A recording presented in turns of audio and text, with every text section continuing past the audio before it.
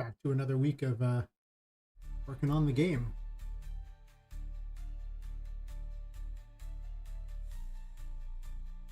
Let's not listen to those things because I was testing an AI thingy and I don't necessarily have the rights to play them. So rather than do that, I looked at the Suno AI thing and all I have to say is don't sign up for Suno AI. Oh God, if you've ever looked at the consumer reports for those people, those are just scammers. You don't want to use them. Anybody else, just stay away from them and you'll be much better off. Holy crap. I had no idea. But I looked that up because I was like, wait, you won't take PayPal? Wait a minute. I don't trust you if you don't take PayPal. AI people are happy to steal in the first place, so I'm very much less. Hey, Fox. Thanks for the support. Sorry, not time to respond to you. I'm already late by 10 minutes. Yeah, about that. Pop out my chats, get everything started. But yep, messing with the Suno AI thing was interesting. I'd still prefer to pay someone to do like the music along the lines of what I want though. But they were coming in not great. Here's a bunch of free things to test. Some of them were passable. Like they didn't have that. I think someone said it best that they're soulless. Like they don't have the. They didn't really convey the feel I was looking for, or even try from what I could tell. It's fine, but.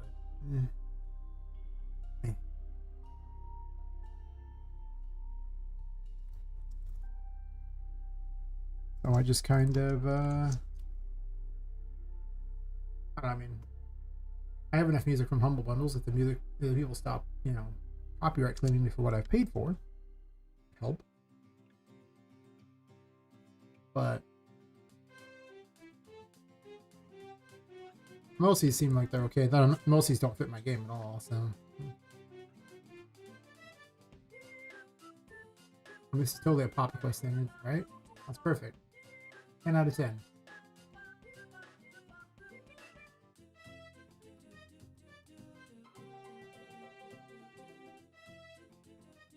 About both chats. Gotta get more people to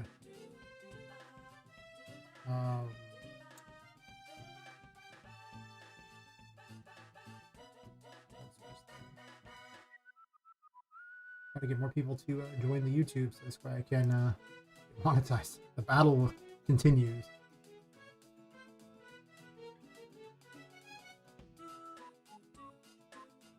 One.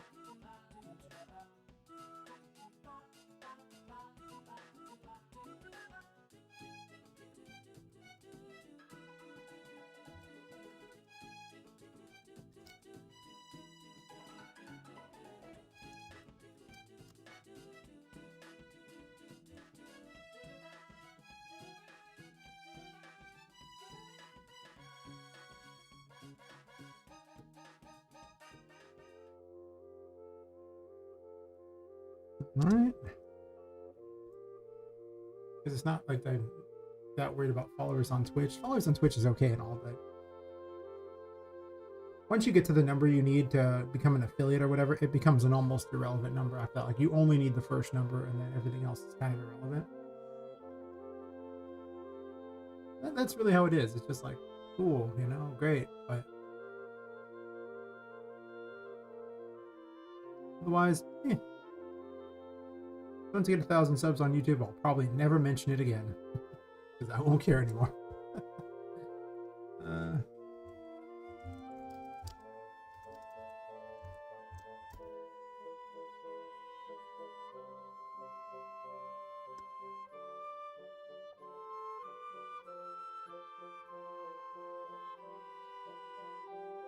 Oops, go to channel.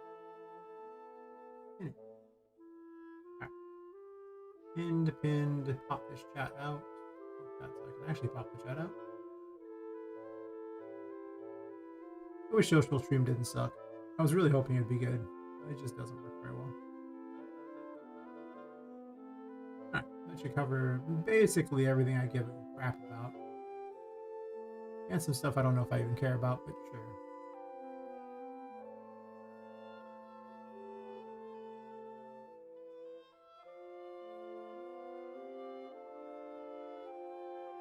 Preparing from that level already. I didn't do that. Oops. So much stuff to do. That's okay. I mean, I'll be streaming for a bunch of time anyway, so it's not like I won't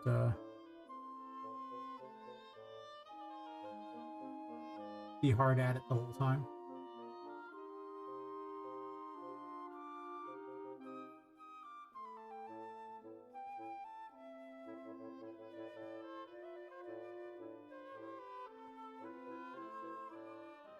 Yeah, I need to work on that music puzzle there, but mostly I need to play around with the encounter system. I need to make a lot more enemies and play with the AI more. Just in general, I probably need to do a lot more of these things.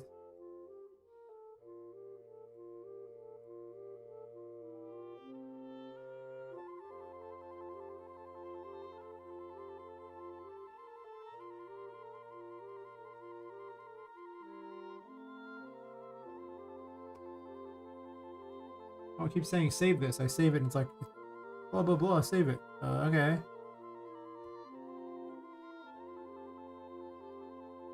I pretty much left off with here. The only change I actually made over the course of the weekend was I removed a bug that Poppet was laying down, but it's not quite completely fixed. I should never have played with any portion of the game animation sample besides, you know, just blending with the top. Like, don't mess with it. Like, blend the top or whatever you need, and it's awesome. But like, she'll move a bit, and then like there's this weird like lurch she'll do, and then she'll stop, and there's never a problem. She does it again, like, and it's weird. So I'm gonna have to go through and figure out what causes that weird lurch. I made a change somewhere that it just doesn't like much. But yeah, this was what I finished off with, and I kind of want to put landscapes now inside the other rooms that are have water, because it just looks really good in here. So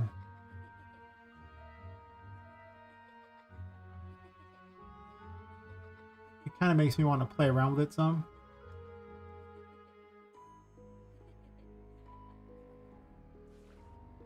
And I still have to fix this water down here too, so that, you know, when you drop down there, it's not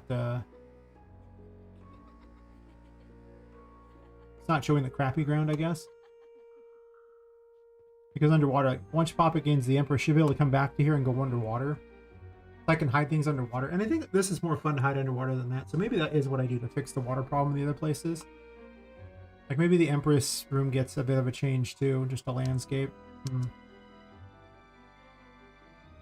I don't hate it. That room's already one of the best looking rooms in the game, but this is challenging it, I think. Close. Very nice looking room. Still no clue what I plan on doing with these two rooms. I call this the observatory, but I don't know. I do need to make a pirate city, but I'll wait till later in the night to work on that when I'm just a little more brain dead from a long day. I did sleep 8 hours. I've been feeling tired all day. I don't know why. Last couple days I haven't felt the best. I don't know what's up with that. Just me being me, I guess. Hey, Wicked Delight. How's it going?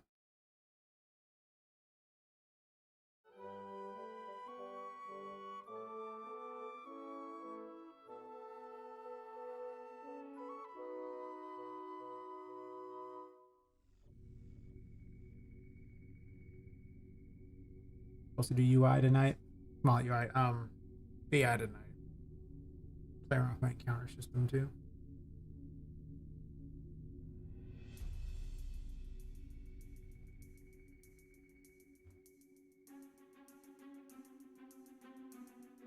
Oh, okay. Aha! Perfect timing. Yes. Well, I found out that when I was testing this battle, that I changed the way the AI worked. Some of the movement commands were not correctly done, and so the character was built around, you know, the not correct version of stuff. And it's like, I fixed it. Now the character just, well, the boss just does dumb things that don't make as much sense. Also, why am I looking at that? I don't care about it. All my AI is done on one thing. But basically, the encounter I need to fix is this one here.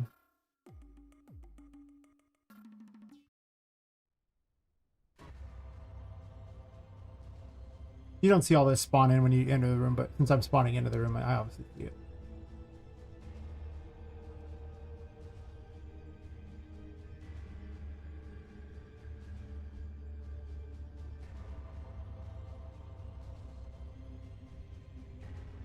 What was that weird duck she did? Interesting. She has new movement because of the game animation sample. But as you can see, she's kind of all over the place on where she's running. Oh, thanks. Have you never seen the game before? I guess it's first time chat. I can do like a bit of a tour if you want. You know, she has multiple phases and everything. It's just, I don't know. She just kind of wanders around like an idiot. Oh. Well then, I'm going to give you a bit of a demonstration about the game. Because, yeah. Why not, right?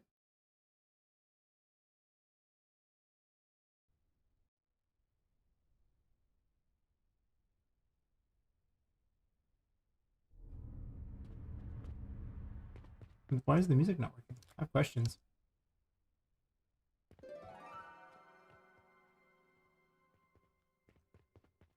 There should be music playing. Interesting. What happened? 1 second. Now I'm all curious. I was playing around with some AI thingy, testing some AI music.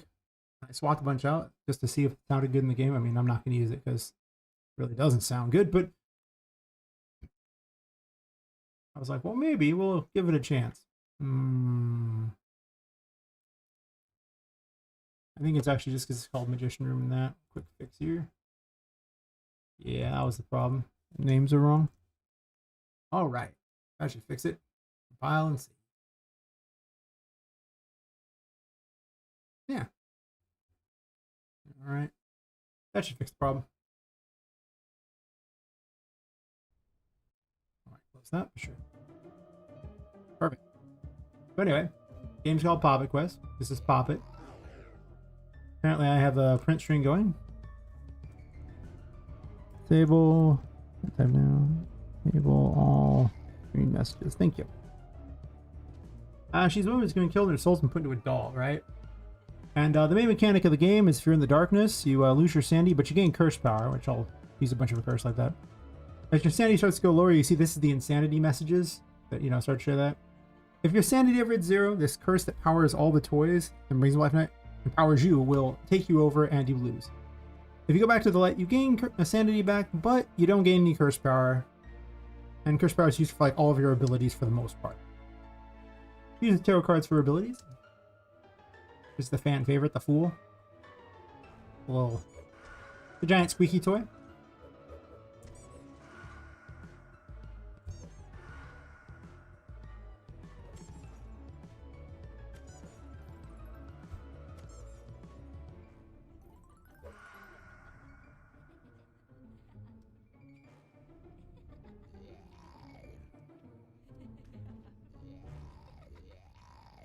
Go back to the light real fast. Normally you get the magician over here by jumping over here and hitting the button. You also wouldn't have double jump here, but I'm just cheating out, right? That whole stuff here. I like to call it a Mega Man capsule. Sadly, you don't get new shoes when you jump in, but it would be funny if you did. The magician, it's used to pick up objects. You can also throw them. You can also manipulate things in the environment, such as drawers, cupboards, light switches, I should say. You can open windows. Just little things. Kind of, it's basically just telekinesis. Lets you manipulate the world so you can do things.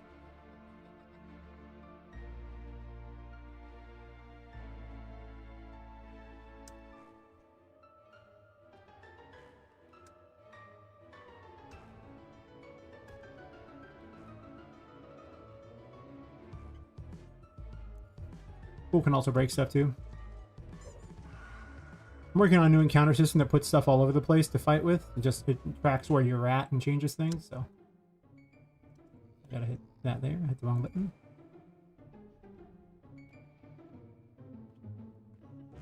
It's a steampunk game. Steampunky world later. You can't leave the building, but as long as you run on the pipes out here that are connected to the building, you are fine. Sometimes it kind of grabs a little weird.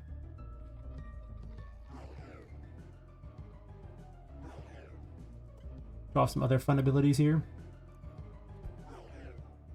Here's a Wheel of Fortune. Rolls dice. Black dice deal damage based on what they roll to enemies that are nearby. And the white dice heal.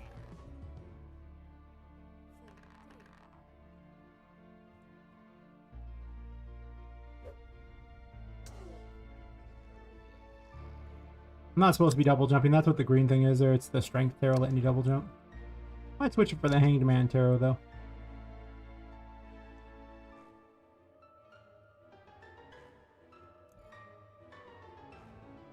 This Temperance, it's a bubble wand.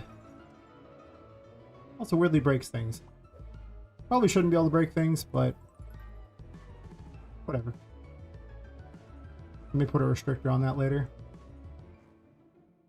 Doesn't make much sense that it could.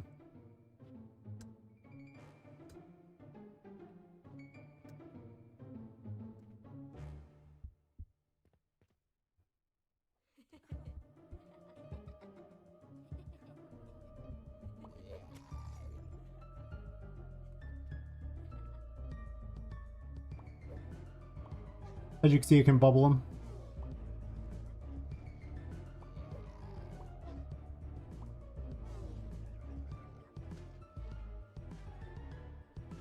I was actually just getting the key for this door. I mean, it's already open, but now I can slam it in their faces, which is really what matters. Well, thanks. See? Slam that in their faces. They know what they did. Out here and kind of get my sanity back a little bit. There's a lot of ways to go in the maze. I'm just going to run the right way. I need to make it where you can save a toy. There's a toy saving mechanic, but unfortunately the toy is set to be saved already, so can't really show you that at the moment. I can show you in a different room though.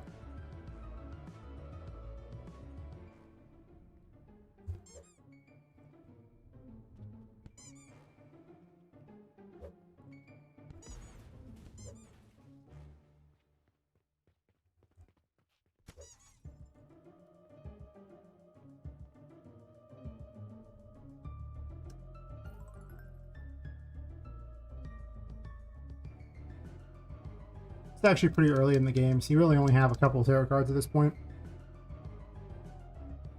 Basically the Fool, the Magician, and actually it's the only two you have in it by the time you hit this room. Everything else is just me cheating. To be fair though, this is only the 4th room, so it's not like it's super far in. I'm doing all the major arcana too, so... Aha, get bubbled, loser. Yeah.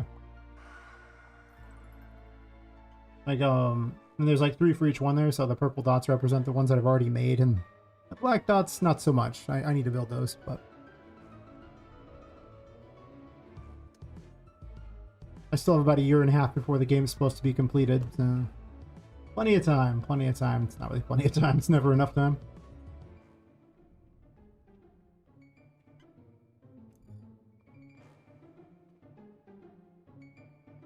Well, thanks. Yeah, I've been spending a lot of time experimenting with making things visual because, well, when you make a game in the dark, it's a real problem. It's a real problem. I keep making the game brighter though.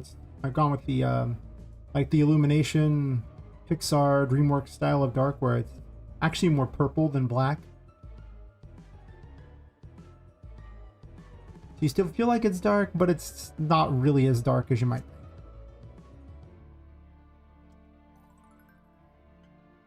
So I'm gonna have a gamma adjust at some point too, because I probably need it for people. So there's a lot of women who are killed and their souls are put into dolls like Poppet here, but one of them, her soul got stuck in the paintings, and she lets you travel between the paintings to like this liminal space that connects all the paintings. And you can also save toys by throwing it in there. And I'll show you that later because with the wrong game mode enabled, it'll teleport me back to a random location. And Could easily make the tour here unwinnable. Yes. That's just her dodge. Makes you invincible during it. Cost curse, so it's not free.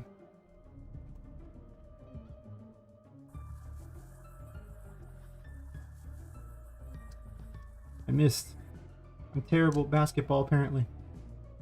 Or cube ball, I guess is the case maybe here.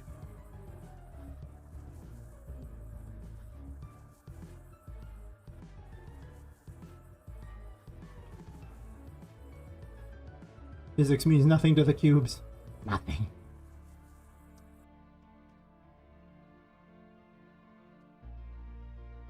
Yeah, thanks. That's what I like to hear. Oh, I'm out of curse. No. That's because I was dashing around like an idiot. Get your curse back, lady.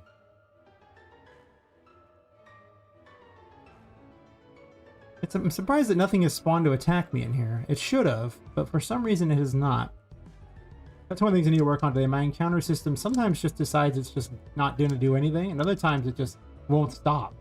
It's just like, you know, whatever. Working on a similar mechanic for laying out modules into space. Similar utility outline. Yeah. I stole the idea from Control. I was like, wow, I play Control, like, this is so much fun. I need telekinesis. Of course, mine's a little more versatile than theirs. Theirs mostly just picks stuff up and throws it at enemies. Mine, it's more like puzzle-centric. You can throw things at enemies. It doesn't do a great deal of damage, though, so I might up the damage on it so it can be used like a weapon. Mostly it's my concession to the fact that Poppet is very tiny and everything is very large, so she couldn't really manipulate a lot in the world otherwise.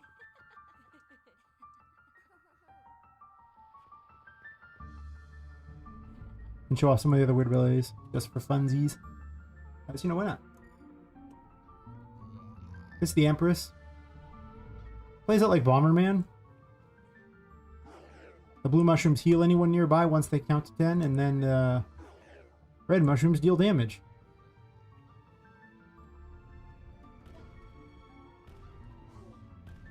I actually tried a rotation thingy. I was actually going to have Wheel of Fortune have a rotation mechanic as well.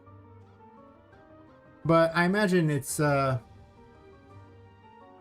a little more useful for what you're doing than for what I'm doing, because as a Metroidvania, it's like, oh, cool, but does it matter if I rotate? I mean, I could just turn the character around and kind of try to throw the cube at fun angles, I guess. I don't need the precision or, like, you know, but maybe I'll include something like that. I was thinking about it, like her giving the ability to rotate larger things. I need 66 abilities, so as you might imagine, this is where you would get the Empress, and this is the room to teach you about it. The Empress's traversal ability is that it can grow and shrink mushrooms. Water is lethal to Poppet unless you get the Emperor Tarot later, which I have enabled, but I try to play it like I don't have it. Probably fall in the water and looks like an idiot.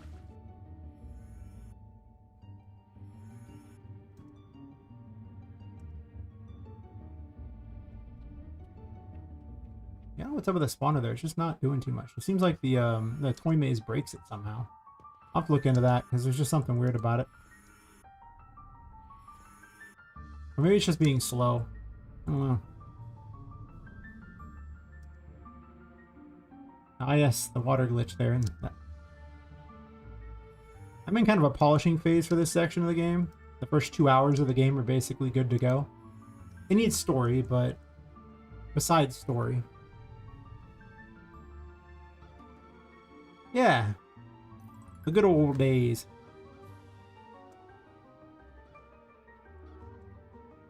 A healthy dose of nostalgia.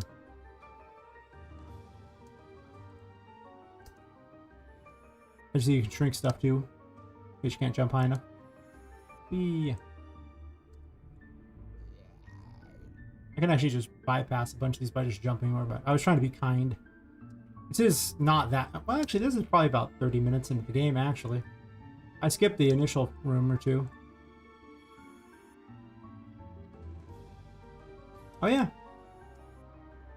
Keep in mind, I'm also running the Like, I'm running the right way to a secret. This is not even the actual right way to go.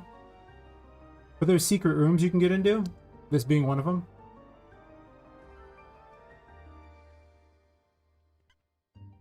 You can also turn on light. Oh, you saw me turn on light earlier. This is a completely optional room. Oh no, Twitch adds why. I'll open the window then and I'll just hold up on the tour for a second.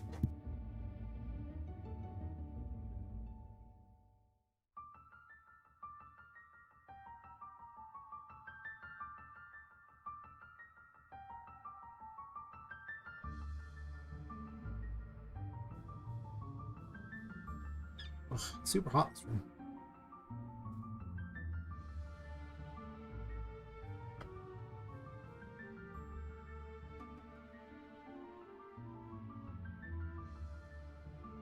Here go physics, yay!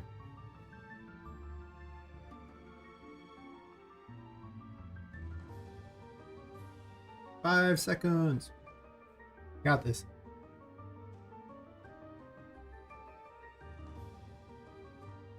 All right. Should be back now. We're into Twitch anyway. So she saves by jumping into toy boxes. After 5.6, I'm trying to think. I rewrite my character creator for my game and actually doing my motion matching to use 5.5, 5.6 new features. That's fair. I mean, let's see. I switched to 5.4 because of the game animation sample. I switched to 5.5 because of Mega Lights. I don't know what 5.6 has that I care about, but something. Yeah, I have saving working, loading working, options working, except for audio, which does not work yet. I also need to add a gamma thing in here. I'll get to it. I saw the tarot menu. I need to put a bunch of information for what they do. I'll keep working on it to make it better. It needs more stuff.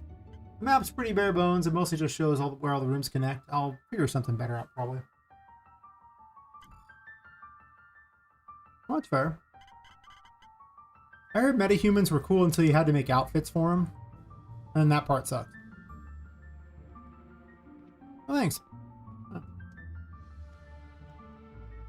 That's been what I've been told. I don't quite know that much about metahumans. I'm opened up the creator and played with it a little bit. But I don't really want to model a bunch of outfits either, so I gotta make like 100 enemies for this game, so I'm gonna pull every dirty trick in the book to make it. Yeah. One of the moon abilities is that can get rid of these doors. Anything with a moon symbol on it can make vanish or reappear. Let you into a secret area, but we don't care about that right now. I'm not supposed to have that here. You're supposed to backtrack to get it. I'm just being lazy. Another optional room. I always take the optional path every time. Just how I roll, I guess. There's no enemies though. Where is everyone? It's so depressing. There should be enemies everywhere. What's my plan about marketing the game? Well, you see, I'm a streamer on both YouTube and Twitch, so that's been helping a lot for marketing purposes. I'm now working on a Steam page that isn't out yet, but once that's a thing, I can start, you know, going to X and replying back to everyone's like, "Show me your indie game." Yes, when that gets there, but I don't know why they're not attacking me. I should almost just load the room up and oh well, we'll just have to see it without the enemies. I don't know what it's doing. It's what I'm supposed to be working on. That sucks. This is such a fun ability too. Cheating. What are you saying over there? Yeah, 5.5.6 they fixed it a lot by allowing us to target bone weights to adjust clothing and clipping options so you can clip enemy. It doesn't go through clothing. I see. Hey Ruby, how's it going? I'm glad you. Oh, man, yeah. For some reason I read there's Wicked Light saying those, but yeah. Anyway, marketing thing was pretty much all I have going on at the moment. Just those things. I'm gonna try to get a. I'm gonna try to market to Epic for a mega grant. That's true.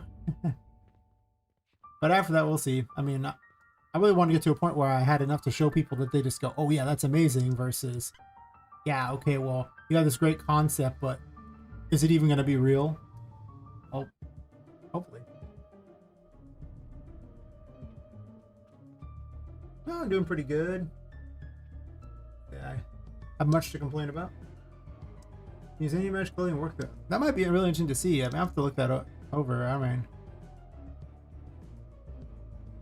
I don't really plan on 11th houring the metahumans, but maybe. You're worried because you're either streamer or YouTuber? Yeah, the problem is unless you're going to get a publisher, you're going to have to build a fan base. So you basically have to become an influencer of some sort. It's just the unfortunate truth of it. Like, in a world of everyone releasing games, you can make the best game ever, but if nobody knows you released it, who cares, right? That's the problem. And I never even wanted to be a streamer or a YouTuber. That's the thing. Like, I actually wanted to be a game dev, but I decided I liked streaming, but that was not the original goal. But here I am doing it because, yeah, and streaming has done a lot, like, to really help give me something going on. Like, because before that, I thought no one even liked my game. Now people are like, you know, I mean, I got over 500 followers on Twitch finally. I'm still like, finally. I mean, that took like half a year. It's pretty good. I mean, that's not enough to be successful, but it's a good start. YouTube, I still haven't even gotten to the 1,000 subs. But also, if you get monetized on those, you can make money to help support your game too. So, you know, the new Epic Dev Store allows you to build a web page for your game, even if you upsell on Steam. Does it? I'm gonna put on there because there's a less of a cost, like for how much Epic will take if the game sells over 1 million. But I was gonna sell on both stores anyway, so I do want to make that one. I already applied for the Steam thing and I'm approved, and I've already paid them their $100 blood money. God, I hate Steam, but I have to pay the piper for that garbage company.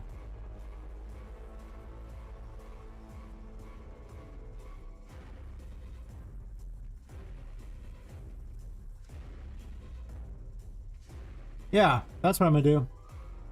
It's good to know though. I'm gonna have to do that. I gotta make a bunch of capsule art for this game, which in general I got a lot to do. But, you know, only one of me, and I work a regular job too, so yeah.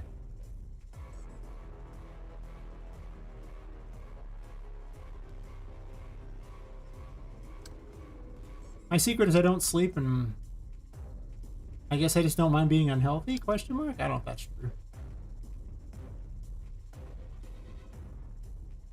And link to your socials? Yeah, yeah. I need to really start doing that. Like I say, I was really waiting to have something to show people before I got all happy about marketing it.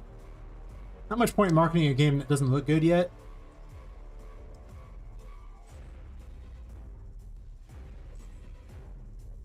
But now things are pretty good, so.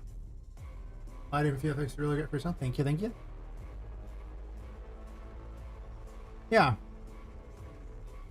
And the fact that you have to bounce between the light and the dark is also, you know, changes the game so much. And you also can't stand anywhere for very long.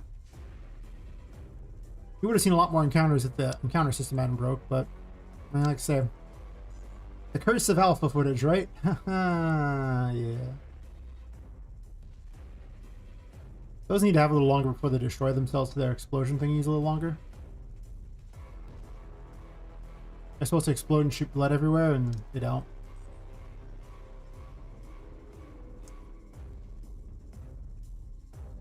It's actually just the first boss, so he's not actually supposed to be particularly tough.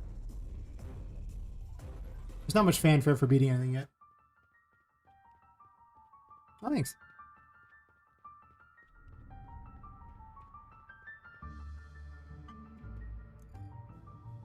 Yeah, Twitch chat named him Patrick. And that's how he got the name. Are you just standing here? Like, it's almost like it doesn't clean away certain enemies.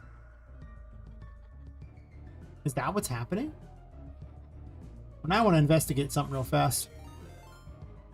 Thanks for the raid, Bimlab. How's it going?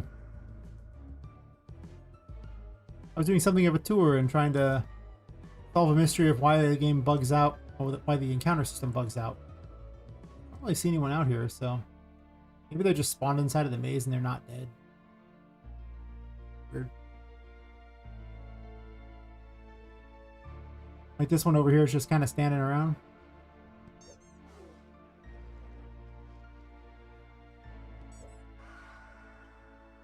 Might need to code it into the enemies that they're certain probably just kill themselves off.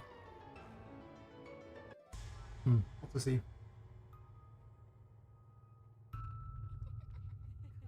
The Hierophant room. Oh, I guess I gotta mark permanence on here. Fair enough. The new encounter system changes how things are handled, so I get to finally use the moon. Yay! Yeah, it's like, yippee! So the moon makes clones of you. They do a dance party. Enemies will attack them. You can destroy the clones in order to deal damage to enemies.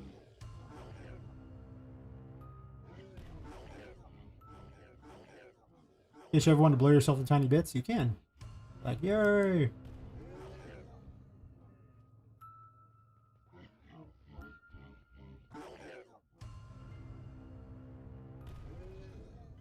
So, shout out Vinland here.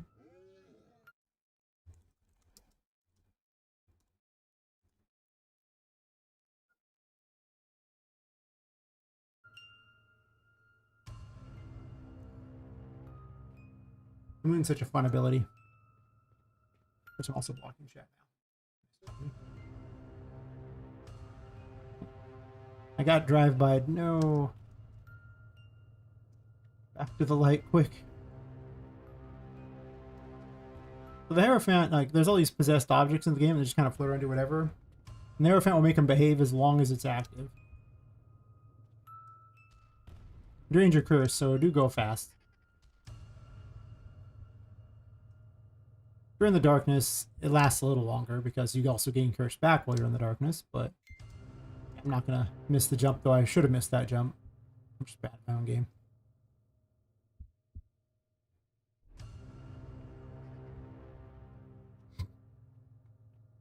That was beautiful. It just shoots itself right off the edge and then it's like, whatever. And then because it got too far away, the thing cleaned it up. So it was just kind of like a mirage, really. Didn't really happen. I don't see anything. There's a light right there, so I'm within range. And the upper right corner tells you if you're within range of a light or not. And the room you're in. Really? Hand into the face, huh? Suddenly the fool's very useful. Usually you don't fight in these areas, well you didn't used to, but now because the thing spawns them all over the place, you get to fight all over. And you can also get a sudden drive-by. I have to rethink those enemies because they feel unfair a lot of times. I do like that it managed to jump that distance, though. That's pretty cool. They die horribly to the Empress and to Temperance, though, so I guess they're not too unfair. They just really... The Fool is terrible against them. Temperance does very little damage. There's also alternate paths I'm not taking. Like there's a... Usually you get keys to unlock abilities and they're in these white boxes. They actually have a clue as to where the key is.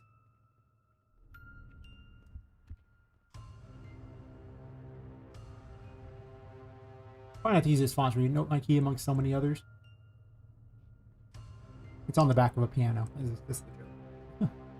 Yeah, if you get the keys for those, you can come back and get special abilities. And they're usually like, you know... Well, they're basically permanent upgrades or just unique abilities, so... All of you stay in there, okay? This way you meet Charlotte, the ghost girl, who is like the de facto ruler of the place. Or you should meet her. Okay. I don't know if she didn't spawn in there. Friendly landmine. Save yourself from Charlotte. Basically, she acts as a roving pit. Don't let her catch you.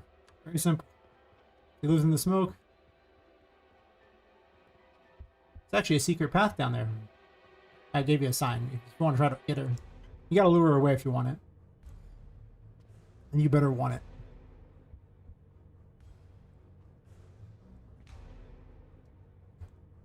Oh no! I'll let her chase after me a bit. She's intentionally really slow.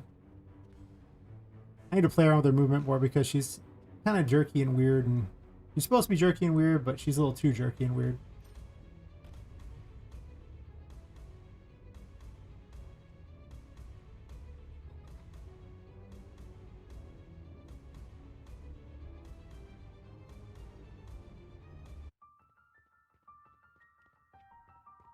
Another secret way.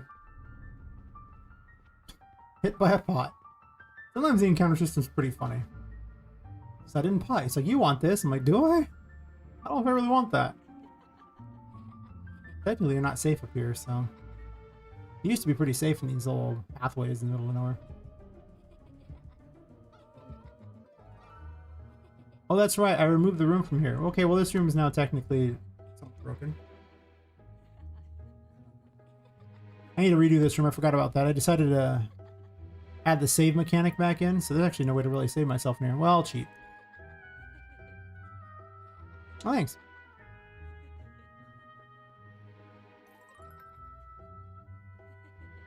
I'm using the sun, which is not actually a very well-designed terraria. It basically just generates a light. I actually can't get through here to get the keys and stuff because I've broken the room. So I'm going to cheat and get the keys. I forgot I did this. Oh, let me unequip the sun, I guess. To get myself some sanity back here. I do have the key here. It is a building. So I grab the key to the control room, so I can actually go back out here if I want, and you'll probably recognize this room pretty well.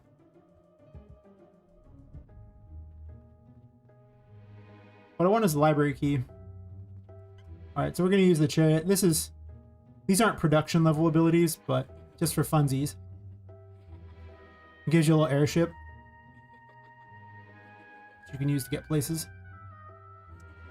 Okay, well, I can also just... I didn't realize there was even a pit back there. I know now.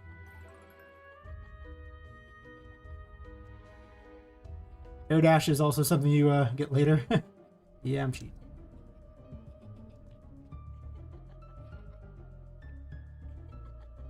Since I didn't include any lights in that room, so I took it out. There used to be a merchant in there, but the merchant got moved to the painting world again. And I brought the toy saving mechanic back. So I'm glad I did that, because it reminds me that that room needs to be improved to make up for her being gone now.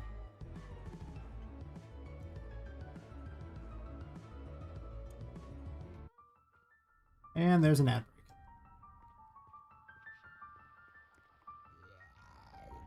Alright, well, I'll do a quick pause and I'll be right back while the ad break's going.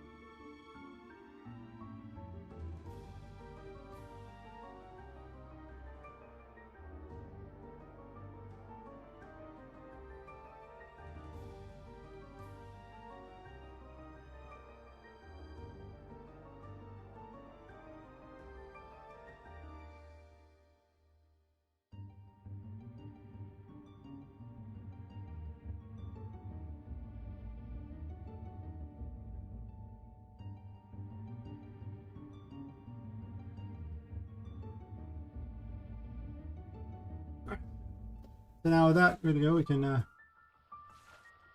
since the secret room was broken and all that, I'll take the other way into the library.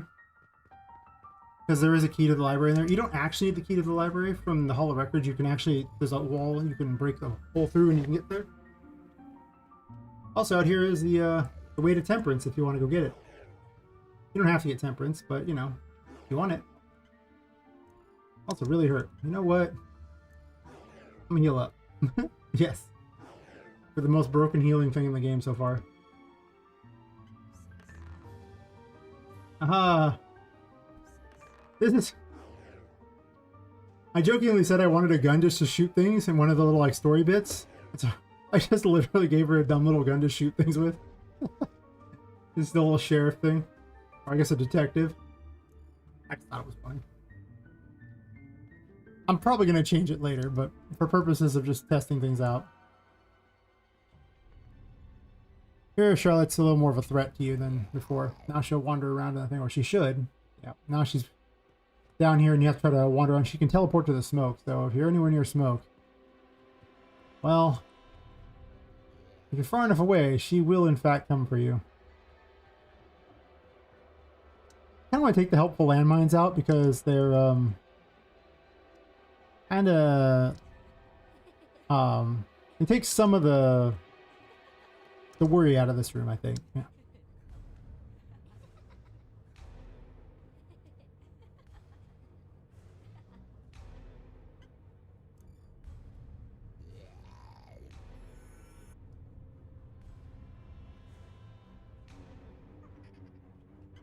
Did you just throw yourself off the edge? Oh, wait, you didn't. You suck. All right, gentlemen.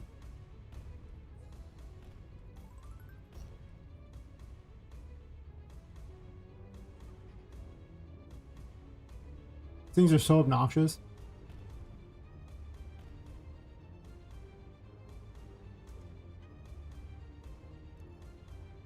Technically, you would have temperance at this point. I'm actually going to heal myself up. So, kind of a beating from those things. If you go find the abilities, you can actually get all 3 Empress abilities early on in the game. I lock them away, so you do actually have to go find them. So you have to like backtrack with the right keys in order to go to the places. I didn't bother doing it because I have them all unlocked, but you know, just in case. Encounters seem to be working in this room. I wonder why it's just really crappy in the other room.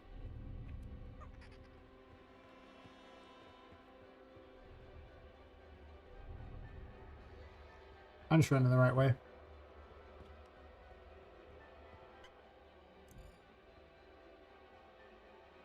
There's a huge amount of collectibles in these rooms too, but eh.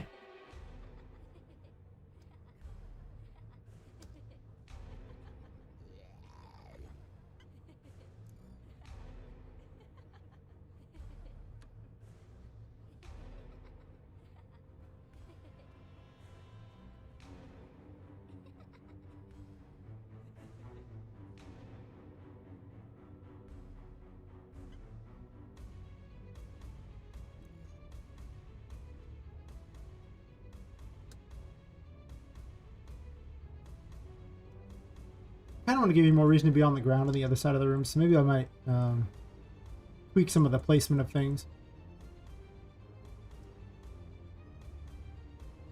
Don't fall there, that'd be annoying. It'd be a long trip back if you fall there. Yeah, if you fall in this general vicinity, it's a trip back for certain. Standing on the light bulb like a champion. Good IK. Hell yeah. I could technically turn it off and get my curse back.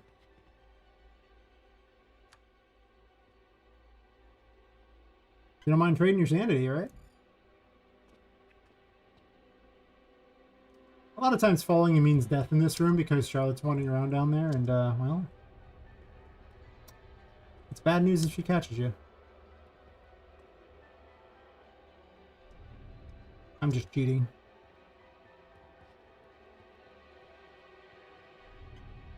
These are movable light cubes. You can actually just take the light with you. They do shrink over time, though, so... I actually don't want to carry it with me because I don't have no curse as it is, so I really don't want the light with me, but...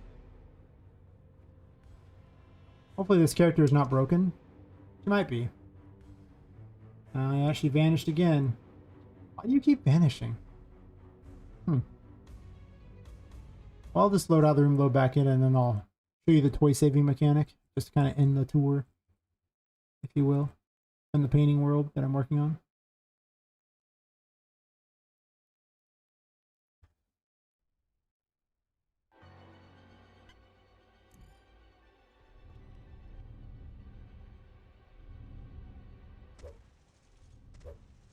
You can grab the toys with the magician, start running with him.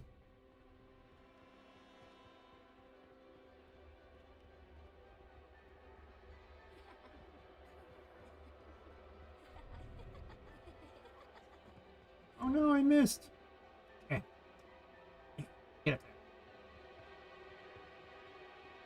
Friendly landmine. The text needs to fit a little better on those. Also time for the bouncy couch. Yay, bouncy couch!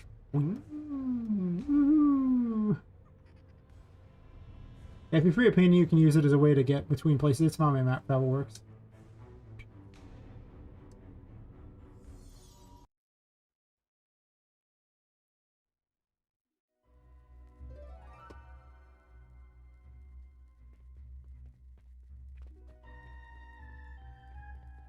I don't know why it says the painting world twice, whatever. Yeah, this is Tinka, the ghost in the paintings. He lets you travel to all these locations. You can talk to her too, though I don't have much for her to say yet, but need to work on the look of the text thingies.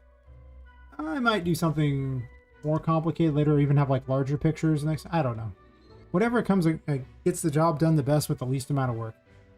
This is my Amazon ripoff, Annie's Ons. One of the NPCs you can save opens up a shop. It's actually multiple shops. She's just sitting there doing her thing. She asked important questions. Have you joined Annie's on Prime? Very important. You just buy things if you have enough money to get them. I don't think I have any money because I just reloaded the game. But basically, you'll build a whole toy city over time. This is where the other character appeared. She doesn't do anything yet. She was going to be another merchant, but I just haven't got to it yet, to be honest. We're out in space. I mean, it's one of those liminal spaces. It just kind of connects things. I was building another area for it. Might have a battle arena here or something. But I very early on this portion of it.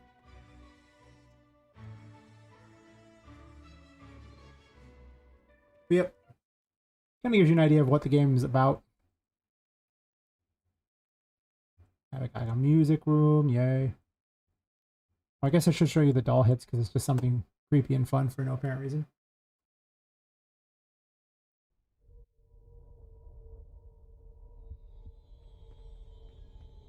These are the heads of judgment. They just watch you. That's what they do, and they're just like doo doo doo doo doo doo doo.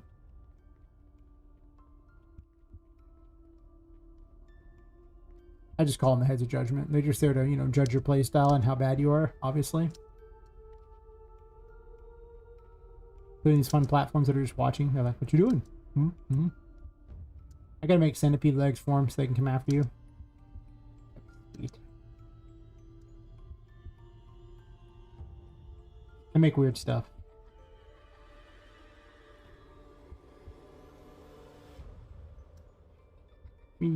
I'll get a collectible. It doesn't do anything yet, but that's okay.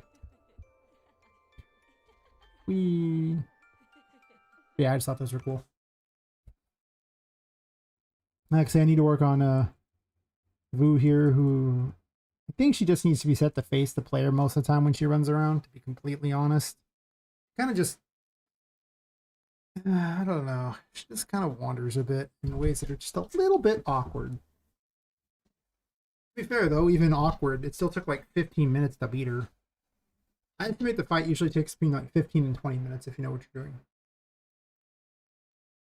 If you prove to be slow at her final phase, it could take a lot longer. Her last phase is brutal. But I figure, like, Patrick is, I want to say, 30 to 40 minutes in that you finally encounter him. I mean, I don't know. I've never seen anyone go through it. Maybe it's much longer than that because I know the right way to go. Vu is probably about 2 hours into the game. So, well, actually, like maybe an hour and 40 minutes when I'm running it, but it's probably much farther into the game for anybody else who's, well, doesn't know the way to go. And she takes about 15 to 20 minutes to beat. It really does. Unfortunately, she's a little bit borked at the moment. Not quite there. And so, fix her. Also, I need to make note. Fix the rooms. Let me put music back on too.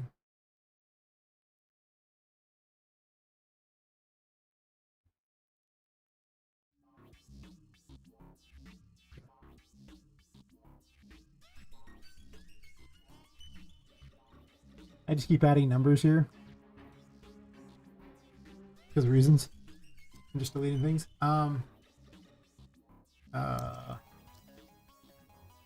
Replacement rework for liaisons.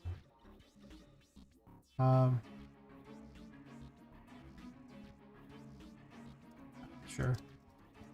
Counter system seems to leave behind enemies which no longer do anything, especially in the toy maze. And then, what else did I learn from that encounter? Was there anything there? Oh, sure. Make the objects thrown the magician do more damage with less distance. And then I think I fixed the color records bug. Pretty certain I did. That one gets removed. Because I went through them both times and I saw them completely there, so I'm pretty certain that was fixed by simply adding them to the spawn system.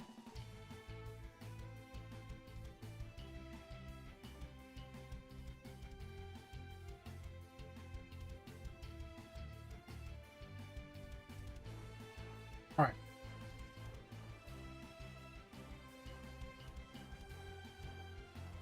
Let's look at Vu's stuff. I'm probably just going to set her to face me the whole time. I think that's just what she needs to do by default. This is the all-powerful Puppet Master, which represents the entire encounter system and all of the AIs in the game. One incredibly smart actor. They may one day overthrow the game dev and just take over the entire game. I could see it. Oh, that's right. It just tells them what the command is, and the stuff's executed by the enemies themselves. Just because it's a lot easier to just send the tell it what to do and then let it figure out its own movement from there. I mean, I guess it doesn't have to be that difficult, but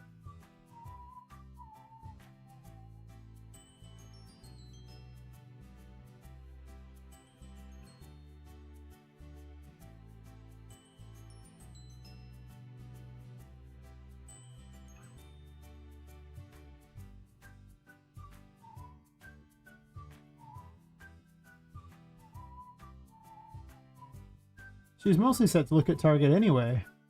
There was only one where she wasn't.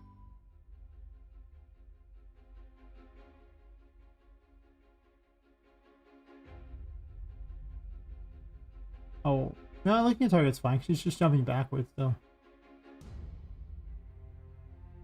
I was just coding a really complex AI and tracing through the logic. Get spaghetti sums? Yes.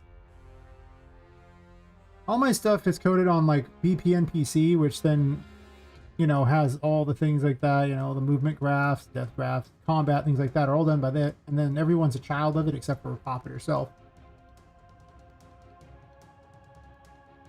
Though this one I might change out the make an attack macro because it's unnecessary.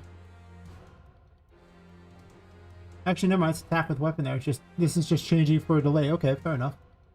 So even that's being done on VPNPC.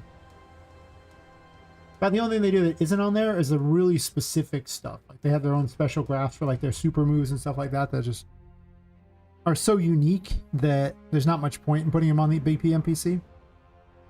Such as her ability to spin that giant pentagram, which is not something anyone else gets.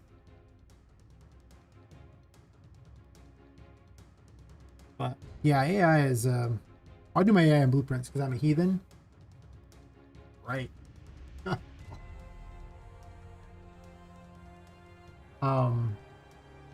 Yeah, I'm just a heathen. Just really very simple. But yeah, The Puppet Master's just working off of ranges and stuff, and then has special things for these things, like, you know, if it's going to use a particular special. It's rigged to be very generic. It can be used for everybody. And like, say, the complicated commands are handled by everything else.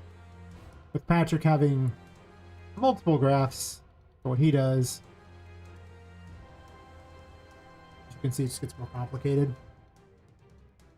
I started working off of gameplay tags too, because it's so easy to move the gameplay tags around. It's great. I love gameplay tags. Sometimes I dream of being a gameplay tag. Just saying. Just saying.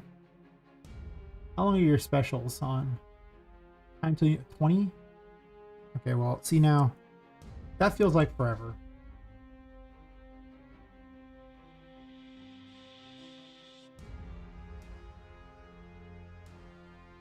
With special 2...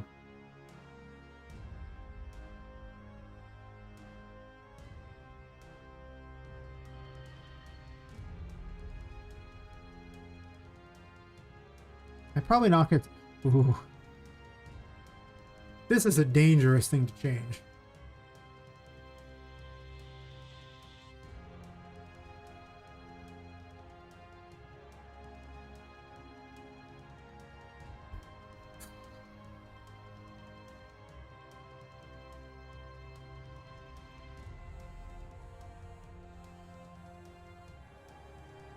I could make it that Vu regenerates during this.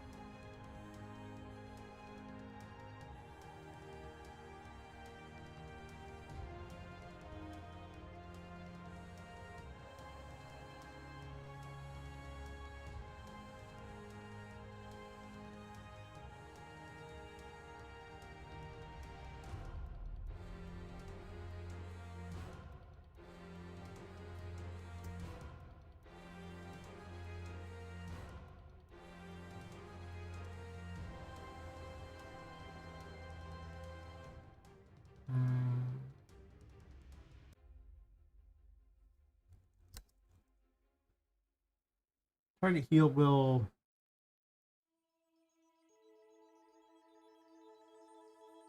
Yeah, so just target healed. I think I'm going to reduce Vu's health, and I'm going to make her a shield healer instead. Because right now, I mean, it just feels like a slog. But to be fair, I mean, she's a summoner, so... If she's not attacking you with a legion of units, is she really a summoner?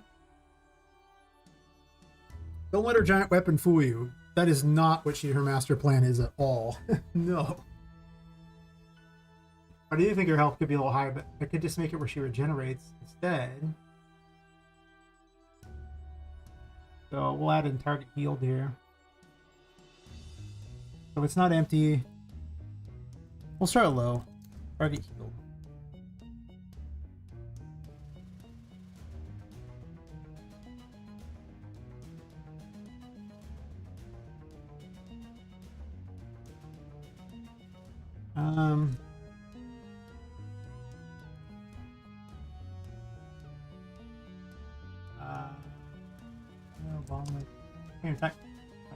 Can't spell the name. Why is my brain out?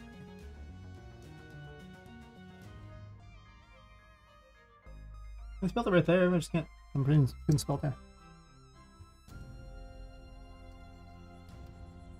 Helium out. I guess it's kind of like a regen. Let's just call it regen.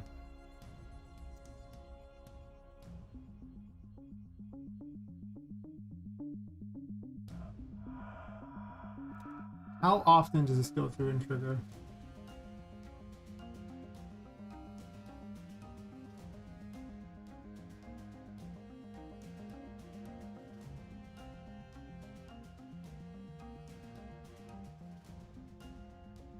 I think it's like every time, right?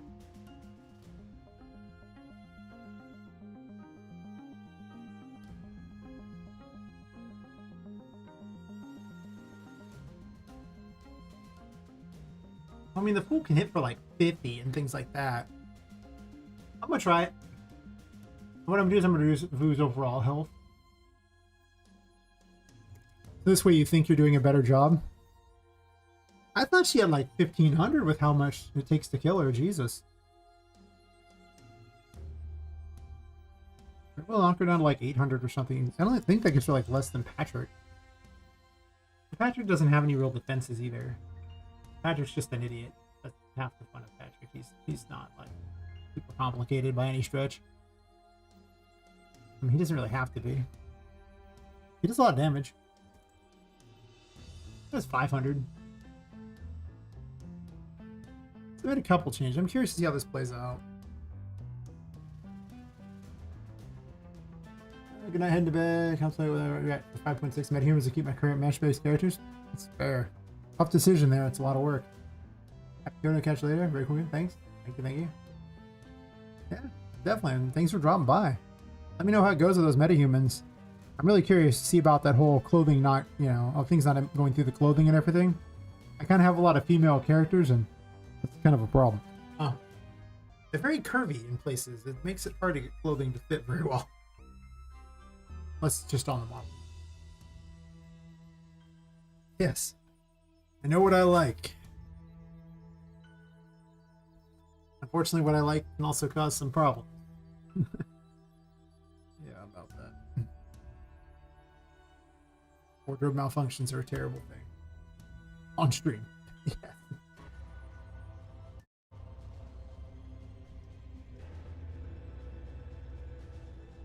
Yeah. Sleep well. Let's see if she behaves a little better in this first phase.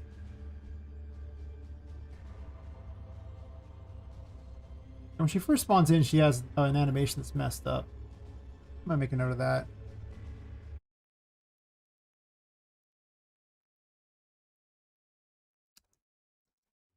We do fight. I always follow notes.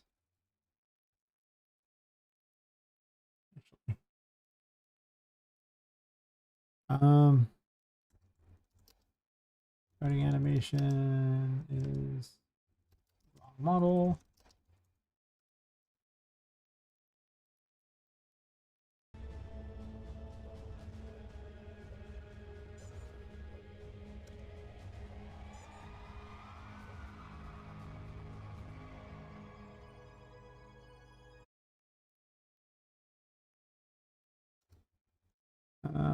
Sweep attack misses most of the time. Also takes a picture of things. So you can get fun, weird pictures for no apparent reason.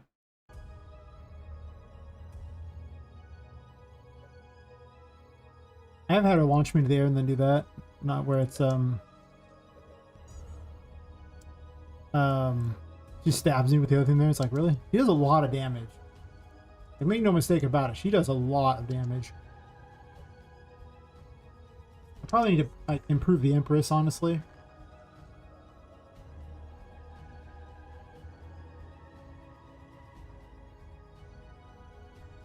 She is quick.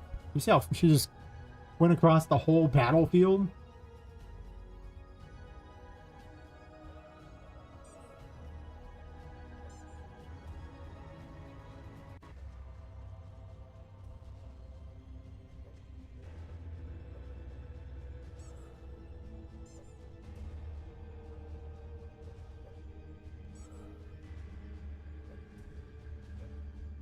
I want to see if her summoning rate's fast enough too.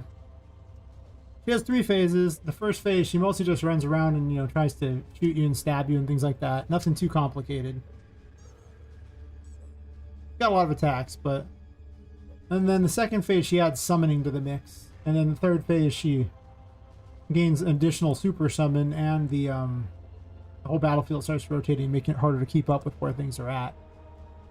You're supposed to be using the Empress for this. I think the Empress probably needs a healing increase, to be completely honest. But maybe not. It does feel a little wimpy sometimes. I should be fighting the battles only using the abilities that I'm supposed to have.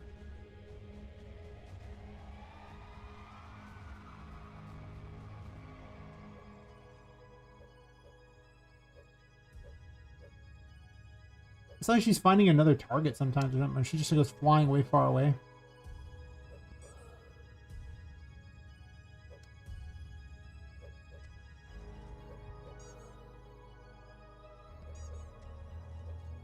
Their attacks don't hit very often.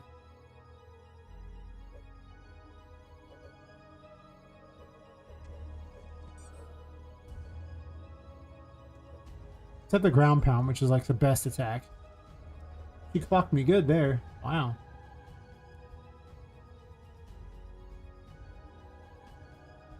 She summoned you just to help. That's good. She's gonna get a heal here, unfortunately. I'm gonna do about that.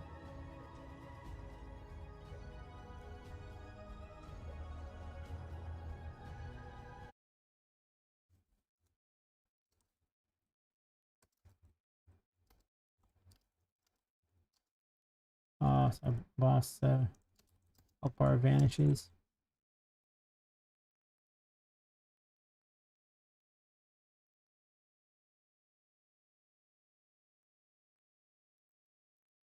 Important things to note. Get this real fast here. Oh, cool.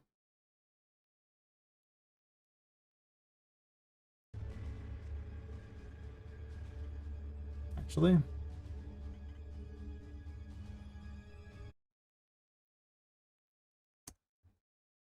remove card from this wand. I used to have cards on all of them. I don't think I need that anymore. It's just pretty obvious what the Empress does.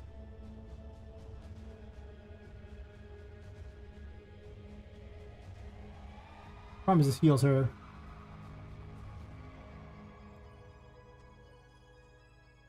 I spend more time in the darkness running out of curse power. Oh.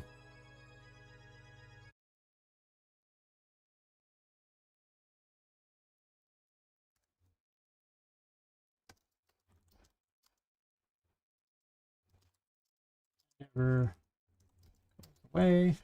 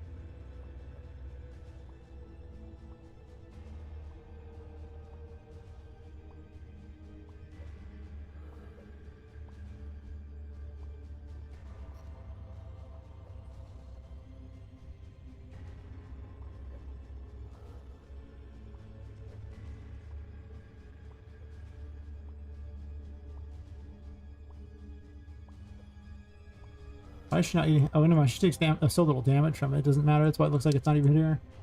Because it's so wimpy.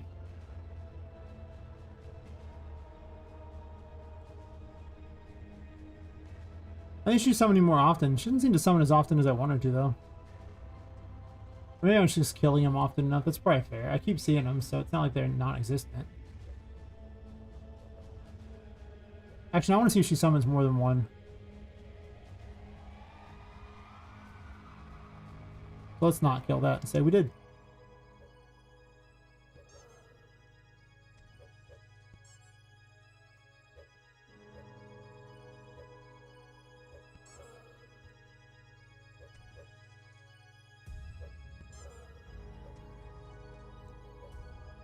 She did. Okay.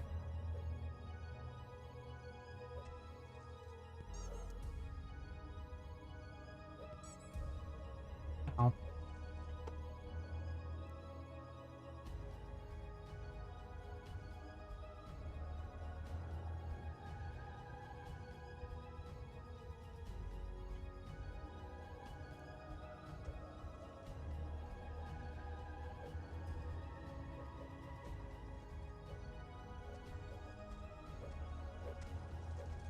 Oh, now she's regenerating.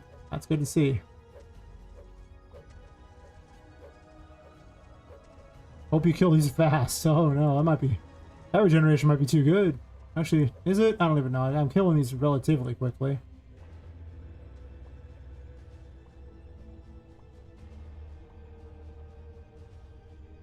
I cleared away fairly quick, but she got a...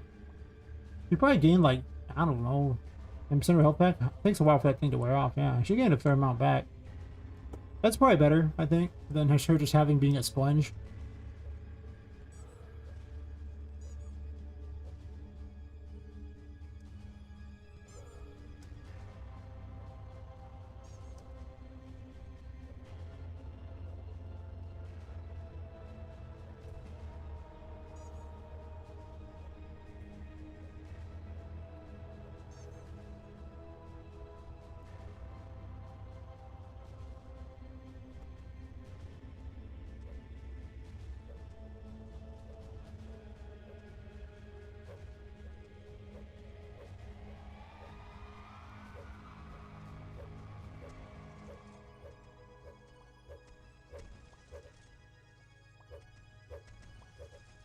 Probably should close the extra little window thingies to speed this up. I didn't. Because you gain like a 20 FPS game when you close those, so it's very worth it. A lot.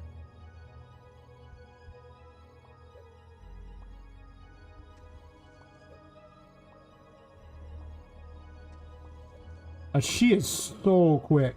Her movement's so much better looking though.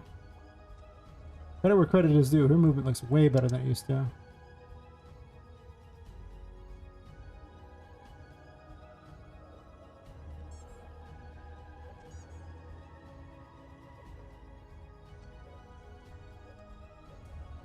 You still have to a target that doesn't... Oh, don't fall out. The fact you can fall means I need to increase the height of that.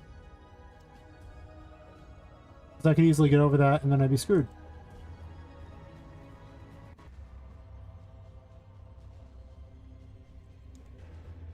Empress, please?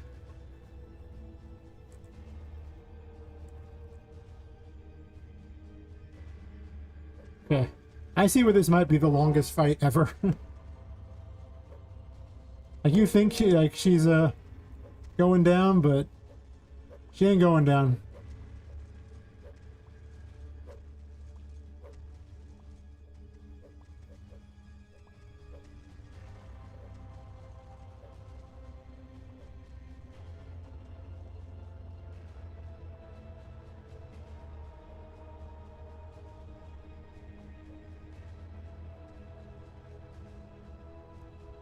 No, with only the Empress act as your healing thing, that's a little rough. I'll go ahead and say it.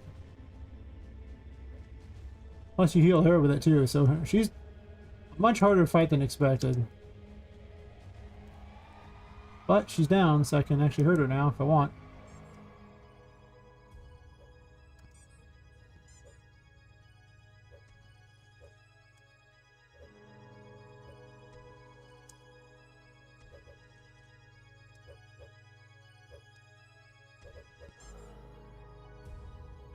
Oh.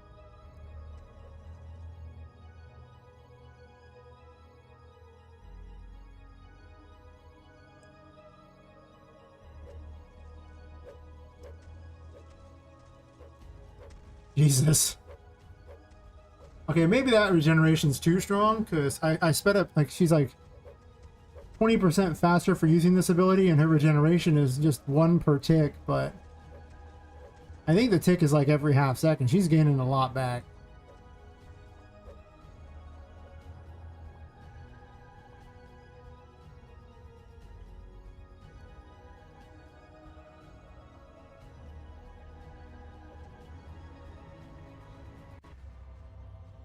And she's almost back to half health again, so...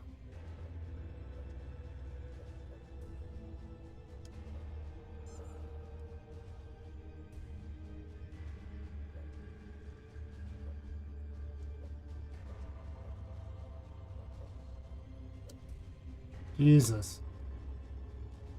Okay, that might be too much of a regen. I'm going to be testing that third phaser. I think she's doing okay. She's still a little weird and spastic, but I guess that's okay, because kind of keeps you guessing. That's not the worst. Oh, really? Yeah. Like, I wonder if I can even kill her through this. I don't know if I have the damage output. Because she does so much damage too, and she can, you know... You have to heal up too and worry about your sanity, so it's not like you just get the whale on her. I could reduce the invincibility frames, just given where they don't even have invincibility frames. I don't wonder if the invincibility frames are worth having.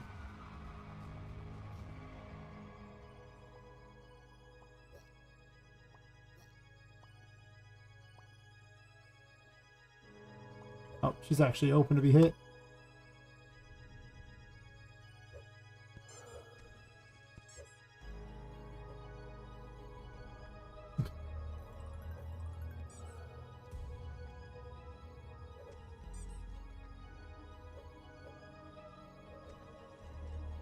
The fool actually does the most damage of anything at the moment, so you'd think that would be the best choice, but like I think I'm slowly whittling her down, but it's slow.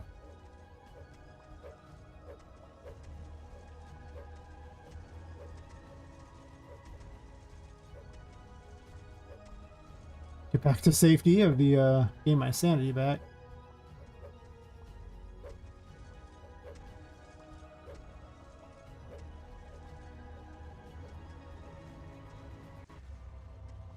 You really don't want these enemies on you because they do a lot of damage if they actually can get to you. But thankfully, I did give you Temperance. This battle used to be a lot more obnoxious without Temperance's help. You didn't used to have it, and it was bad news. You're just like, oh god. It was so hard to catch those things. I don't know if the fight would be winnable without it. I'm also running out of sanity.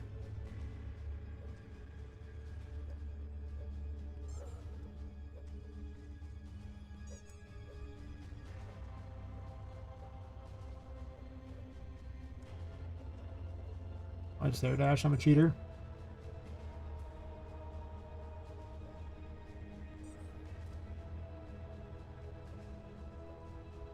I'm down to like a quarter health. Jesus. I wanted the battle to be deceptively longer than you think it is, and it is most certainly that.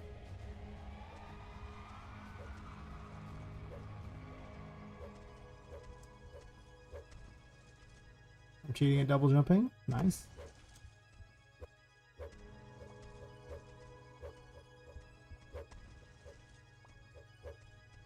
Kill the helpers.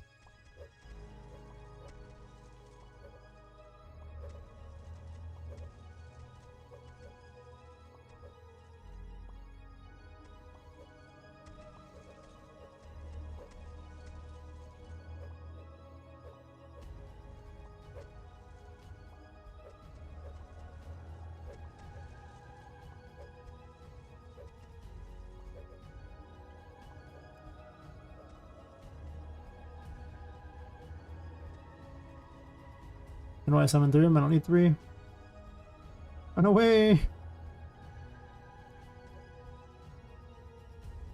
Ow.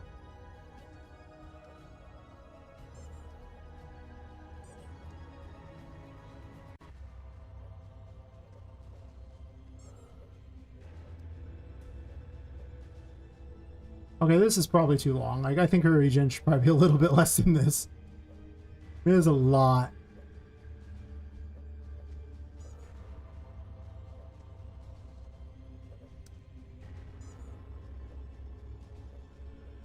She's already back to summoning him again.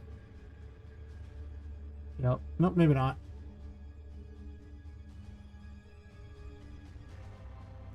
Get some temperance damage in to do anything. 3 hits. Okay, this is clearly too long. I was just curious if I could beat her. But at least we can see that the 1 regeneration per thing is a lot.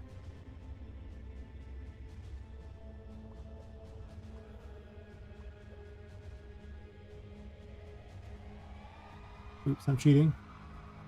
So just regular dashed.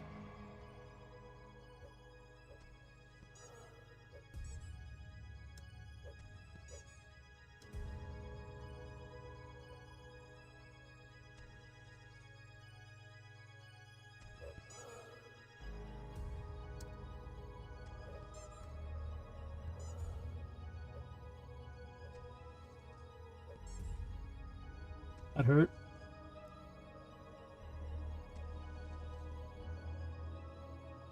He picks a wrong target though. Like that's why I'm seeing like there's a wrong target option that this is happening in there.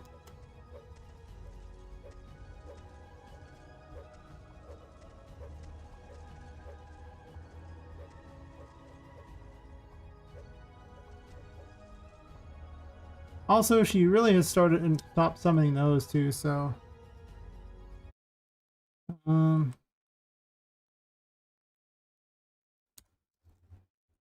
hasn't summoned enough voodoo dolls.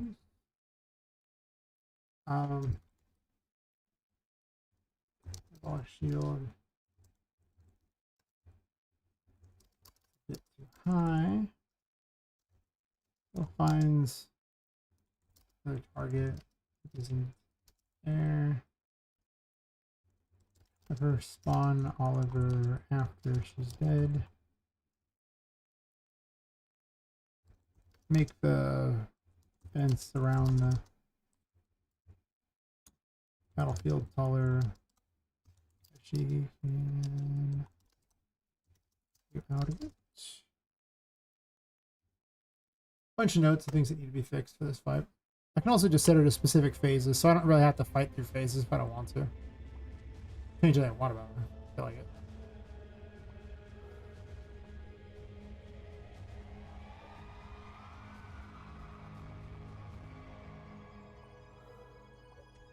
One of this weapon's actually more effective secretly because of the fact that you're always running up to her.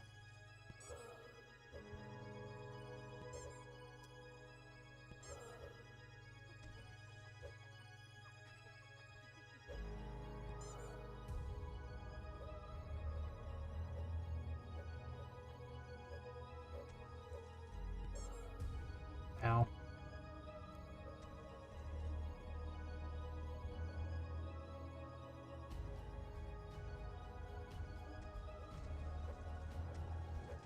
She's really hurt. That's true.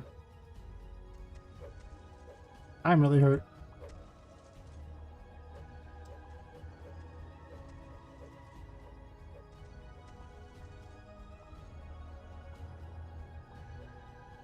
This feels like the fight that people get to and they're like, your game's so easy. And it's, I know. What the? It was so easy before this. Yeah, kinda.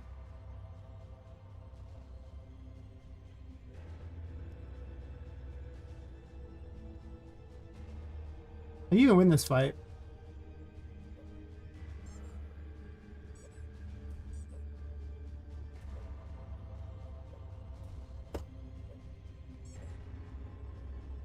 Her death boat is broken. She died. Gotta fix her death thingy.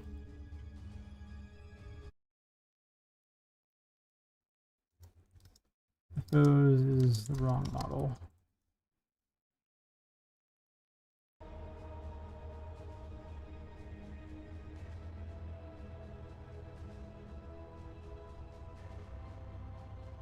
I think the pentagram's too big.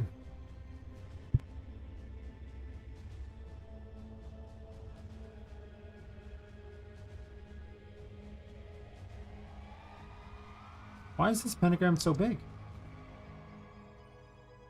Shouldn't be this big.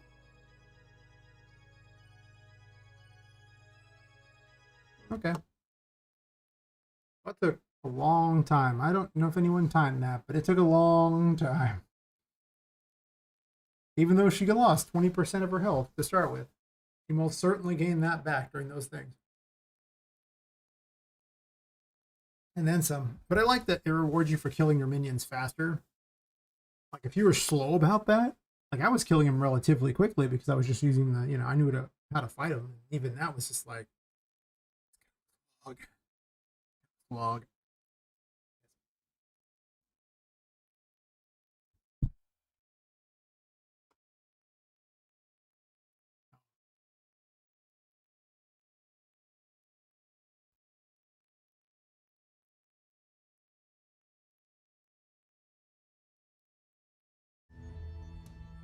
Eh.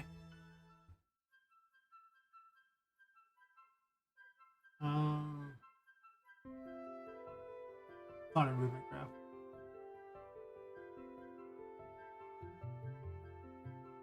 I remember this earlier.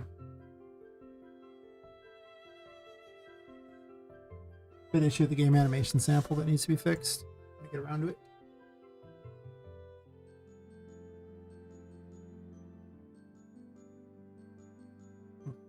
My neck hates me, as usual. Need replacement neck stat. Yes. Okay. So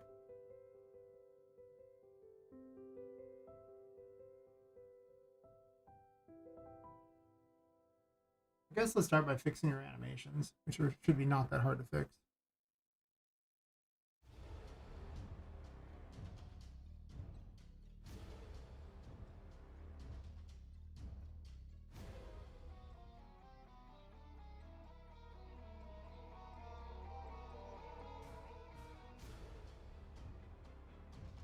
Not a bad track.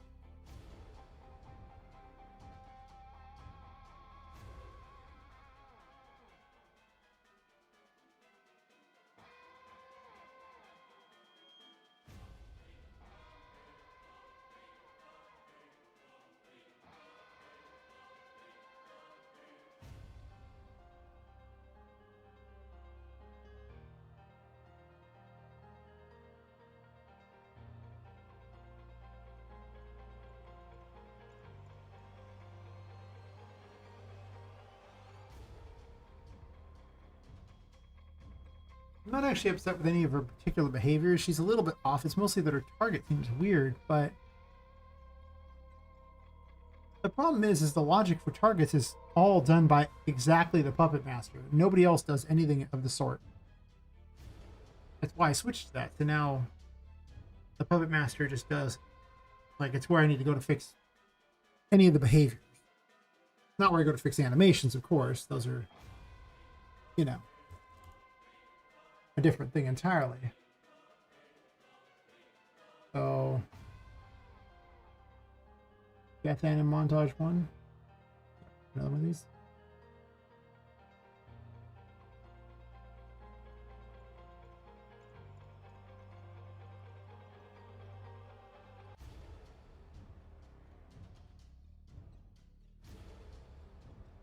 Being lazy.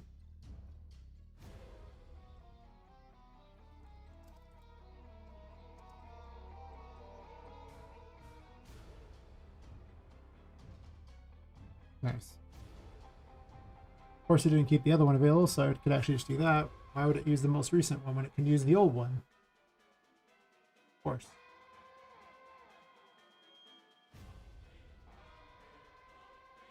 I like that I no longer have to have animations targeted to these other things here. That was a big problem that I was having to constantly do that.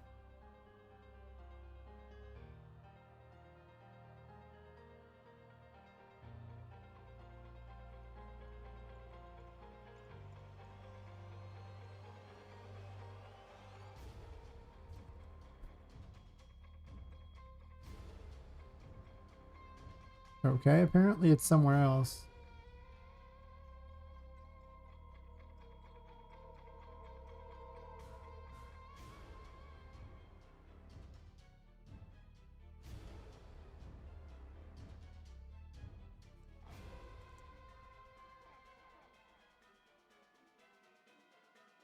Oh, and the Voodoo Princess, and it's just kind of on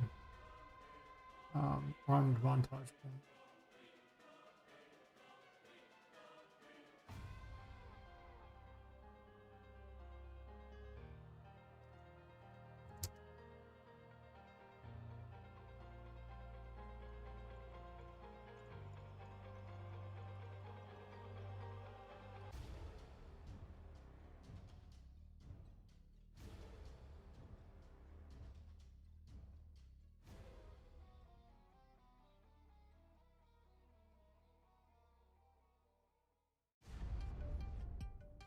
I guess technically I have them right here with these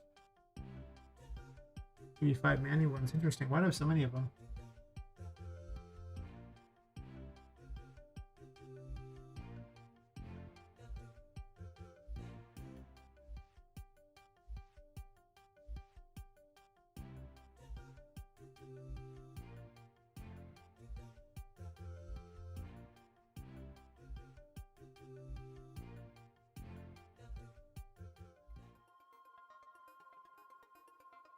Kind of want to go keep them all separate so I can keep track of them easier.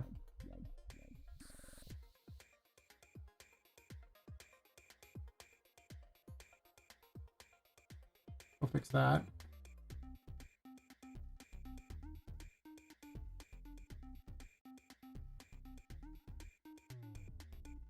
If in the YouTube chat, anyone chatting on YouTube? Not usually, but every once in a while. Hey Bard, how's it going?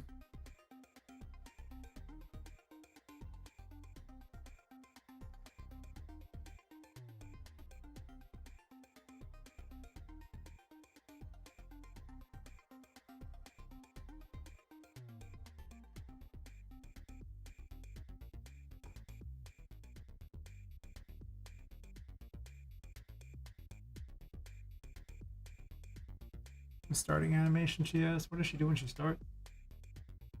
Her taunt. Of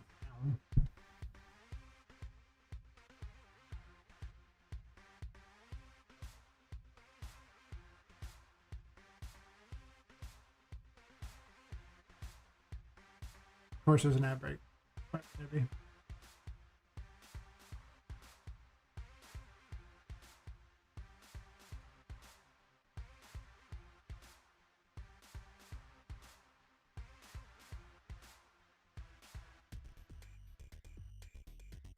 Does your event begin play have some sort of option you know about? I guess so.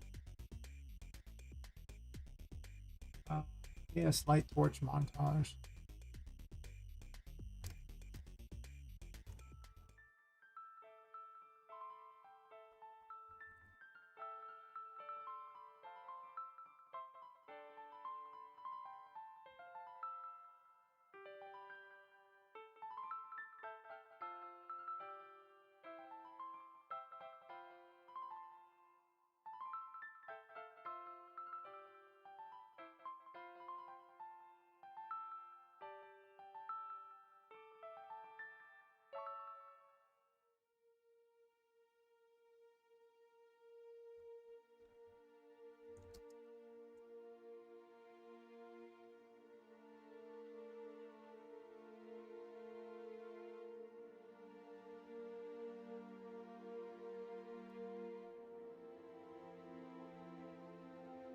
If you missed the message, hey Bard, how's it going?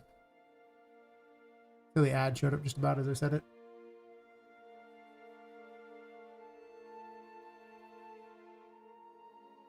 What's up? I was looking for my notes.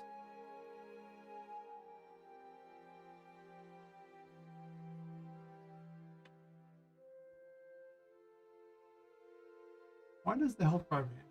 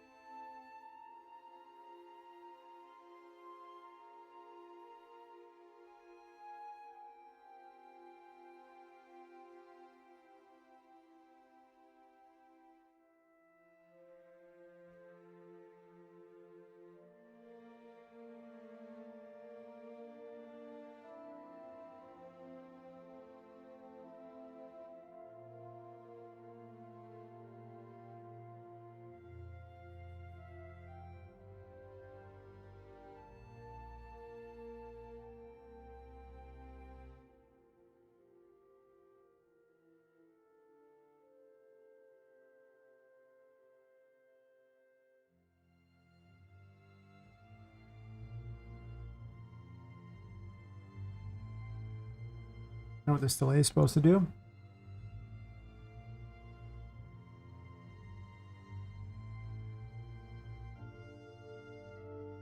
These were extra attacks that I had for her.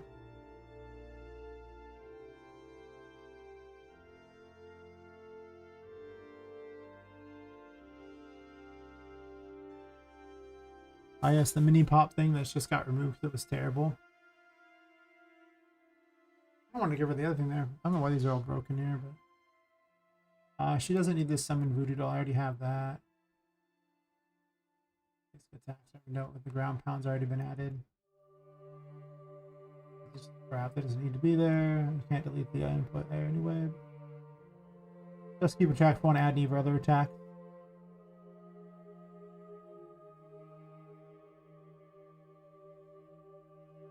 Parabolic shield already worked. I'm not sure if I'm gonna do this weird wave of projectiles or not. Maybe.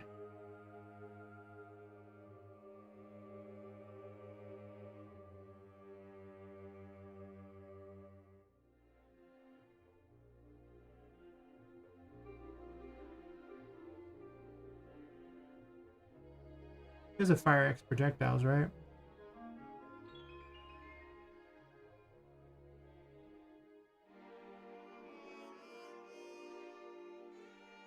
Basically, yeah.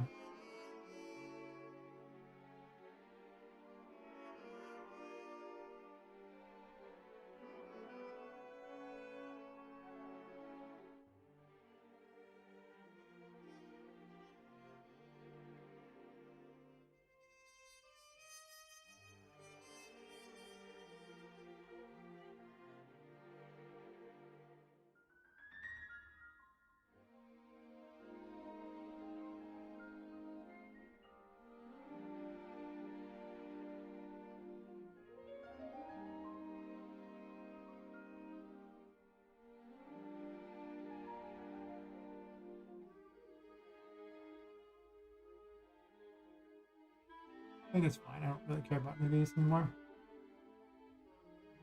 At this point, I don't know how many more attacks she really needs, but maybe she could have a couple extra over time. Maybe a beard. You shouldn't put hair in your mouth. At that point in the year, I'll probably end up shaving it because it gets to like 110 degrees and everything Fahrenheit or more, and it's so hot.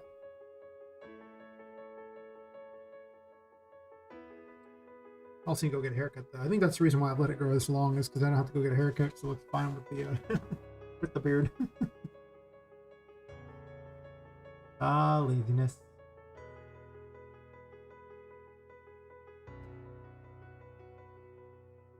I'd like to get rid of this crap. This is such a long amount of crap that doesn't seem like it needs to be there.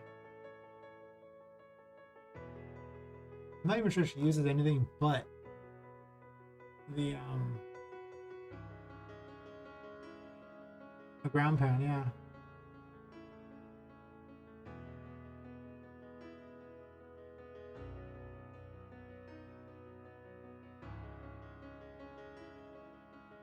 If I just add a distance check onto here.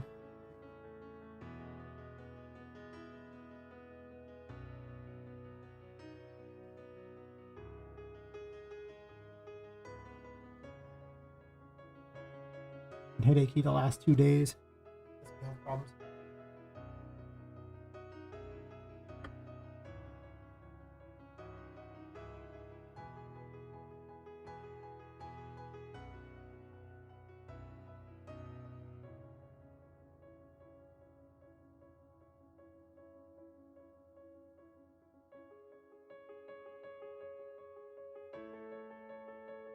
I think it's like make an attack is the thing that I made.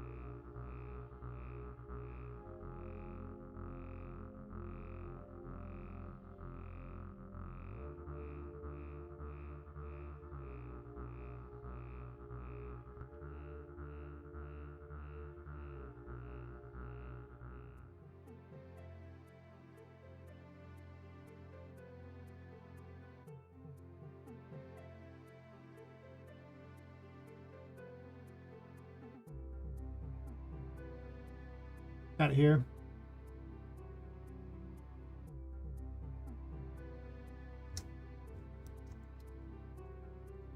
Just check.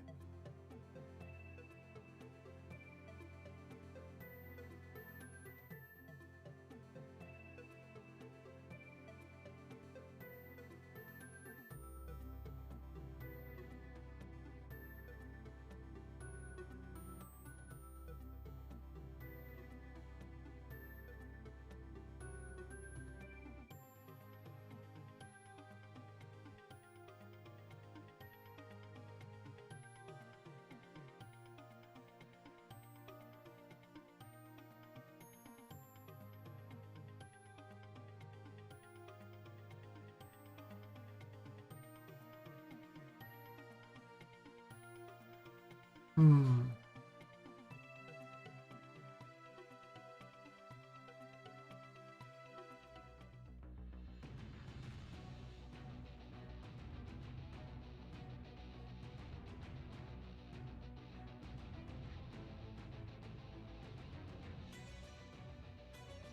Oh, this attack is very unique in what it does. I guess I can just like fold it all in. It's really annoying to have this code everywhere.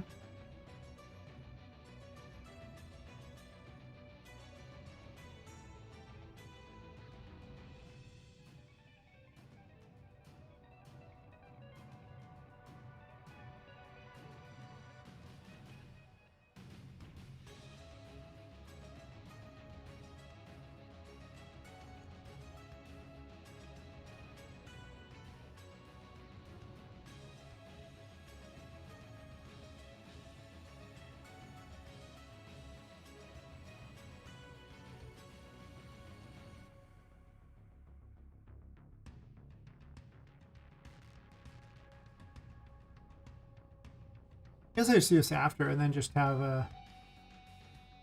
I don't know. I kind of want to have separate ones here.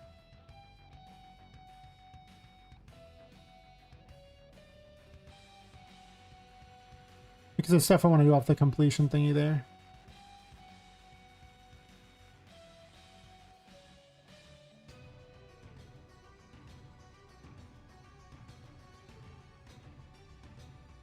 Borrow this for a second.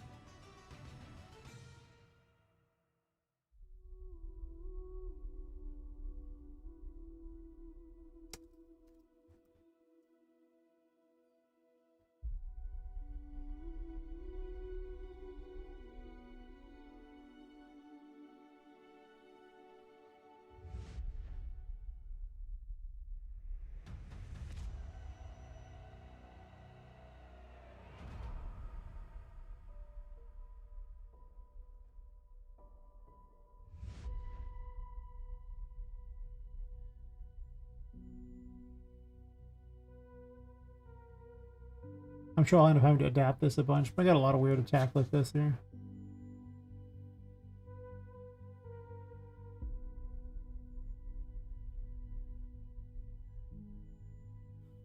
Man. And it needs an actual thing to play as well. No wonder I kept this on here, because it's so much crap for this one attack. I'm gonna fold it into being a weapon.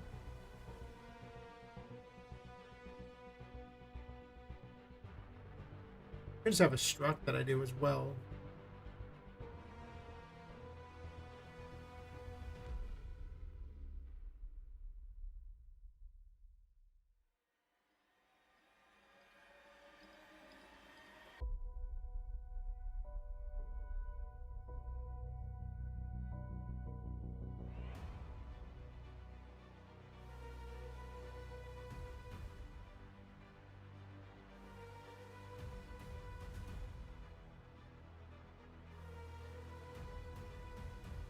I'll just fold it all in.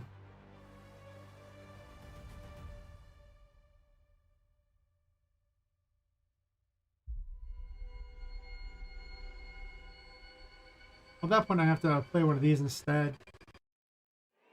So it couldn't be directly on her. It'd have to be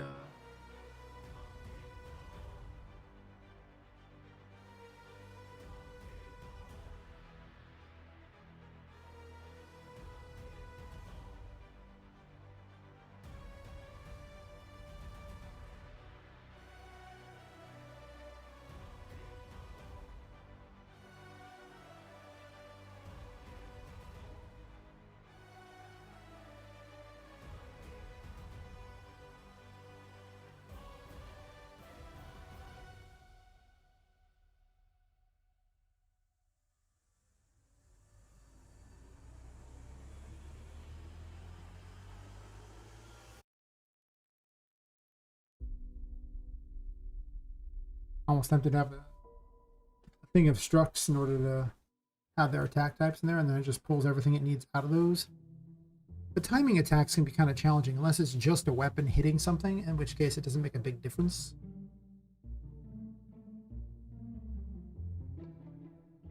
But if they're not using a weapon and they're just like launching themselves or doing whatever,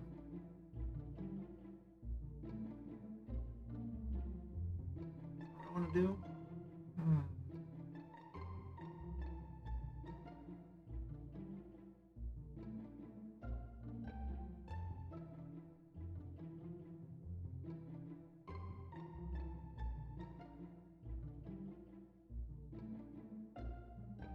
A montage trick.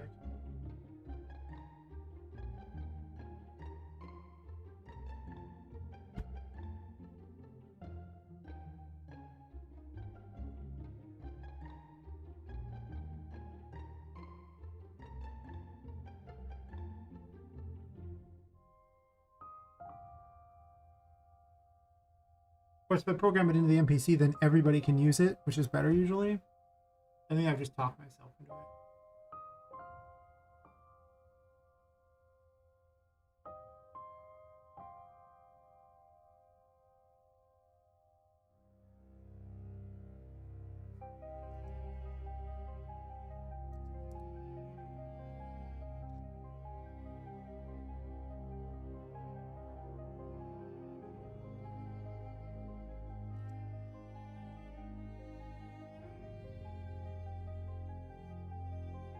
So I don't need the name of the enemy attack in here. That's not necessary. What I need is the animations. I'm just gonna drag this off to the side and just find each type of thing from in here and add it to there. Probably. I guess I could look over here and do that. I could probably put them both next to each other for that matter so people can watch.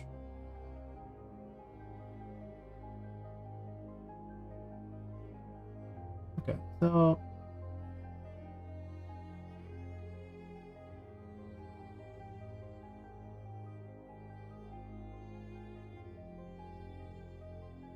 just an anim montage, object reference, sure.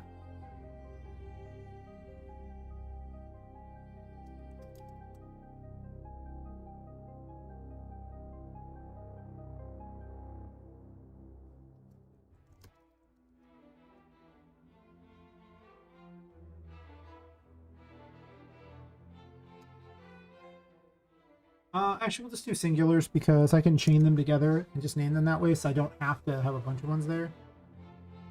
So they only need one animation, things like that. Actually, I could name an enemy ability.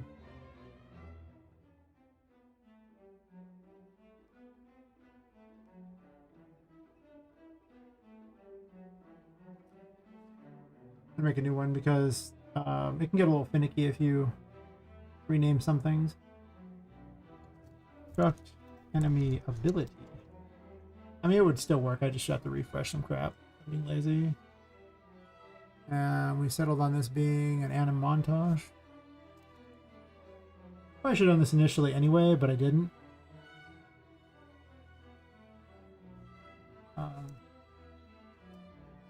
Ability animation.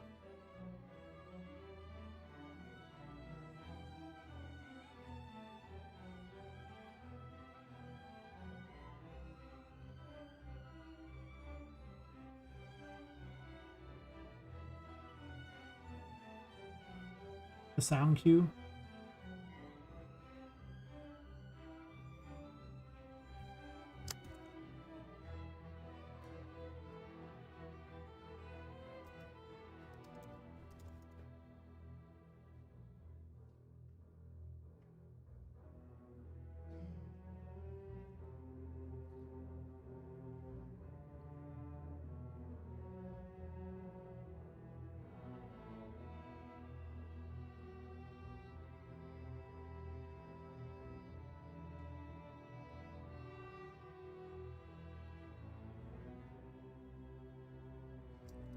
Weapon.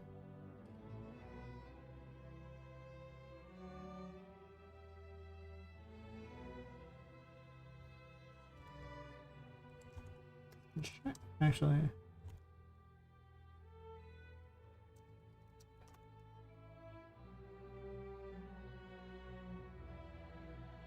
I just go if it's greater than 0.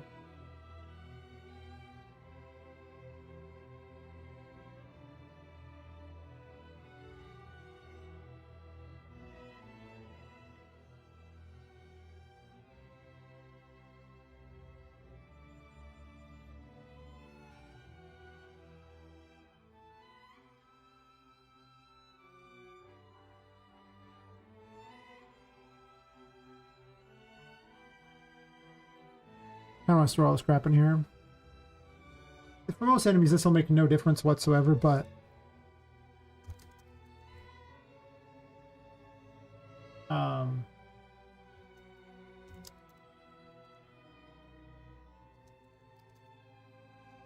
for bosses and like more medium grade enemies, this will make a big difference for keeping track of what they can even do instead of having to hunt down a million little variables, which happens, you know, just all over the place.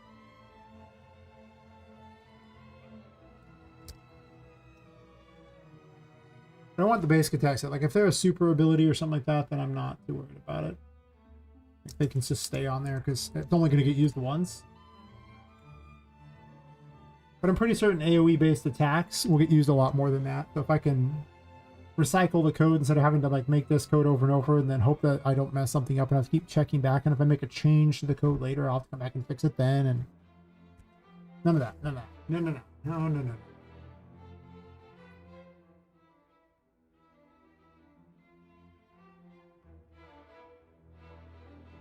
Well, projectile's already done on a different thing. How am I handling your projectiles? I can just redo everything so that they're in one giant thing. Well, this is just uniquely hers.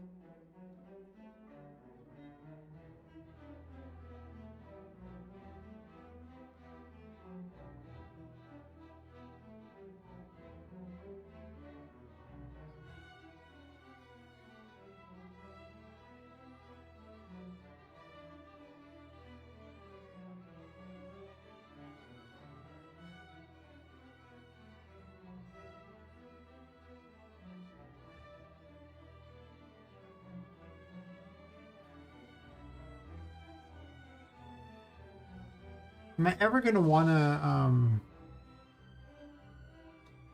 swing the weapons and check the full distance thing? I might. Probably fair. Probably will. Do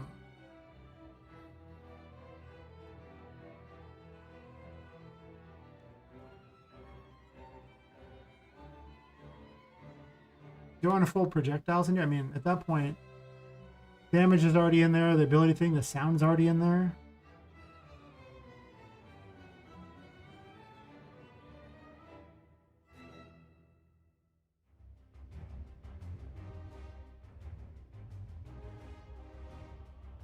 I could just have an enum for what kind of thing it is.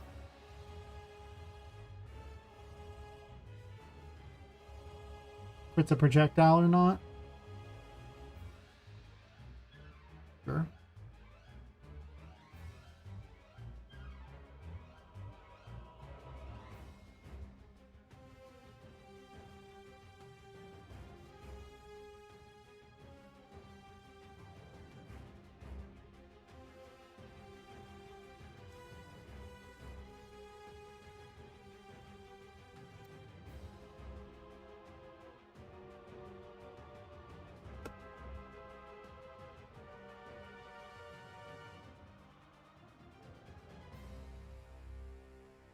Just call it a weapon attack.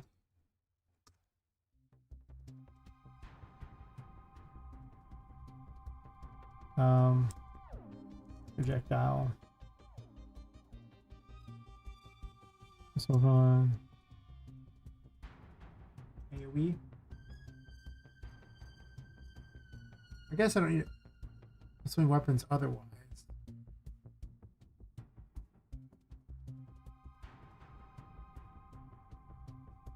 Let's call it a spell, I guess. Well, projectiles will be all my ranged attacks anyway, so I don't really think that matters. Like, I can just call the projectiles a ranged attack. Since I don't know what, like, usually if I just do an attack, I'll just have him leap or something like that. Before an attack, if I want him to leap at you, like, it's part of the thing, so I don't have to do anything special. I have infinite ability type.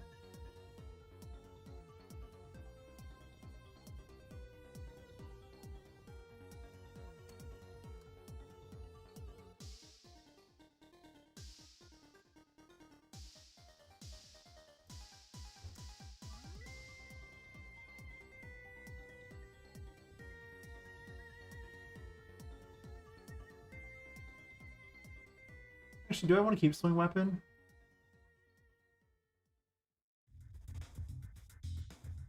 Well, swing weapon's very particular what it's doing, so I don't think so.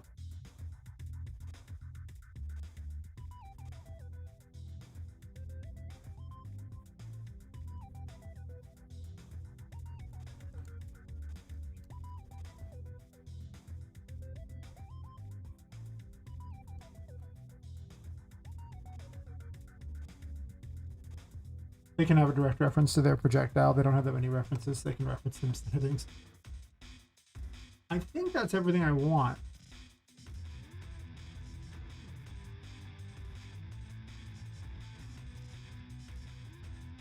Too often I'm having to make all these extra changes with things, and it's like, But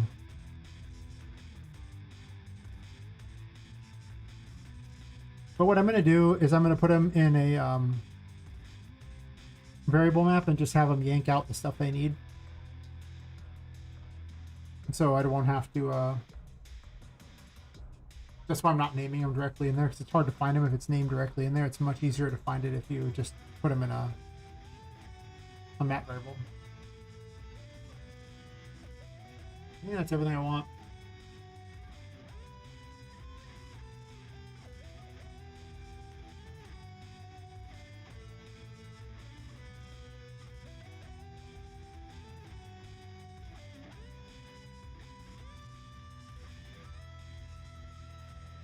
Actually, I have a projectile class here. Targeting your enum enemy projectile.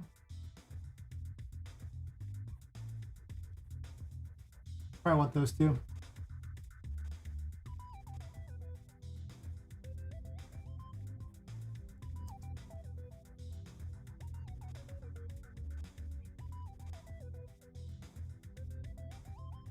Oh, I called that one E, that one E, whatever. Fine, that'll be it.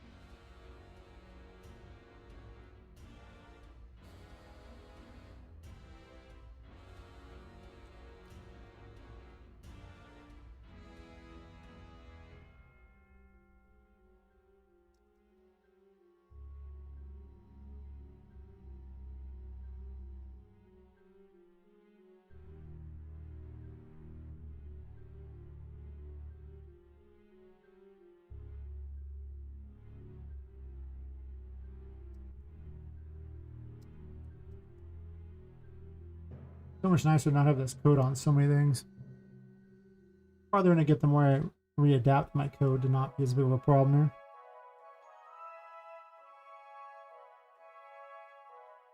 Find.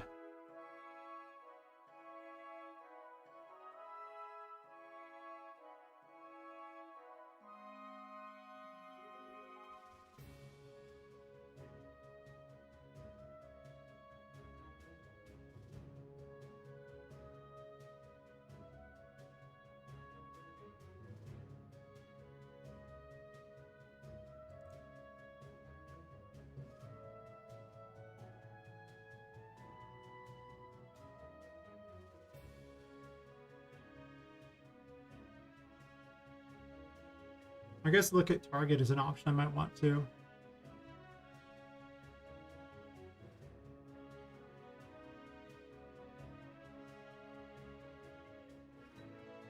That's fair.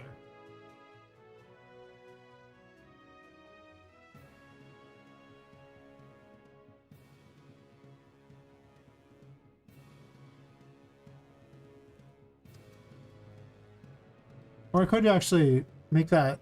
Actually, no, I don't want this in this truck.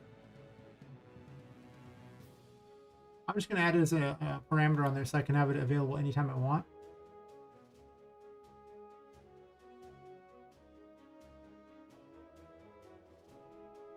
Because I might want to use it for all kinds of things anyway, and I might want to change it off. I don't know. But I give a lot of freedom this way. At the price of having to constantly check that, but that's okay.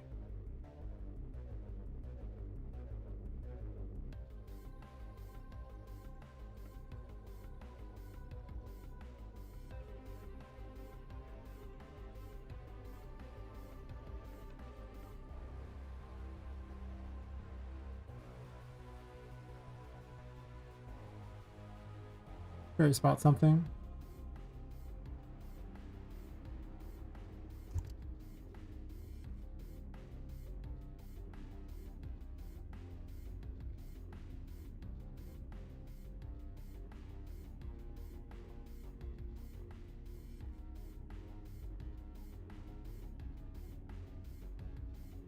That's interesting to note.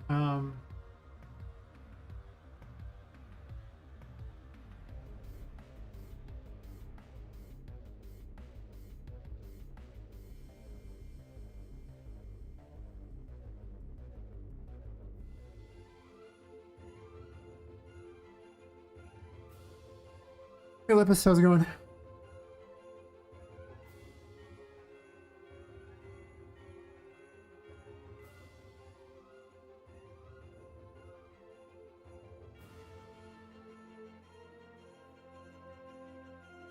I think I might get rid of this air attack concept and instead put the player on ground option amongst the things that are in there. I mean, they just let you give animations for both types if you want, whether in the air and the ground or a different behavior, but I think I just want to check this somewhere else. So let's fix that.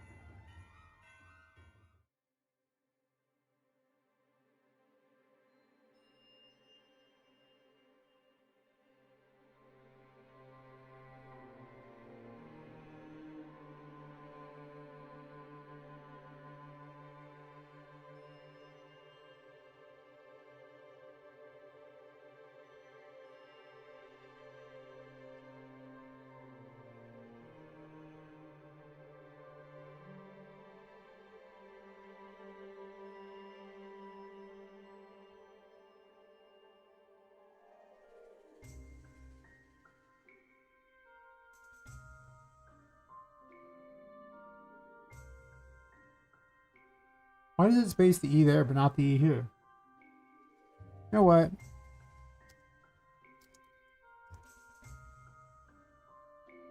It just bugs me that that's spaced weird. No, it's not. There are the pros and cons. Put the project on Fab for sale. This morning my son's screen broke. I realized I need money. I mean, listen, make money. Making money in this industry is a challenge. You should just do it.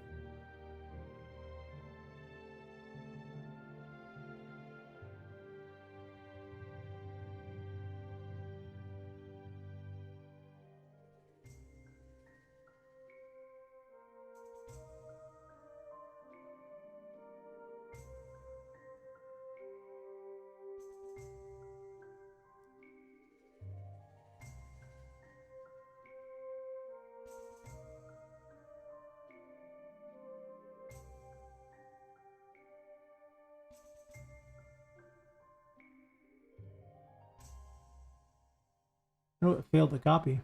Delay or something?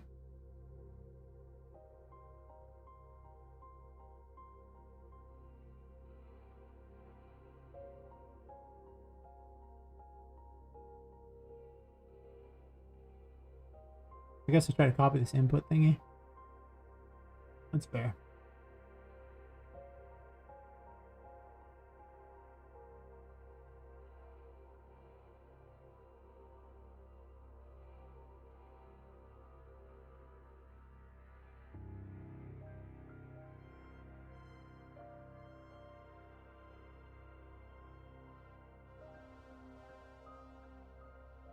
Actually, what am I doing? I could just connect this to this graph,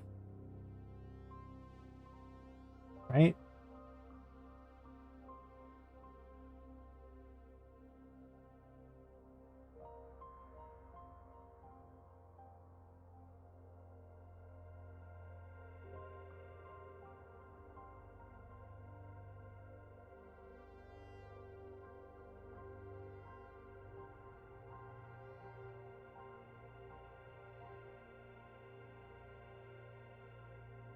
I think it's like exe and then just an, oh.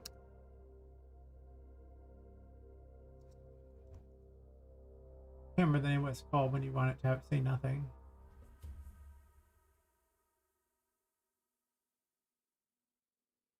What are we doing today? Going through and fixing up a lot of the crap there like that. A lot of the attacks aren't very good. I'm also merging all the attack things, all the code from everything for a lot of special abilities into one giant thing on the BP NPC that just selects the ones you need, so I can put all the animations and everything inside of structs that makes it easier to keep track of. A lot of code on there that it's just all over the place, and it's only going to get worse the farther into this project. So better to do it now. So I'm also working on that. Gonna work on the encounter system more because it's got some bugs with not really removing enemies. I mean, telling us, sure, you're in the industry. The industry is just anywhere that any portion of it. You're making assets to sell on Fab for game dev and stuff. That's part of the game dev industry. See why it wouldn't be. Kind of weird to think it isn't.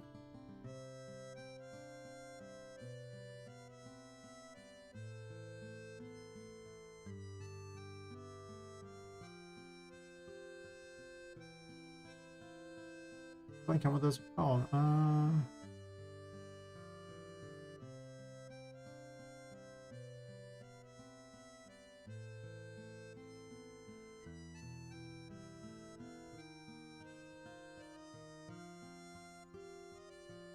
Oh, it's execute and then. Got it. That's close.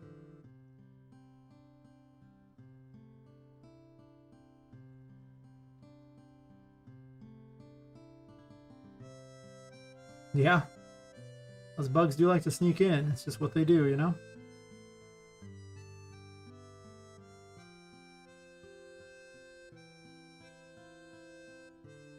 I don't know if I need it then, but I was going to go ahead and add it, just in case.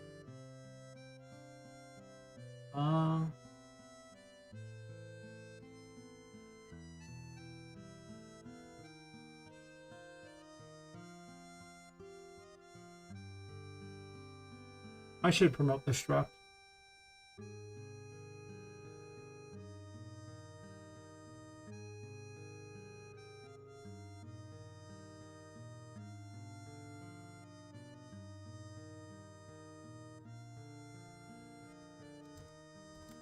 Earn ability struct.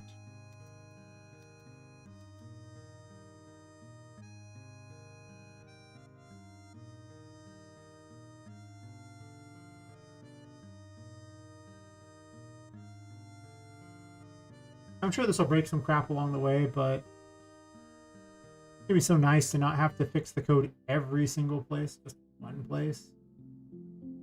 Makes it also easier to make the code way better. Did I not? What was that one at the bottom? Damn.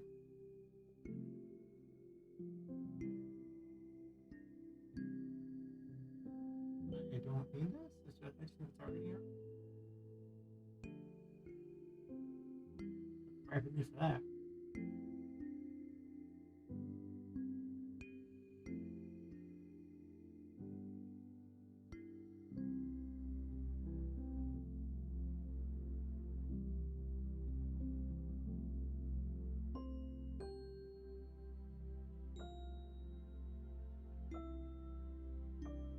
I don't even need that.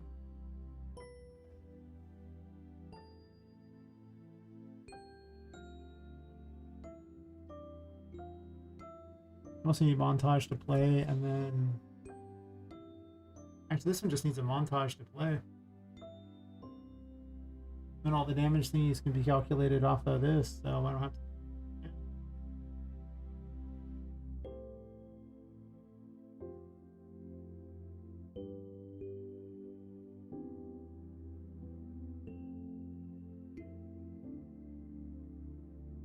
Well, they're all going to play an animation, I assume. Might as well just break that one out. They're probably all going to play an ability sound.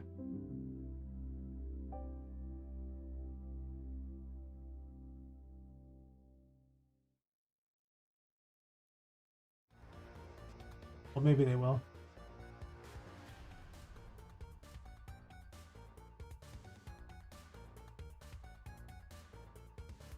Everything else I don't think I need to worry about. But now these are no longer tied to the enemy. It used to be all these were tied to the enemy, but now I don't have to do that. You see I had them all here? And they were fixed. But now I can just put them all as a struct in here, and each struct can have a different thing, so kind of helpful.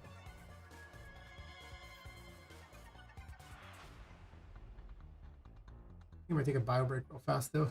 A lot of water before streaming. It's winning the fight.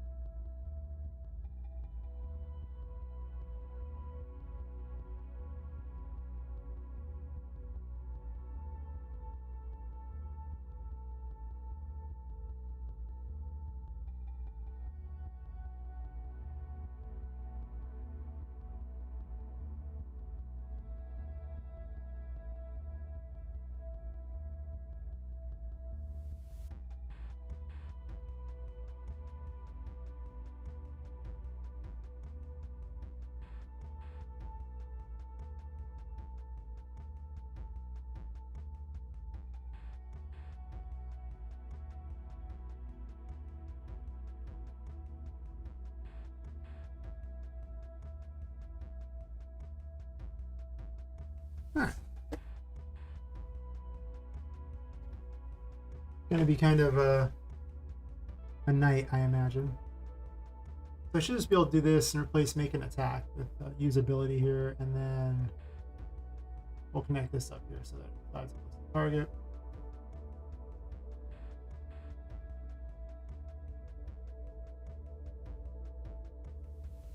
It means I'll have to go to Vu and change up all these things on her. But until someone actually uses these things, it's not like a big deal.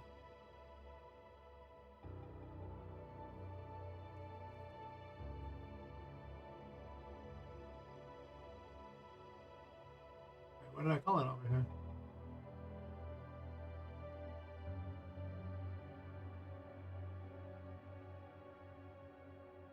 Okay. Actually, there's...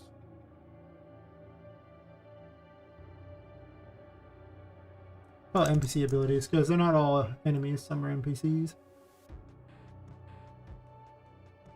Not that I think there's much the NPCs are going to be doing, I don't think they're going to be fighting, but I might as well plan it for the future just in case that's a thing that is necessary.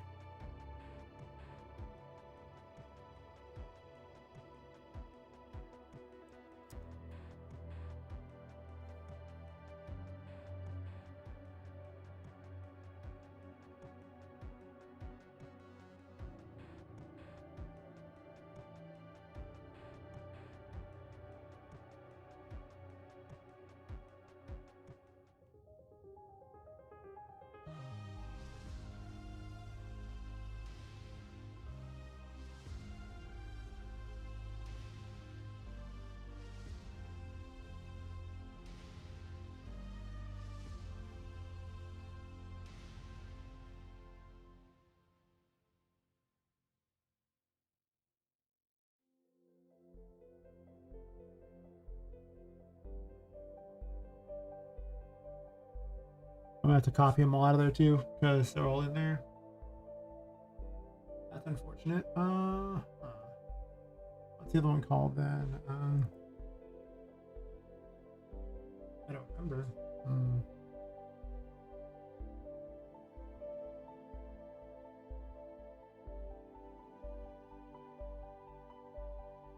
Attack type. Okay.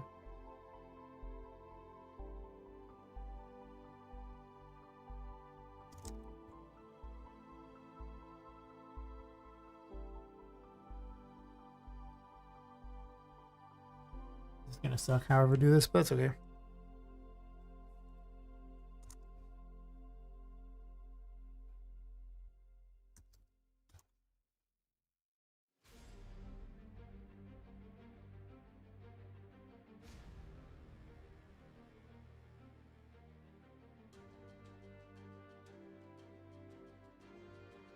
Mostly just gonna be the numbers that are in here for her things. I just need to grab all the attack types first.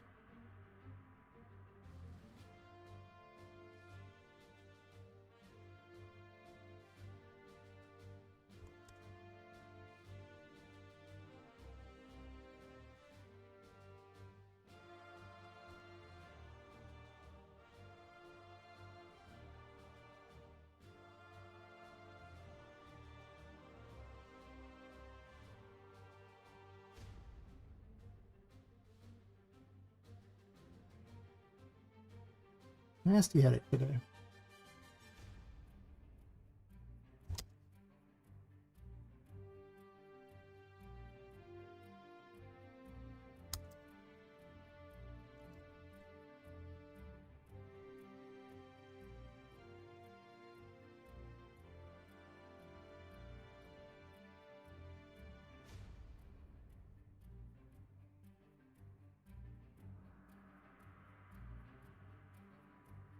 Oh, it's just an air attack? Sure.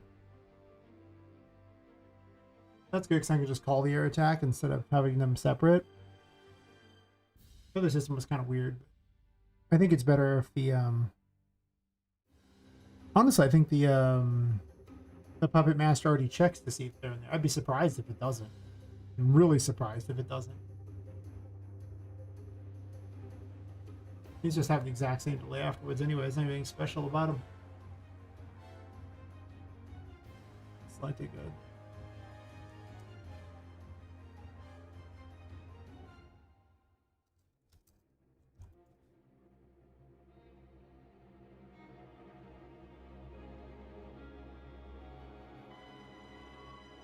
This would be a lot easier. Let's be able to change things up as I see fit. A lot easier to change damage amounts too.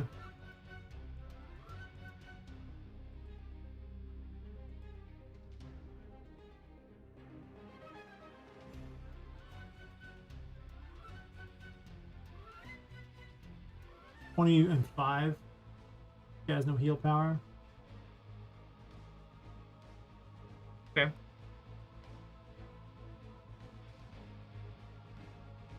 For now, I'm actually just gonna put those numbers in,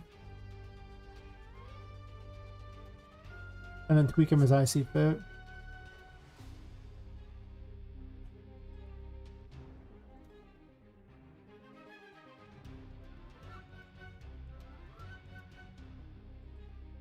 Because right now I'm not really worried about balancing these. More worried about the system working.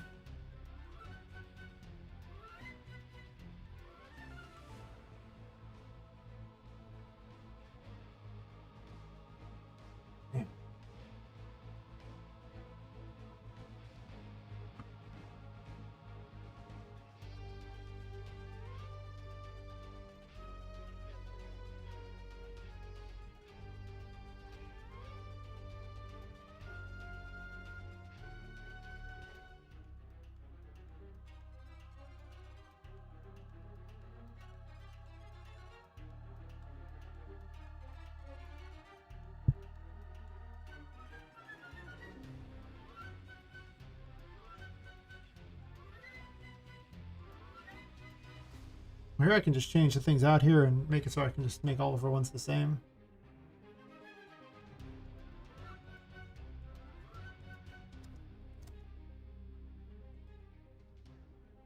Right, it's usability, right?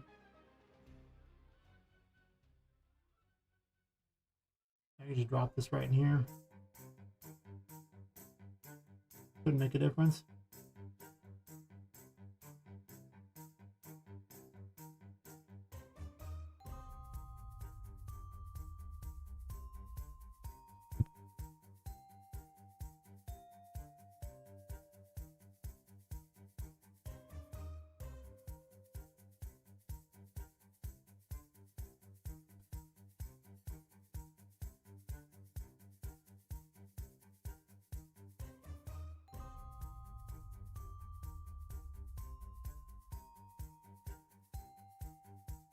The default weapon attack. I shouldn't have to change that.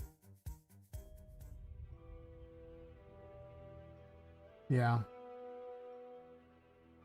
And then I'll be able to easily just add in sounds later. I want all those down.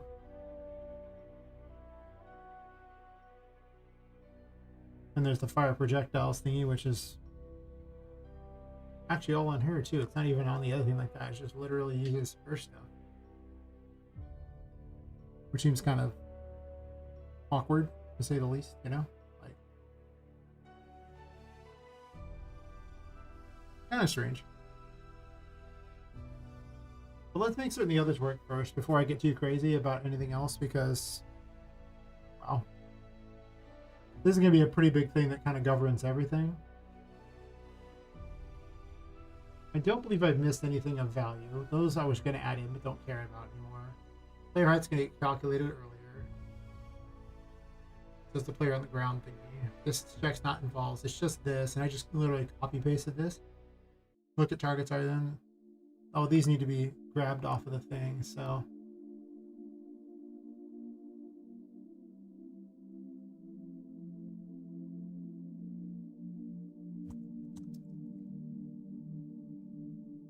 Not current item struct. And ability struct.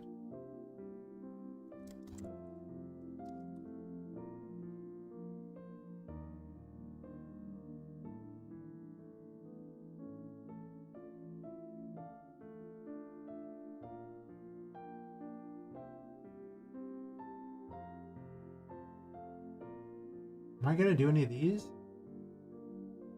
Why are those even on there? I have questions. Either way, I can do this.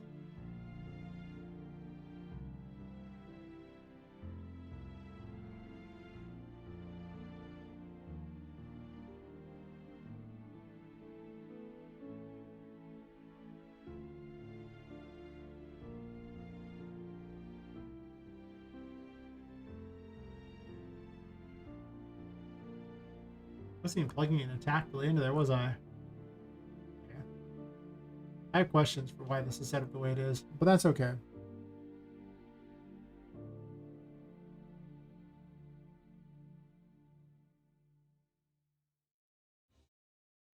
Let's see if our attacks work.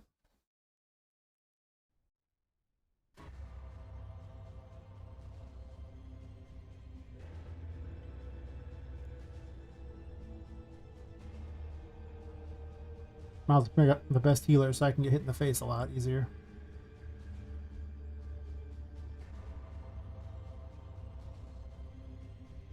Hit me with your weapon. That one's not on there. Hit me with the weapon. Trying to get hit by the weapon. That one hits every time.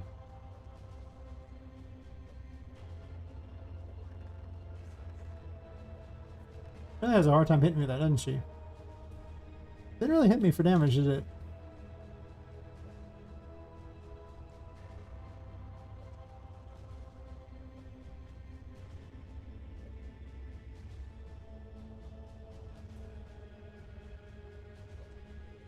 To be honest, those have had a hard time hitting me the whole time, though, so.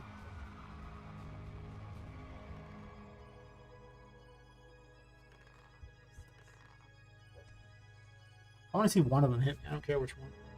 Come on. Not that one.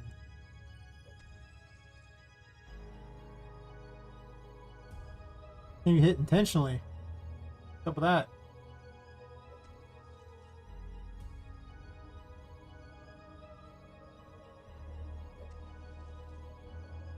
It didn't really seem to hit me, did it? Like, it made a little hit noise, but it didn't do any damage. Also, they weren't doing any damage before, though. That's true.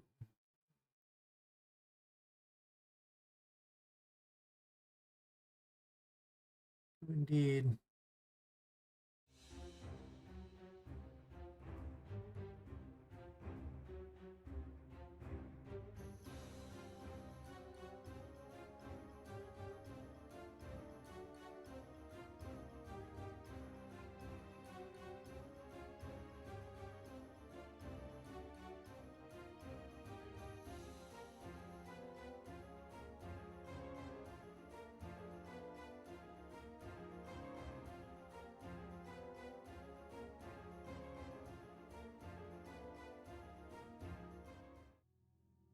Well, she's doing the animation, so clearly that portion. There's not much point worrying about that.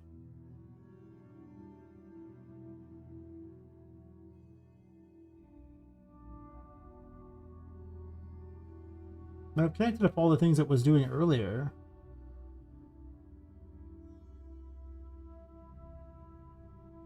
None of these other ones are even being called on.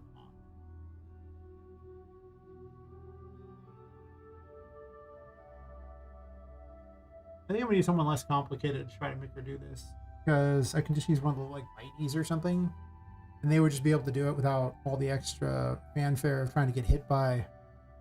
Or like, she needs some work. I mean, like, I found her attacks to be really ineffective, except for the ground pound, which is just an AOE. That one's very effective, but every other one is kind of crap, and that just sucks.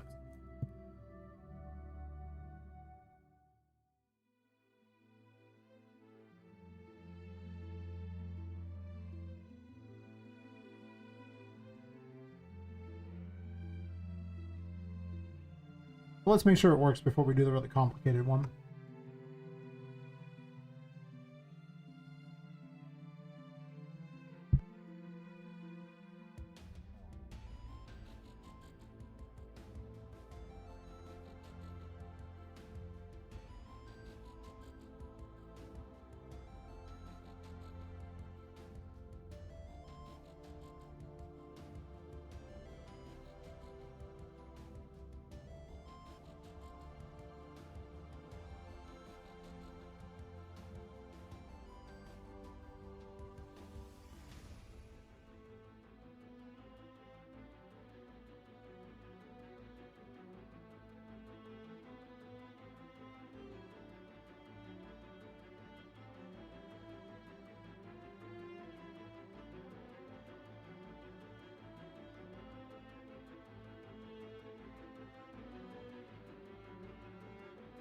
Does this one even use an air attack?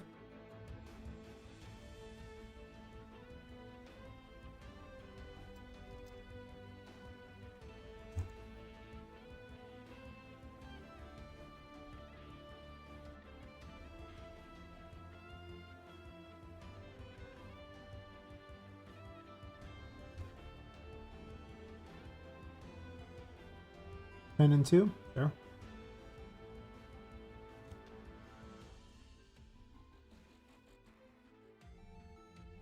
Got to grab that attack, whatever.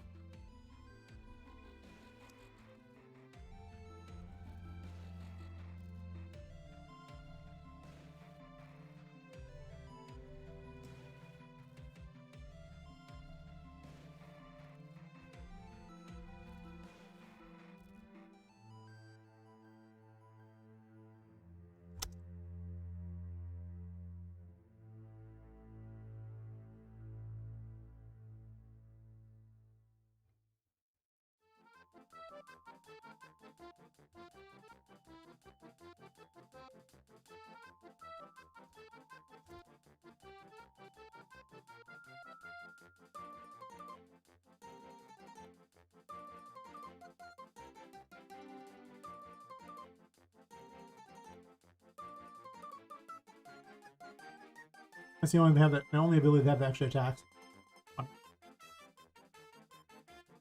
Alright.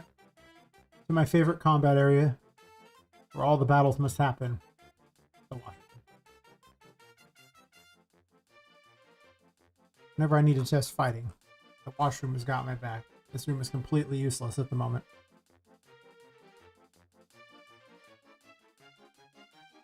It makes up for by having some soul.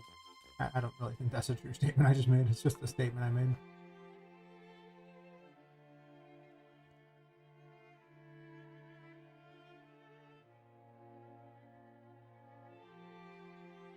Is there an ab mission here? There is. Let the battle for the washroom begin. I'm actually just trying to get in the face. It's not a big deal. Where are you at? Was I too far away and you got despawned? Did I fall through the world? That's also fair.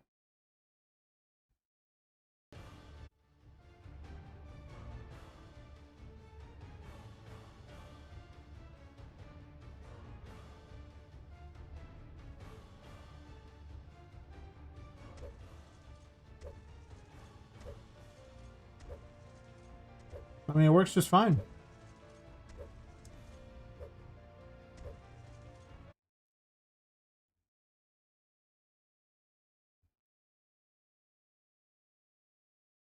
You know, that's good. I figured that code would work, but you never know.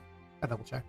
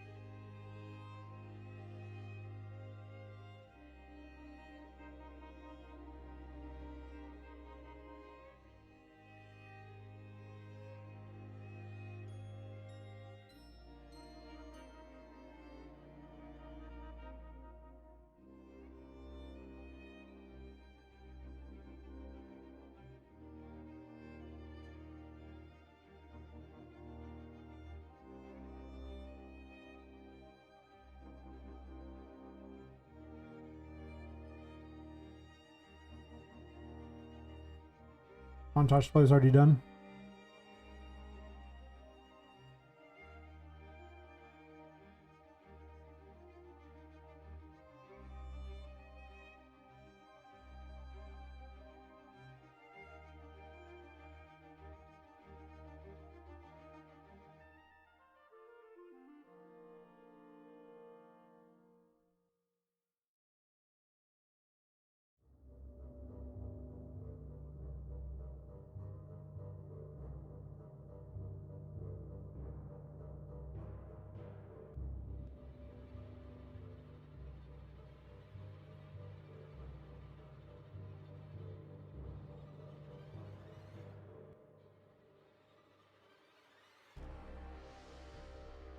That's all I need.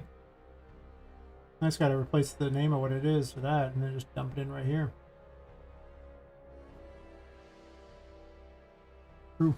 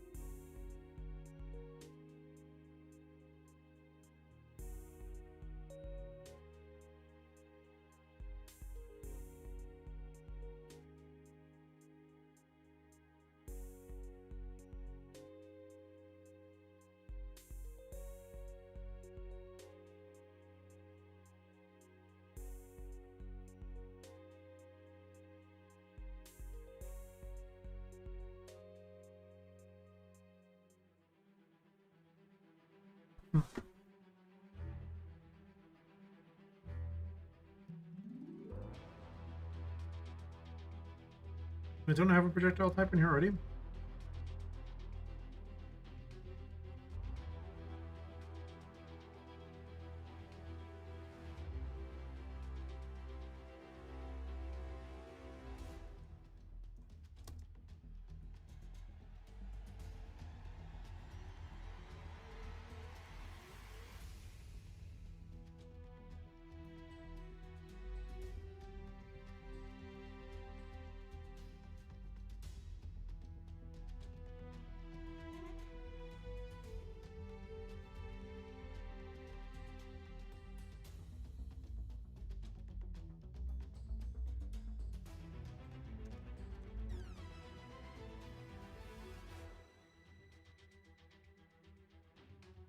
You don't have one? I don't even know.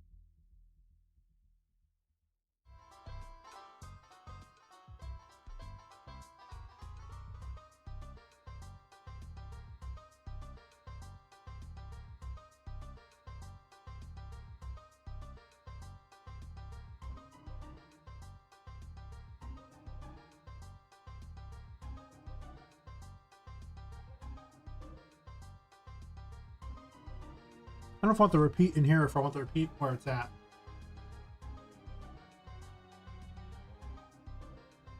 I guess repeat can just stay where it is.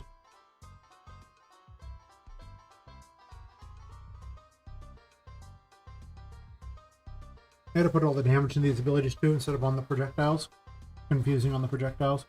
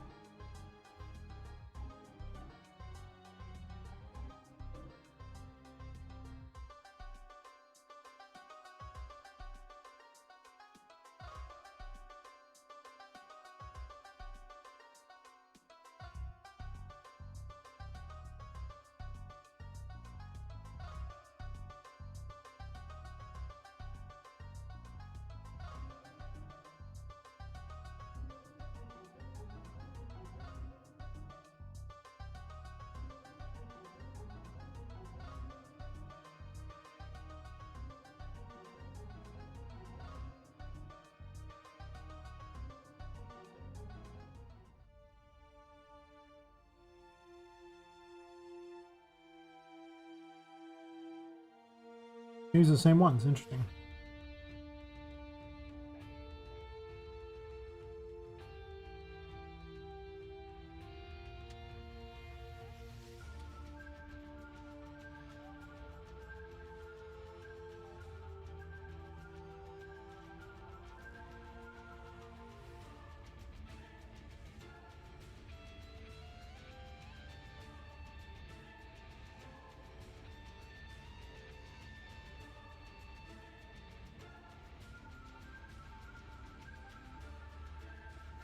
No targeting arrow? Okay. I think I already had a accounting for no targeting arrow. Or just the default one.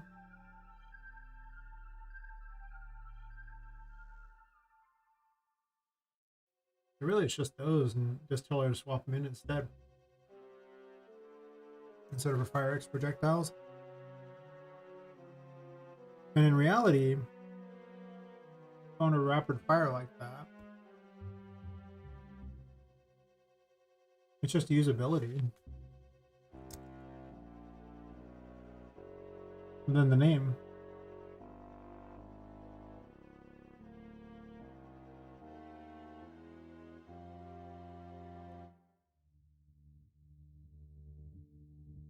I guess.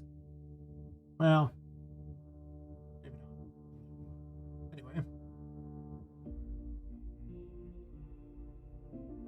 I have all these extra abilities, and a lot of them didn't even pan out. And these, some of these using the exact same thing. It's the homing projectile, so I kind of think that I might not even need half this crap. That's also part of why I'm changing this, because literally there's so much garbage going on that it's like, something ain't right here.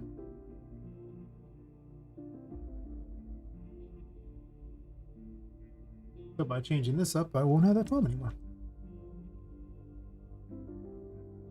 Oh. I mean, she's still got this looping setup here that's unusual, but I don't even need to change any of those. It's just the projectile type. Oh, that was the only in homing. Change those.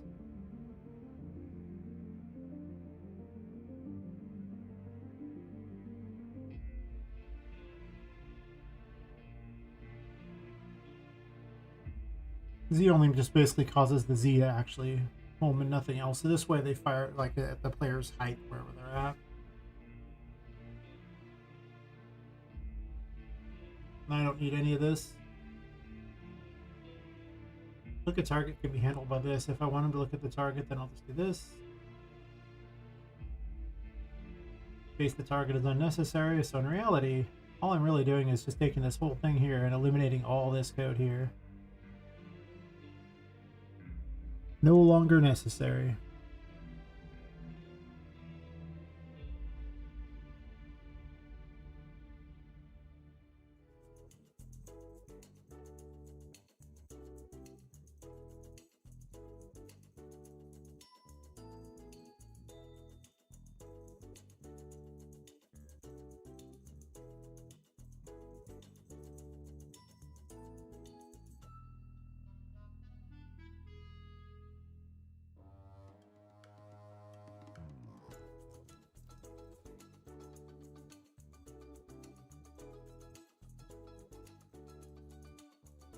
We'll keep that.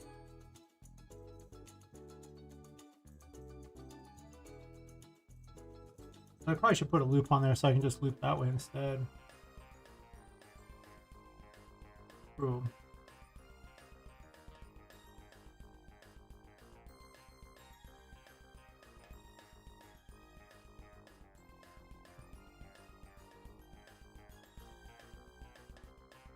Now let's see if this part works. As well.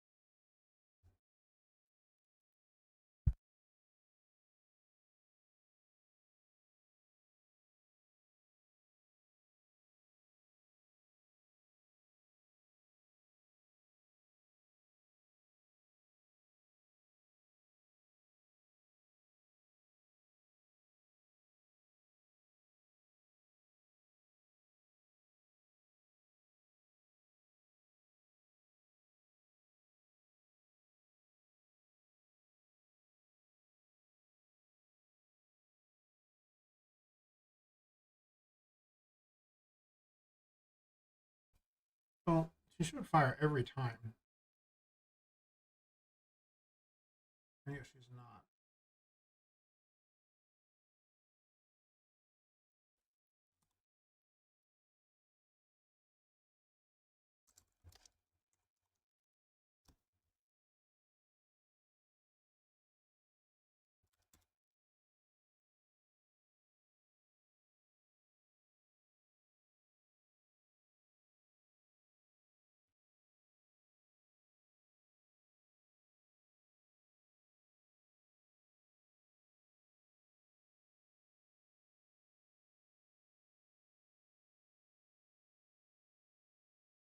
I know what I forgot. Not real dumb. They mark these as projectiles. They're still marked as weapon attacks. Didn't matter before because it was just the default, but now it does matter.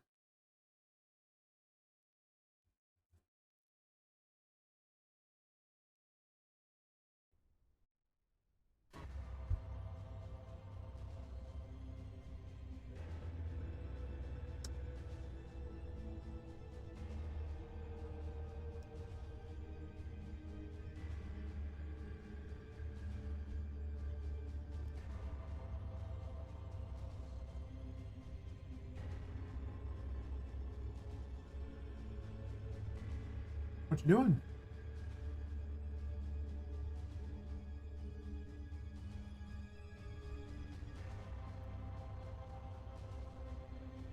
He's confused. All right, well, at least we know she's at that.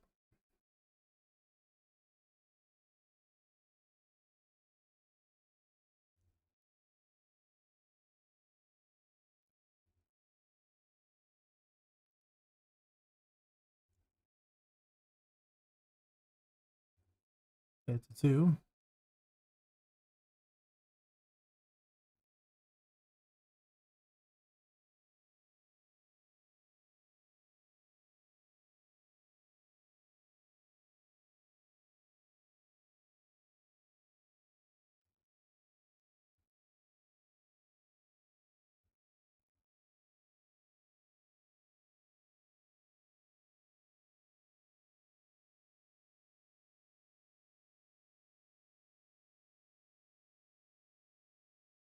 I kind of want to spawn particle too. Whatever.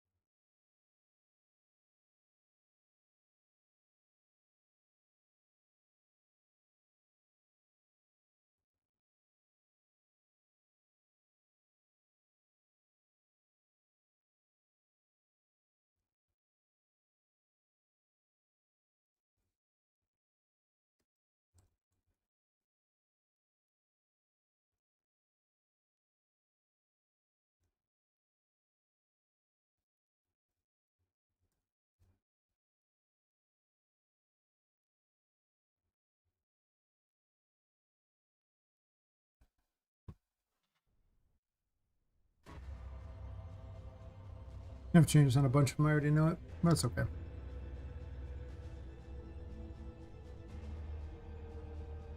Kill a bunch of time here. Wait for it to spawn.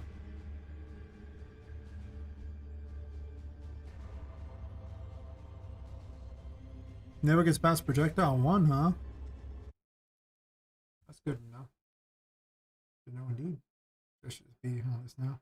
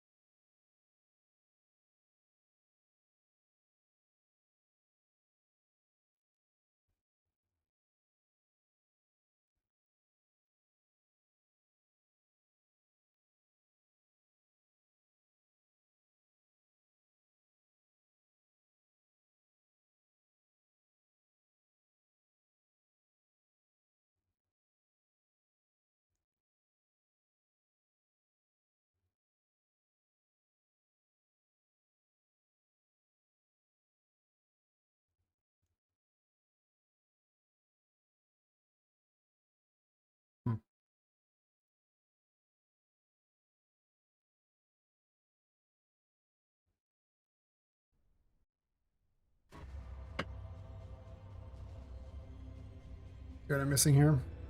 Some.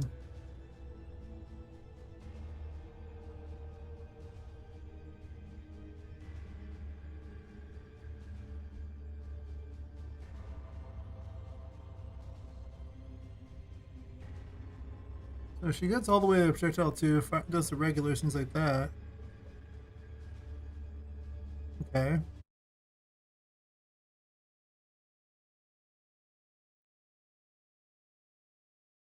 No. It's been mistyped.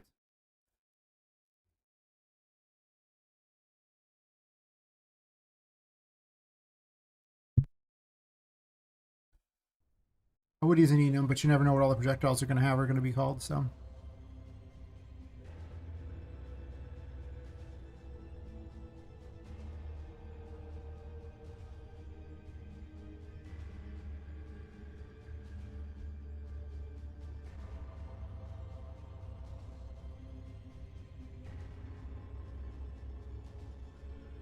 Really? Well, she's just running.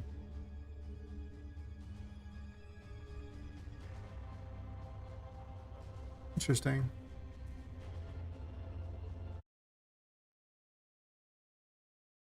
Good times, great times, the best times.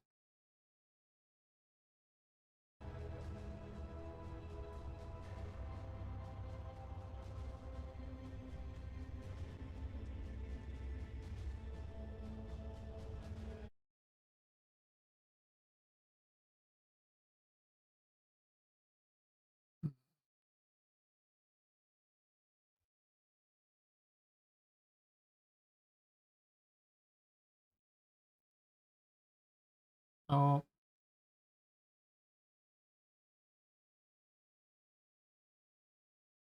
gets those ones there. Gets to BPMPC here.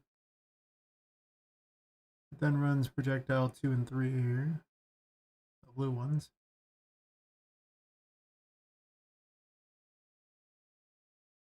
Oh, I could have reconnected that. That probably would have helped a million times right there. That one's on me. That was just dumb. Foobarred my whole test. Well, foobarred that test. I guess it wasn't a total foobar. I mean, I found it got farther. This will be so easy because in the future, instead of having to do all the projectile crap on everything, it'll just all be add an ability. How much damage does it do? I still got other projectiles into there like that, but I really don't want to have crap everywhere. Oh, look, it worked. Hell yeah, brother. It worked. Fire away, mon capitan. What was that? I just messed up. Pew pew pew. I almost want to take away some of the invincibility frames Poppet has. Like, they seem like they're too high. I get it if you're using your dodge. She has like a brief window of being invincible on her dodge after the fact, but you have to pay for that ability. The other ability is not free. But every time she takes the hit, I mean, you're paying in health, I guess, but I don't know.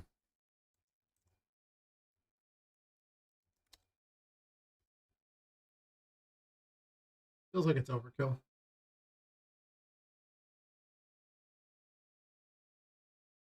Give her like 2 seconds.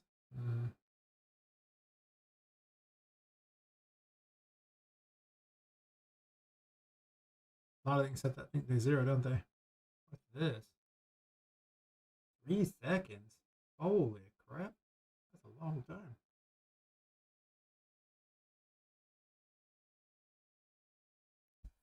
I mean, I could give you like maybe like 1.5 or something. Just make it shorter. How do I even calculate this too while I'm at it? Through the update graph.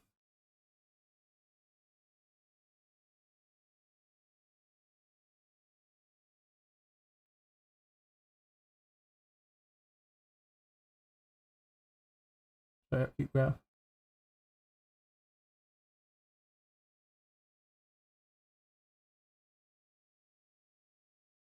I see.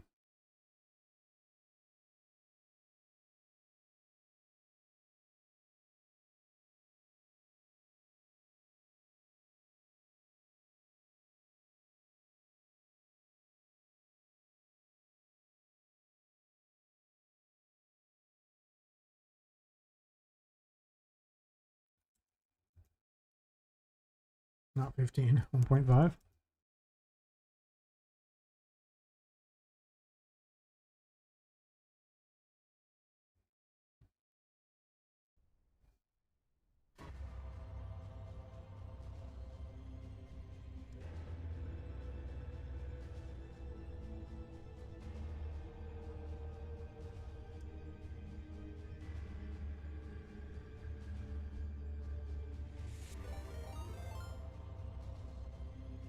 Hi, Fox. How's it going?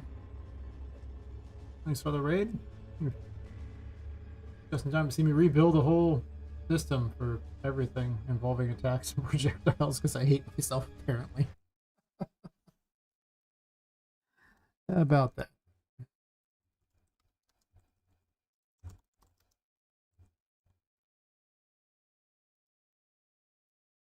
About that, indeed.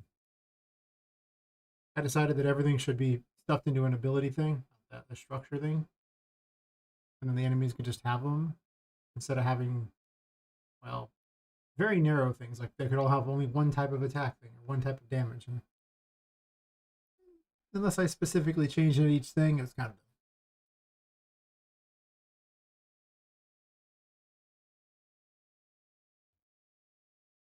Oh, hi, Mags. How's it going? Nice, nice. Hello, hello. Clean up all this crap. I don't think I need it anymore. Probably? Question mark? If I break it, I'll need it again, but probably won't. Back here. Delete that instead. Got me.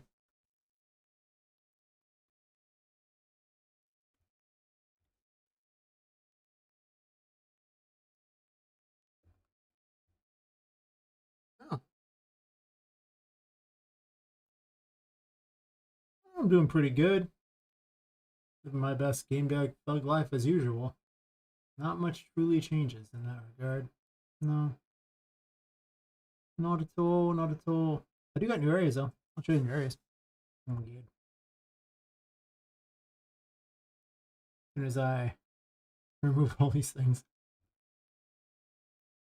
It works now, kinda. Well, I just technically broke every other enemy that fires a projectile until I fix it, but I don't need to do that to show you the new areas.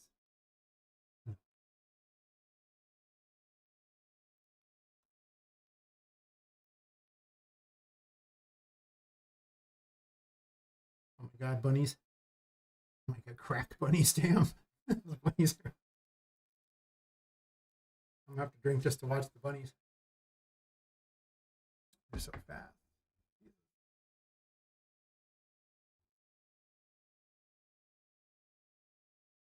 I love when I get in a non-sub. I'll have a emoji battle with someone, then they're just like they have a million subs and I got all these weird things I've never even seen. It's like, where do these come from? Who are these people? Oh my god. I love them all, but mm. So, the most recent area I was working on was this room, which is coming along. It doesn't have anything interesting in it as far as the activities yet, but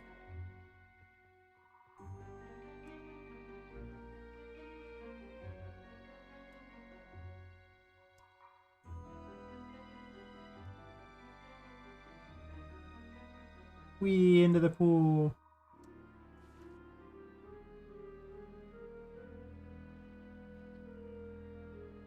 I'm gonna hide things under the water, so when you come back in with the Emperor, you'll be able to go look around under the water.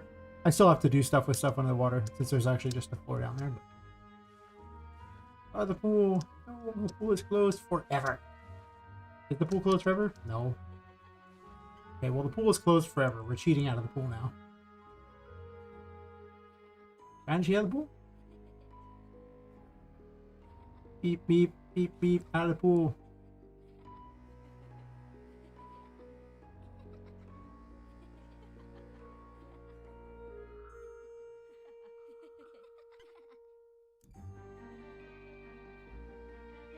I was going to put the High Priestess in here, the one that reveals all the secret stuff. There's no real lights in this room yet, so...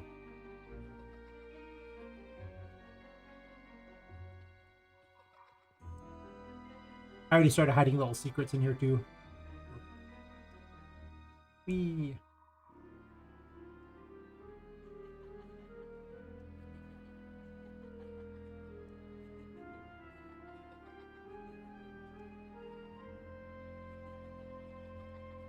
Boing, boing. Ooh. This is the other area of it. I might actually put landscapes inside of some of the other ones too, just to kind of cover the other areas.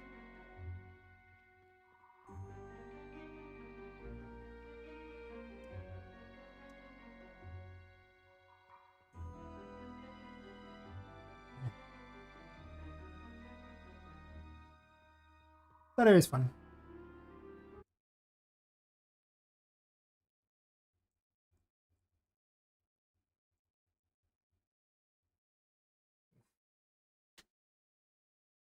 I've been feeling off all weekend, so yeah, I'm kind of like a little off. I don't know why. Um. Oh, the bathrooms are getting better. I keep adding things to them. It's important.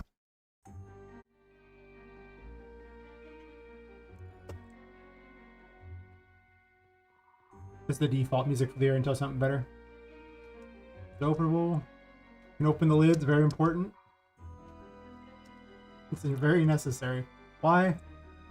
Whatever. Oh. Aha, acquire, yes. Oh, thanks for the lurk and dropping by and checking out all the stuff.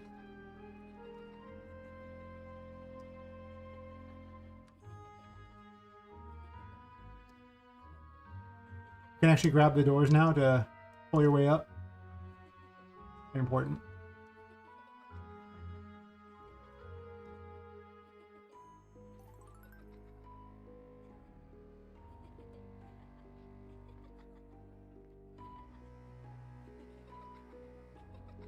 Those were exciting.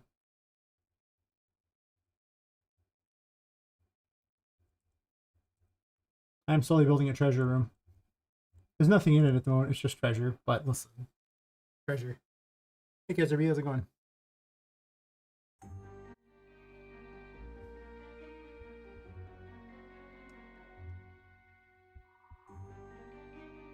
I figure I need to have a key somewhere in a giant treasure box. So it's pure concept room, but still. Soon, treasure box. Yes. The key.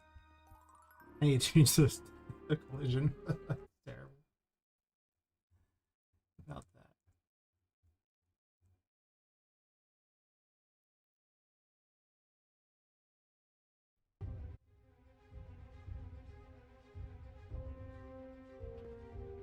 Oh, is there no nav mesh? I'm putting nav mesh down here. All areas I'm currently building, I'll leave nav meshes.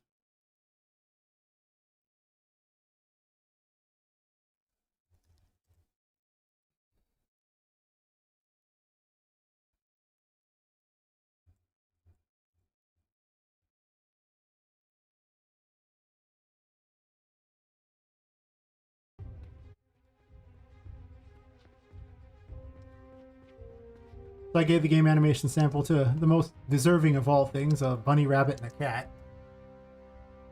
Because, right? They're stupid because they're told to just run randomly, so that's fine. But, you know, if you're going to waste, 500 movement animations, it might as well be on a stuffed bunny and a stuffed rabbit. I'm sorry, stuffed bunny and stuffed cat.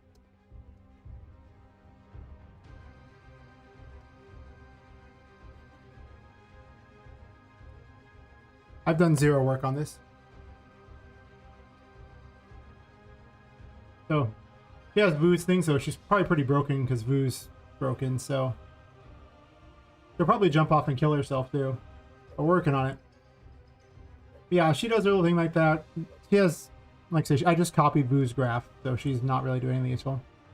I'm gonna give her the ability to have the skulls like shoot fire and the eyes all that. You have to attack the lights in the eyes to take them out.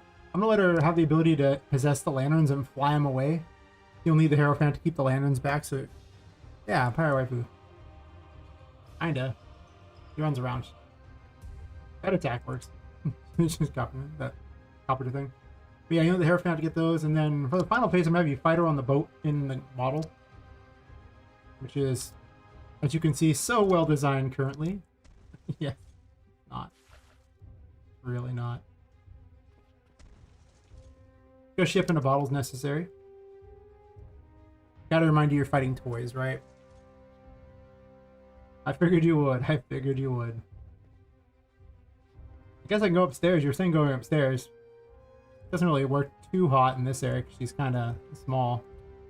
And these stairs are pretty little. It really only matters if you look at it from the side, I find. Not perfect. Better on bigger stairs for purposes of showing off the slight glitch where she kind of sticks into the stairs a bit. Those might as well be ramps for how they are.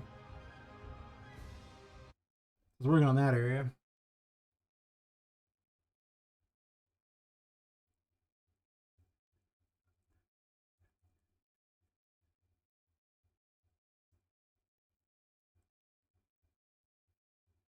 I guess technically that's already open. Whatever. I guess these areas next one is what we're working on. It'll become a little more piratey as you go through it. Have like a pirate city and everything like that too.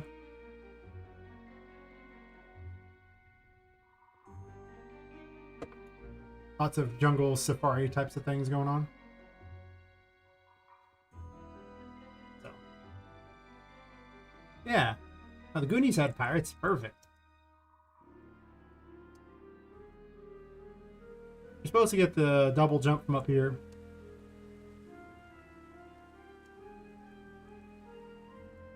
You get it up here, and then because I already have it unlocked, I clearly don't have to get it again.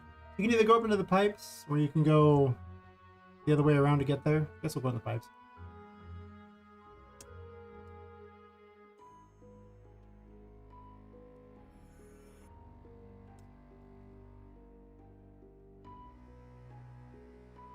Unfortunately, this ivy is a little weird for targeting. I'll have to remember that for later. Not usually that weird. Why can't we target? Hmm? That ivy's going to need to be talked to later.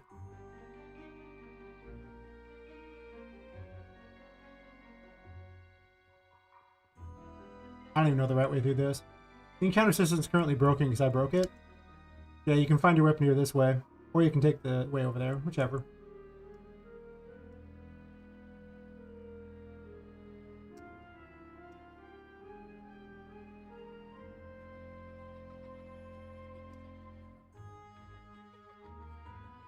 Yep, the mushroom hat. For the Empress. Pretty useful here since it grows and shrinks plants, so that's why I'm using it particularly here. Running a test of the areas here.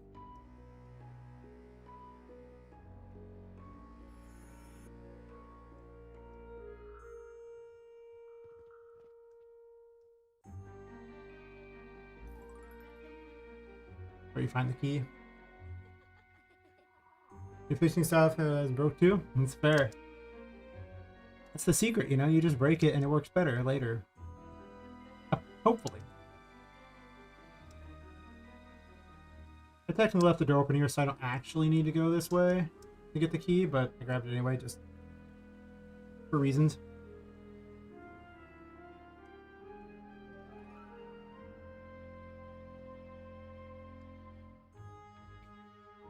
Use the air dash for no reason. Whoa, I guess I didn't put collision on this wall. Okay, well, I was making walls and I forgot the collision. That's fair. There's probably a lot of walls I need to do that with, thinking about it. Back to the light for a second.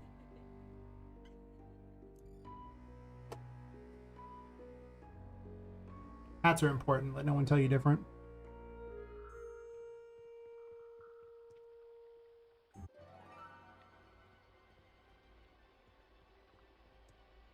Yeah, it's actually a secret room off of Pirate Cove that you can sneak into just to get this key.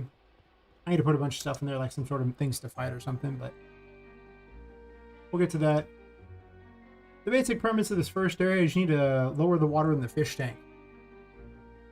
You can get the key out of there.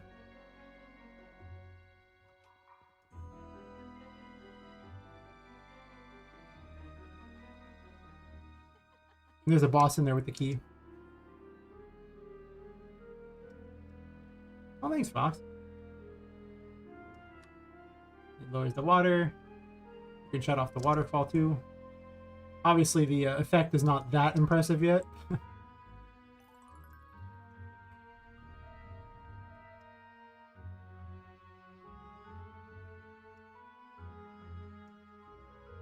I made the wand for the Empress and a hat. Well, it's not a hat. It's very different than a hat.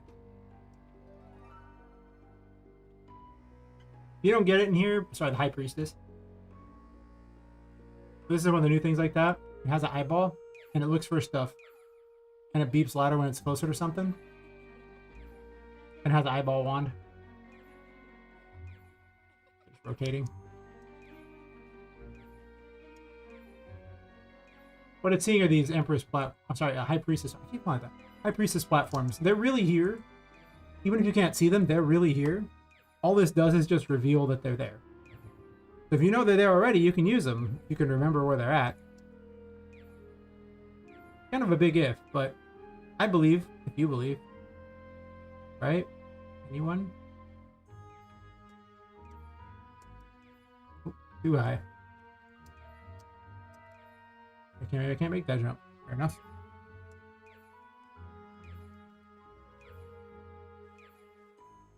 Apparently I'm just hitting my head on that. I might need to shrink it a bit. I'm also just bad at my game. That doesn't help. If I wasn't bad at my game, I probably wouldn't need to make changes to it. It'd probably be perfect.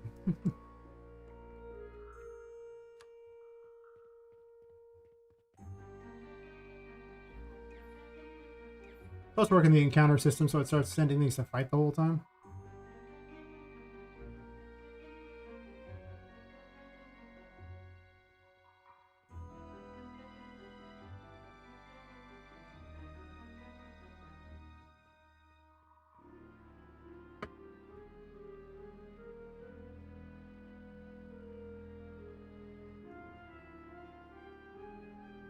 Eyeballs all looking around. It's like, what you doing, buddy?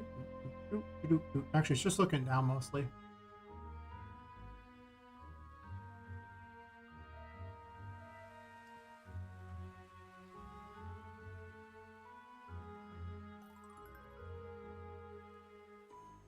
And the control room key.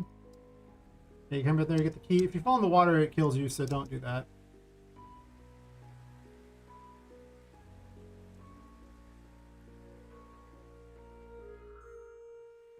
Yeah, this is the current playthrough idea with no enemies to fight, of course, but... Oh, thanks, Commodore Waddles. Yeah. Well, I mean, a lot of the 30% is there's just so many areas left to do that... I mean, you'll see how unfinished a lot of these areas really are. Now it's spawning things in.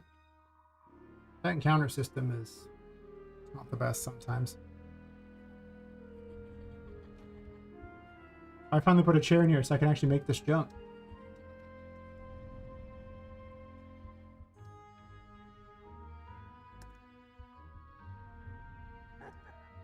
Lower the water enough there and it can finally get back into that area.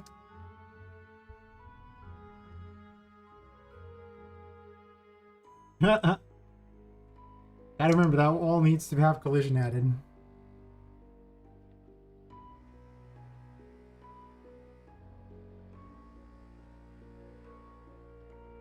Hopefully it looks good enough that I can get that Epic Mega Grant.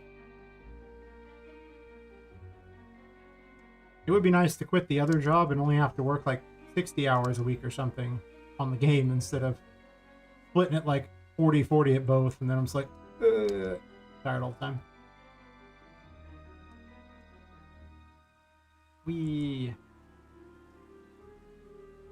Yep, then you can get into this area and the boss is not really programmed for this area yet. And you'd have different music for here because now there's actual like little boss enemy. I just put the key down here. He's just floating around doing his thing. He doesn't currently do anything. Just a giant little shark thingy. Thought he was adorable.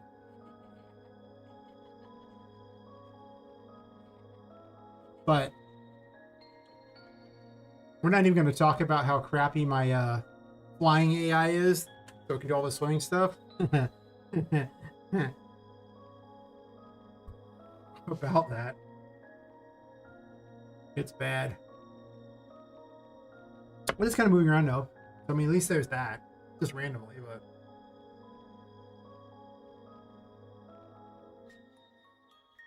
I'll probably give it some kind of water control or something. And, probably a leap attack of some sort. I don't know. I might give it steampunk toys too. I have no idea. I just thought he was cool. Unfortunately, after that, that's kind of about where I have the content planned. But you have to go get the Emperor from...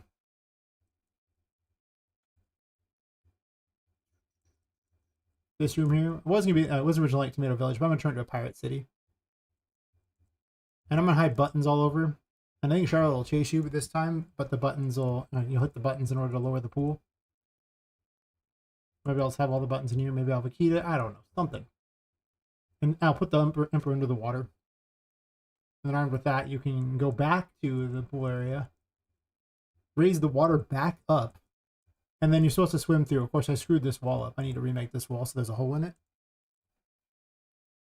But then you can get into the rest of the area in order to tell where the boss is. So that's the overall plan for this area. Mostly revolving around the pool.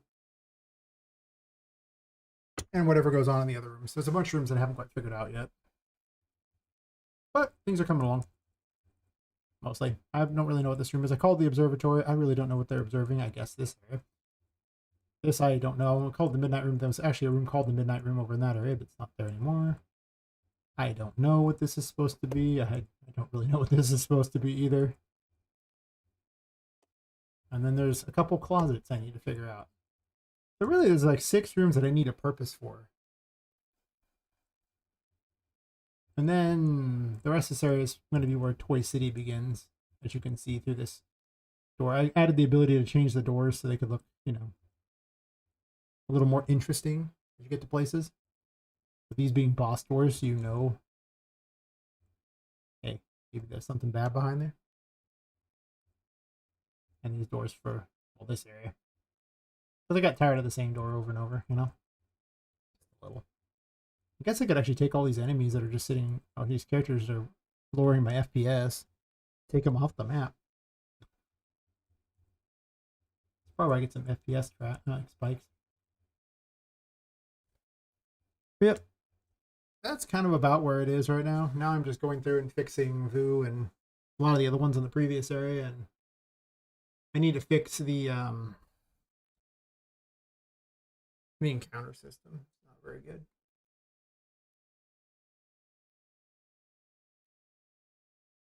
But that's about where things are. There's the newest stuff. Ugh, that music is terrible.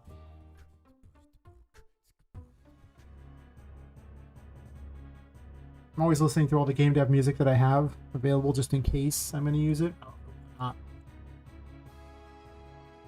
So I made Vu work. Docket and layout because I don't hate myself. And I need probably VPN PC. Almost certainly the Puppet Master.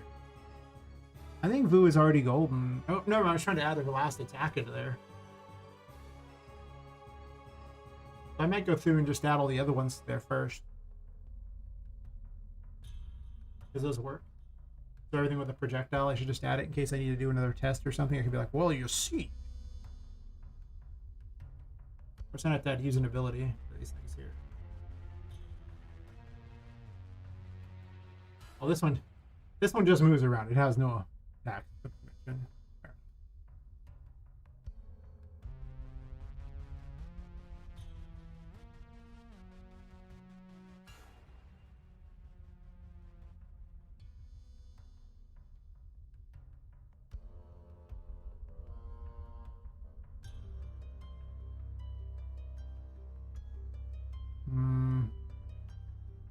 Type contraption has one.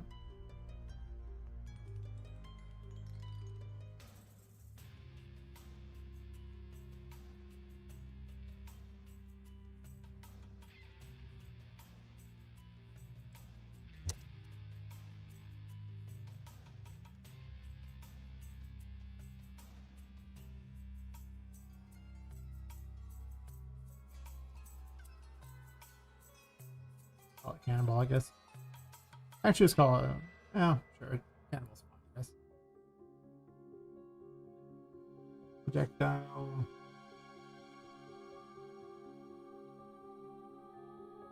Only target the Z. I don't care about targeting arrows.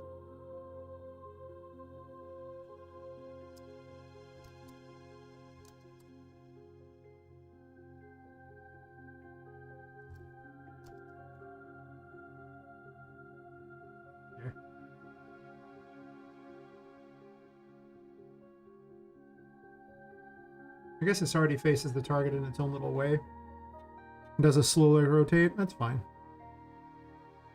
I just got tired of having different attacks for everything and putting all the stuff on there. I'm gonna have to go through and put all the damage, all the projectiles on there too. Out of my ears here.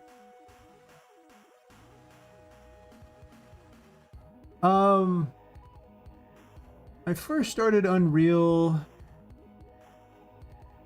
Gosh, when did I first open up Unreal? I took a 2.5-year break from health problems, so I didn't use it at all for those 2.5 years. I do have the first stream I ever did with it still. I can probably tell you the exact everything on that, but I've been working on this game for about 15-16 months at this point. My prior experience consisted of RPG Maker, so you know, pro level stuff for certain.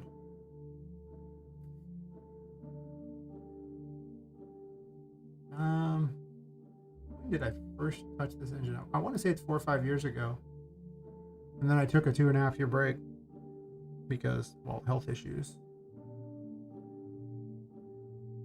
It's really apparent in my live streams.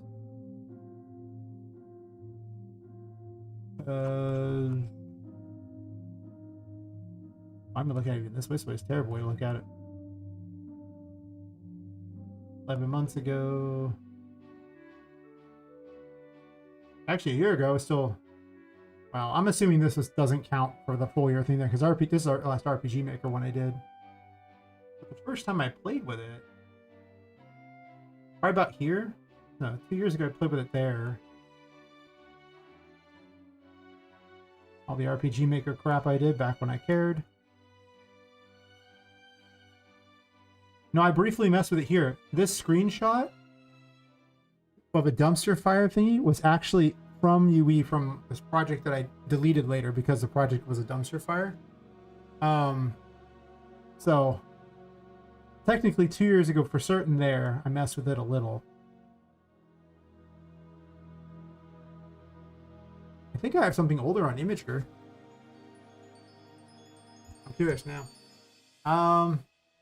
Task is this great? You seem to know what you're doing. I like to pretend like I know what I'm doing. Is that close enough?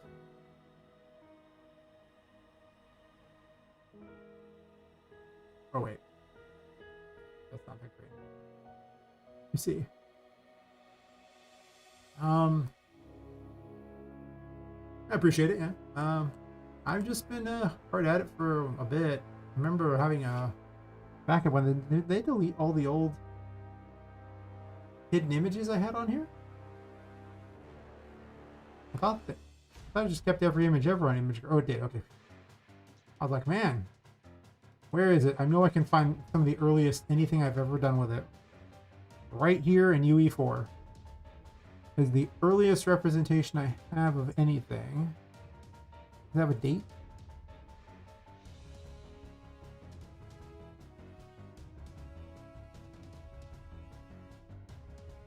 I guess I could just show people. There's nothing hiding. It's fine to say.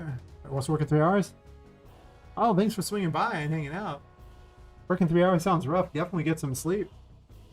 I'm like 2 years now, nowhere near level. My defense though is only my lunch breaks and my spare time, which sure. Yeah, I just obsess over it. I'm pretty certain this is the oldest. Wait, those aren't the hidden ones, are they? Oh, they are. Only one page? You just don't show me the others? Okay.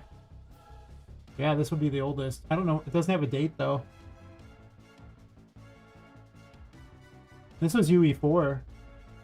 Right before I took the breaks. I know I tested it a bit before then, but I just didn't use it for like 2.5 years, so... I didn't do any game dev for like 2.5 years. You can just see this big old chunks of our stream where I just stopped streaming entirely.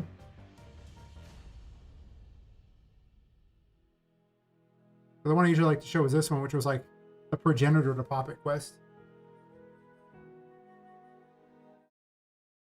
I decided I'd fight with a rubber chicken. This Poppet Quest was actually originally based in an attic. And these are the assets from the attic. I just was like, I get to really be in here now? Oh my god. I decided being tiny was cool. So though, and I also stole this character's outfit. So though this character was not... I was originally going to do more of an Alice in Wonderland thing, and this character was going to be the one that going through things. She looks very Alice, of course. But I decided being tiny was more fun the whole time than some of the time. There is no giant chicken. This is not actually the same character. Character from the other game I was making that I'm no longer making. Because, yeah.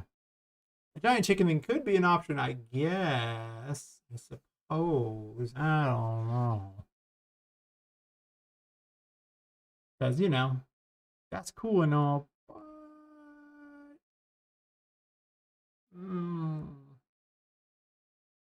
This was the other character. You can see her walking around doing everything. This was me learning about rain and stuff like that and how to make things wet and everything. I was very excited. All she does is walk around. I was very excited by this, though. I got her dress to work. Like, this is actually why I switched to this dress. Because I knew it worked. I stole it off of this character. Because I'd already gotten it working. And I was like, listen, none of Poppet's outfits have worked correctly yet. Not a damn one. There's been problems with all of them. But this one works. I know it does.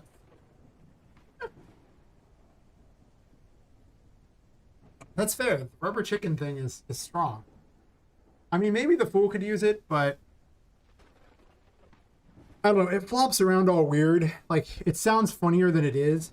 Like, Izu was pretty funny, I'll give it that. But as far as being an actual weapon you'd want to use, it was very ineffective for hitting things. You're just like,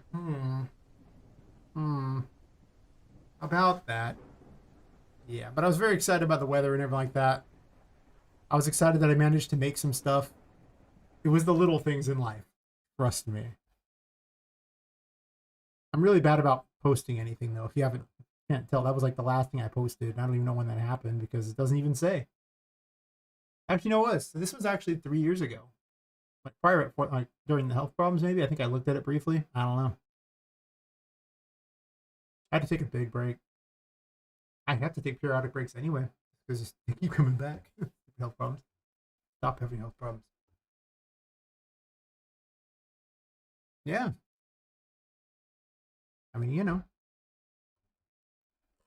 Everyone should just start with RPG Maker, and then you'll just be instantly able to use Unreal Engine. It's the only logical leap, right? That explains why I was able to so easily master this one. Now, I wasn't actually streaming during a lot of times where I briefly messed with it because of all the health problems. And I had nothing else to do. I didn't feel very good. I kind of looked at it sideways every once in a while when I felt okay during the few days I did a month. That whole world that I eventually got rid of because I didn't know how to fix it. Now I could fix it, but it doesn't matter because I got rid of it because the whole game was a dumpster fire. It was just going down a rabbit hole of never going to get finished because I had no focus, no plan, no nothing. I get way too excited about making an elevator door, which has 4 panels that fold themselves. I mean, that sounds cool to me.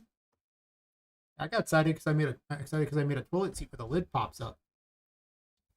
I was like a toilet, just like, oh, you can pop the lids up. Yes.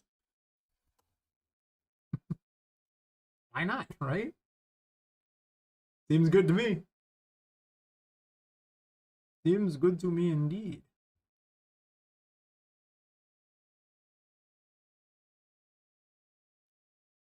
I think that's a lot of what makes these things, you know, makes it all exciting and just fun to do, really. It's just all the dumb little crap. It's not the big stuff. It's just little stupid things that are fun.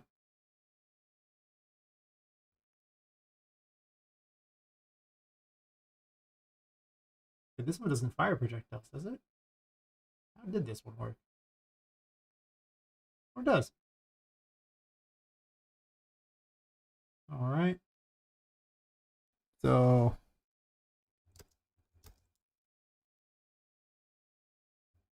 we'll call it like a face shot or something like that.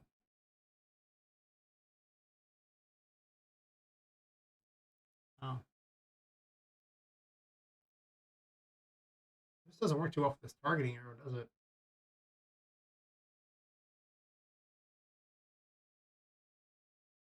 Mm. Like I almost need a targeting arrow override. I'm gonna do it this way. Hmm. Oh man. Thanks, kids. Would be for the sub. Damn. Thanks. Thank you. Thank you. Take that, ad break. I tend to sub too. The second I see an ad, I don't care. Doesn't matter to me. I don't turn on any of the mod things. Twitch just has whatever it's on, and I never change anything for the most part. I guess I actually disabled links after the hacker problem, but exactly. Every time I sub to someone, it's because of the ads. I'm just like, oh my god, these are horrible. I can't take it. I sub to them. I think it's a psyop, really. Like they just literally go out of the way to make them so obnoxious. There's just no way around it. It's like, oh my god, powder is so bad. Holy crap. Yeah, about that. About that indeed. I guess I could actually just have a side one here. Keep those around and then change them as I see fit for later. Ugh.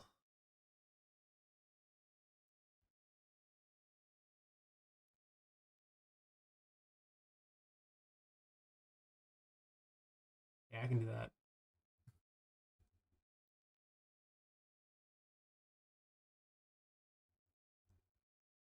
I don't have to change it on everything yet. Wow. Well, listen. I swear it's a psyop. That's really how it works. Twitch just straight up psyop. You're just like, okay. Thanks for that one, Twitch. I mean, if let's be real, if I wanted people to sub, I too would send them the world's most annoying ads. The ads just did not fit in any way, shape, or form. Sure, advertisers would not be happy about this, but they don't know. But we get so many subs, just like, yep, it's terrible. This thing ad's so bad it has 100% sub rate. You're like, wow, that's cool. I approve.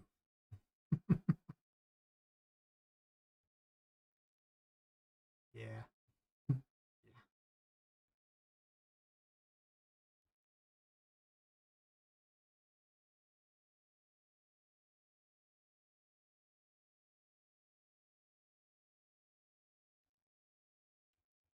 I went out of my way to make this easier, supposedly, but then I realized the amount of effort it's going to be to swap everything. It's going to take me a while, so I'm making a ghetto fix, a band-aid fix.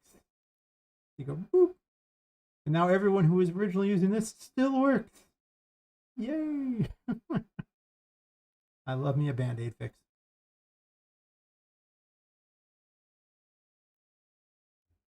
A lot of the plan here is because I need to make like 100+ enemies, so if I can streamline it as much as possible, I'm going to.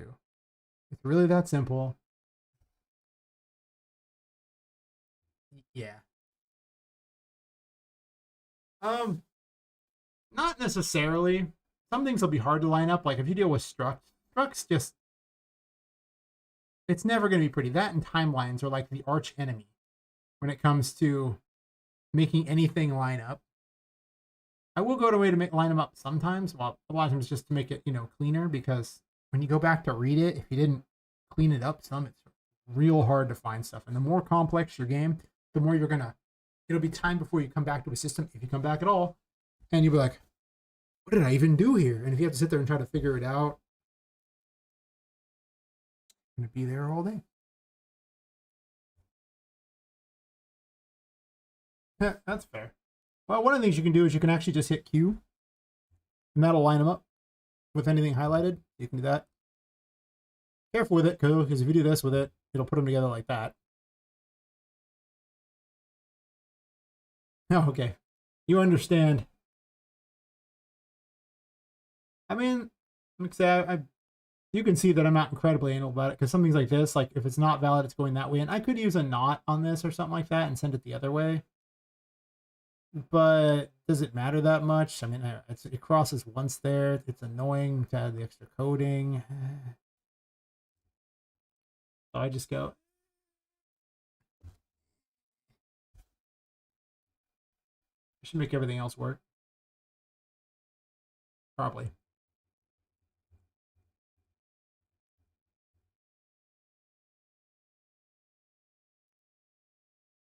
I really gotta work on this encounter system. It's just a travesty.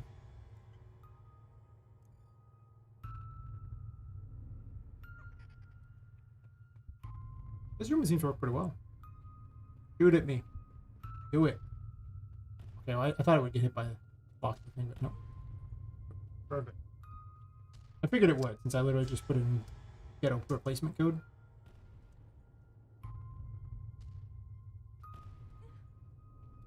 This is one of my favorite ones, because it just makes little copies of you, and you can detonate them to hurt enemies.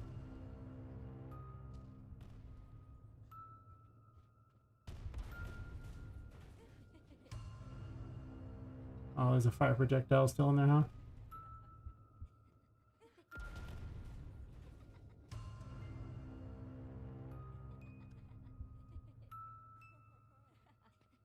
I think it works really well in this room.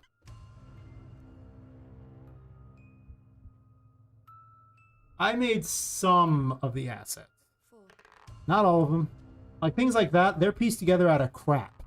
Like, you know, I found gears and pipes and some doll heads, and I started putting them together just with blueprints. Which is why when you detonate them, oh, that's why they blow up. Because all I'm doing is taking all the pieces in the blueprints and just making them go flying. Well, trying to anyway. That's why they go flying. So that one's floating in the air. I have questions. Okay. I made Poppet. I'm responsible for her. I'm responsible for a lot of the female victims, because the game is mostly about basically treat it like Jack the Ripper. Instead of eviscerating women, takes their souls and puts them into dolls. So most of the victims of him are, of course, women, because well, it's modeled after Jack the Ripper. I did move it ahead a couple decades because my assets didn't really fit too much. I'm good at glomming things together, like changing colors and swapping materials, but I did not make a lot of the assets in this game. Got nothing to ask me to use. Hate Blender yourself, yeah. Yeah, well, I'm really good at, like, you know, merging things in ways that make them look like they're a little more unique. Yeah. Well, you see, it's, all I really did these pipe contraptions is I just have a character scene, and a scene is basically just a point that you can reference. And they're really important because, you know, if I move the character scene around, it'll move everything, right? But let's say I select a few of these things and try to move them. What'll happen is they'll move awkwardly, you see? So because I'm moving the scene, they'll all stay together. Everything else will have their own special things otherwise. So that's pretty important to note. And I just strapped them all on here. Started adding pieces to them. And that's how I get these contraptions. And I gotta make a lot more of these because these are the best, because it means I don't have to pay for any additional assets. It's a little harder with limbs. Not that it's hard to strap a limb onto something. It's hard to make it a little more believable. Kinda. I mean, you could put an extra arm somewhere on their body like that, and then if you have like a flesh wad or something like that you can put over it, or even like a wound or something to like hide where they connect, that would make a big difference. So you could give the illusion of them being that way and save a fortune on models, because all about the easy way on things and saving as much money as possible.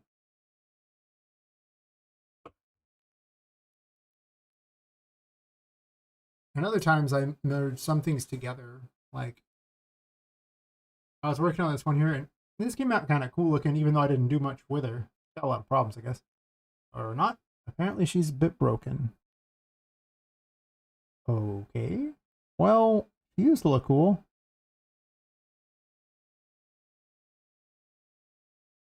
All right, let's find all your breaks here, and then we'll go nuts here on. Or you just work now. Okay, there we go. This one here is, a regular model. Why I've strapped additional heads and things to her.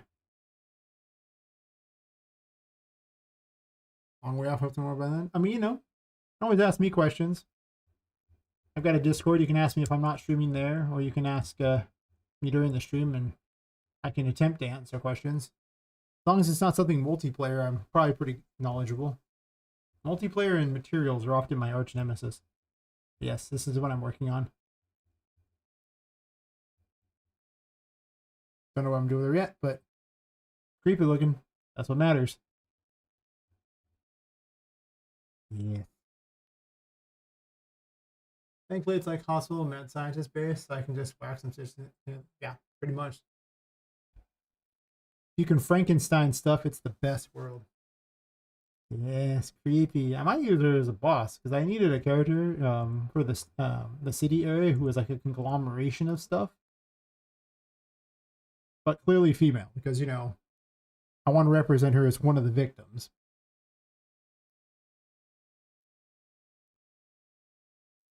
And they don't have to be like beautiful by any stretch of the imagination. That's not what we're doing here. Like, you have Vu here, who's clearly not beautiful, or maybe she is in her own weird way. She just had pins stuck in her head. I actually strapped a heart and pins to her. I've been adding a lot of things glomming onto them.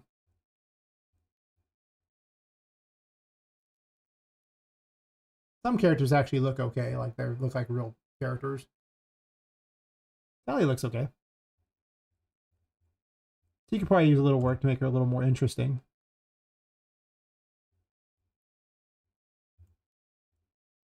Because she's really not that noticeable, I think, is her problem. Also, the stitching on her is real tough to see. Like, she needs more color to her. Nice. Got her little pirate outfit. I want to give Poppet different outfits, but it turns out it's a lot harder to do that and get all the cloth physics and everything done. If I had a team, sure. But otherwise, what it is a lot of busy work as you try to get everything to not collide and have, make all the, like, you want to make everything perfect with the way how it hits their body and things. And it's, as I tell people, I'm mostly working with female characters, and female characters are often much harder to make than male characters. And there's a simple reason for it. Guys basically are like boxes. Like, unless you're including their junk on the front, there's not much that can really poke through that's going to be a problem, right? They're like just straight up and down in all directions. You can basically just change a shirt color by, palette swapping it or whatever, and it'd be basically fine. Women, not so much. If you see how much, it swoops in like that and everything like that, the areas that hit, the plenty of things that can peek through and everything. Yeah. These things aren't soft on the models. They're only soft in real life. So clothing in real life would keep them in. Clothing in this, not so much. So, changing Poppet's outfit, let's just say all my, experiments with that were done off stream for a reason. I'm just like, oh, okay. Not looking to get demonetized or banned off of Twitch, and this looks like about what's going to happen with this collision issue.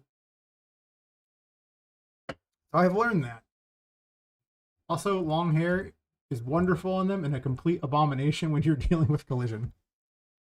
I like to say that whoever did Aerith in the Final Fantasy VII Remake is like a literal god when it comes to collision. Not only does she have the longest hair in the history of the world, she has a dress that basically goes to her ankles. She's wielding a staff. I mean, like, just imagine how easily that staff could have hit her hair. And yet, she fights perfectly. She looks great. Whoever did that, like, wow. I feel like I have to travel up a mountain somewhere and bring the right flower in order to learn from that master. It's not good. I am not that good. I try, but I'm not on that level. No. Not at all. Yet. No. I don't know if I'll ever quite hit that level because I'll go out of my way to cheat. I'm not gonna. I mean, Poppet does have a lot of long weapons, but her hair has been made short. Like when I did the RPG Maker version of this, her hair was not short. But then I used that same hair in here, and she looked like Cousin It. And I realized that maybe this was the wrong hair choice for this game. It was bad. This is real bad. This is real, real bad. It's funny. It's real bad. So a lot of time went into just trying to get the character to not be, well, dumpster fire.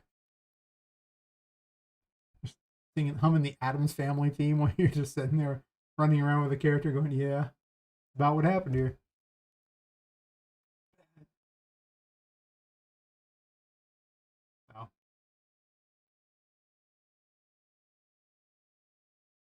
So. It's been entertaining. I still have to make with like 5 major bosses, like the 5 other victims that you'll come in conflict with. But you haven't seen your Charlotte yet. Oh, let me go ahead and drink that down for no reason.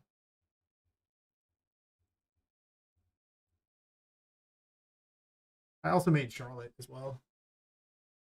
It makes things easier for myself to start with, and I feel like it. Yeah, exactly. I always say get it to work first, and then worry about making it work better later. As long as it works, if you have to ship it that way, at least it works. Otherwise, well, yeah. Where are you at? I know you're here somewhere. Just over there. Hello. What you doing? How's it going? It's okay, don't be shy. You can come out. You're kind of clipping on the wall there. Come on. Come on. Hello. I made her. Hello. Oh no. It's terrifying. She'll vanish into the smoke.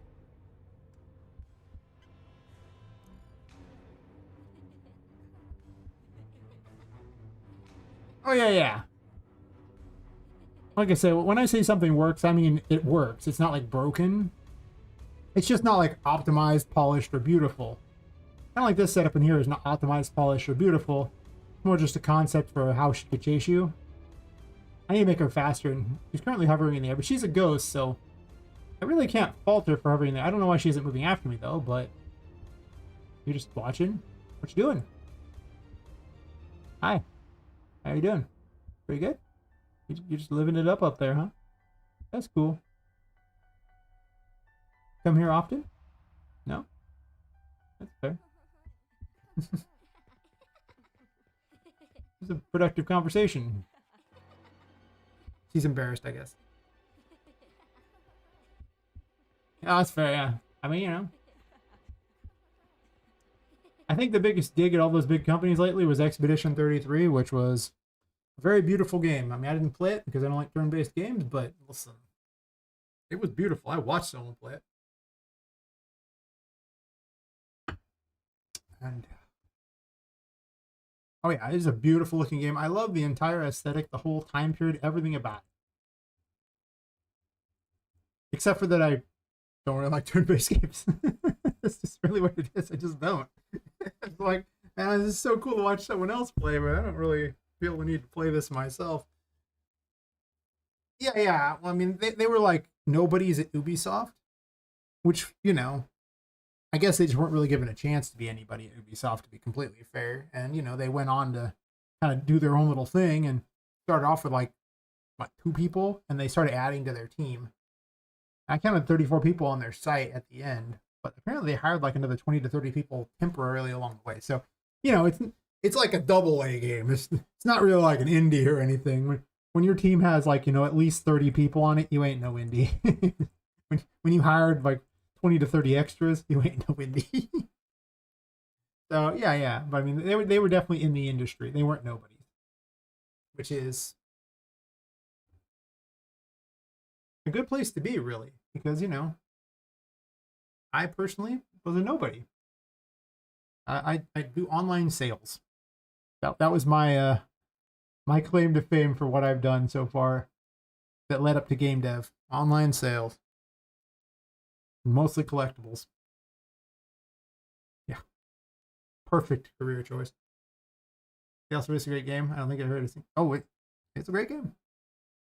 Yeah. I'm like I said, they were nobodies there. I'm not trying to downplay their accomplishment. Their accomplishment is great. It's just that they were nobodies and they managed to get out is the impressive thing. I'm just like, okay, that's kudos. Kudos indeed.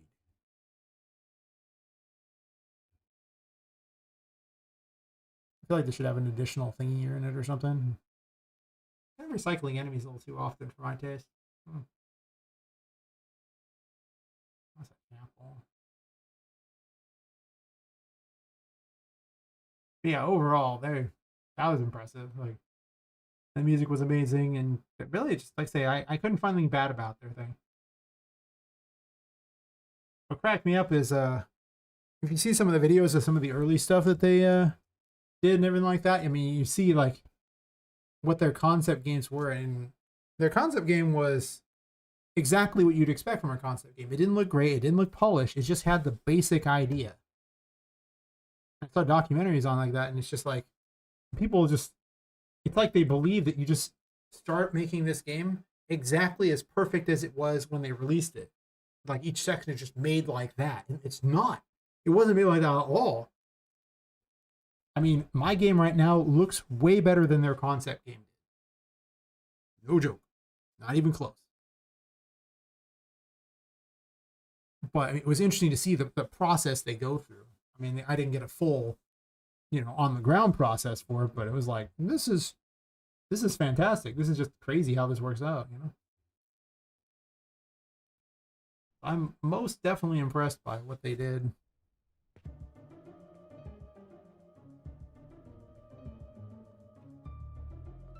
In a way, I kind of wish I'd gone their route of trying to get an idea together and then getting people to in on the project. Trouble is though is I don't have any ties to the industry, so I didn't really have anyone to pull from, like they did. Where then they can be like, oh look, I went to work at Ubisoft and I decided to talk to some people around the water cooler in order to get them involved in my game. Yeah, you see, that's not an option I got. So it's like, you don't want to waste time making things look perfect, only change it. Like, yeah. One of the things I did, and this is a lesson to learn, is the first version of this game that I made in UE was actually in a dilapidated warehouse in the outskirts, like it was out in the mountains kind of thing like that. So now it's in a city and in a building that's like really tall, but that one was really spread out in all the places, and I realized I didn't have the assets to make it work. Like I didn't have all the dilapidated stuff I would need to make it happen. So instead I made it a functional place because, yeah, but I had to redo a lot of how I did things, including changing how I have my instant, like the respawn things, like the instant kill stuff. Like it's like, okay, well, in that I could just have weird black goo and holes in the floor and things like that, and you could fall to different areas and stuff. Can't do that anymore. Why? Because why would a functional place have any of that? That's why Charlotte wanders around and acts as a pit. That's why water is a problem for Poppet, but why it's in pools now that are specifically set up to look pretty. Even though it's super dangerous for her, it looks like it belongs.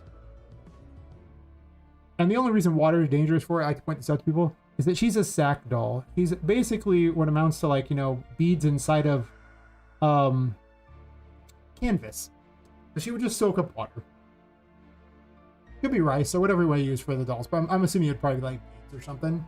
And she's only moving around because of magic. So she has no bones or anything like that, so she could fall really far and it wouldn't really do anything to her. It's important because another doll complains about falling because she's made of porcelain. It's the little things in life. But that doll doesn't care about water because porcelain doesn't care about water. I might make the other character a playable character, which is why it'll matter. That character will actually take fall damage, but just be able to pile through water like it's nothing.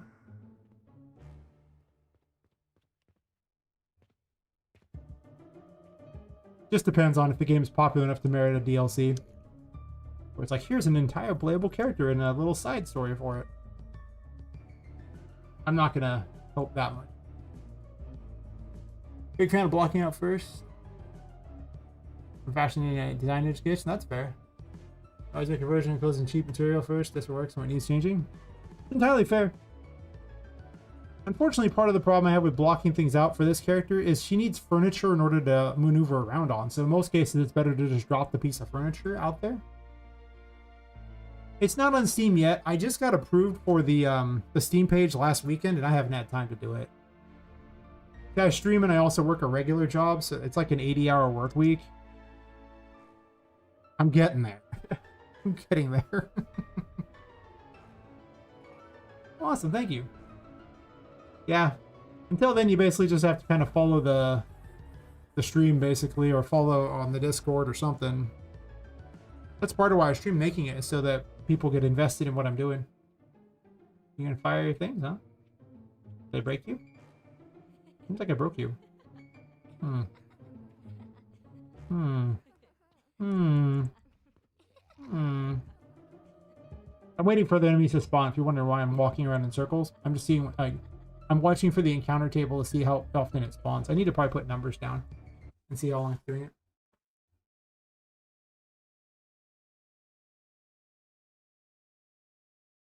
Because, yeah. So it's not getting the targeting arrow. That's because I did this other dumb thing here.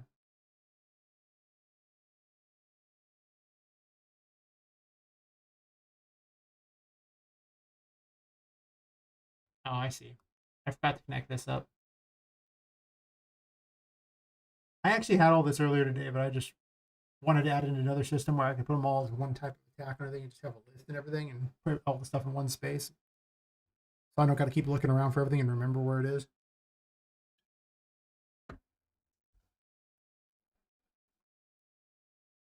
Yeah, we're not gonna.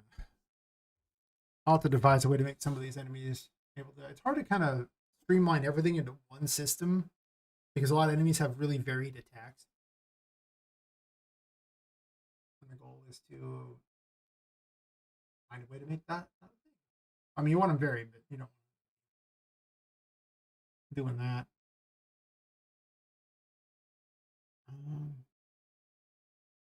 I think what I do is I get all actors with tag enemy.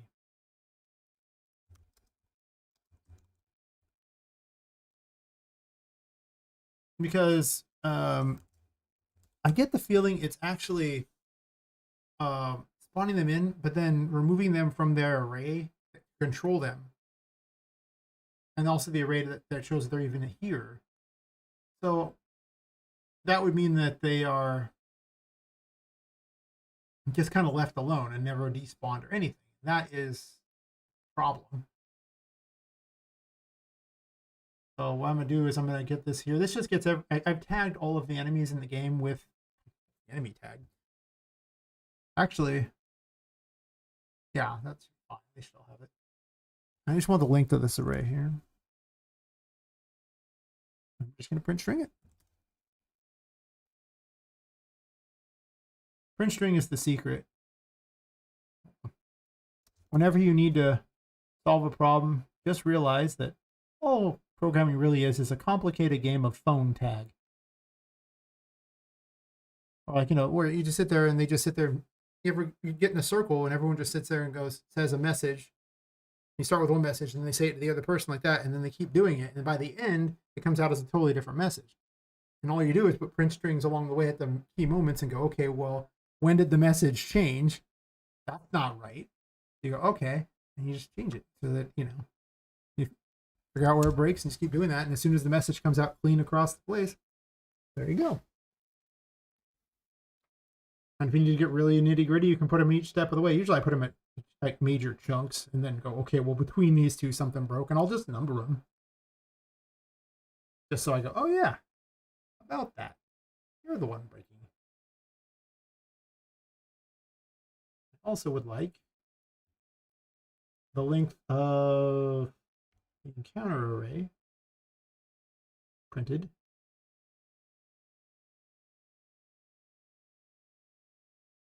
Yeah, you'll see me print string things like crazy. Some people go, but you can do the weird little, I forgot what it's called, but you can make it stop at certain nodes. I don't find that works very well. I want to see the logic of where everything's hitting. Sometimes it's okay, I guess, but I just never use that. And I also want to have access to not the doll face array. I don't care about those. I do, but I don't. The puppet array.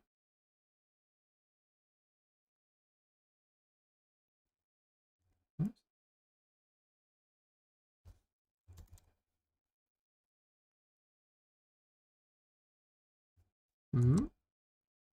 Misspelled. That's my bad. Oh, I'm not going to do this.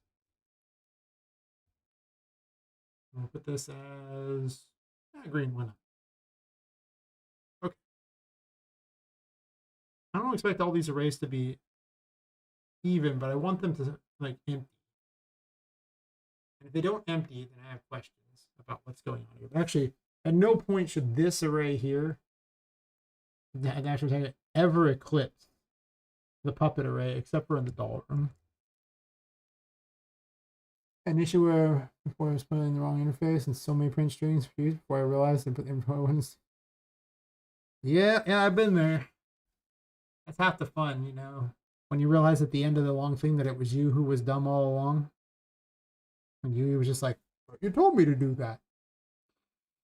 Yeah, Yui, you're right. I did. I did indeed. The good news is there's thousands of hours of me being dumb available on my YouTube because I just keep every stream that I've done for this, all of them. So you can just see the stupid. A lot of it's just me learning, you know. This room routinely has problems, so I'm just kind of running through it, looking for problems. Well, I'm not sure if this room has a problem. It's the encounter system that has the problem. But I just think it's not despawning. I'm going to leave him alive. The puppet array says there's 4. But one of those arrays is saying 5. Why is it saying 5? Which one was it? Because one of them is saying 5. Which one was orange? I didn't mark it down.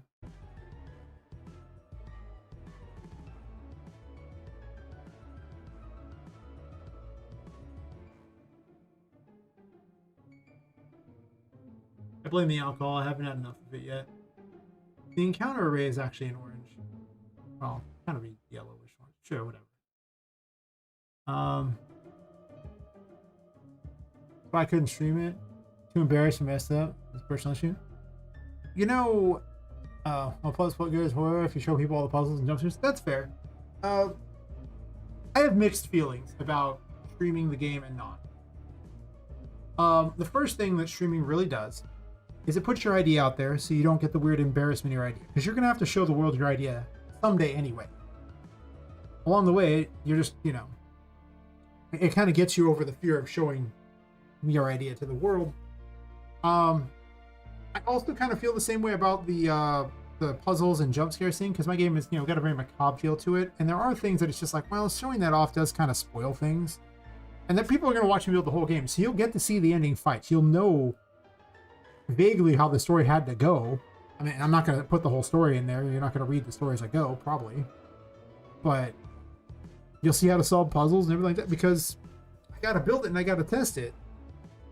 But I'm also realizing that a lot of people will often buy the game purely because they were along for the ride and they just kind of want to support it. Or maybe they just want to play it after seeing it. But all the scary moments, there's some. Mostly it'll be Charlotte just trying to do things to scare you. Won't be there. I mean, they won't be much of a scary thing. And all the surprise, you know, oh my god, I can't believe that's a thing. They'll already know. So it's like, But at the same time, if I don't build popularity for the game, nobody will play it. Yeah, like basically my entire audience has come about because I've been streaming it.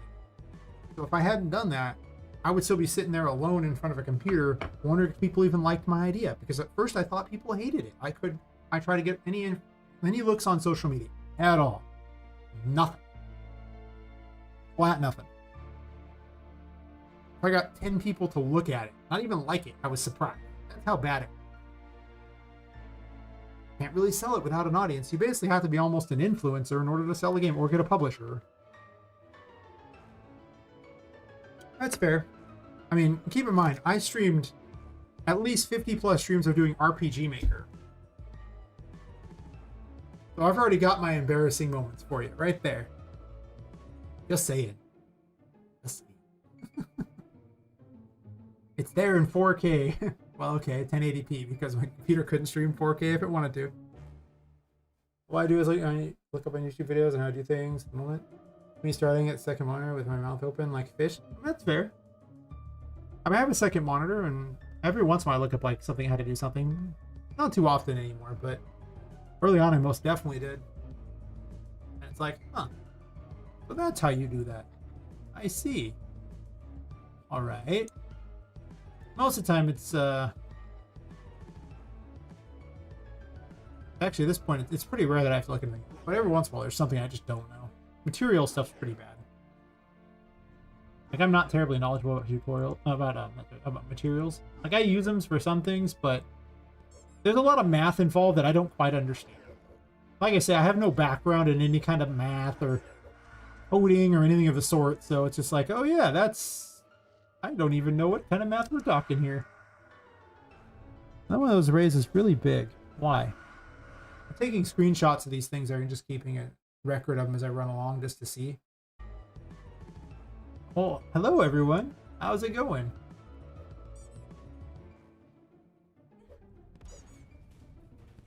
Alright, we're rolling dice now, suckers.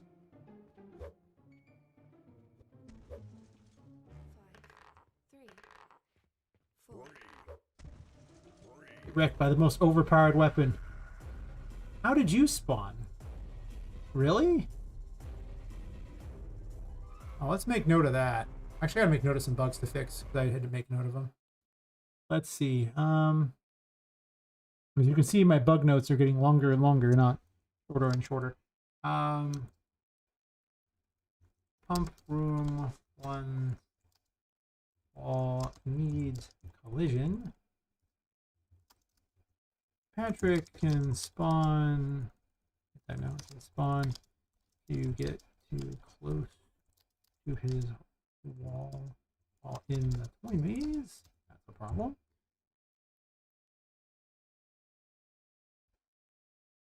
As you can see, I have lots of things going on.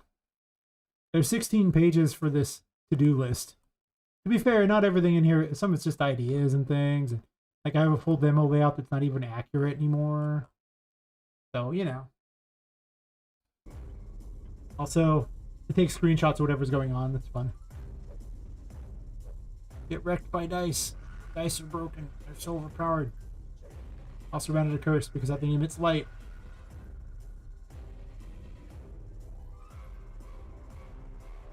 Wheel of Fortune is so good. I didn't realize it'd be so good. I actually don't want light here. Why did I kill all those? I actually want them to be there. I'm trying to trigger the... I'm trying to overload the encounter system.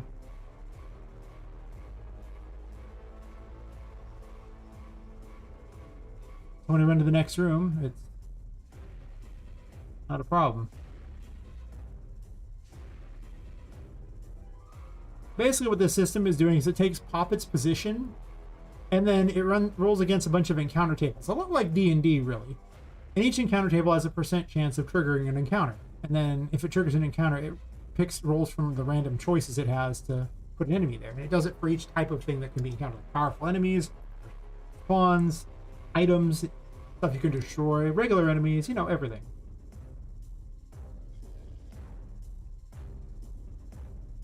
When I leave this room, it should go back to, well, this is a problem right here. This is not okay. He's just standing.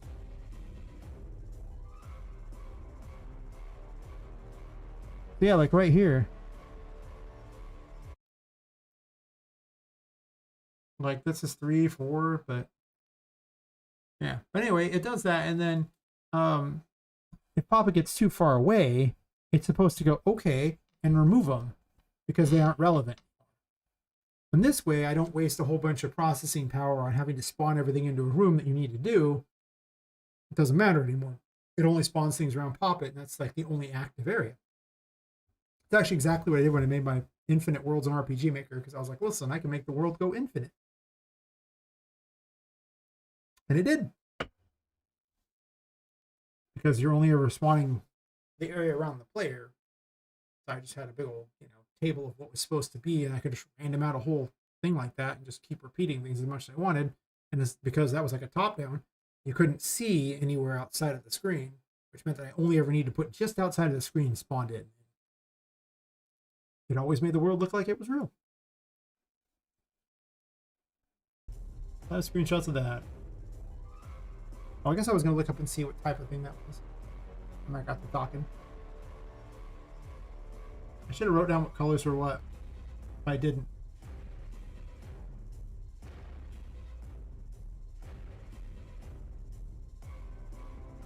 Yeah, the puppet array is only at 1.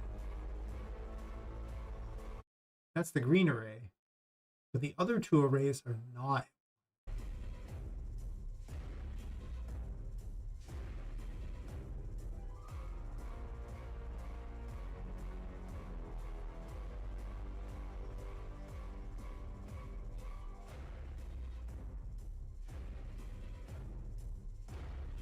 And it's the puppet array that's the one that removes them.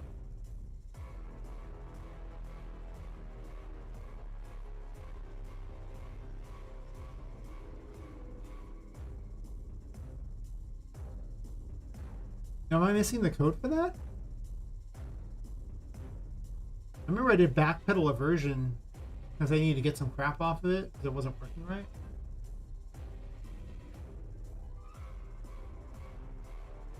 I think it's right here. That's the problem. I'm going to screenshot that too and then go back to... I want to run the test out to the next room and see how it goes. But I think that's what's happening. Yeah, a new one spawns in. We're 4 and 4 on there, but only 2 in the puppet array.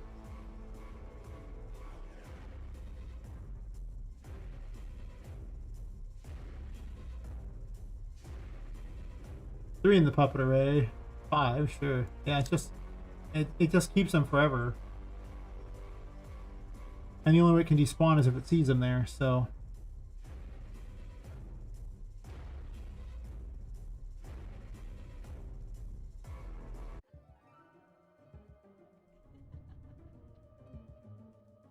Two and 4, yeah, and it's kept a couple of them. Okay. That's likely the culprit right here.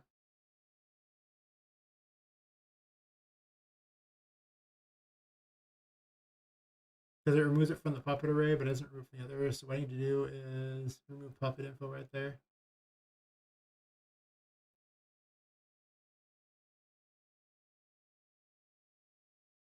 Let's event puppet info, so it adds that there.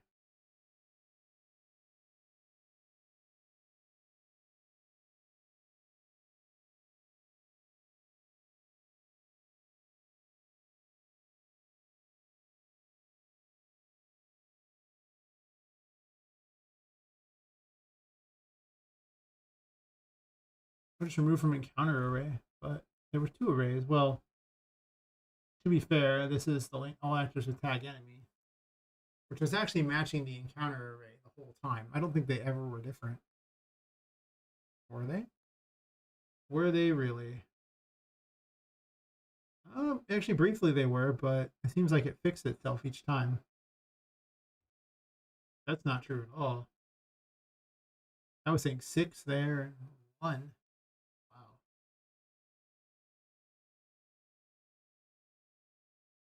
And that's all actors with tag enemy. But it did kind of repair itself, because in the later one here, it was back to being normal. But once again here, well, here the actual encounter rate was larger. Oh, of course it is. There's those. It's fine that those 2 don't match, and that's because destroyables aren't enemies. So I'm getting all the things like that. So that's perfectly acceptable that they don't match. Are you removing the destroyables from the array? That's a good question.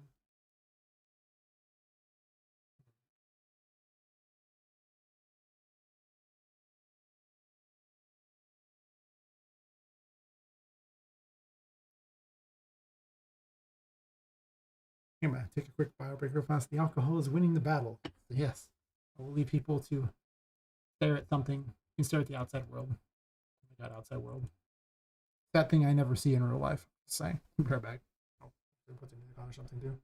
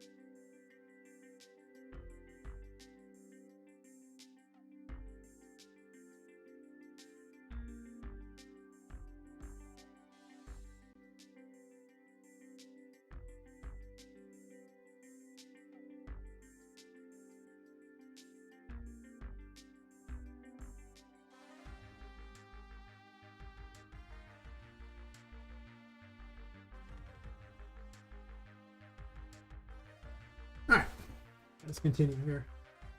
So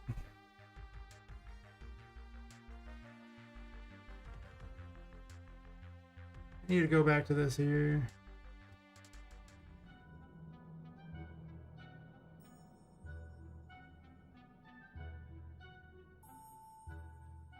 Yeah, it basically just removes it from the puppet array, but does not remove it from the other array. And this one here has no removal option. It's just literally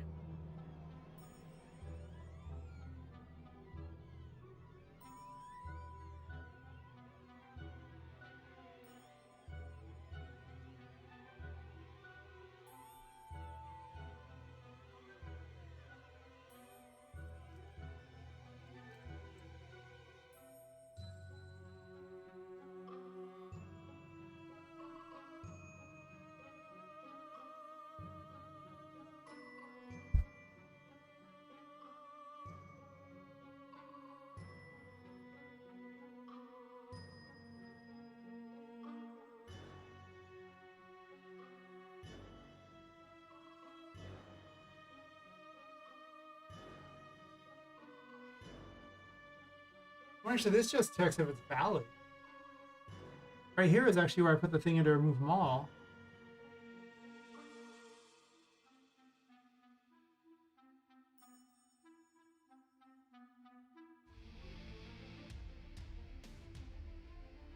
But it's saying it's not valid. I thought I already had a fix for this. That's interesting indeed. Clearly I don't, otherwise, you know, these arrays would... Well, the encounter array should... Well... The problem is destroyable.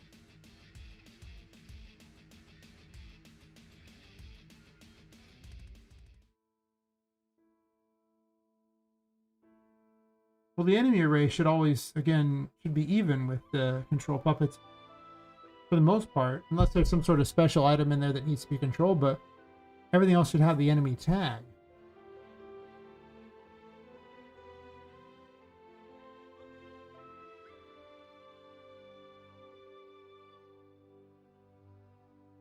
Yeah, these two should be even basically at all times. And they are not.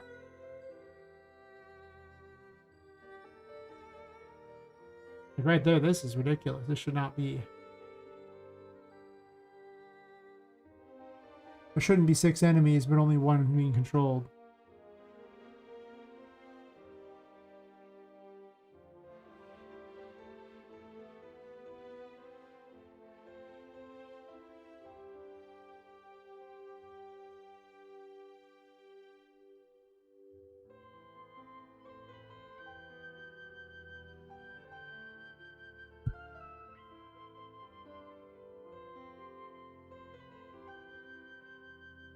Actually, I'm gonna just do this.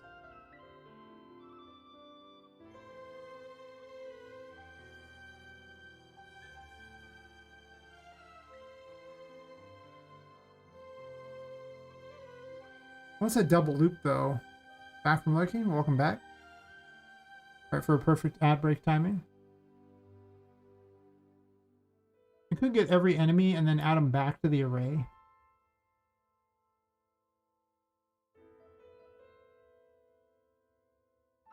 How are they getting removed is the real question.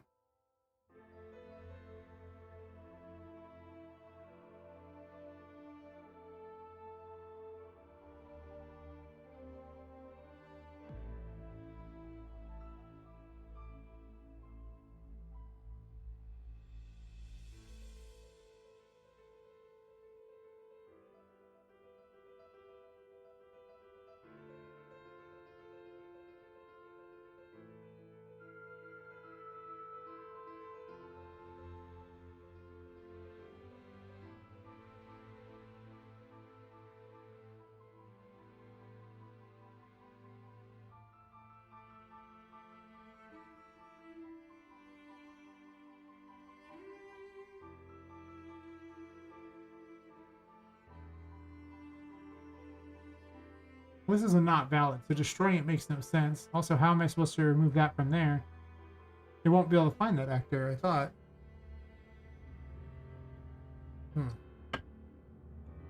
Let me reconnect this up here real fast, and then I'm gonna try something.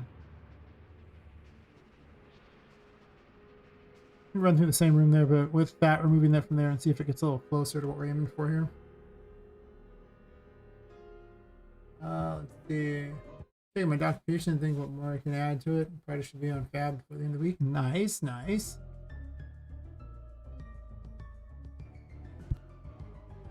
Yeah, I don't really know what people can add to it. You know, you can always make a YouTube video explaining how to do it too, and just link the YouTube video. That's probably pretty helpful.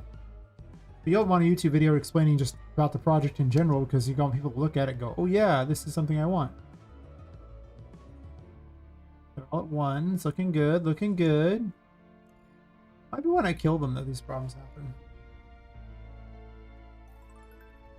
They're all at 3. Looks okay. If I kill him. Put this light on. All at 4.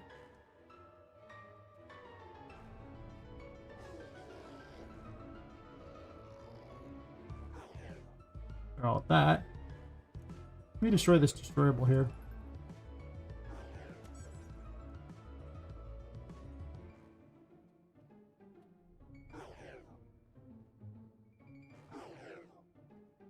Went down 1, sure.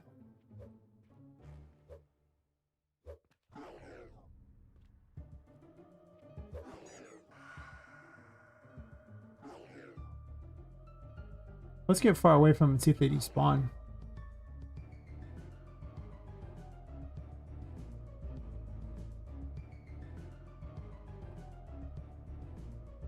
See, I got far away from them, and now we're back to the numbers being wrong.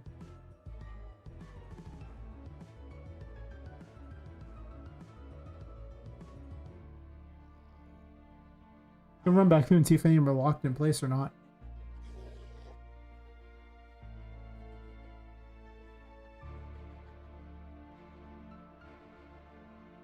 Because it looks like one of them is broken. Somewhere. But so far I've never seen a destroyable that's been orphaned. It's always been an enemy.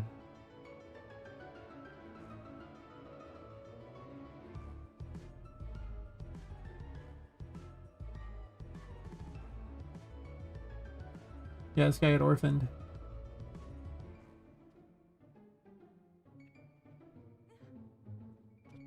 Do I kill him off?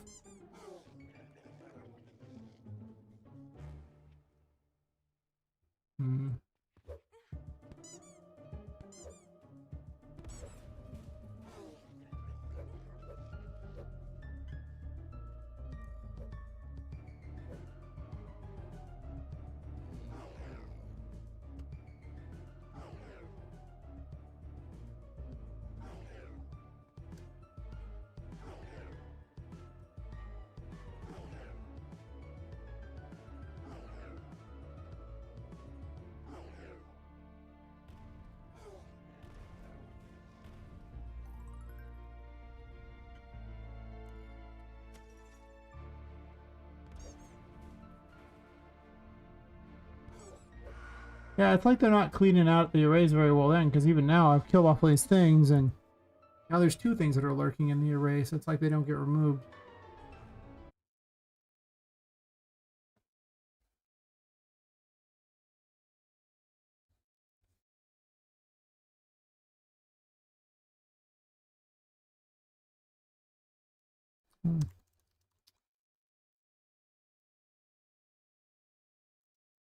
I'll have a validity check.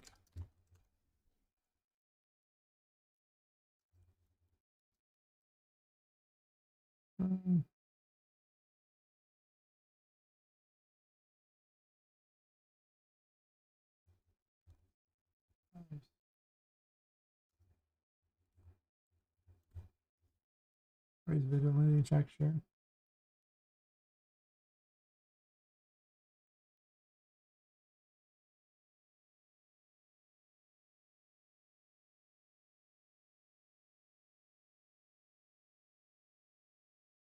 We'll probably just want an actor here.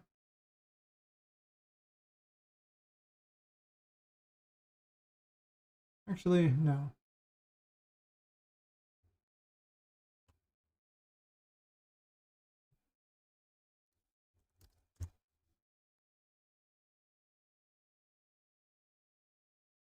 Well, it seems like this one's actually removing. It's actually the other ones.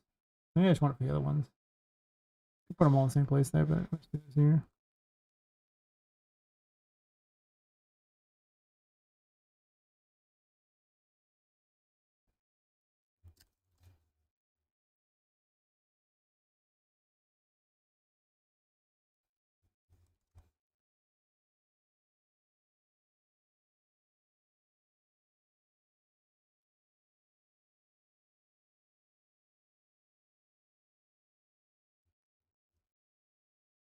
Put this here. Not valid, do this. I'm just make a sequence and just go through them all here.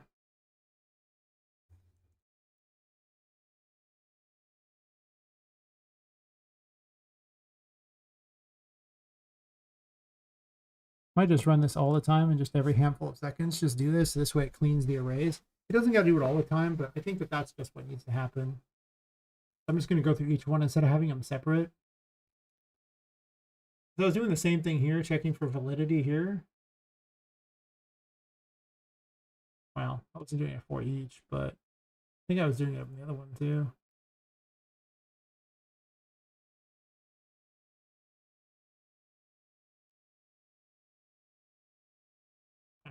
Doesn't really matter, does it?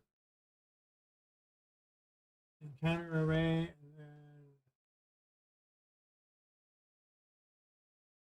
really just the puppet array.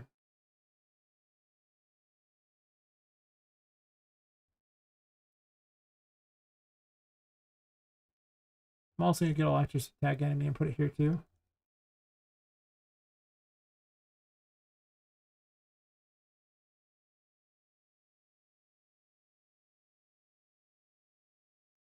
Also on a sequence here.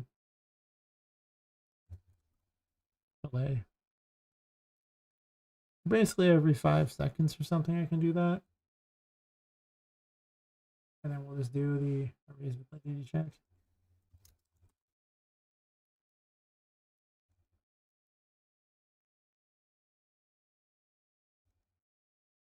Actually, there's a validate encounter puppet. I already have this. What are we doing?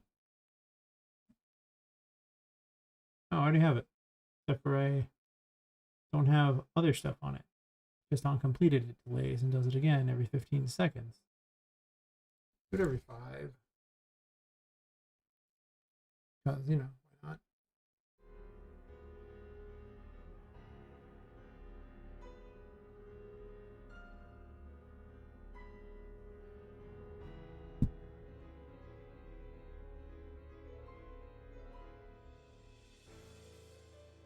So if I'm already getting each one and removing it from both arrays,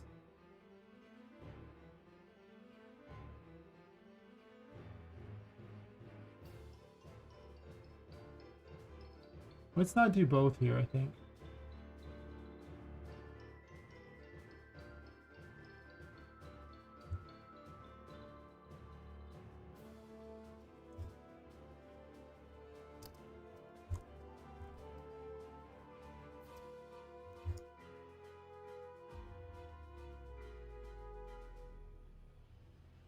I see what there could be a problem here.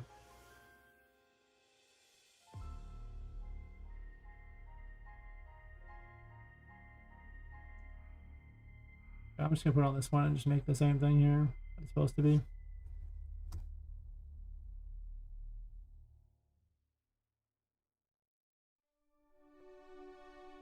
Actually, I can just do it this way. Why do all of them at once when you can just sit there and do this and just go, okay, and just dump it to the next one. Be like, yep, we good.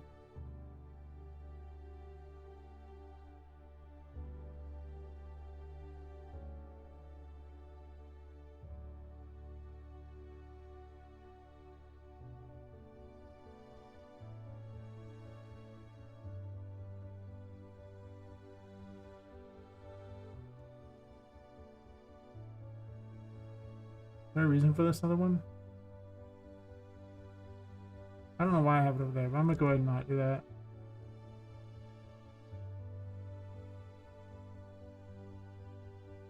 Try to get everything locked into one location so I don't have to deal with it extra later. And once it's done, we'll just do this, and that should call all the problems. I assume.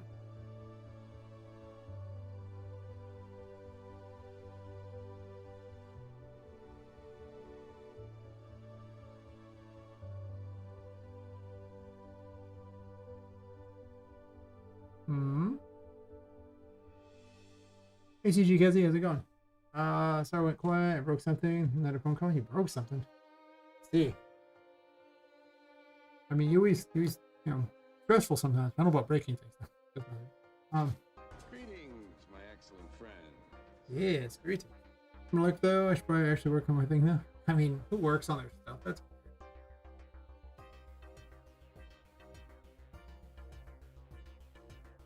oh my gosh. The Kezes are everywhere. They're multiplying. Oh no. Who left the cloning vat open again? Jesus. You know, we gotta. You hire just a few minions that just happen to be a little cheap. Just because you bought yellow paint and some coveralls doesn't mean that they're not the best minions. Like, just leave the cloning vats open. I mean, seriously.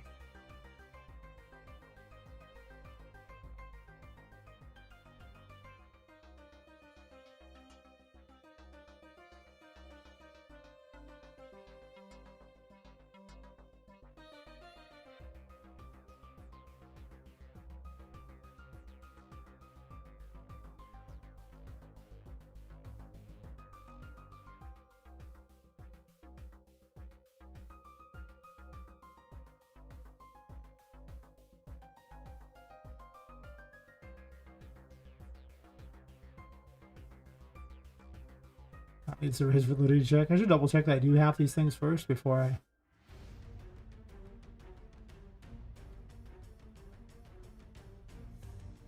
Just kind of derp around with things.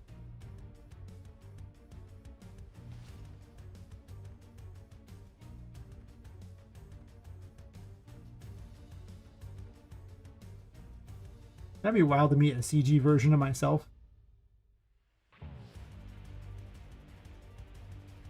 As long as CG me gets the CG waifu, it's fine.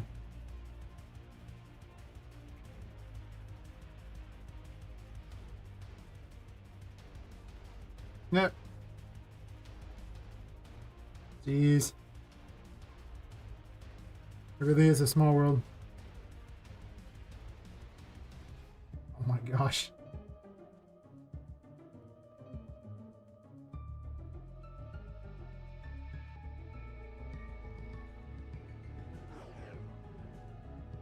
Are they using the same color on those? No. Oh, I'm right. It's going to remove from one array and then the other. I guess I should have done a check at the very end. Oh, wait. Why am I doing it this way? Do it at the end. Just report both.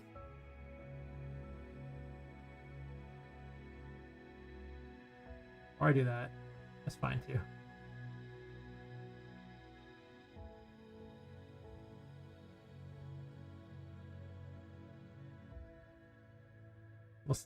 It wasn't the smartest plan I've ever had. Actually, it was kind of stupid. I don't really care about every time it subtracts. I just want to see what the ending result is every time. Honestly, I should probably just do all that at once too, just every time it checks them and runs them.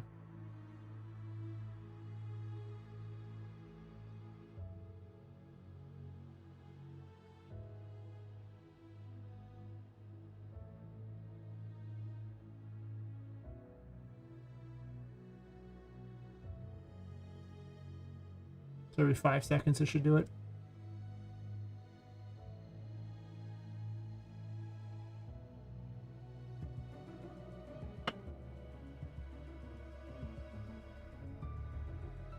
Okay, so it spawned something that wasn't an enemy.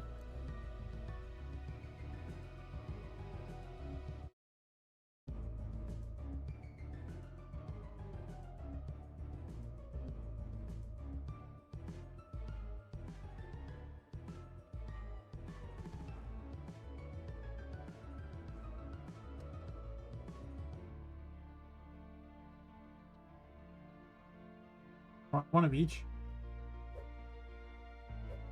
No enemies, sure. I destroyed that. That should go back to one. I'll just spawn there. Maybe should I?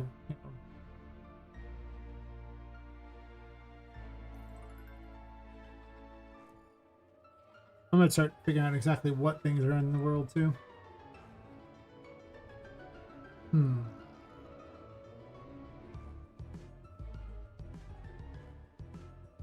Now they're at 4. I don't want to kill them because I want to see if they despawn.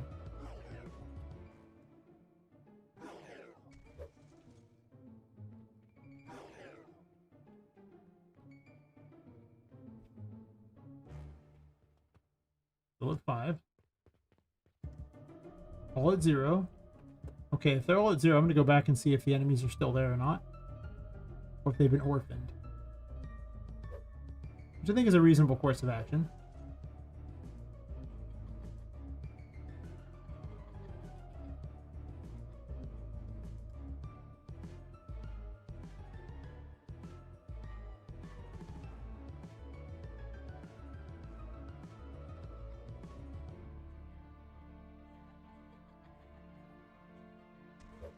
None of them are failing to move. It's die rolling time.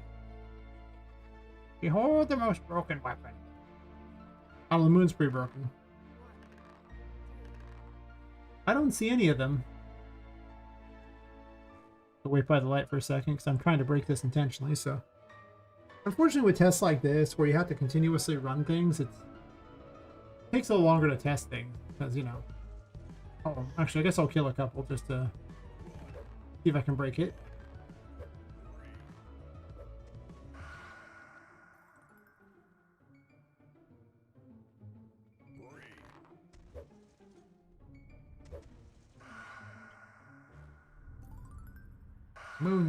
Moon them all. Now the enemy array is huge.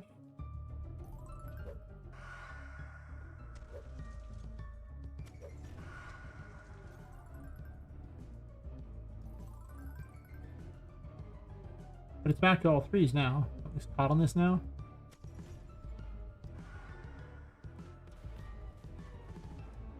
What is going on here?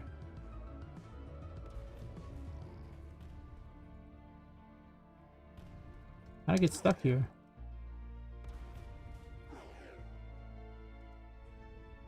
I think I'm caught in some sort of weird loop.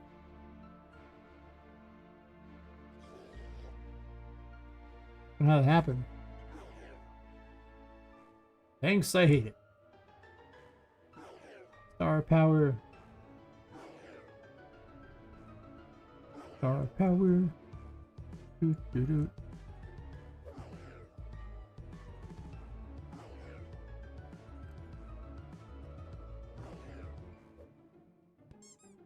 Maybe the star thing should rain a shooting star down on the field. Or just like rain shooting stars.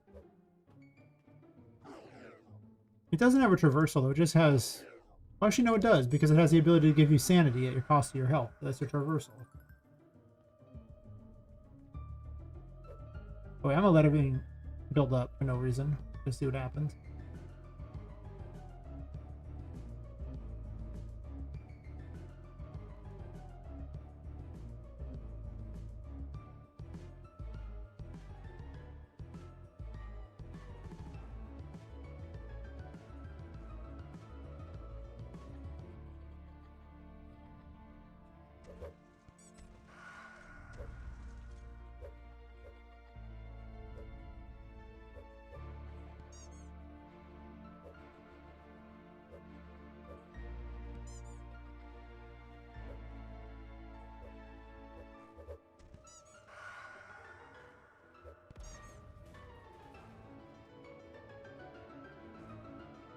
I have an idea as an additional fix for this.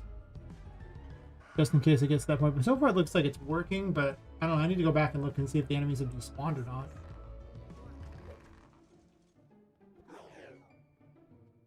It looks like they're definitely going ham. That's true.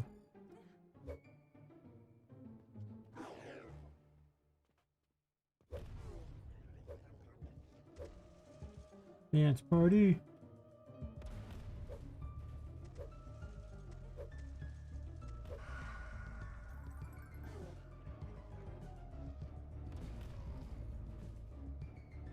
Pretty brutal if you just leave it alone.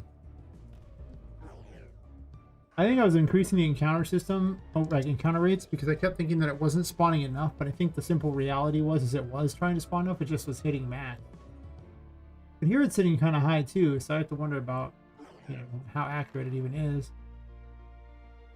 Let's get far away and see if they're still in here. I think they are. I think there's still a couple that have stayed.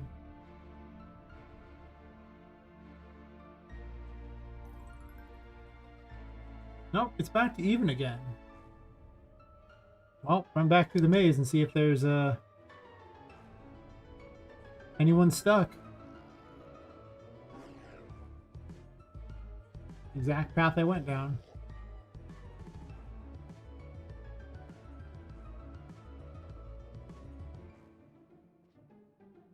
If you haven't memorized the way through the maze at this point, I don't know what to tell you anymore.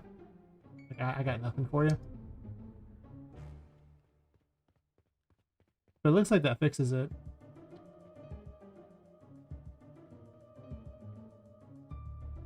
I had to have separate arrays, an encounter array and a non-encounter array, because the destroyables don't they don't need to be controlled. I mean, they just suddenly break. The Puppet Master doesn't need to do anything with them as far as moving them around. All I need to do is destroy them if they're too far away. But it looks like it's working. I don't see any additionals spawned. No orphaned enemies like before. That's a good sign. Ghetto Coyote time there with double jump. Perfect. Enemy's ready to fight. That's fair.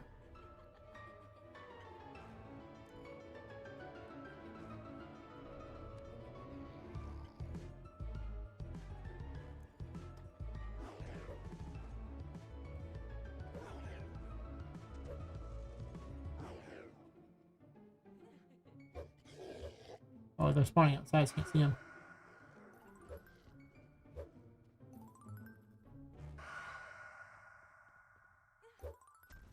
She's taking a serious beating here. That ability is horrible in there.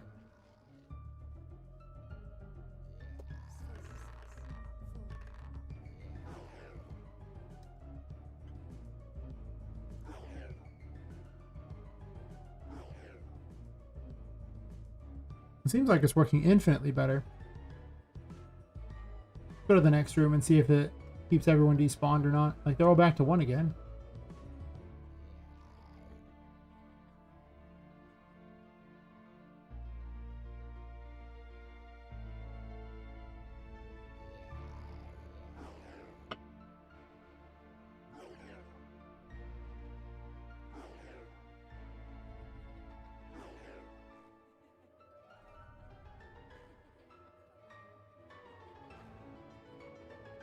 Something spawned immediately. That's a good sign. 2 things are in here.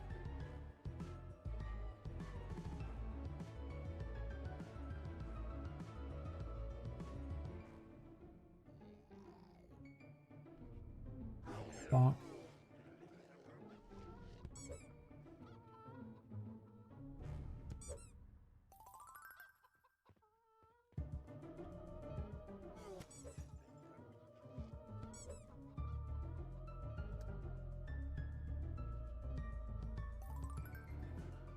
Yeah, I mean, look at how many more enemies have spawned. Usually I run these rooms and there's just nobody.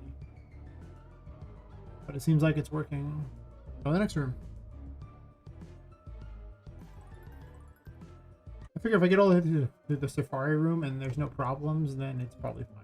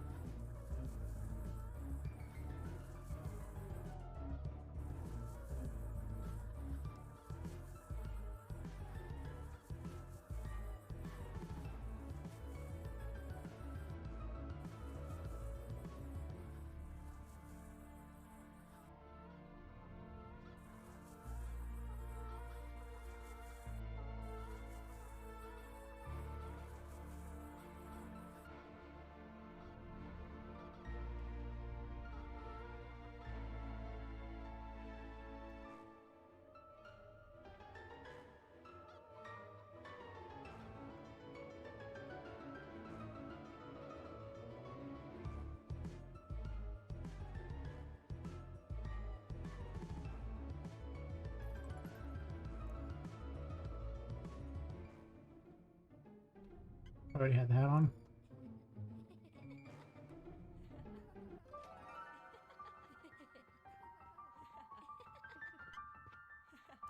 It's bubble time.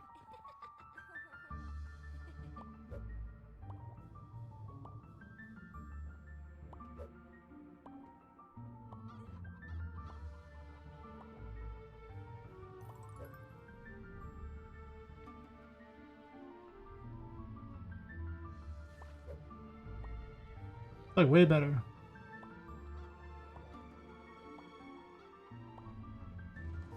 I need to change the encounter rates in these areas. I need to make more enemies for certain. I kind of feel like I need about 2 more enemies for these the first couple hours to really kind of hold it together a little better. But besides that, I don't know.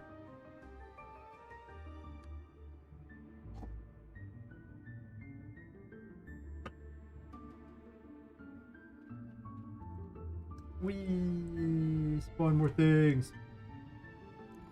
I might put the hat away. I need a reason to equip everything, so the Emperor needs an equip reason. Also wonder why it causes that weird collision there with the water thing. Still saying 0.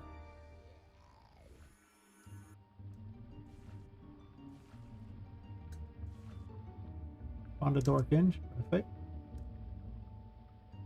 Yeah, you can't really jump on that without double jumping. I wasn't trying to double jump on it.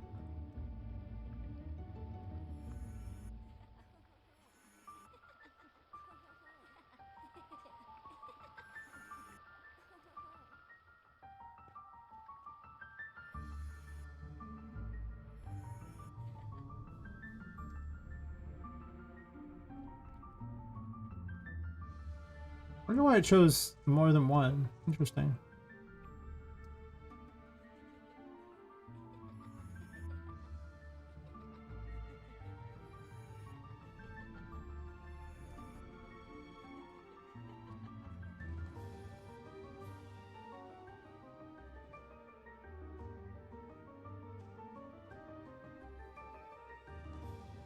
I'm just waiting to see if it breaks somewhere.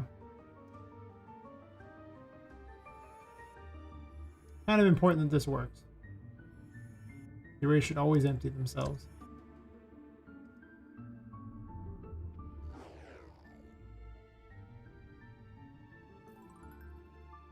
That's 2 enemies right around here. That's the most I've ever seen it spawn there. Every once in a while it would spawn 1, but the enemies could be more aggressive, I guess. Now they spawn just wherever. They used to have a wander thing, but I don't even know if they need that anymore because they're only going to spawn within range of the player anyway. Kind of defeats the purpose. We're back to all 0s. Perfect, perfect. I don't see any orphaned enemies, so...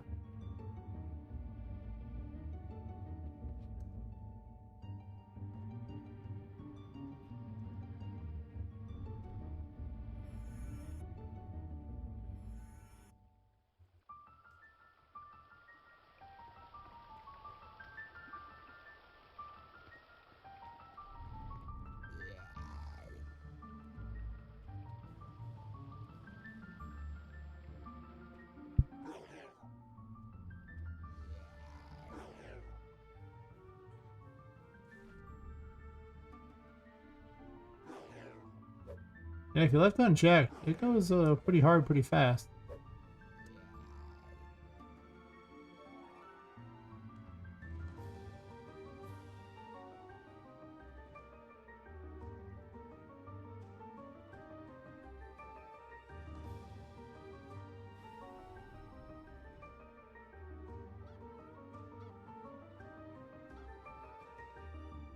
Okay, it shows 1. I was like, why does it say 0 in the main attack?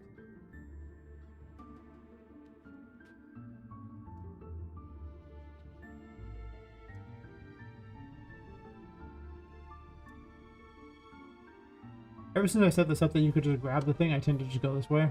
Oh. 2 points. Yeah. Try not to use double jump. Unless I have it actually for that area.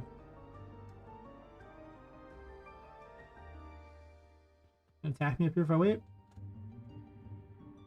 Seems like it takes a moment to really start spawning in, which is, I mean, it's rare. It's random that it's rolling against like a 3%. Actually, every 3 seconds, I believe, is how fast it rolls. And just whatever the percent is for the room.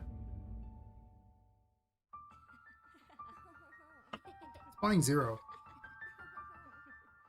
That's weird. What the nav mesh is like in this room. Because it picks a random navigable point, so this way it gets a spot on the ground, basically.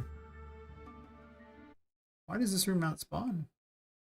Let's investigate. Up until this room, it seemed like it worked pretty well, actually. Let's check the nav mesh. Oh, I see. What nav mesh? That makes it easy. What nav mesh?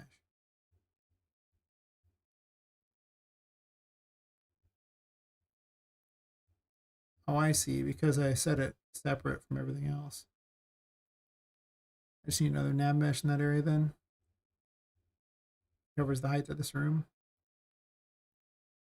It's because I got tired of them spawning in the water. But even here, they'll spawn in the water because it's low enough. So, I'm also debating on if I want a landscape in this room. The problem with the landscape is it would let you circumvent all the mushrooms. The upside is it gets rid of that. The other option is to simply move this door up and then just make the water go all the way over, and then that eliminates the problem on both of them. It makes this whole room a lot easier to set up.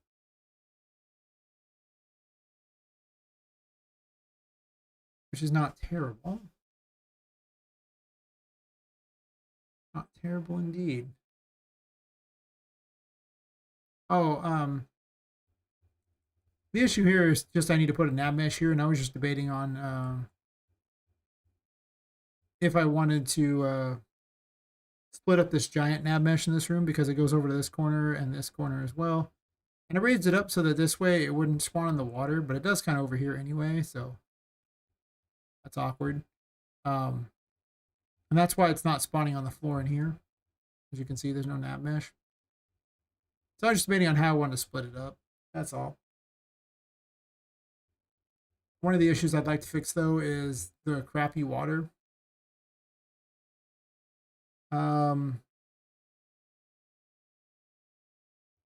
Yeah. It's just because it's 2 different cubes. So it does this thing where it shows the sides of it. It's kind of weird. I could sit there and get rid of this section here, raise this bridge up some. I'd have to remake the bridge, which does suck. And then just move this door up.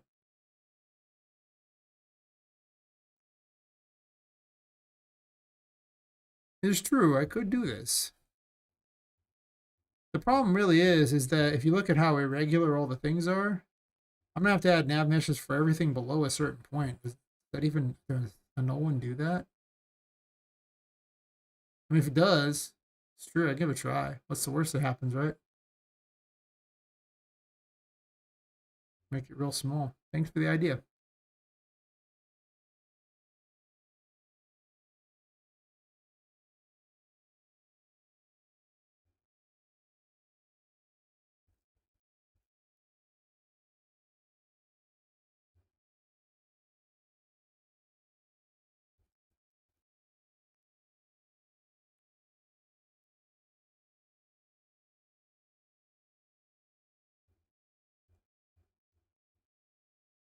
I have to only be over a distance here.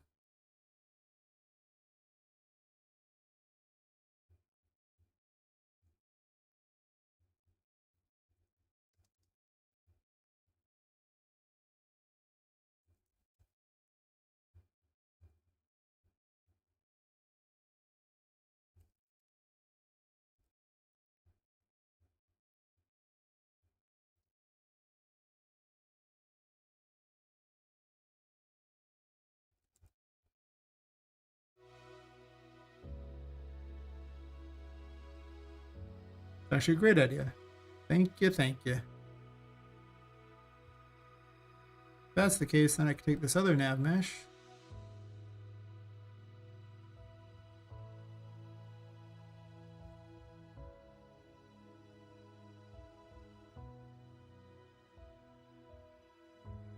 Alright, what are you doing?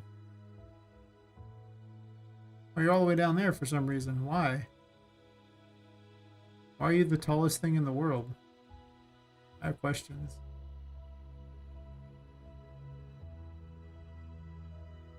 Oh, I know. Because I was just playing around in this room.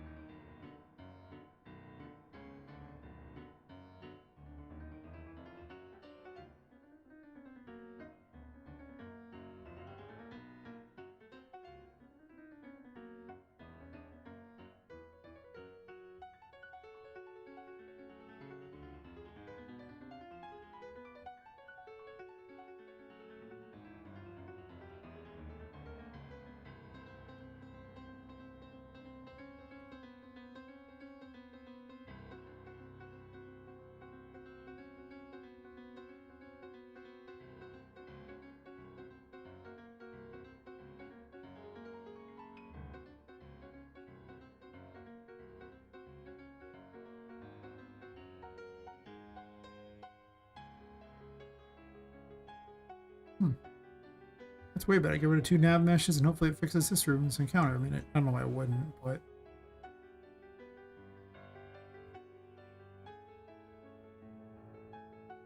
we'll find out.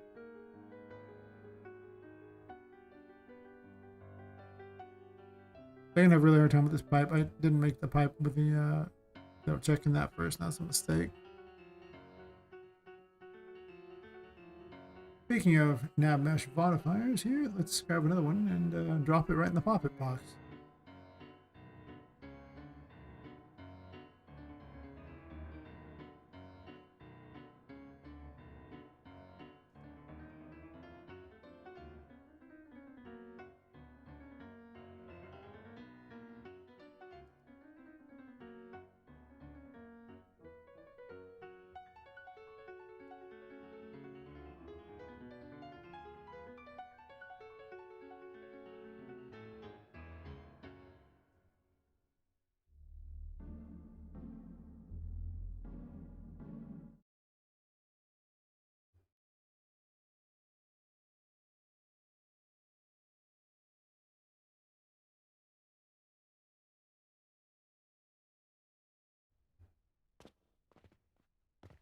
There's no music for this room? Explain yourself. Explain yourself. Explain this. Why is this flat surface not get a nav mesh? Like this one too. They're flat. They're literally completely flat. And they're rectangular. And none of them have good answers.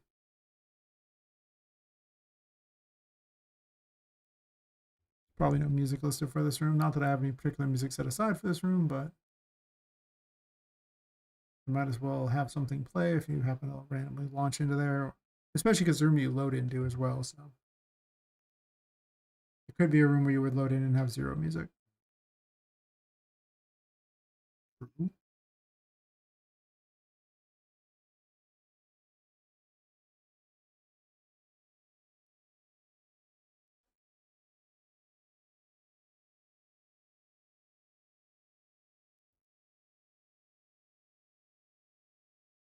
Is there a Safari room too still? I don't think so.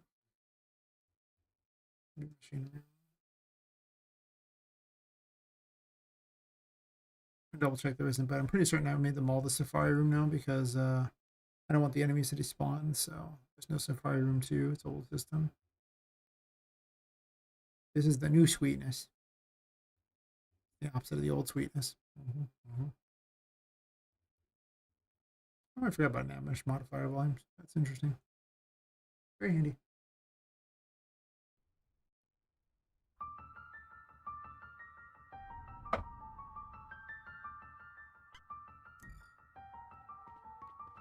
They're spawning in. Hell yeah.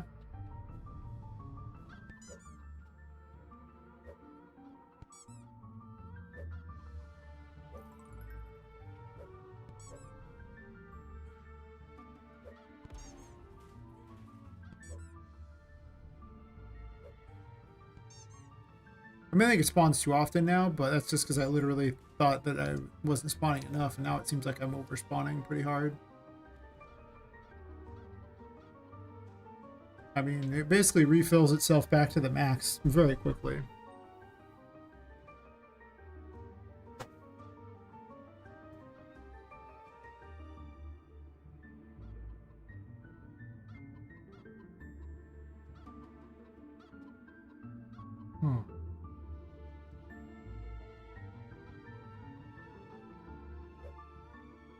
Those enemies are lame.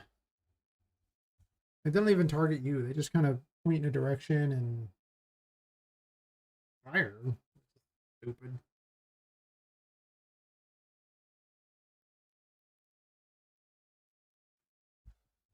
I think we can agree, though, that the other thing appears to be very fixed, right? Like, I'm not seeing a problem anymore with it. Seems like it's working pretty well. I notice the problem happens again, fine, but it really does seem like not a thing.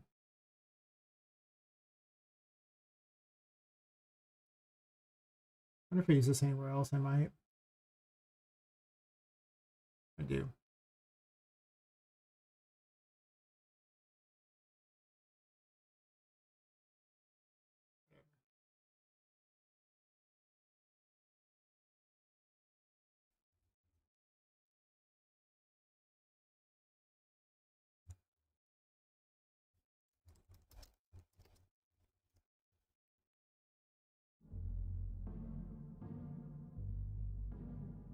I think this one being blue for some reason.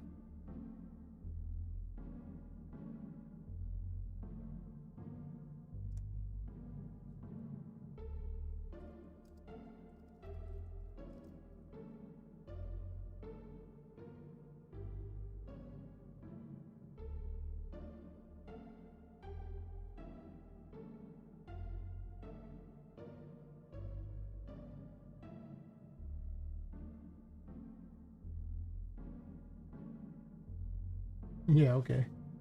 Event tick can go away. Nobody uses that. There.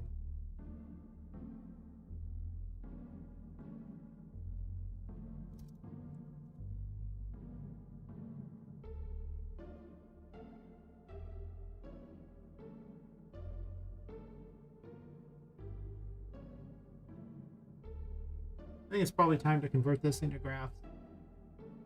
I think we've hit that level of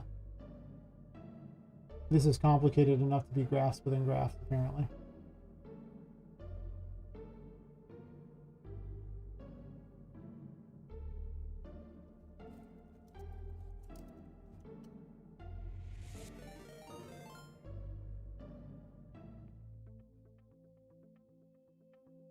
Well, thanks for EVXC. How's it going?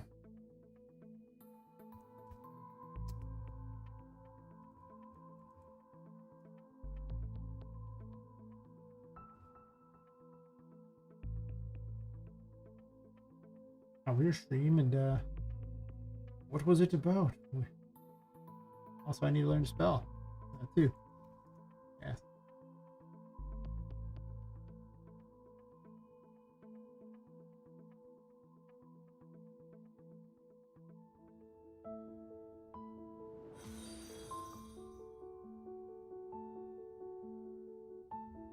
Thanks for following today. How's it going? What am I developing? I'm building a 3D Metroidvania. It's got similar vibes to Alice Madness Returns, Little Nightmares, and pretty much any creepypasta about dolls you've ever encountered. Yes, thanks for following, EVXE. I'll give you guys a tour. Give you the tour. A quick tour. The favorite tour because it's easy. I'll close the door too this time. We'll do it right. Do the tour as intended. As game dev intended. Alright. Let me get this music. Use those ads. Really ads. I don't always show up just the wrong times. Alright. The game's called Poppet Quest. You're playing as a woman who's been killed and their soul's been put into a doll. This is Poppet, main character of the game. I'm going to disable all screen messages because I don't want to see print screens. The main mechanic of the game is if you're in the darkness, you lose your sanity, but you gain curse power, which is basically what powers all the dolls and brings them to life at night, and gives you power to do things. If your sanity ever gets really low, it starts, saying all these fun messages. If it ever hits, 0, the curse takes you over and you lose. Don't do that. If you go back to the light, you gain your sanity back, but you gain no curse power. And you need curse power in order to use your abilities, so you're going to kind of have to bounce between the two in order to do anything, really.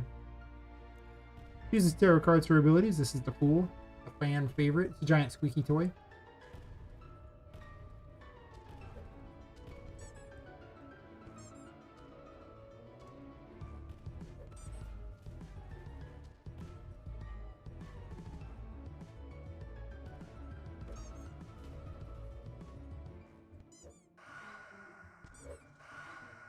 I think counter rate's up pretty high for this new system I'm testing.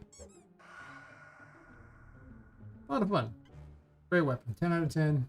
Fun to thwack things. The Magician, it can pick up small objects and throw them. Can also manipulate drawers, cupboards, flip light switches. Cause me to fall like an idiot. That's not actually what it does. I just felt like an idiot because I do that. I'm gonna go get my sanity real fast. Oh no. Yeah, I'm back. I can't try to rip the RJ11 cable back in my computer on routers. They do that. The cats, everything is a toy, and you are there to amuse them. Put the connector in and rip the wire out. Nice, nice. Luckily I had a spare. Kitty 1, you 0, but you had backups. Nice. Well, looks really fun. Oh, thank you. This is a tutorial here explaining that, so I'm if you're wondering what this message is, it's just one of the early rooms in the game. It's a good room to just demonstrate stuff. I'll enter stealth mode. Does not have stealth mode, I'm just ducking. How do you know that the sweet angel cat wasn't the problem cat all along, and it's really just, you know, problem cat that's been innocently framed by sweet angel cat? Cats are diabolical like that. I don't know if you know this.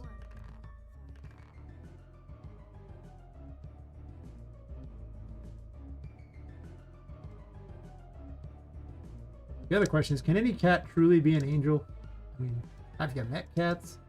I love cats. Seriously, have you met cats? What is this angel thing there? I wish I was probably attacking. Oh, sorry, I read the same thing. But anyway, you can also open windows if they're not text closed. See, we're in a steampunky world. You can't leave the building because you're powered by the curse on the building, but you can go out on the pipes if you want. Just don't run out of sanity, or you will lose. Do not push the window where you're trying to open it. It will not let you open it completely then. I gotta fix that little... Wait, I'm caught on something. What the... What happened here? I'll break it out of there. That's interesting. I've never seen that bug, but here we are.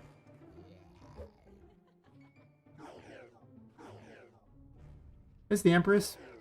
She makes mushrooms. The blue mushrooms count to 10 and then heal anyone nearby, and the red mushrooms deal damage. Probably a terrible weapon to be using here, by the way.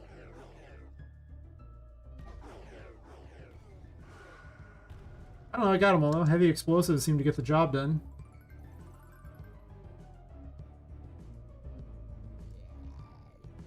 The new encounter system makes this way more fun, but I'm probably going to have to increase the amount of healing available. Because I really do want to, you know... I'm jumping those because you can... I really do want it to be a little more brutal in general. There's something to do. Like, it's okay to run around and have a little exploration time, but there's just some things where I'm like, It's Temperance, it's the bubble wand. That's the best hat.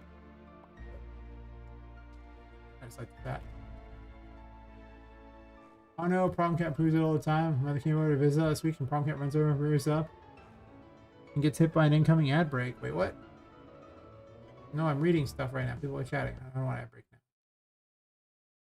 No, bad. Down Twitch, bad. This way, Problem Cat runs over, rears up, knocks over London Emperor, and runs off. Nice. At least not face of a... I mean, it's the face. The face of a cute kitty. Aw. Also, we went to game dev. Working on some sprites. We're looking forward to your work. Oh, thanks. Right now I gotta go to sleep. Oh, I've been there. The long stream, yeah. We're close on this project. Well, thank you. Oh. I'll check out your project sometime. I'll drop you a follow or something. Checking that right now. Because if I don't do it now, I will forget. Yeah, drop you a follow. Well, that reminds me. Speaking of things I'll forget, that collision that I've tripped over twice, that has not been removed. Let's see. Collision in the carnival room. Here the lamp. By the windows is windows stop enemy.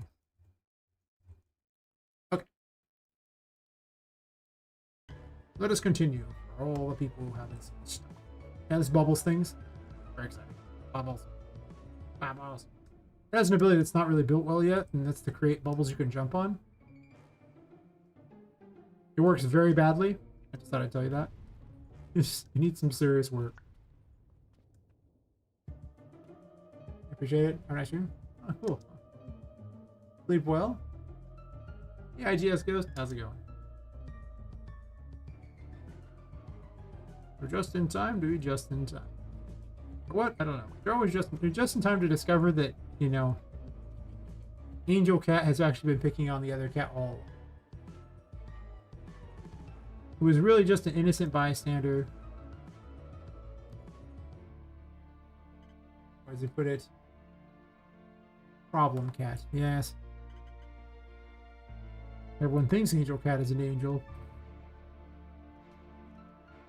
Angel cat's probably holding problem cat, you know, food hostage or something, forcing problem cat to be a bad cat. Would you dare? Dang, it's really sweet. Lovely William's a wanker. Mm-hmm. Not sure if believed. Just saying.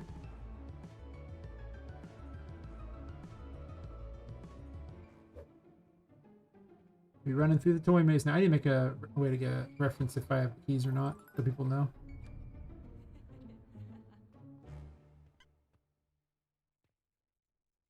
I guess I could use the other one there. Oh yeah, that's what we're mooning. I haven't mooned yet. The moon makes clones of Poppet, which you can detonate. You'll also attack the clones too and kill the clones. But maybe not very well. Also dance party.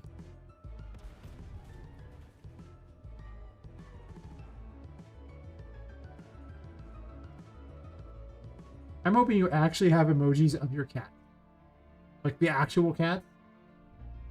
I mean, that'd be awesome. I mean, you know. All my emojis are basically of, well, Poppet. With one of being of Tinka, but... Oh yes, the thing that I haven't even shown off yet. Even to you. The other thing in the game. Oh, there's a lot of other things in this game. Also, I'm just going to fall out of there.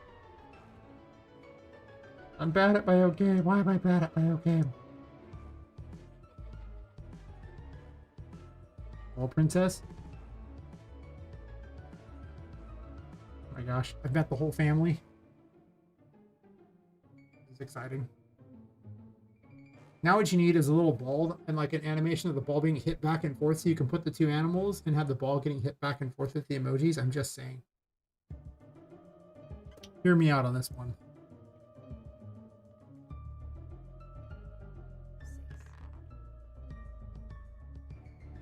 I realize way being really hard to go. It's not. It's okay. Hard to go apparently. Why have double jump? What are we doing? It's cheap. That's fair.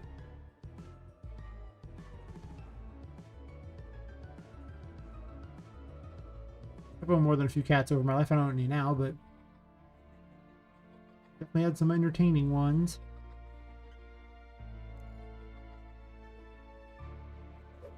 I like how often it attacks now. This is so great. Get bonked, loser.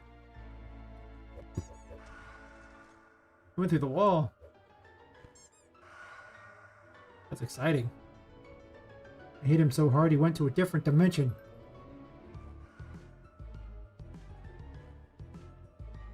Don't mess with this little doll. That's right. It'll rough you up. Yeah.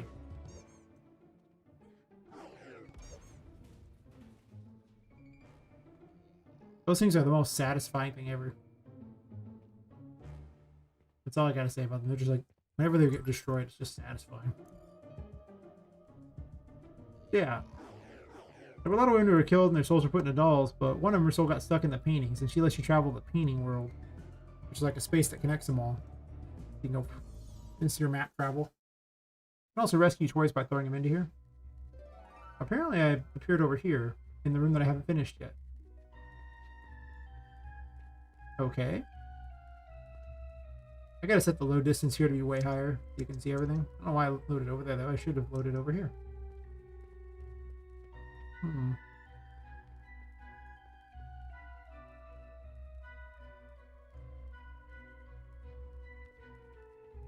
Yeah, this is Tinka the ghost in the paintings. She's not actually big, it's just that she's a normal size ghost and you're a doll. There you go. There's a thing. The Poppet rats are for being big. Place over garage made you go into paintings. I thought that was awesome. You just clicked it, not jumped in. Well, that just sounds like a fail on their part. Also, IK.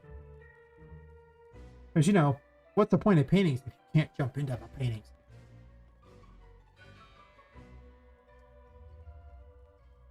I was just like, wait, I've seen this before. Into the painting. Also, this is Annie's on. This is my Amazon ripoff. You can rescue her by throwing her into the paintings. I had her set as pre-rescued. She's just here. He's completely evil. But these particular dolls all fight for this one hat, and whoever gets the hat runs the shop. That's it. That's their whole lore. Nobody knows why they do it, but she's still an enemy. She still hates your guts, but she's required to run the shop. Mm-hmm. And buy things I could sell, but I have no money at the moment. I think I have like 6 coins. Yeah, I didn't know that collect anything.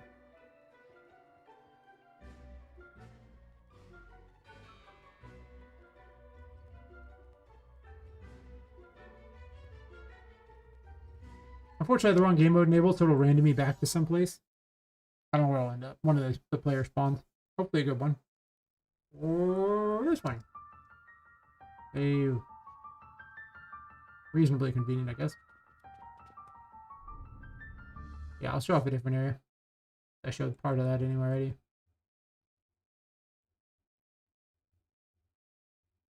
already. We can have a drag down in the library, I suppose. I want to find out why this one lady doesn't mark as permanent.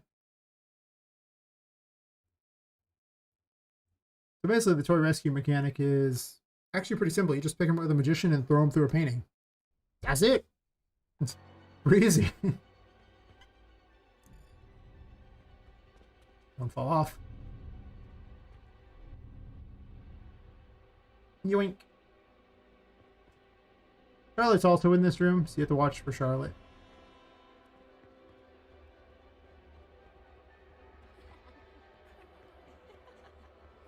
Run with her! Run with her! I want to make it more difficult to rescue her, I think. You have to know she's there, though, too.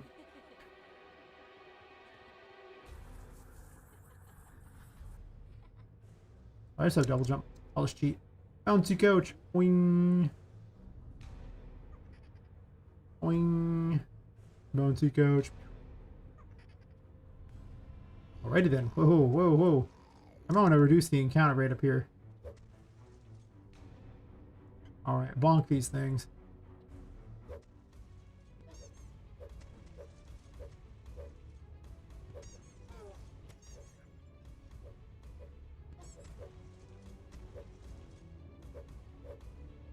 Okay, now that the encounter system is working correctly, I think the encounter rate might be too high. I just have the sneaking suspicion that it's going to be a slugfest no matter what now. You go, and she's in, and then you go, woohoo! And hopefully spawn in the right location.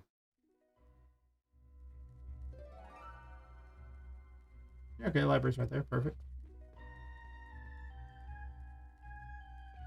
Doesn't do much yet, but...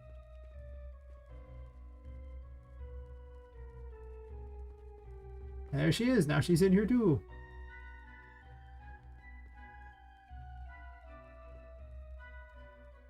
See if I can random do another location.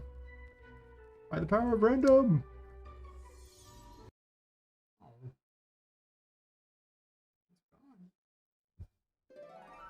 Ah yes, the first room in the game. Oh yeah. I was taking a picture for making a button, which you can actually see below the stuff on Twitch. That's why that's a Poppet Quest thingy there. That won't be there later, but for now. Also, this is where you get the Fool. But I already have the card, so, you know, it's not there anymore. But it's dangerous to go alone. You take this. Very important. I put jokes everywhere in here.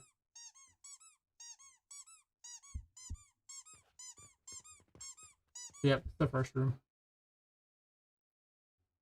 Very exciting. Is it, though? I don't know. Maybe it is. I was working on Vu earlier, but she seems to work fine. But she takes... I made her harder, which... I don't think she needed to be harder. I really don't. I think I made her kind of ridiculous. I was still messing with her, too. I gotta make her fence taller. That's right. She was kicking me out of the... or trying to kick me out of the area.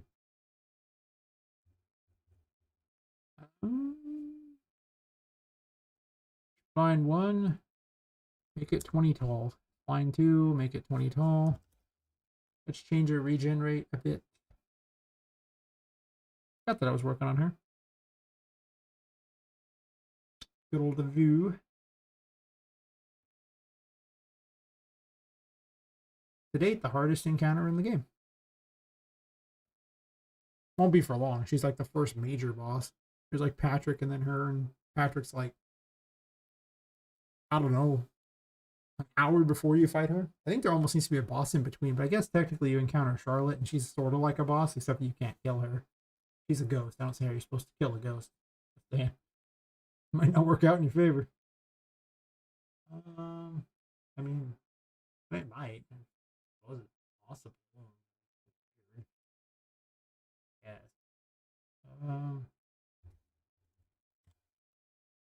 I block shield regen. I have it set at 1. Well, I guess you can gain fractions of health. That's true. You can gain fractions. So I reduce that, reduce that. Got to knock some of these things off my list of things because I'm trying to polish right now. Oh god, her sweep attack is freaking terrible. That's because the animation got changed out, didn't it? Because I swapped her to using the other thing there, and I didn't make all of her weapon animations aim downward because she's so much taller than Poppet. That obviously it's really a lot taller than Poppet. It's just how it is. Actually, it's ability. Might as well put some music on for this one. Might take me a second to screw with this crap. Besides, I gotta listen to all those game dev thingies to see if I want to use it in my game or not. Okay, so low sweep.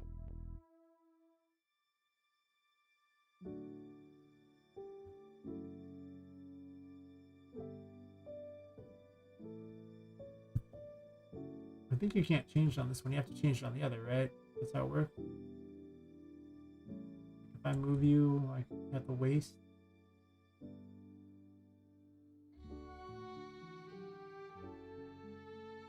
Yeah, there's no option for a key, so I need the base asset of this.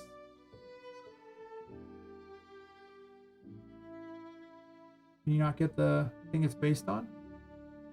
Really? Huh. Where's this right there? Is it? This is attack 11.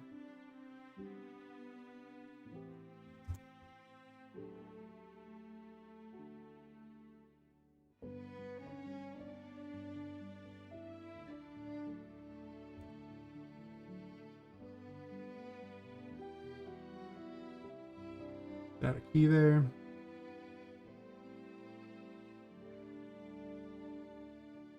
Hopefully that's low enough.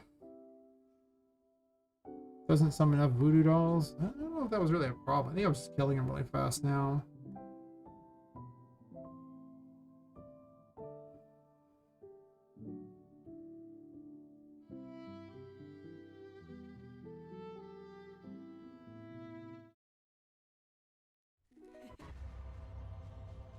I actually kind of like the tall fence. Whoa. Although I think this spawned in too big. Oh, maybe not. It looks the right size there. Can you hit me that sweep? I know that. Does the sweep work? Sweep?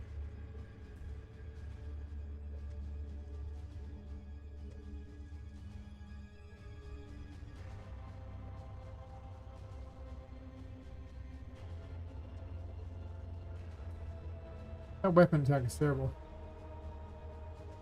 Oh, thanks. Yeah, unfortunately she's kind of, well, stupid. But, I gave her a new movement system, and if you notice, her leg movements are way better than before, but, well, they're pretty good. It's just that she kind of misses, like, a lot. possible I want to retarget the other ones, but if I do that, then they'll probably be all glitchy and weird. But none of them really hit. I don't like that. Sir, I don't like it. 200 spear attack 8. Okay.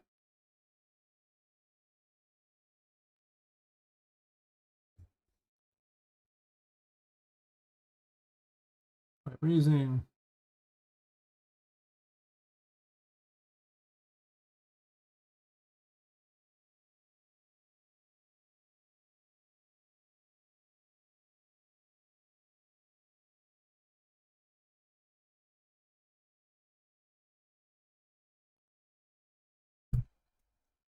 It's like she kind of stabs a little weird with it. I don't know. Like she's supposed to stab downward, I guess. Play it for me.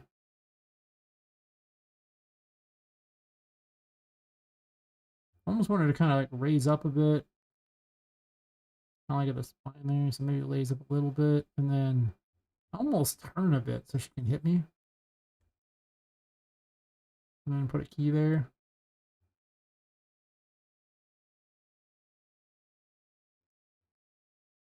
What about a one in between? These never hit with a damn.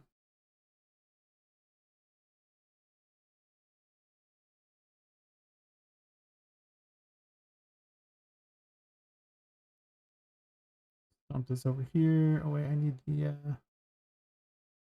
this is number 1. Oh god, there's so many. Here. 2-hand. Spear. Attack 1. Where's it located? I think there's some dupes. RPG character channel spear attack 1, okay. There. 11.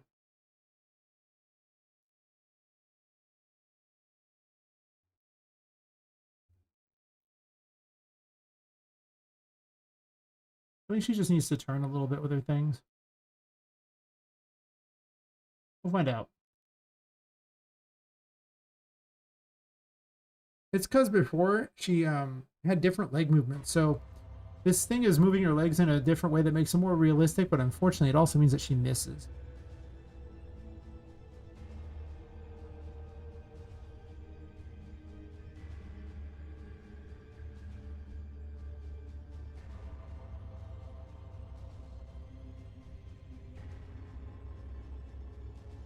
She's so tall. It's just really hard to get hit by her. She's supposed to be facing me too, which is awkward. She faces me for the projectiles. That attack hits every time. But she doesn't seem to ever stab me. It's pretty hard to get hit by her weapon. So far.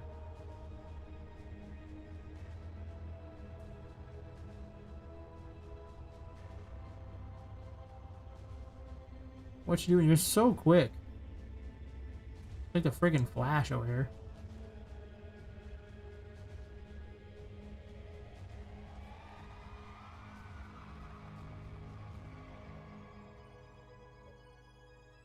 Even that seemed to miss me.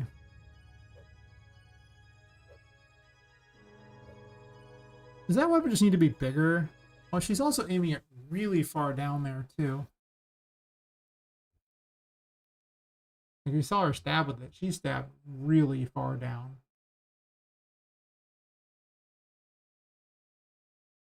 Attack 8.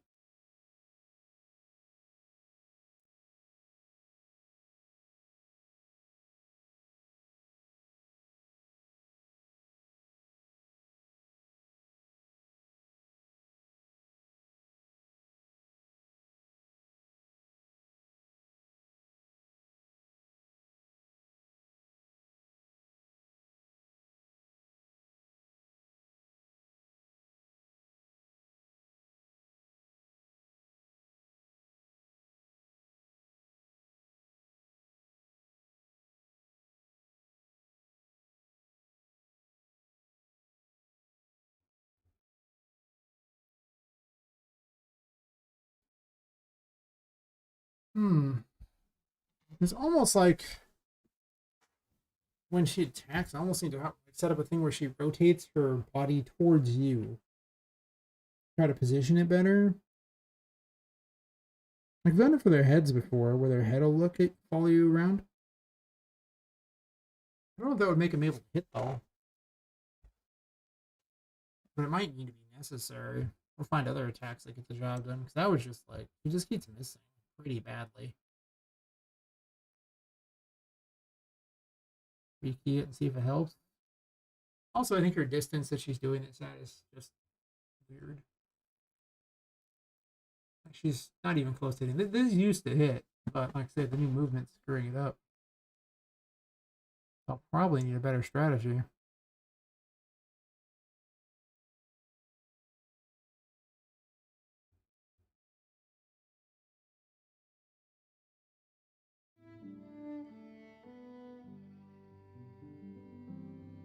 Alright, let's check out her graph.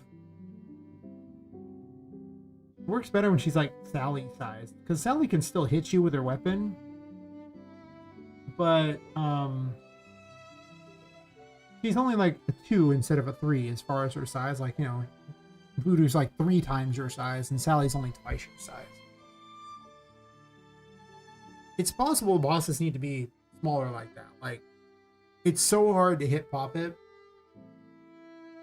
Because every attack I have is made for someone who's of almost equal size, so being significantly larger is a real problem. Like, I actually picked up a couple animation packs of Stomped and everything like that for giants and things, because, I mean, a lot of characters are just giant by comparison to Poppet. But, I mean, she's using Vu's attack thing, too. I need to change her up, too, but...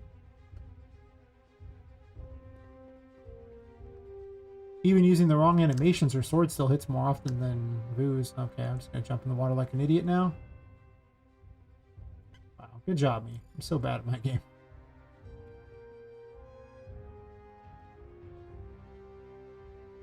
I don't know why I'm letting you use this under the water, but I just want to jump back up fast. You stuck over there?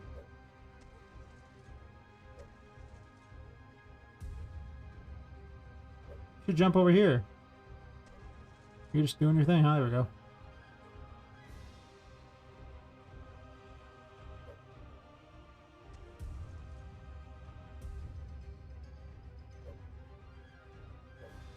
She has like way less problem hitting me, even though the animations aren't even right. They're just literally the spear animations that she just stole off the other character, but... Well, she has less problem. Obviously, it'd be a lot better if she didn't have that.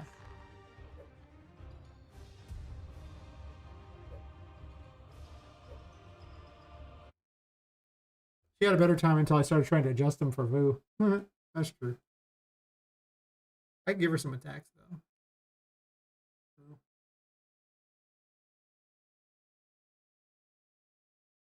I don't hate the distance issues. Like, I think those are pretty good distances to plan for.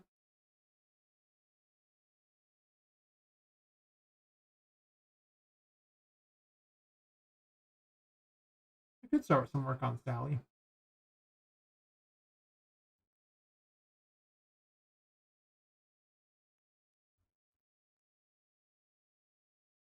At least swap out her animations.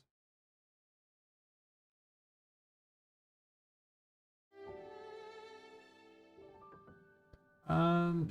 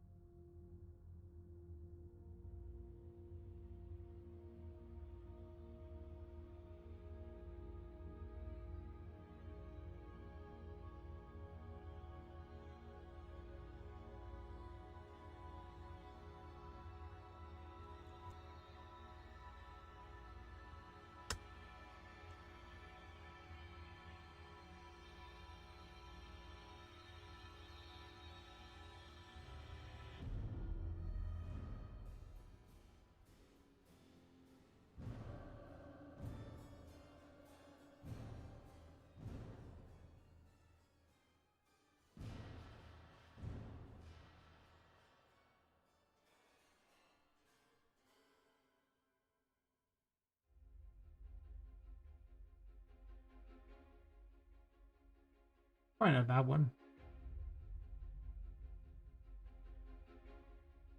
Montage me, baby. Montage me a long time.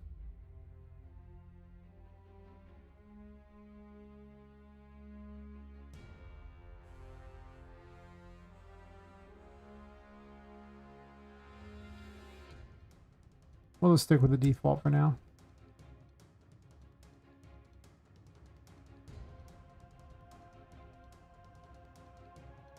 Callie could be a lich.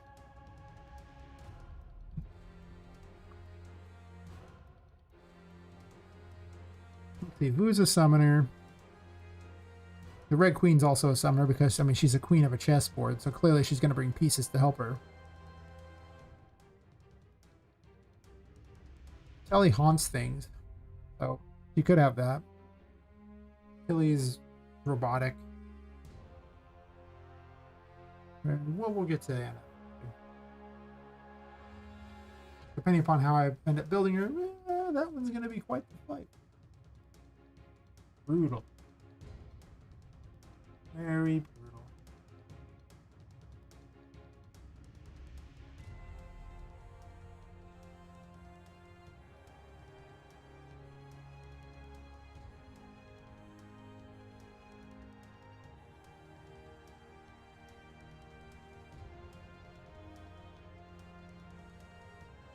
I can just copy all the other ones there, just make my life easy.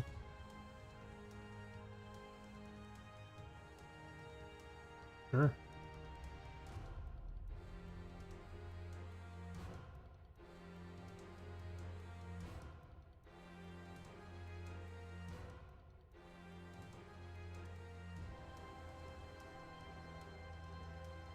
That's not a thrust. That's not a bad looking attack, almost like that one better than the other one.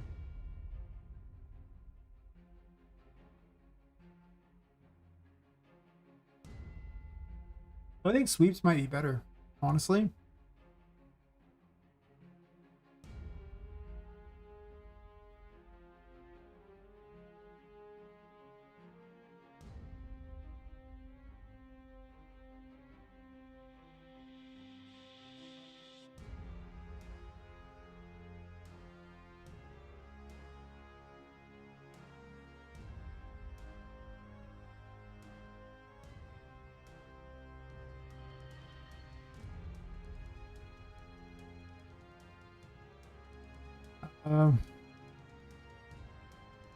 We'll call this slice downward. Guess, I don't know.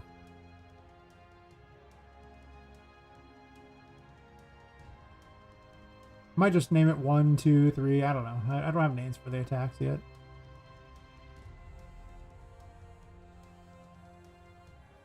I'm just making them simple for now. I don't have much of a leveling system, so, you know.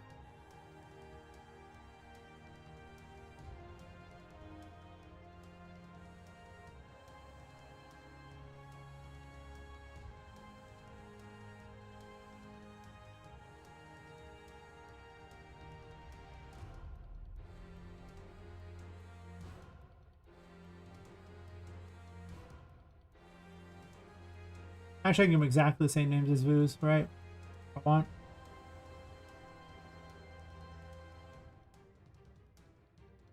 Gave myself some time and effort.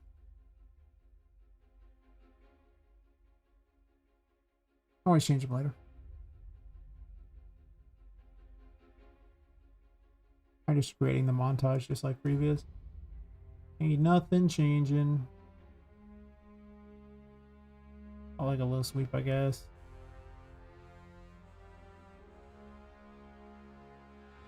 Here. This way she'll just have different attacks for everything, so I don't have to deal with the problem here.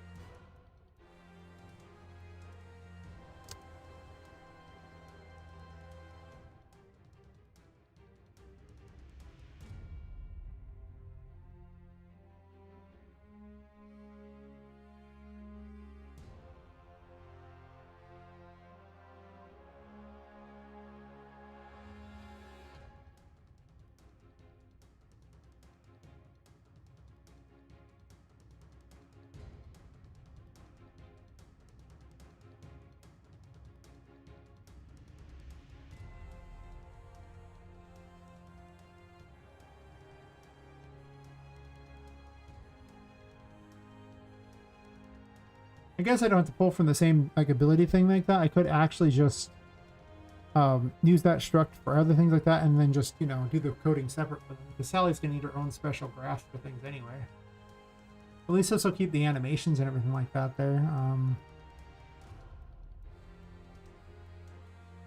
Call us like Grand Haunting or something like that. I don't know if that's the name I want to call it for later, but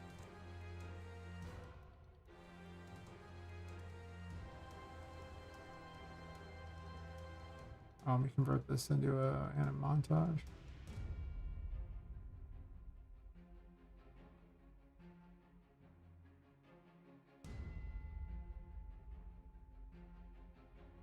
Let's give her an interface.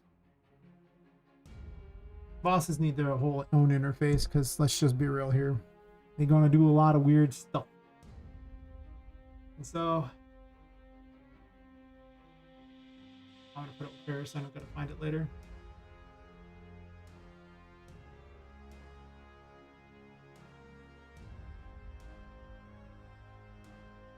PPI is Sally. Oh boy.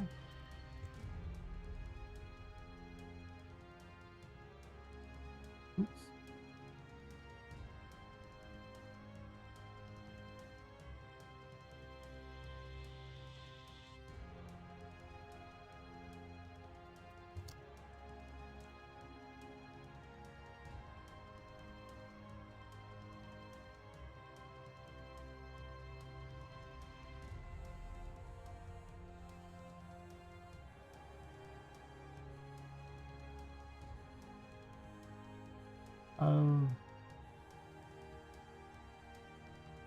It's just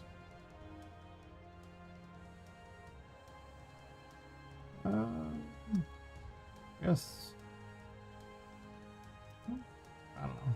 Here, I'll just question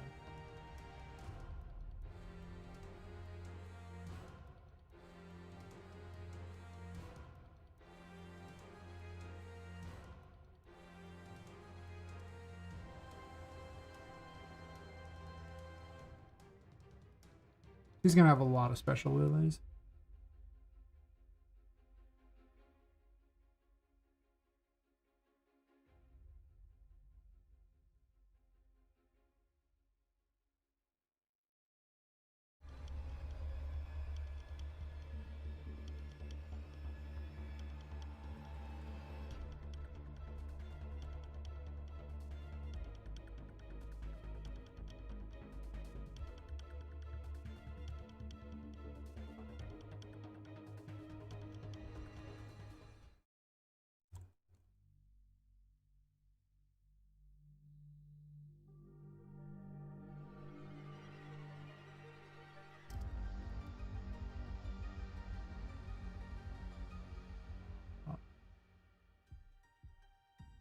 Oh, Grand Haunt.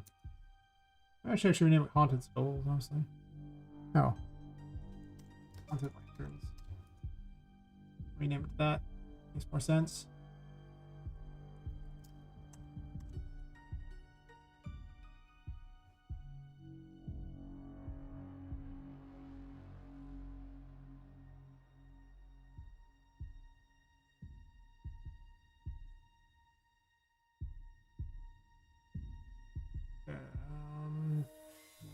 What am I doing here? Get all actors with tag.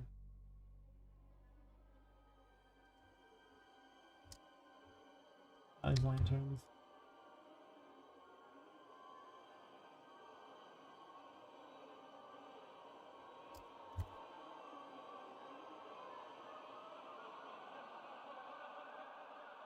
For each.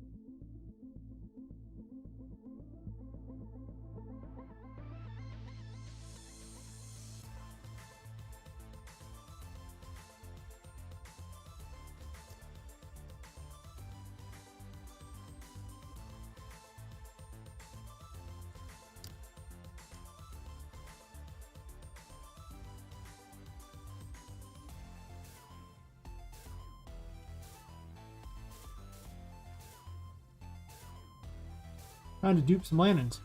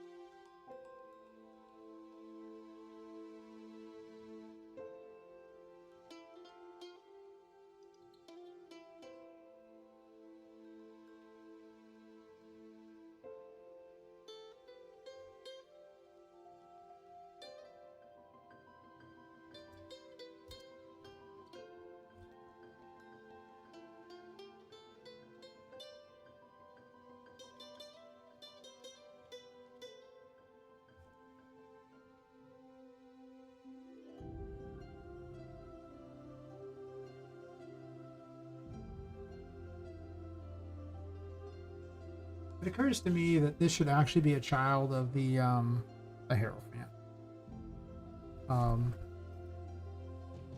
Yeah. The possessed objects.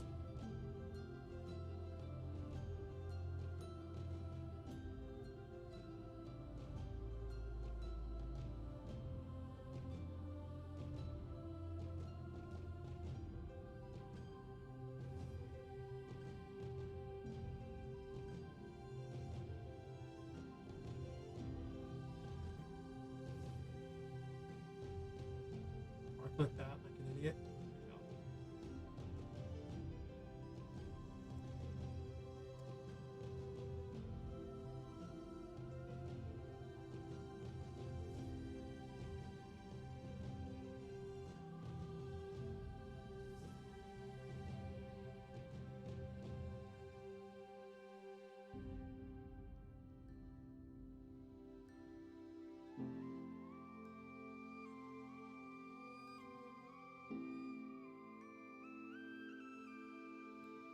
And then she just needs a thingy like that, and I called this particular thing Haunted Lanterns.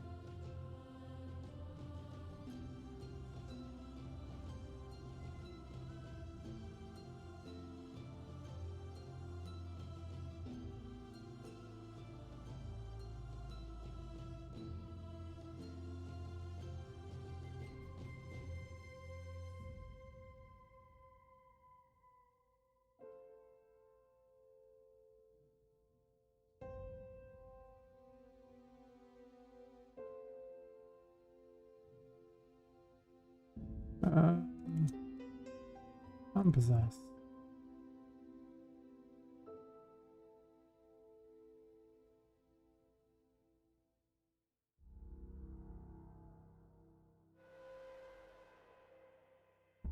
Possessed.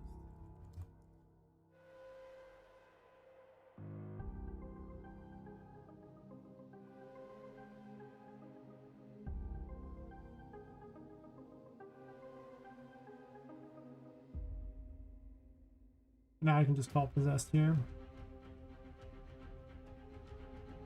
Which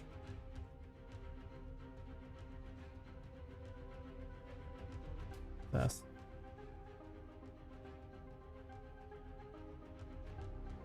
I'm possessed.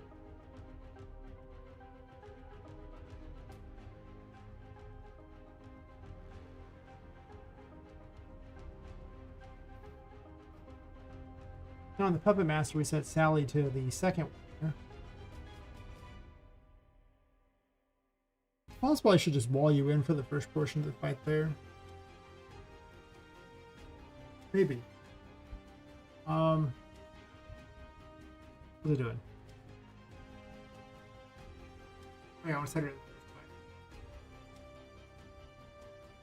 So skip that. Just go straight to this.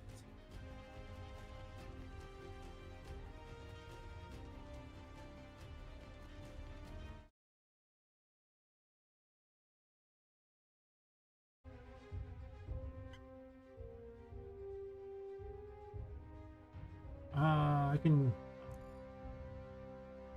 wouldn't have justice for this fight. I'm not sure which weapons you'll even have for this fight, besides the ones obviously from the start. Why is it loading Visual Studio?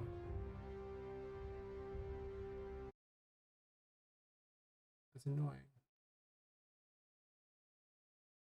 Uploading Visual Studio. It's annoying. It's in the way. Whatever. Hit.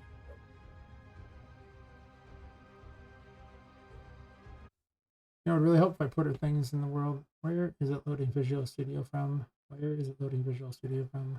Why is it loading Visual Studio?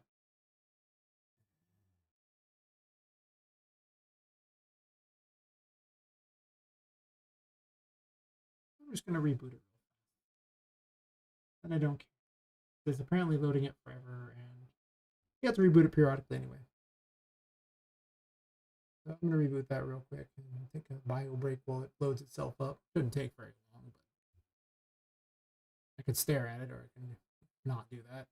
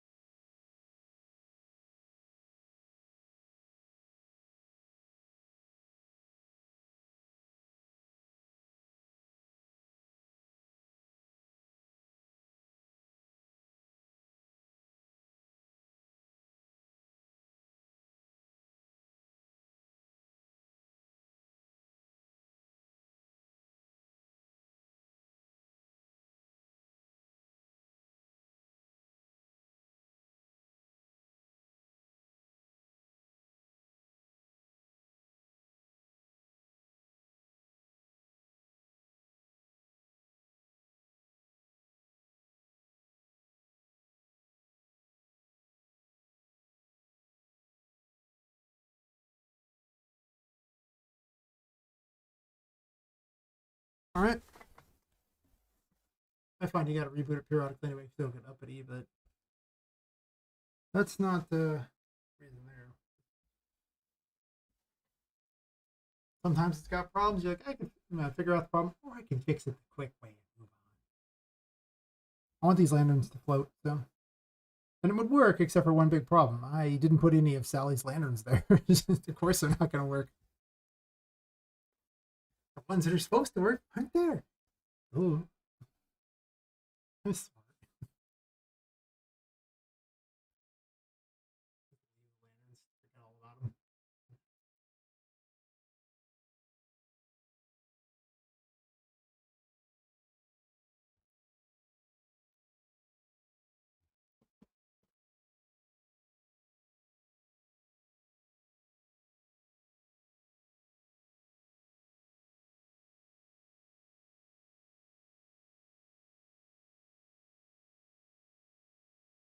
I probably just adjusted it myself on this though, right?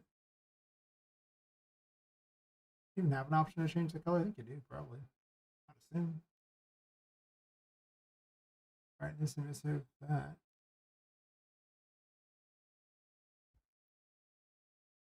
Not really, huh? Didn't think coloring was very important, huh? Fair, fair.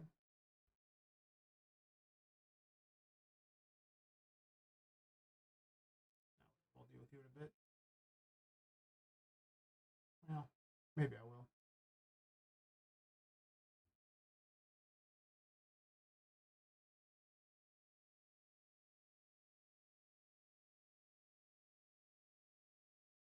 Why don't I just change the color initially?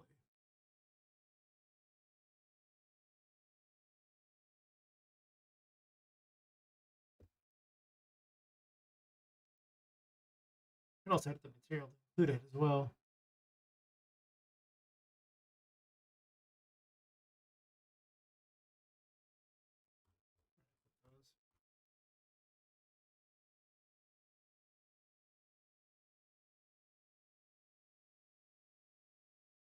Good old Victorian house and its tiling materials. When you're simply too lazy to do it any other way. Tiling materials.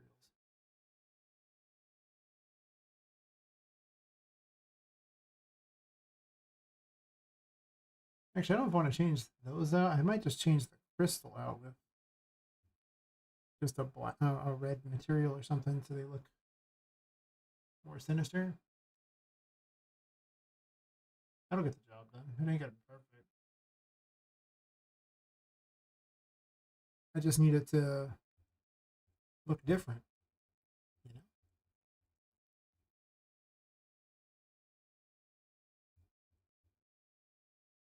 Also, I should make Sally's lanterns big by default.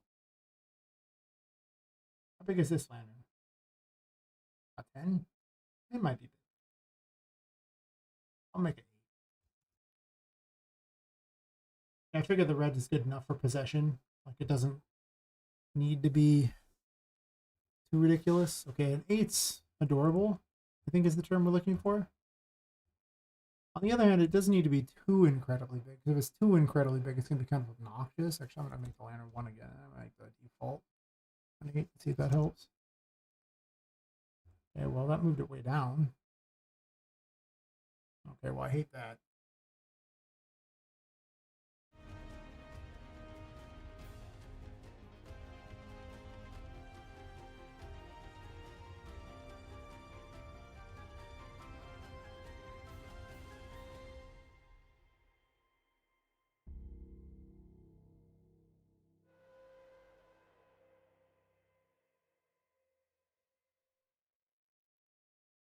Oh, there's a transformer that isn't there. There most certainly is.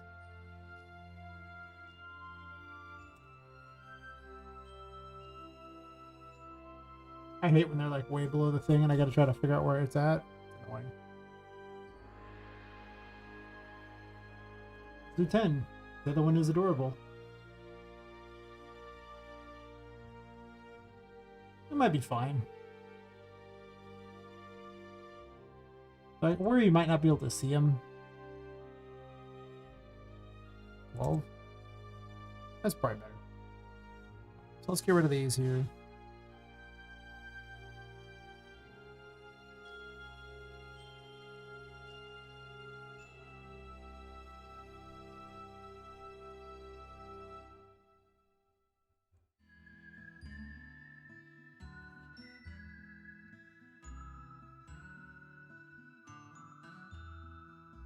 Honestly, this should be farther over.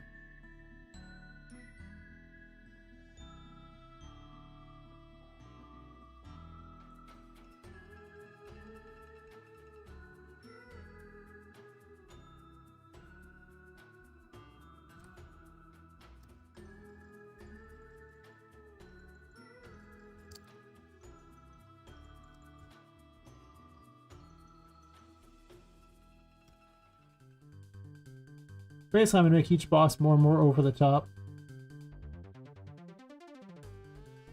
before we get to the real bosses. These are the losers. Hopefully the final fight will be everything you want. Alright, they still emit light just fine. I gotta leave the area and come back so that it spawns Callie.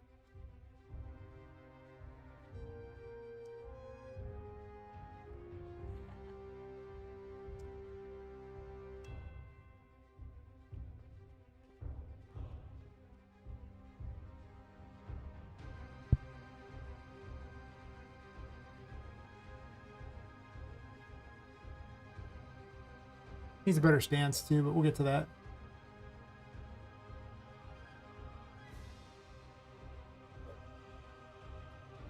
I gotta give her better behaviors too. She's just literally copying Vu.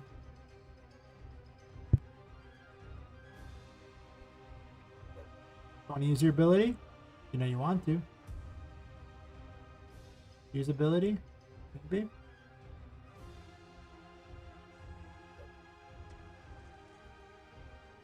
Should already be triggered, I imagine. You know what I forgot? Put it on her special. That's true.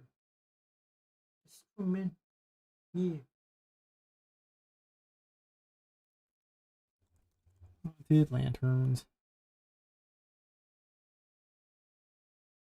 This might not seem like an important thing here, but the reality of the matter is you do actually need light, or you'll die. Oh.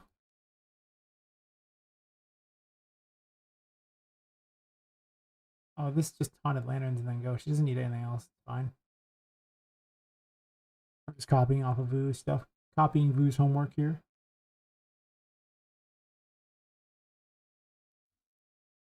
Sally was always bad in school. You can tell. Can't even boss right without copying.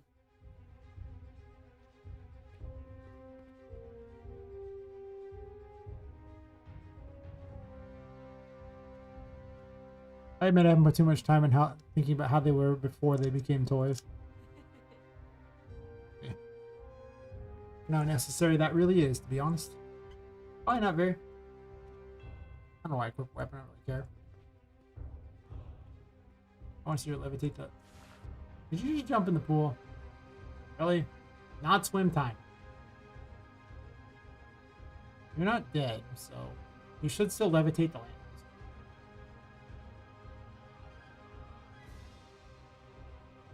I'm gonna set your special to like nothing so you can do it every time. I don't have to wait for this.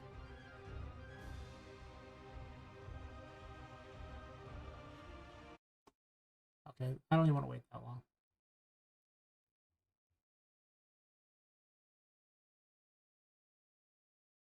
I'm not about that thug life.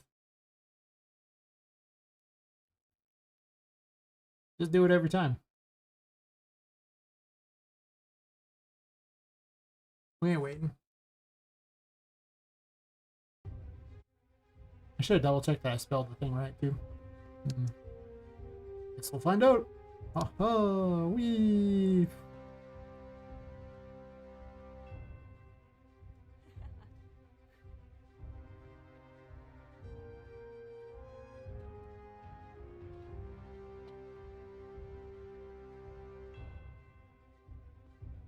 Okay, it's not working even once. If it would have worked.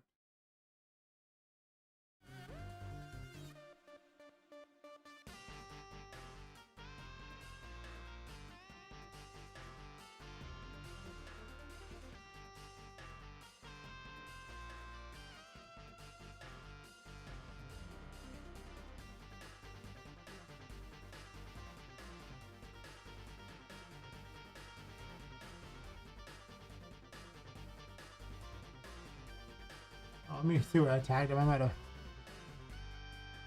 Valley's lantern. I'm dumb. I didn't plural it. Yeah. Of course, I'm not getting the message.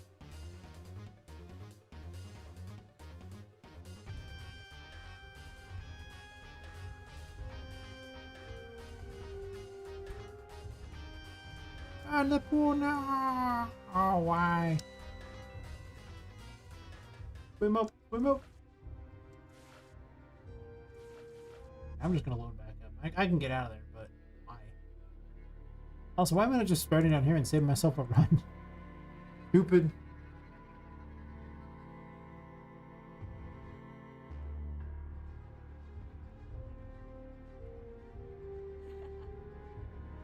It's very easy to get knocked sideways there when you hit the thing. You can just jump and hit a weird way. Fly, my pretties, fly.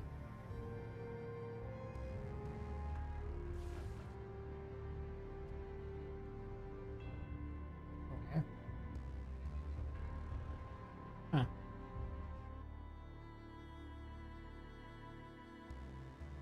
Well, let's hit the haunted lanterns part. That's a start.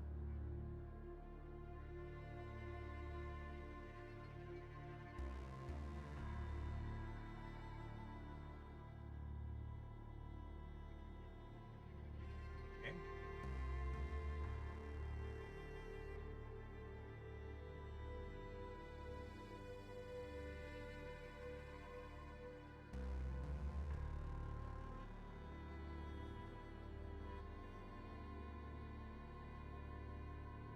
Why can you not move? All your children move just fine. I get the feeling there's some sort of thing I'm missing here.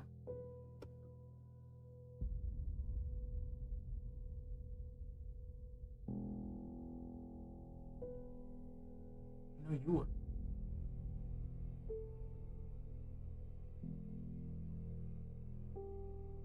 Hmm. The parents can have that.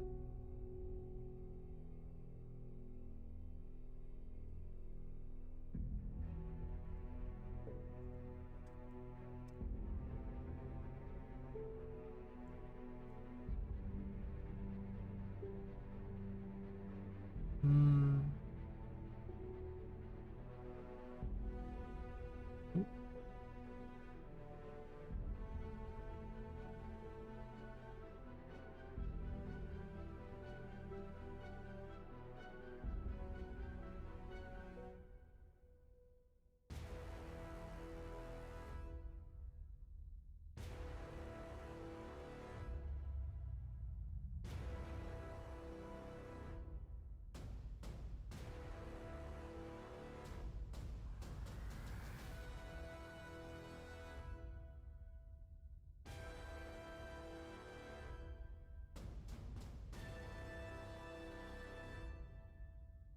We compare this against the other one. See where the thing is weirding out here.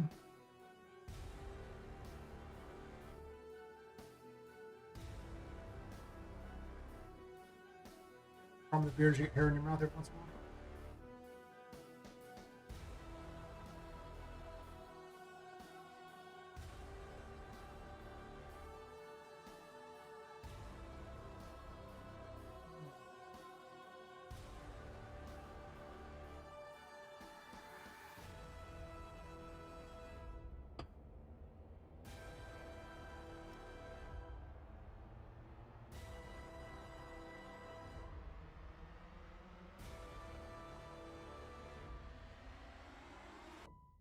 Maybe because I didn't swap that out. I might need to make a change here and just make it a possessed object and not a light.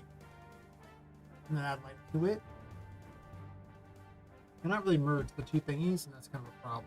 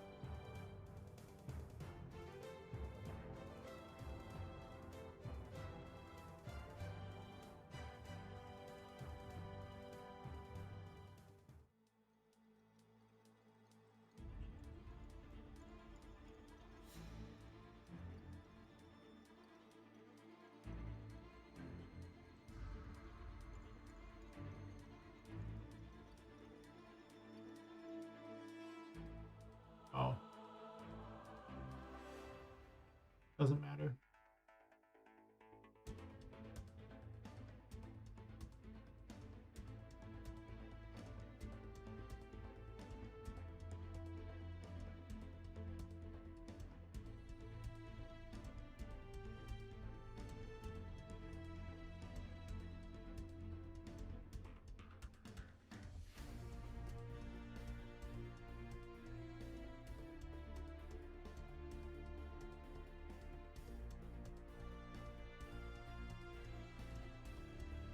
I mean, it's all customizable, but there's no point in doing so.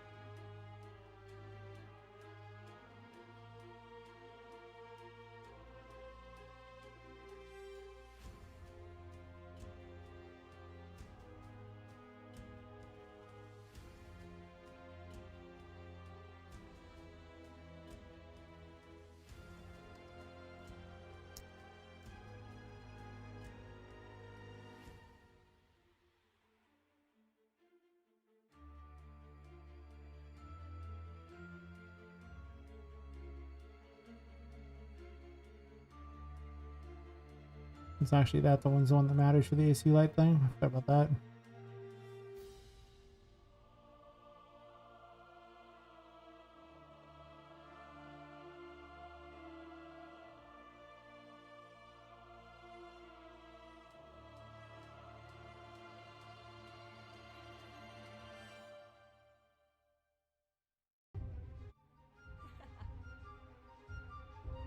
Well, okay, it partially works because you can see them floating away. That's a good sign.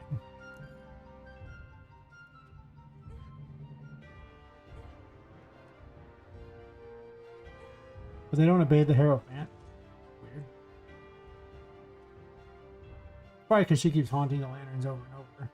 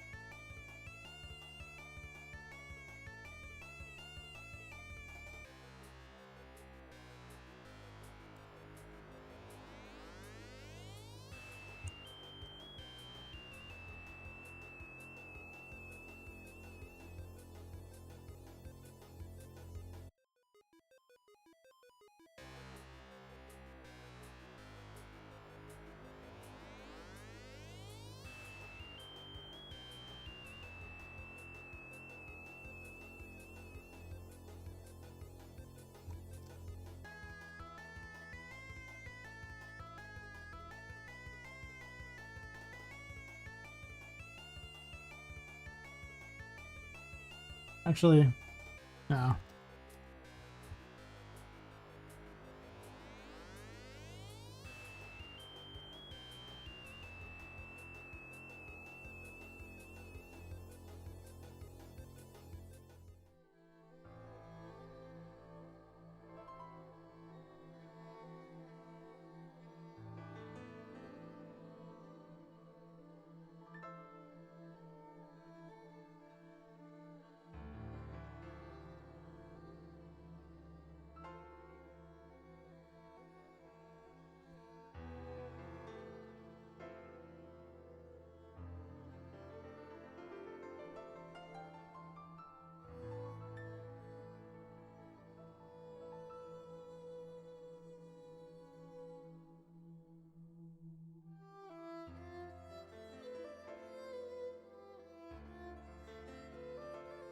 And unpossessed, I have to do the other loop.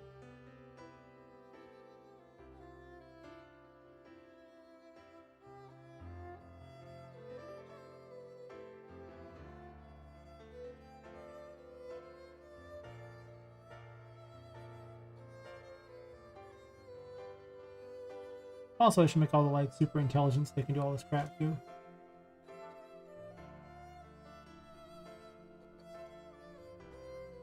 I only need one.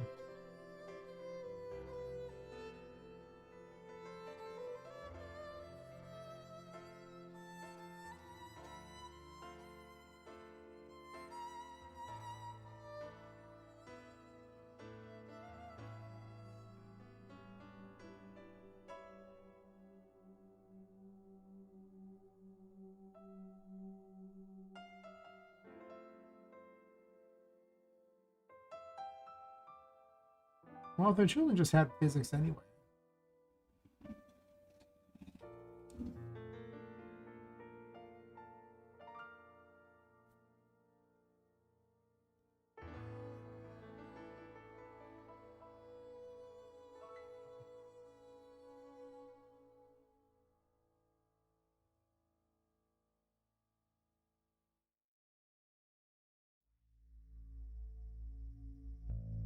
And then on this lantern here, let's get the vacuum to a child of it. See if they float away.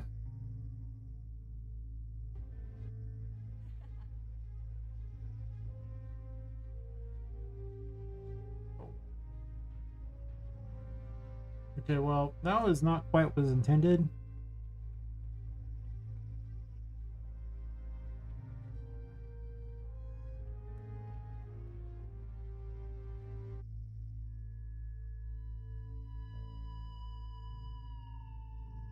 Getting all children seems to make it basically fly off into the distance and never come back.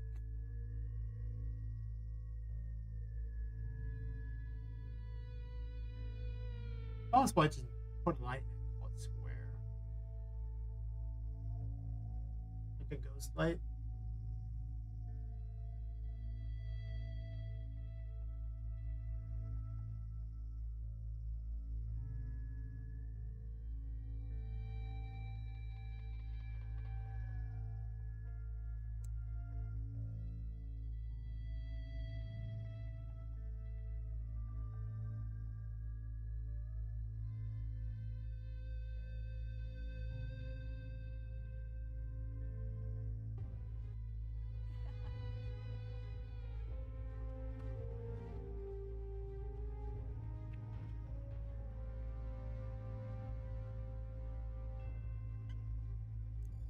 Oops.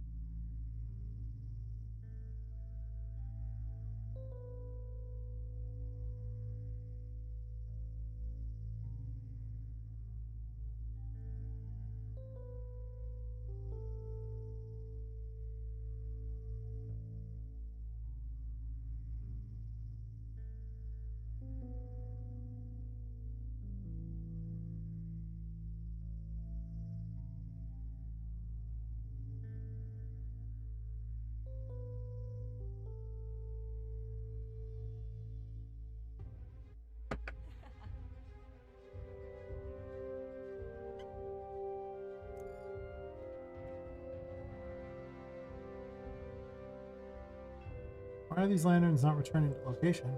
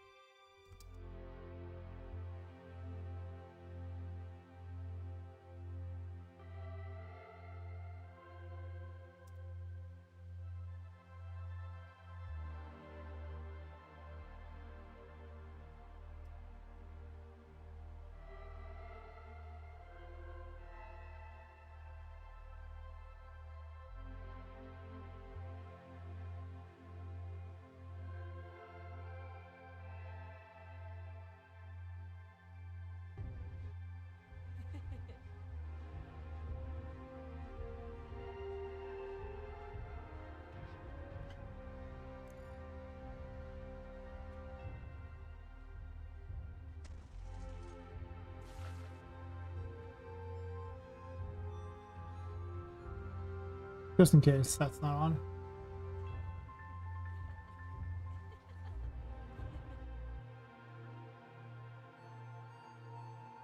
What are you missing that prevents you from using that? That's interesting.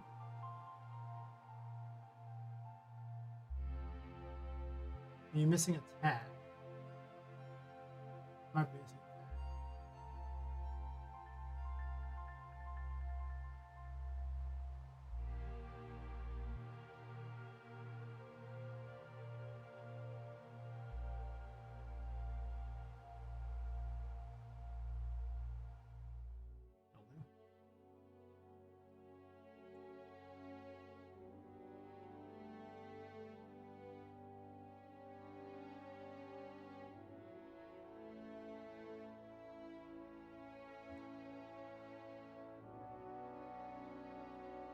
Not that tag. Let's look at Poppet. See what she's missing here. Causing that.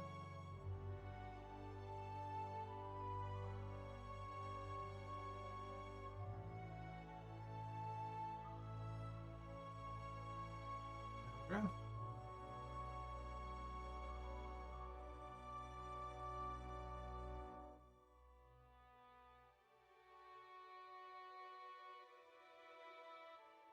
Do an active attack possessed object.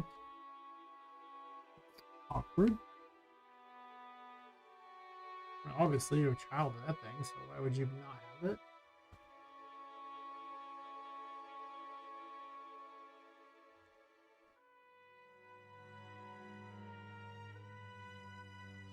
Oh, I guess it's missing the overall tag.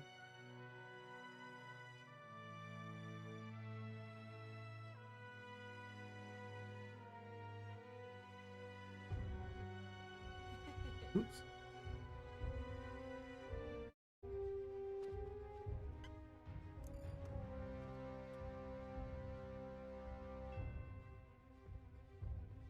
Turn to normal.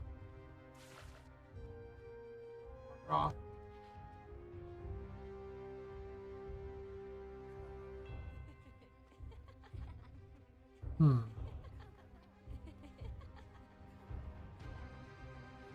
The camera's a light.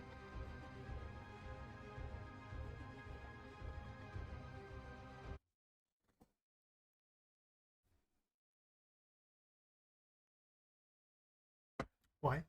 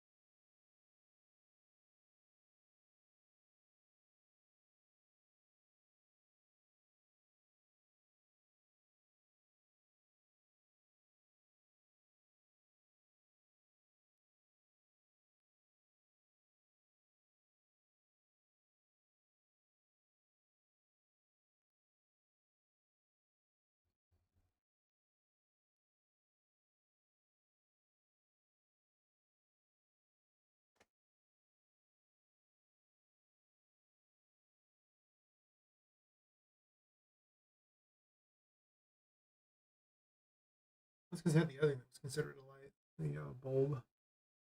That's why I had this AC thingy on it. So it would count as a light.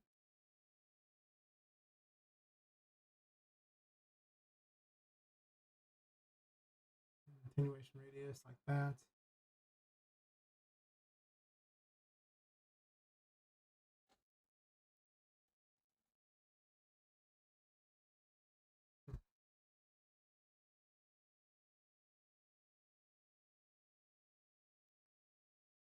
I want this to play out. There's so many things that are wrong with this setup here. This thing is very, very, very squeaky.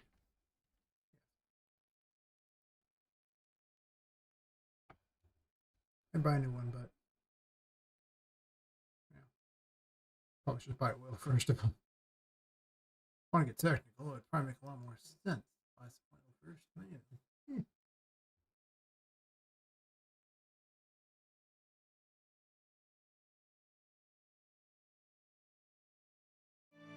I was supposed to be polishing and not working on this, but here we are. That AC light had the inlight stuff on it, but I don't see inlight anywhere on here. It's just literally only if they have those. So it's almost like I need the little um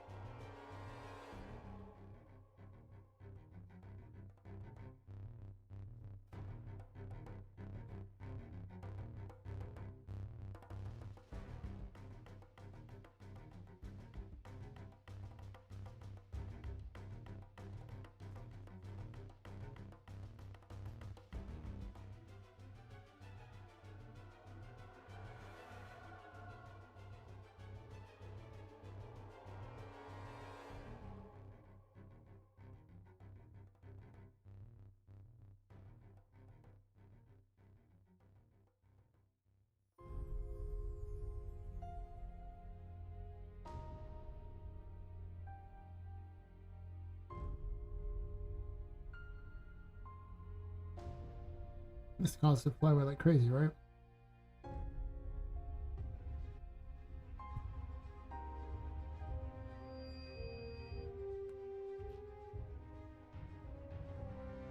No.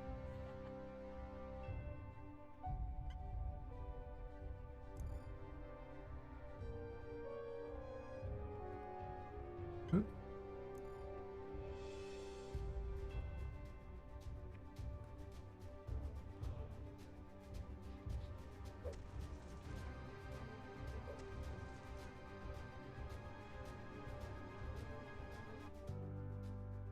Horse is just too tiny.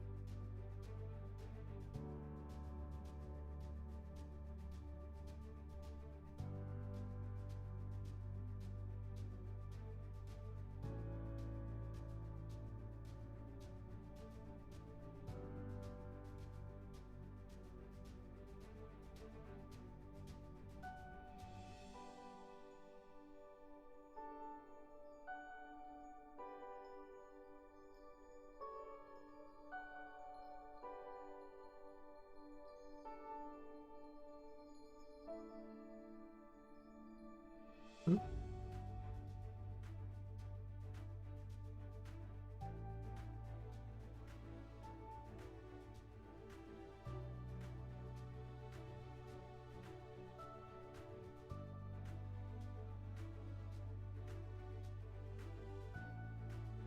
Might have to make a special bulb that doesn't have collision or something.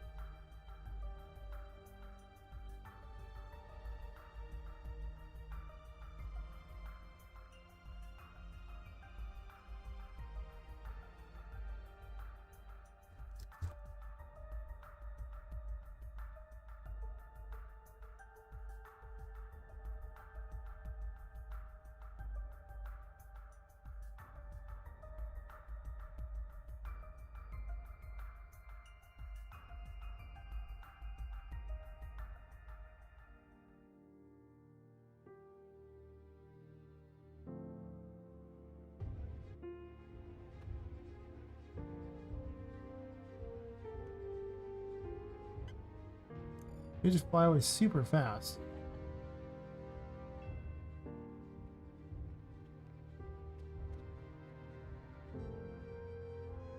Well, leaves the bulb behind anyway.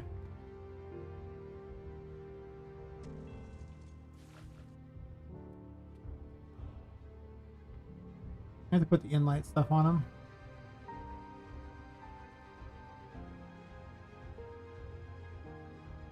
Yeah, it's like they just hit off each other and causes problems.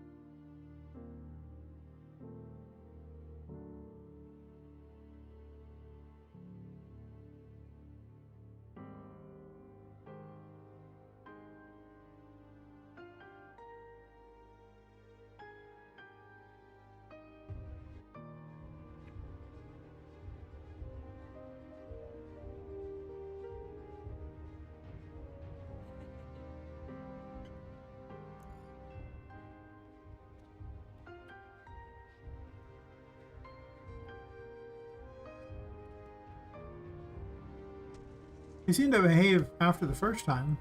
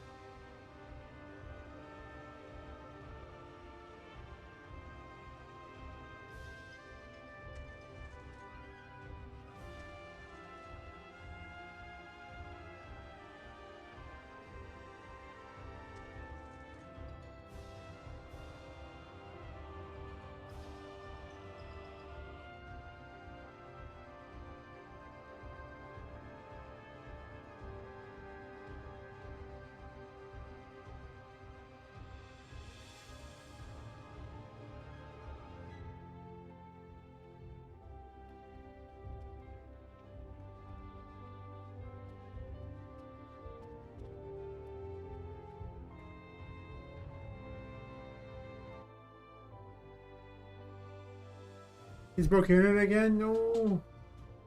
He tripped over the cable. Did he trip over it? Or did he unplug it? And more importantly, why did the angel cat put him up to it?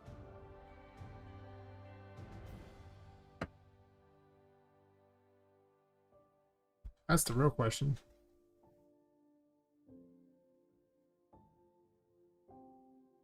Imagine putting poor kitty up to that. Who does that? Poor problem kitty.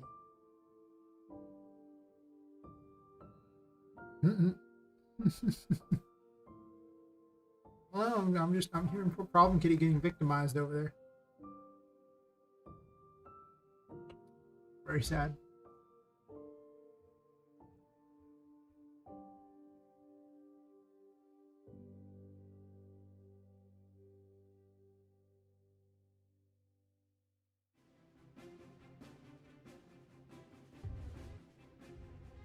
They immediately zoom away like crazy.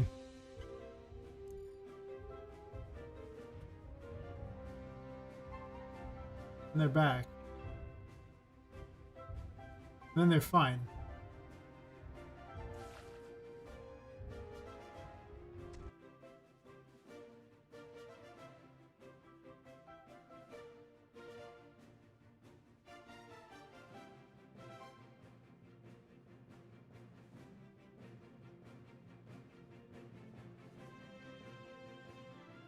Now the real question is, how are you going to get your internet back?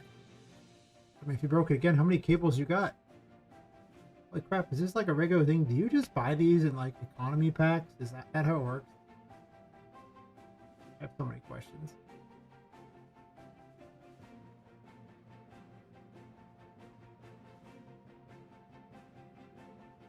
Okay. That's good. I was gonna be a little worried there. Just saying.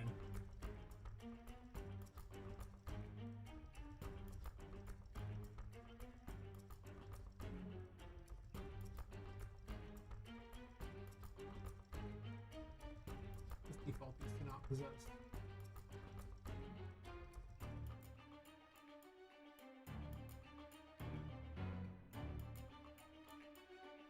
Yep. Amazon's like, it's her again. Get the cords. They're already ready. The cords are literally already in your cart. When you go to log in, they just know that's why you're there. Makes sense.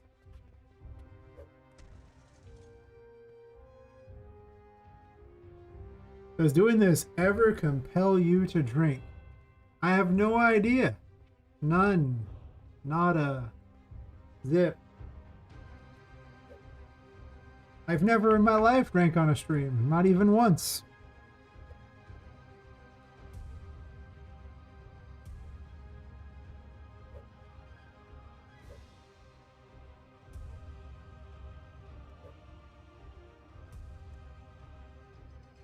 Okay, well, that's just weird. Who drinks that early in the day? Damn. Wow.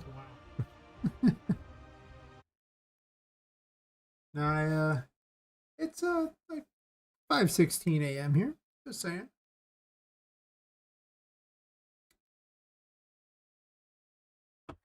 I'm the weirdo here, up all night doing my game dev. I don't even see the sun anymore. It's so wrong. Actually, I get up in the afternoon. Sleep in the morning. Wish I got up in the morning and slept in the afternoon. Summer's coming up and it's so hot.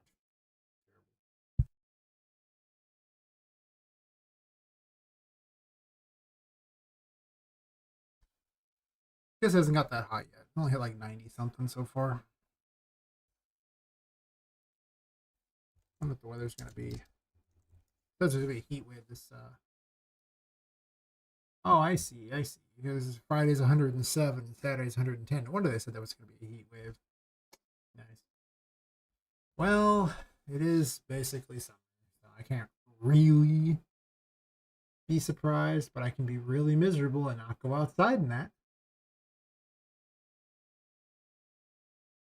Imagine going outside on it. Who does that?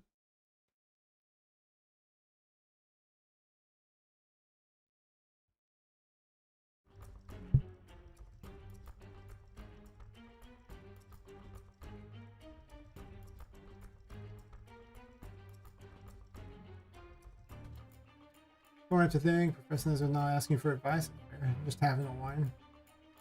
Got foliage actor. We're hitting it. We get the item from hitting it. We're not doing damage to it though. To destroy the actor, and I don't want to have to think about why it's not doing damage.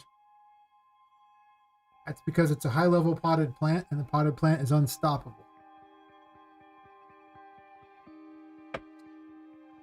Sure. I played Munchkin. Potted plants are like level 1. Cat palm. I actually want a plant that's just in the shape of like a cat's palm. That's all it is. But it's like green. What does it do? Why did it evolve that way? It just is. There's no need to question it. Just go, yep, that's how it is. Didn't hear that? Oh, I was saying that, yeah, I just want it to be a plant that's in the shape of a cat's palm. And that's it. Just literally just the palm of a cat. No reason. Don't know why it ever achieved that kind of evolution. It's just, that's just what it is. You don't question it. It'd be amazing.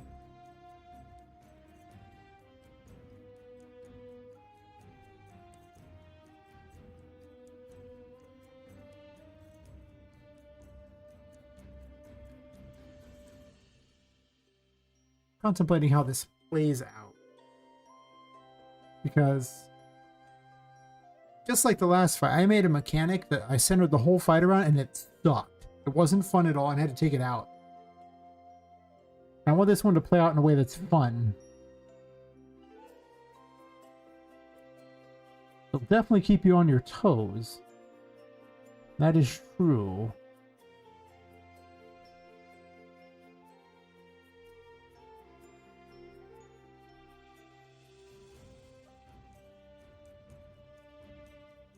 I might want to overwrite this event. It's just this.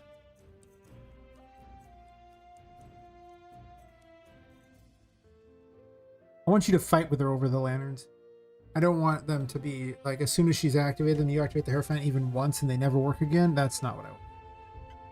That is most certainly not what I want. I'm not sure why I'm working on this, though. I just decided to sideline myself on something that wasn't terribly that necessary yet.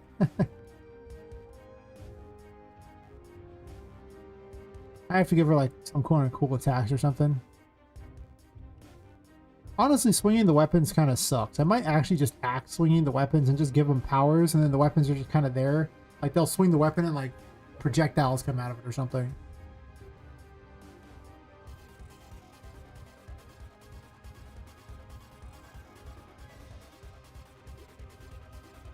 Does she just keep Haunted Lanterning it? She is.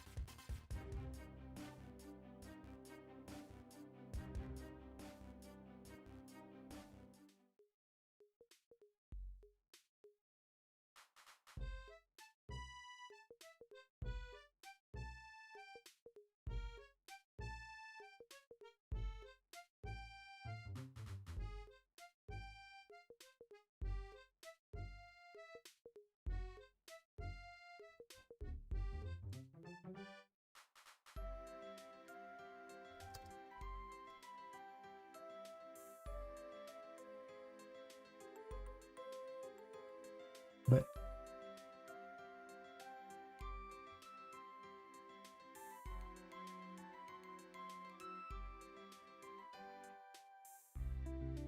I think she just hits the max number and then she keeps activating the ability forever, and that's why I can't stop her.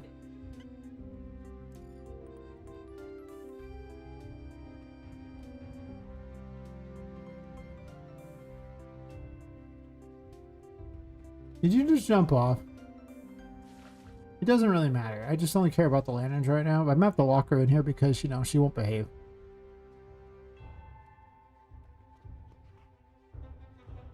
Lanterns?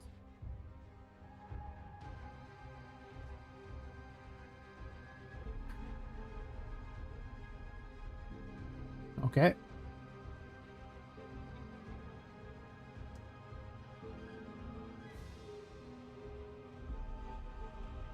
Bounce the lanterns again. That's a lot better because you don't have to leave it on. You just haunt them.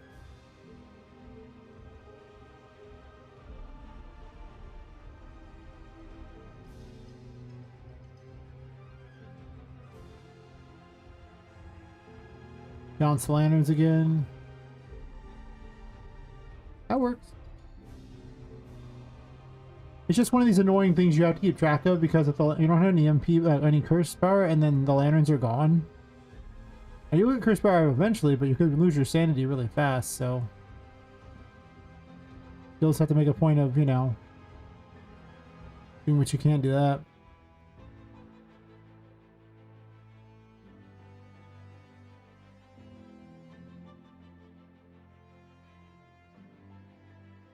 I might replace all those too. I don't think this one needs to be up here, honestly.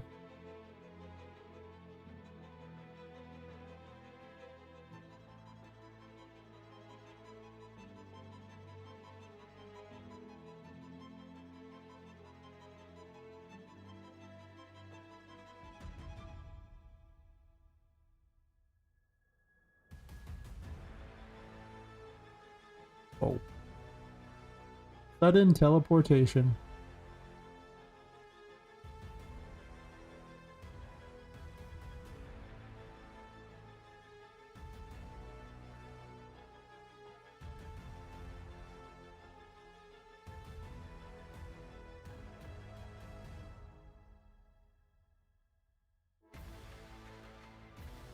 This ability might be considered petty.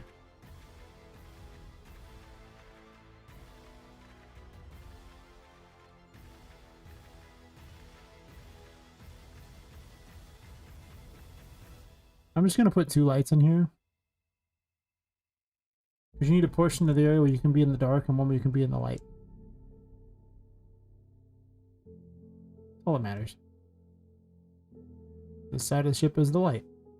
That is the dark.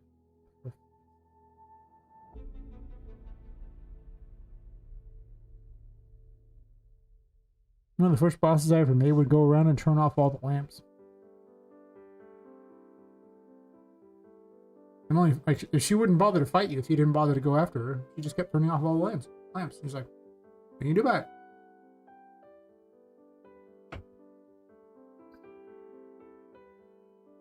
So forcing the enemy to have some sort of method that screws with your light just seems kind of like a thing. Like Vu spins the whole battlefield so the lights keep moving away from you. They come back to you too. You just got to keep running with the lights, basically, or run towards the lights and run with the spin so you can catch them faster. So I think every boss will like every major boss will have a way to screw with the lights.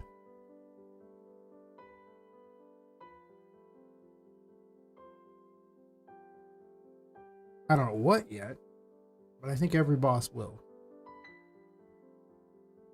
Just so you're forced to position differently throughout the fight.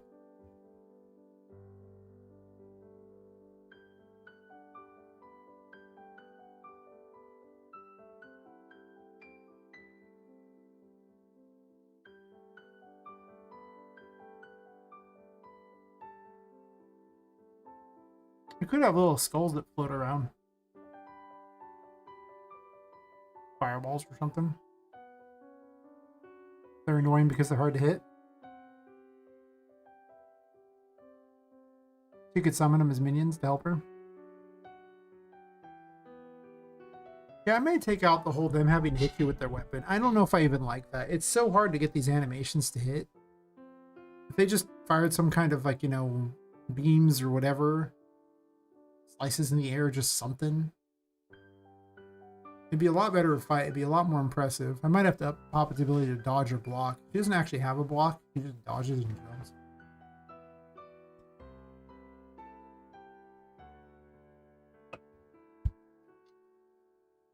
But just remember, if you dodge, you have 100% damage reduction, right?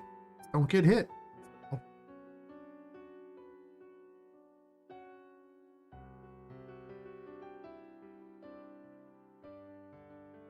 Well, let's make a new enemy, because I need 1,000,000 enemies, and I just don't even care anymore. Whatever gets the job done is perfect for this. Should I be dividing these up into which zone they're in? Well, that makes the assumption I never plan on recycling any of them. Is that true? I mean, I guess to be fair, if they're not, they won't be powerful enough for the next area anyway.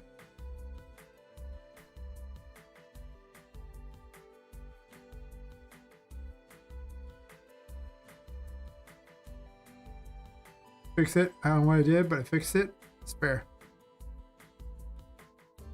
You communed with the UE gods. I always recommend goat sacrifices. The UE gods like that. The UE gods and, you know, outsiders, you know, they have more in common than you might think. But you didn't hear it from me. I earned all of my game dev power.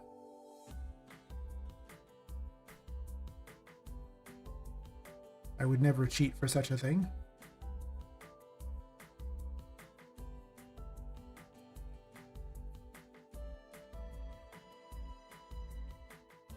Oh.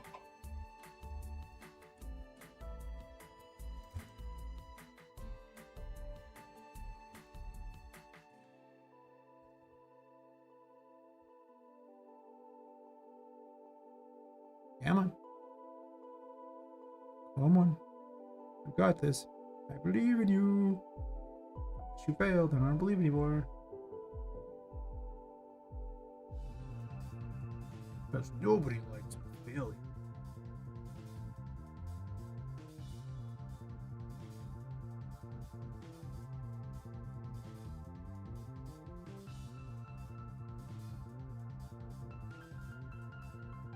Time to make a child. Yay!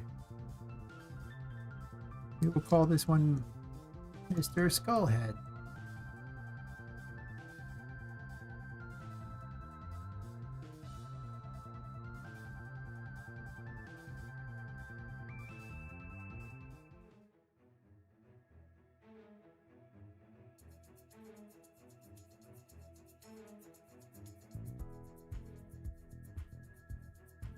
Hmm.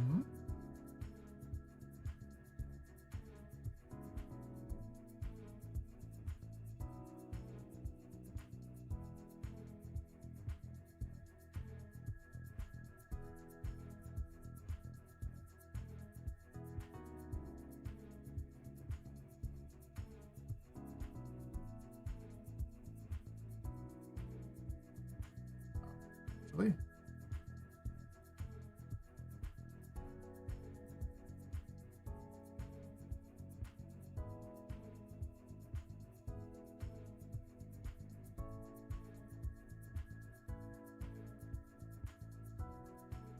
Why don't I just duplicate one of the contraptions?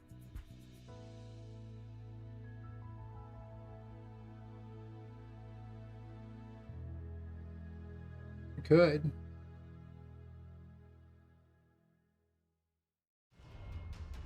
That's fair.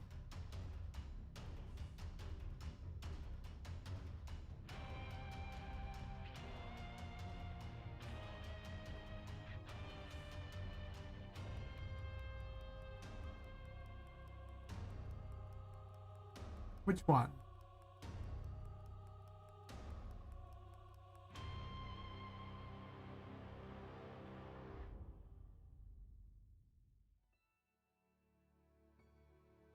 Hi, the Wally.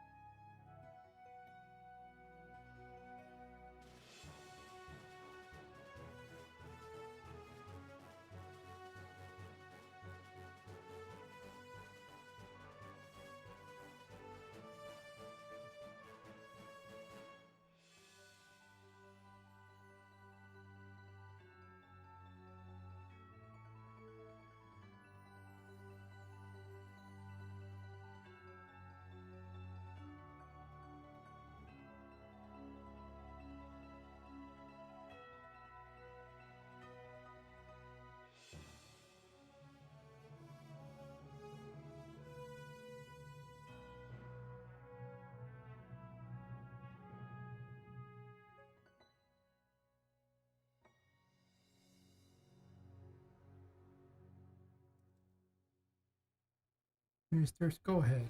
You're... Ain't gotta be that big. Does gotta be a Mr. Skullhead, though.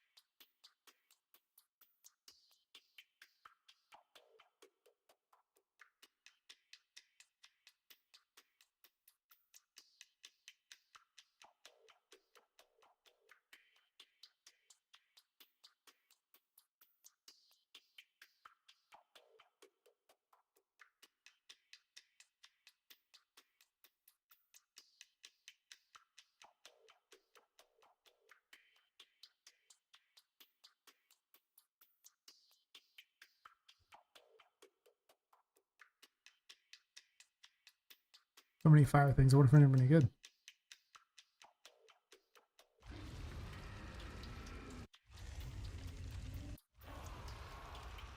I mean, sometimes dragon breathing.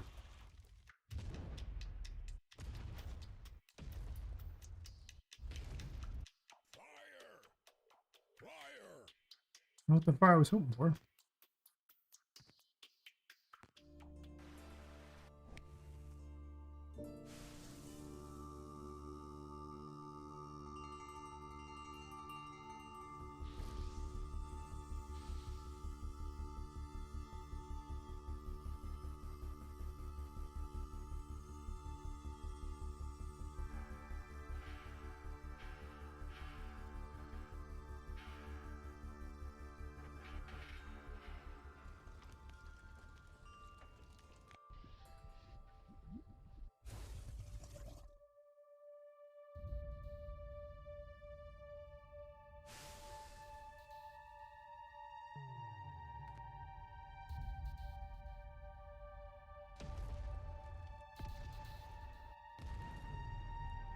I know how to use those a lot.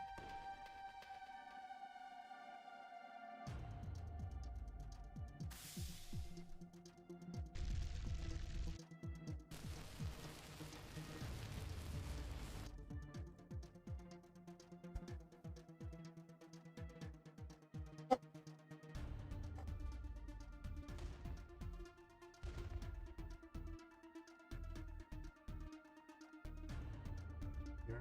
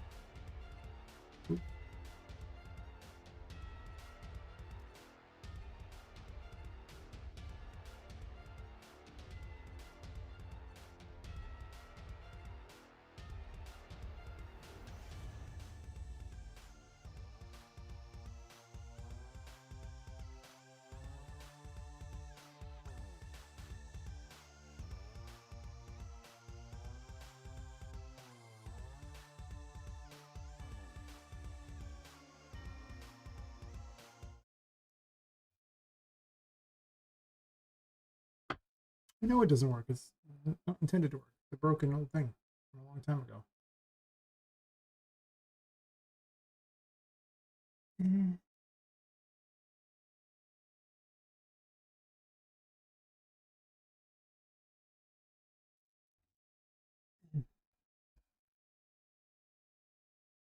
streamlined that a while ago.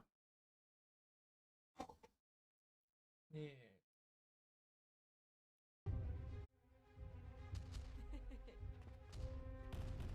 Why is there no fire on it? Do you not loop? Why no loop?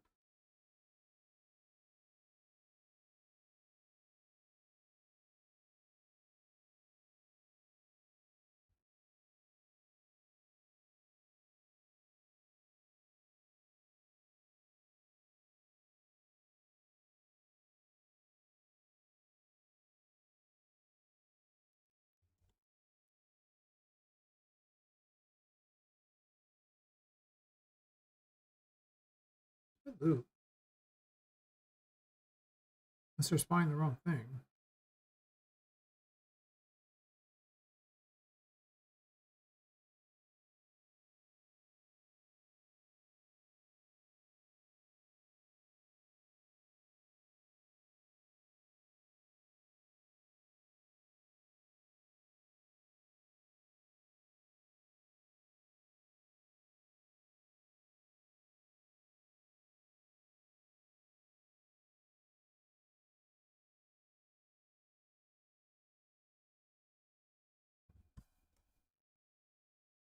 Hmm.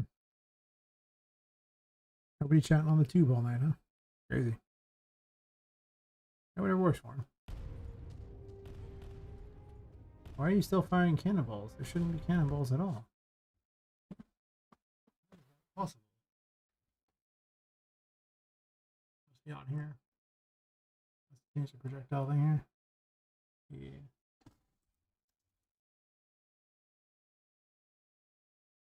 I need to change everything to the new system. Streamline everything. It's stupid to have all these things everywhere.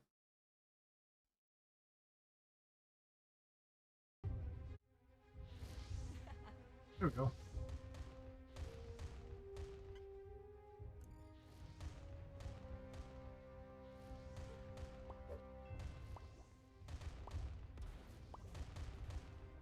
My hat's not connected. No. My hat connected. Oh, because it's a skeletal mesh. And that's unfortunate. I don't want a skeletal mesh on me. Also, I don't want it on them.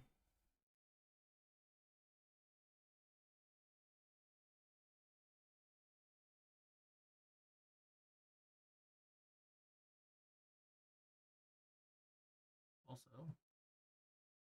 probably line this up so it's not stupid looking. Like, okay. See.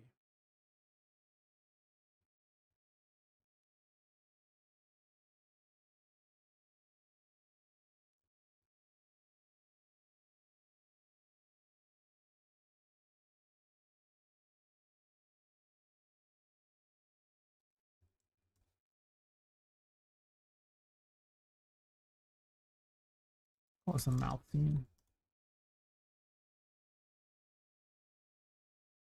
The jaw on there.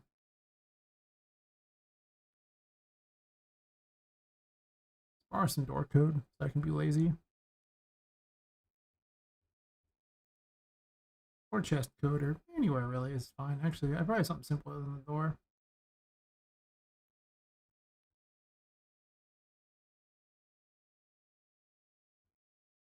I do. I have this door. These are the simplest doors around.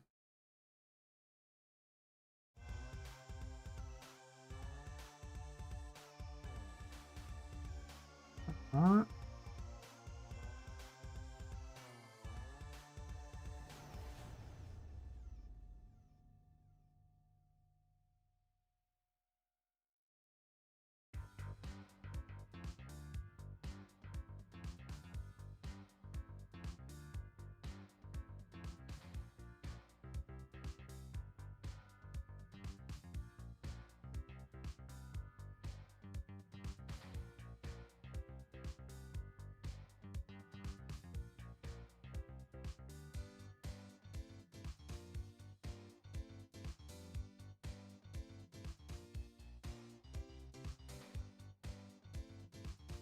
Which way are we rotating? Mouse scenes shown way down there. Well, that's stupid. Is the skull just really high up? Really just really high up, it looks like. Where's the base? Right there? It's because the mesh is like a million miles down. That's weird.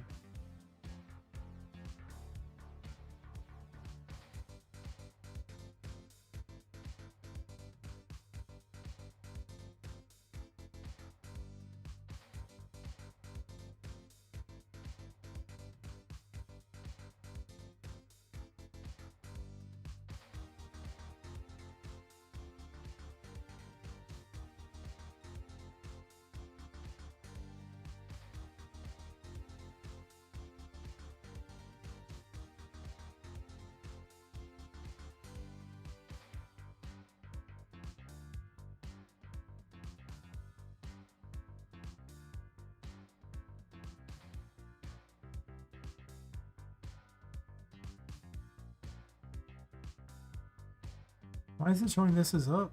Never mind, the red's up now.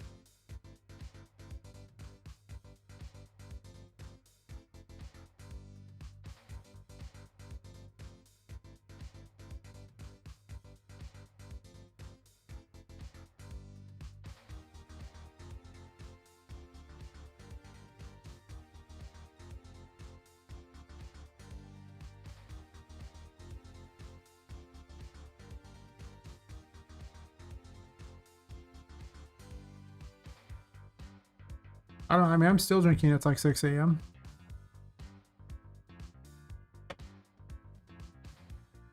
It's been only been awake. I usually don't like to wake up and drink, but there's no judgment here. Unless you're not working on your game, then there's all the judgment. 110% judgment. Oh my god. Make the damn game.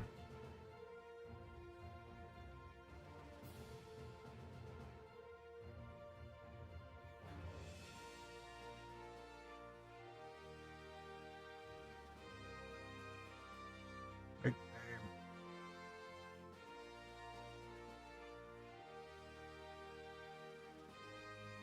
Yeah, I've been fine. Peaches. PCG almost me time. Yeah. PCG is. That can be fun, but randoming your way into something pretty is pretty challenging. Game dev keeps big liquor running. That's fair. I definitely drink more than I probably should. But listen, it wasn't going to drink itself. It needed my help. Anyone who says different, well, we likes them anyway. They don't have friends.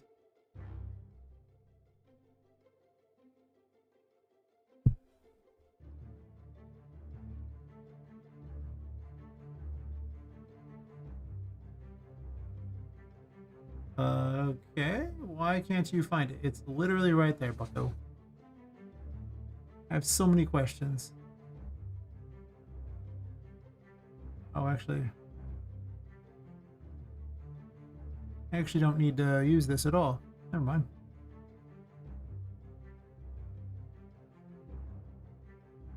So what we're gonna do is me to rotate. That's what I was checking, the rotation thingy, and then I got caught up messing with getting things more organized so they would rotate a little better.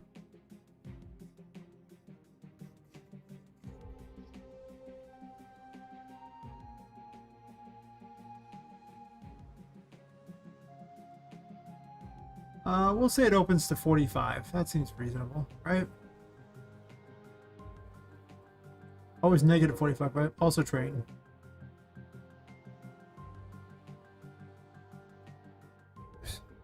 There's a reason I put it on the scene and not there.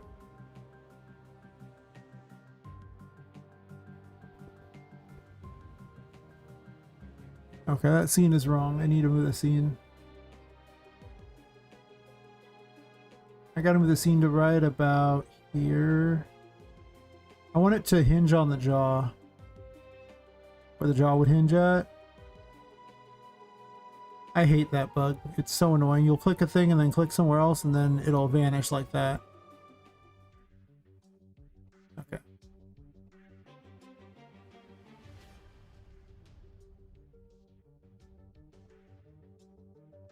Vanishes. Click it again.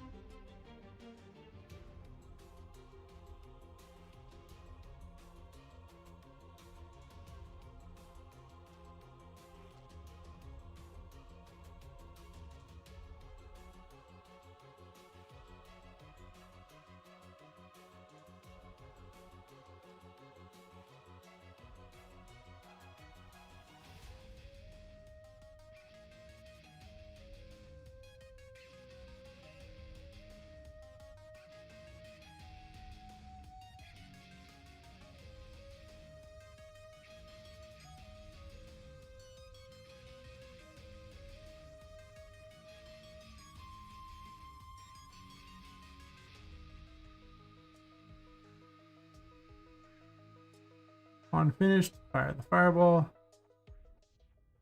Like so.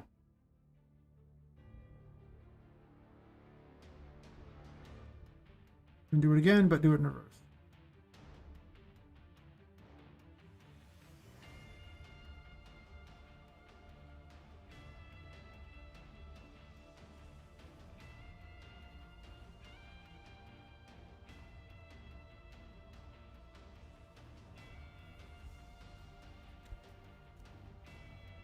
cause to open its mouth and fire. Let me go. Hopefully. What if I have the angle right? I might not. But also if I was in the right room. Mr. Skullheads are in here. Not there. Here.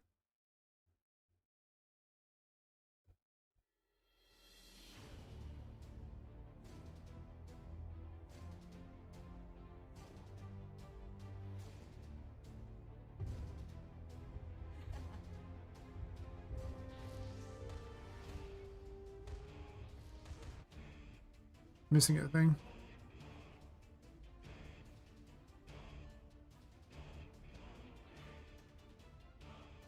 Not that scene, I need the mouth scene. The other scene is its health bar and stuff. Seems kind of dumb. Don't know why I don't want to rotate that, but what I was doing.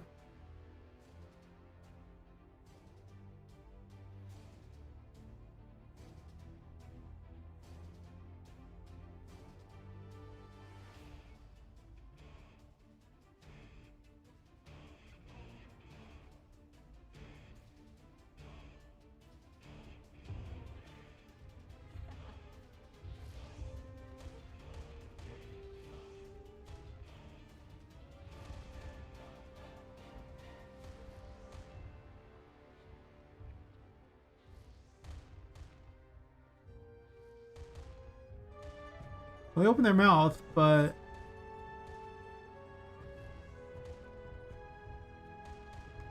they open it kind of fast. There's also no delay.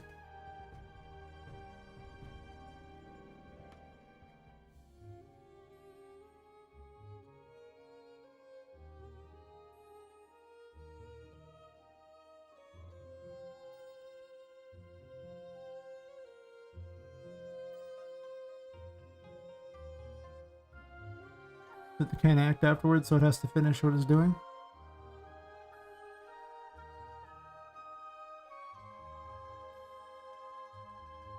Almost 6 a.m. I'm not even done with this yet. Jeez. Give me a lazy drinker here. I can do better, I believe.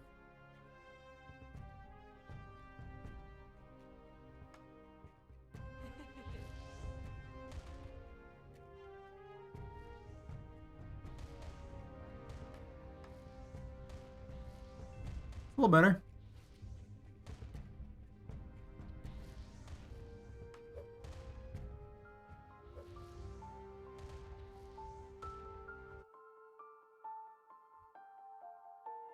Okay. Control Shift S on the web browser, always a mistake.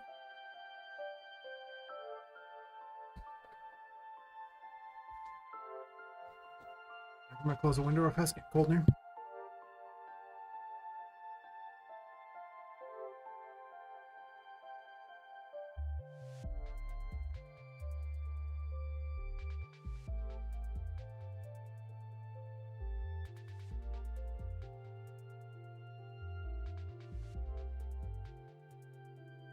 I realize my computer is basically a heater, but there are limits to even it, I guess. Thankfully, got like full fans in the case, so gonna have to survive the harsh summers here. I mean, pretty much survives the harsh summers, anyways. I've done it before, do it again, I'm sure.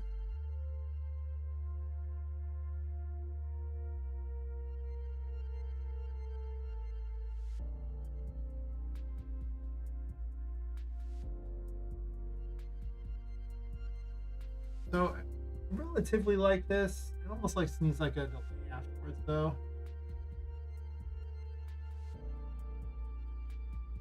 Actually, they could also just move places too.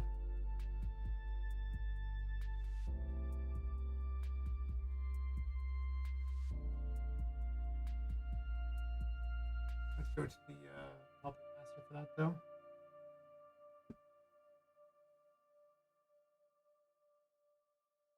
Well, these also need to get a name too, so they can be a cool kid.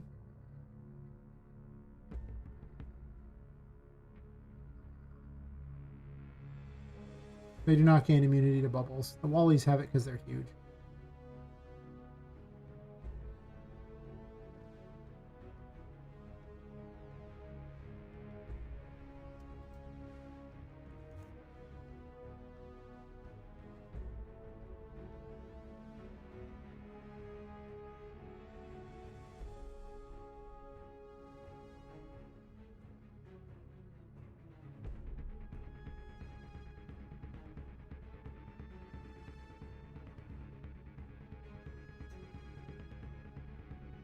Let's go steal some movement code. I mean, let's just go set up some more random things like that. I mean, they just need to kind of... Maybe even just kind of move around. Honestly, they don't got to be too... Actually, they can just clone the weird voodoo cultist, honestly.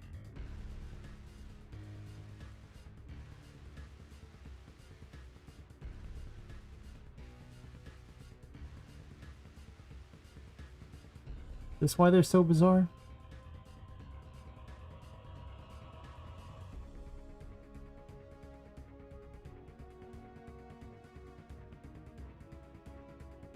Oh, that's the voodoo code. That's not the right one. Like, wait, that doesn't make any sense.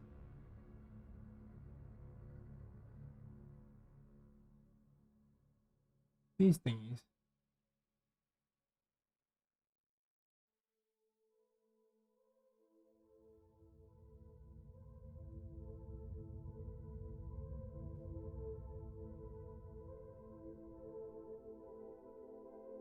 Actually, let's clone the Wallywrath first.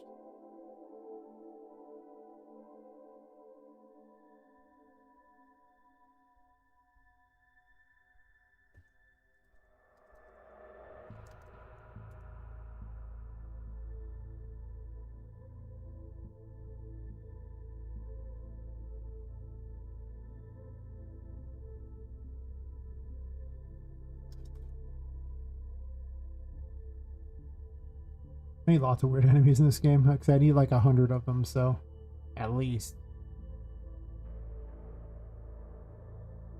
Well, I can palette swap some and make them larger and do things like that. I'm gonna need quite a few unique ones.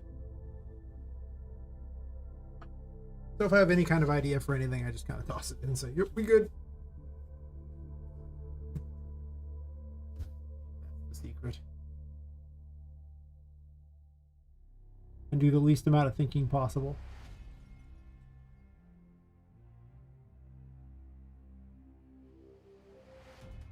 Because honestly, you can kind of recycle a lot of code.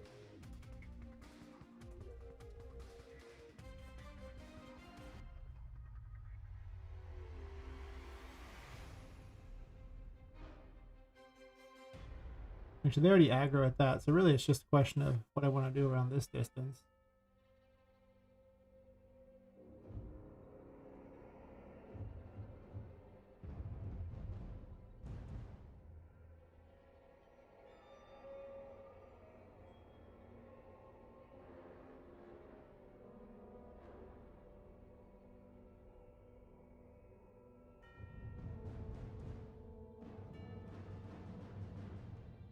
So I just wanted to move to target.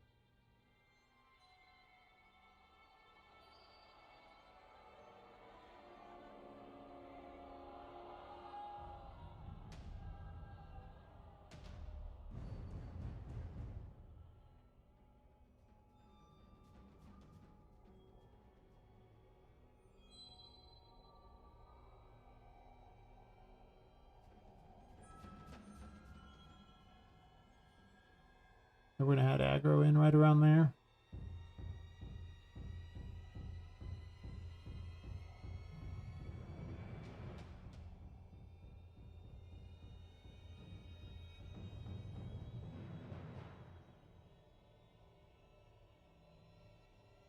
Puts me with like 1,000 and 2,000. I'll have it attack, I guess. Otherwise, let's have it move away.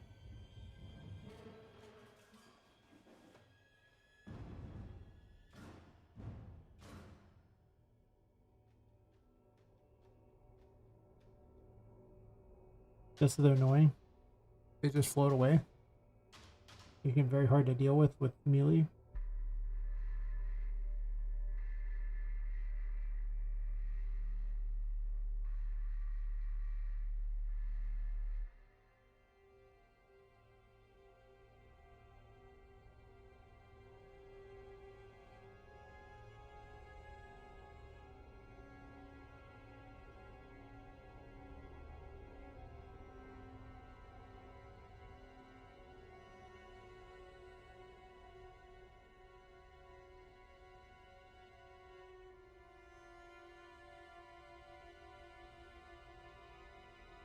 I think instead of waiting, they'll just move random.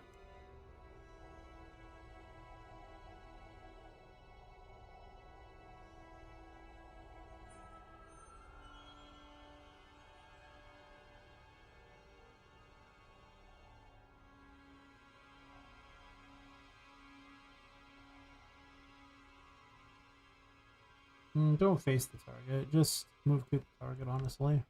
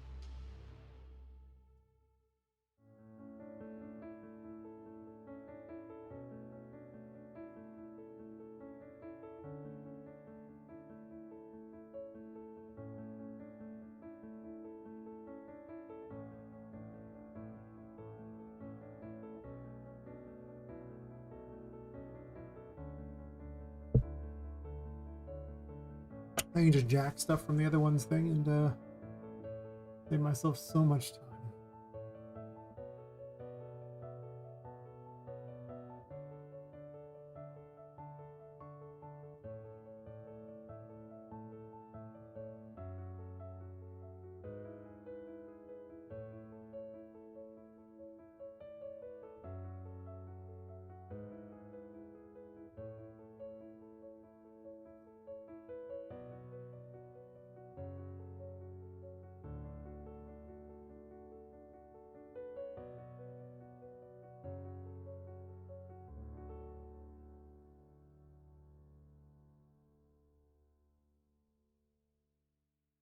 It no longer waits and it no longer faces the target.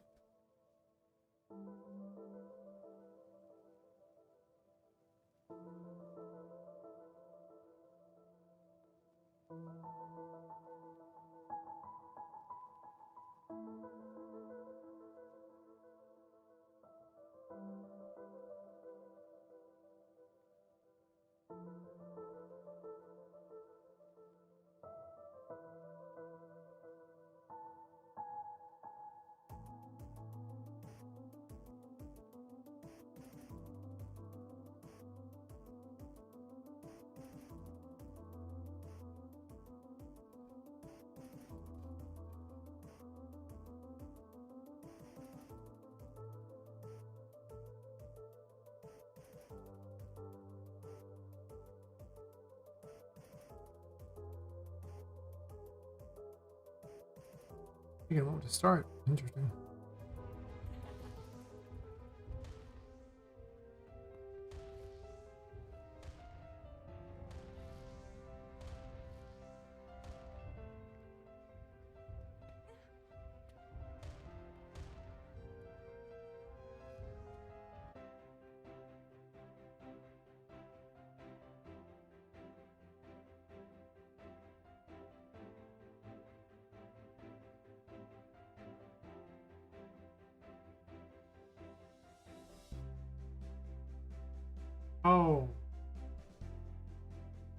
These are flying.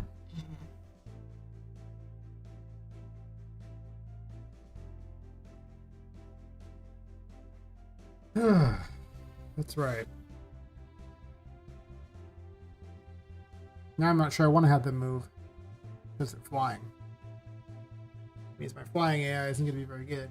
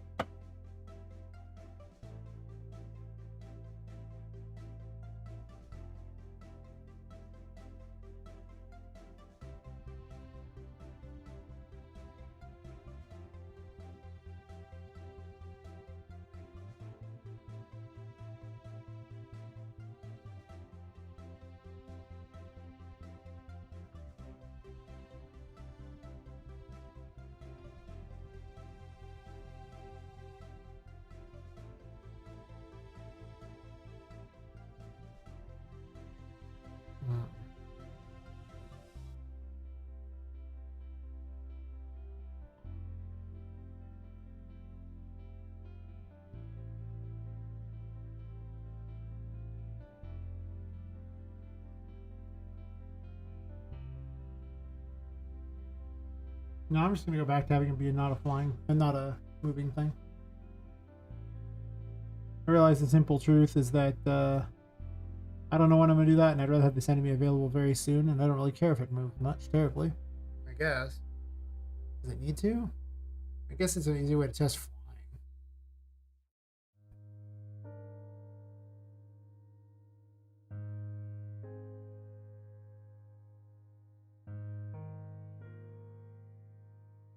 I was like, I was let to copy this whole thing, wait at destination thingy, to make it even work. Functions can't do those things, and wait at destination won't work on those. So.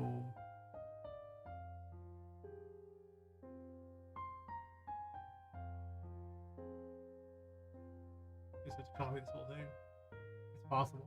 Let's see if it is. I don't know. Let's test it. Guess I should rip the band-aid off, as they say.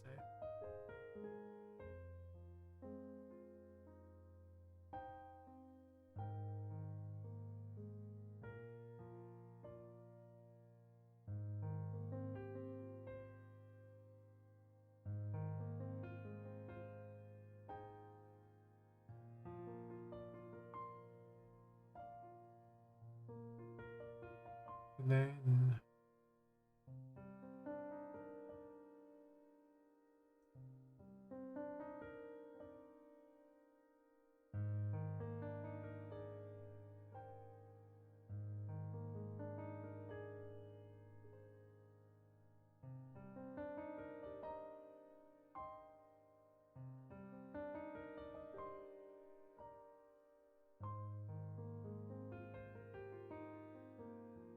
I'm not sure half these even work. I'll find out.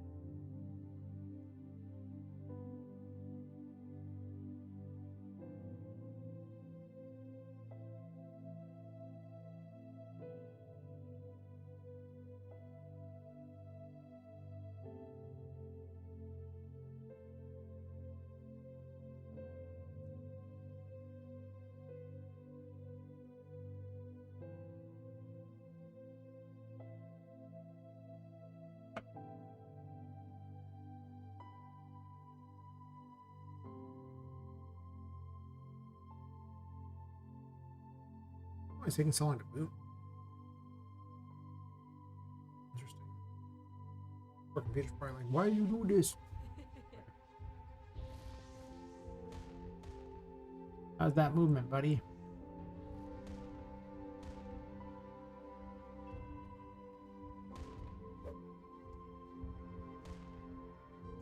It moved, but then I fell off like an idiot.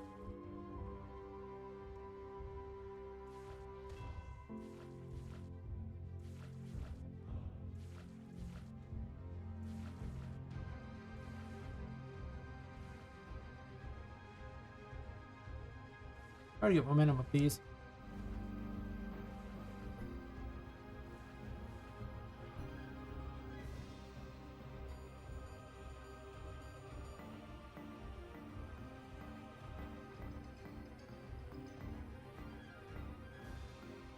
I've definitely moved.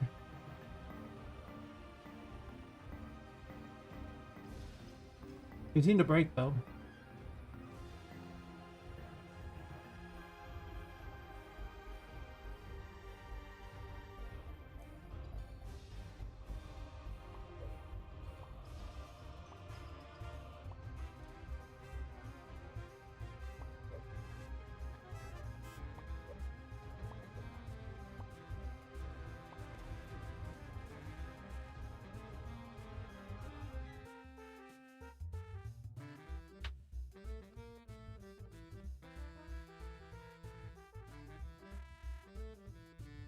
I get the feeling that the these side ones aren't very good. Let's move to target. We know move to target works. Actually, no.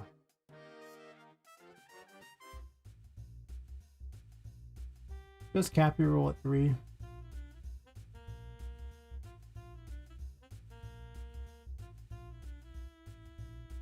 And then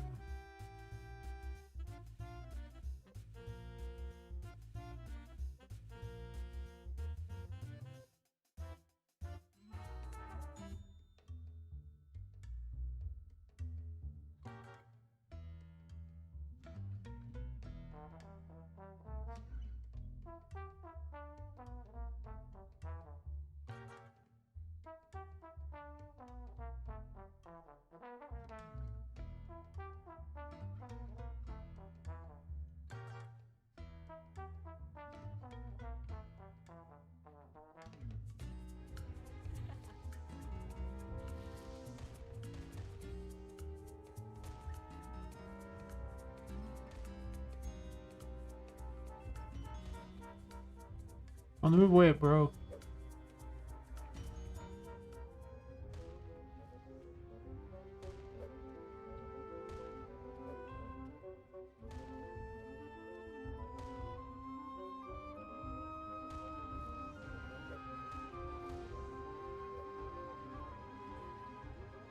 Yeah, move away breaks.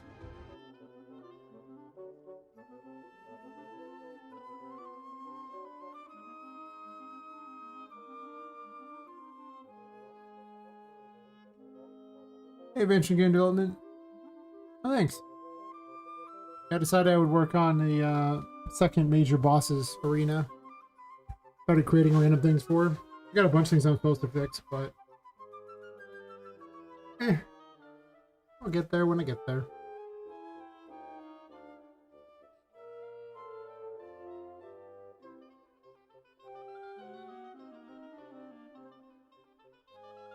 Yeah. Yes, indeed. How's your day going? You're like the first person to talk on YouTube all night. I don't know why. Nobody ever talks on YouTube.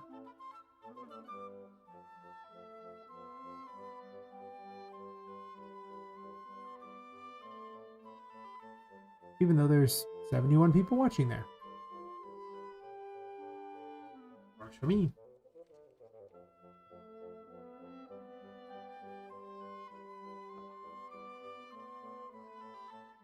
I do need to work on this code at some point anyway.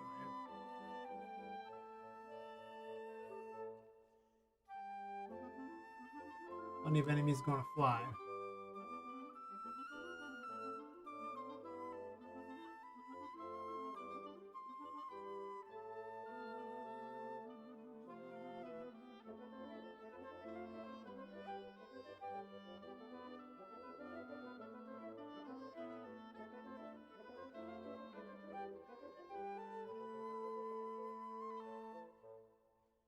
I mean, they seem to move away. I wonder what the problem is, though. Like,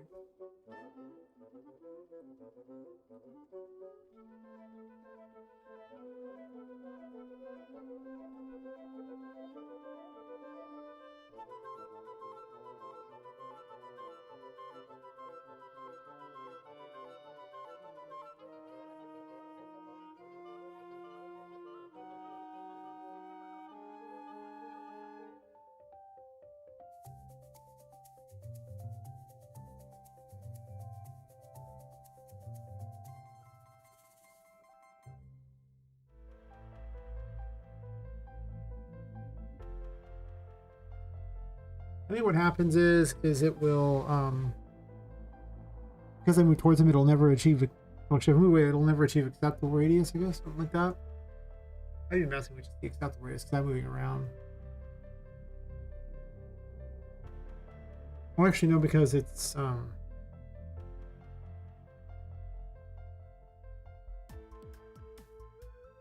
was trying to move away, so the acceptable radius to get away from the player.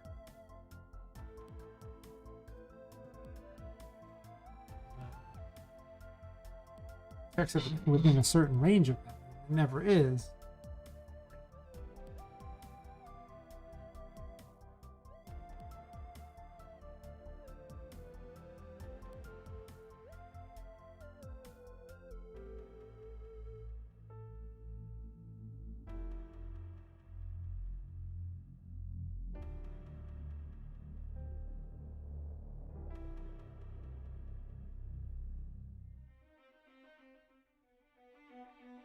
I think.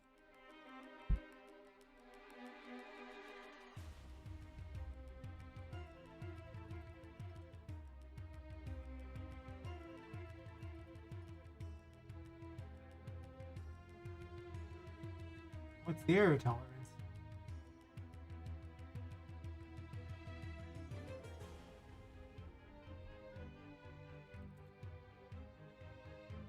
Try like 200 or something. We also look at the other thing here, the flight direction graph.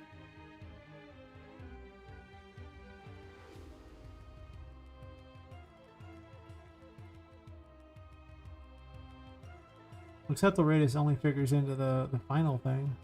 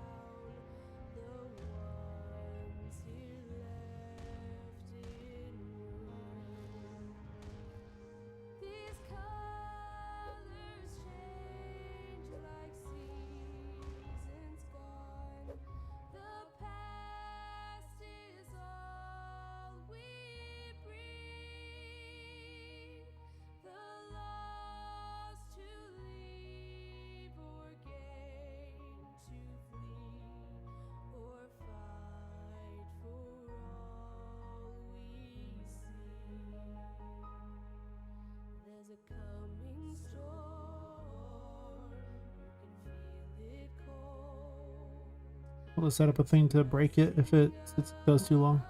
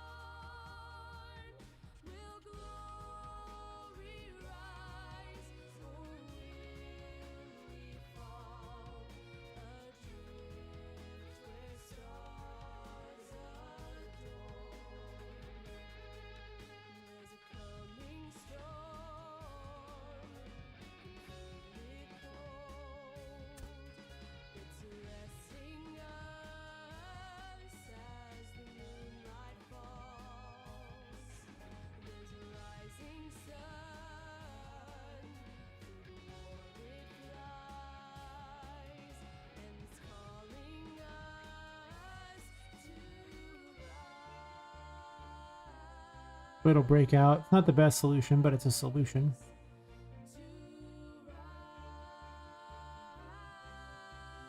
The fact that flying can't use the nav mesh is annoying. 8 hours, 15 minutes, and 38 seconds. Which has a way of telling me these wonderful things. I usually go like 9 to 10 hours, to be honest. About 5 hours, 5 days a week. I think I get to this level. I may switch to designing things though, I don't know. I'm having a little fun with this.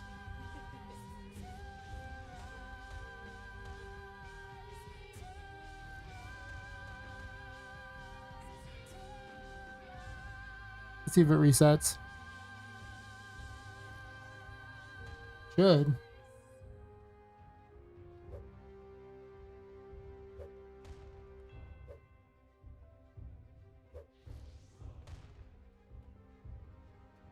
It's fair. Well, you see, the thing about streaming, and a lot of why I even took up doing it besides liking it, is that it keeps me focused, right? Because, you know, if I wasn't streaming, I might stop to watch a show or do through some social media or something, or just putz around with some other weird activity that doesn't matter. When I'm streaming, I don't get to do any of those things. Just saying.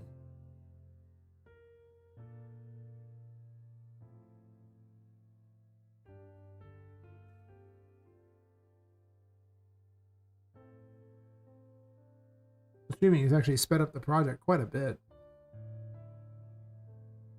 Can't probably not stream anymore.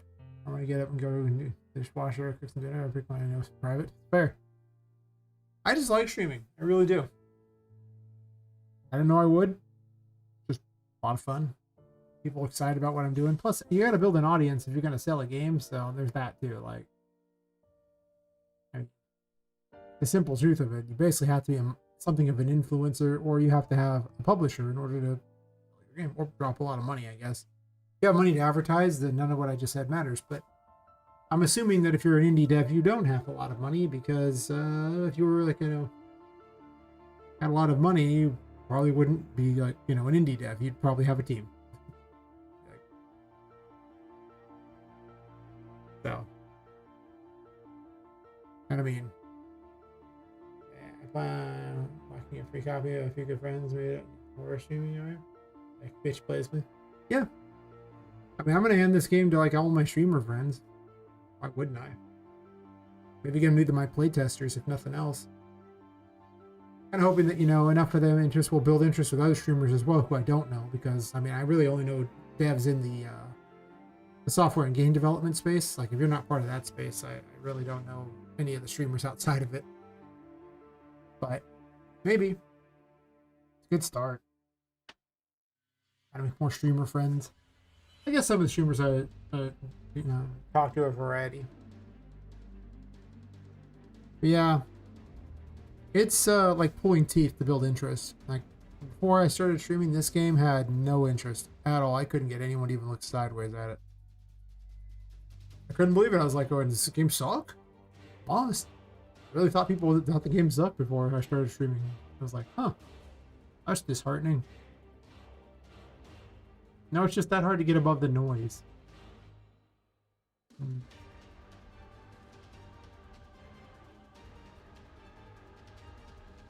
I get the feeling this particular code might be a bit much installed today, in that I don't know how much I care right now. Yeah, marketing is very hard. That's why a lot of indie devs fail, to be honest. I mean, especially if you're a solo dev, there's only so much time in the day. If you're making the game, how much time do you have to do everything else? And the answer is probably not a lot. Just gonna say it, probably not a lot.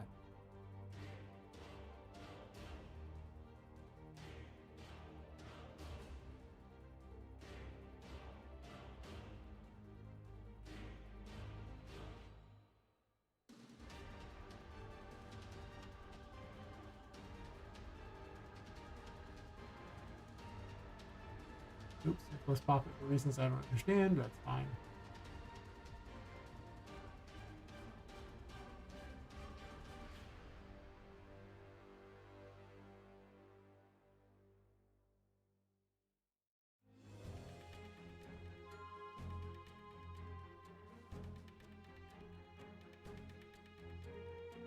Yep, one who I think has done really well. Who is the dev for The Good Dog, Chasing Shadows? They got that Insta TikTok reels down. Yeah. I need to work on it myself. I've been struggling to get subs on YouTube, for God's sakes.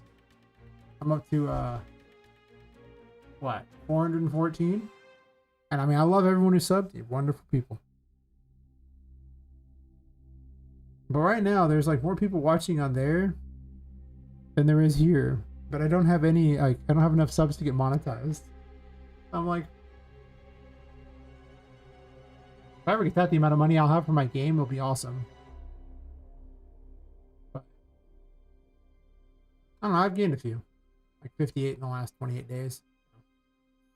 I took it up. I think I'm getting 4 tonight. A lot of people know what shorts. I'm guilty of it. I don't have an attention span. Well, that's fair. I mean, you've been hanging out in the stream for hours.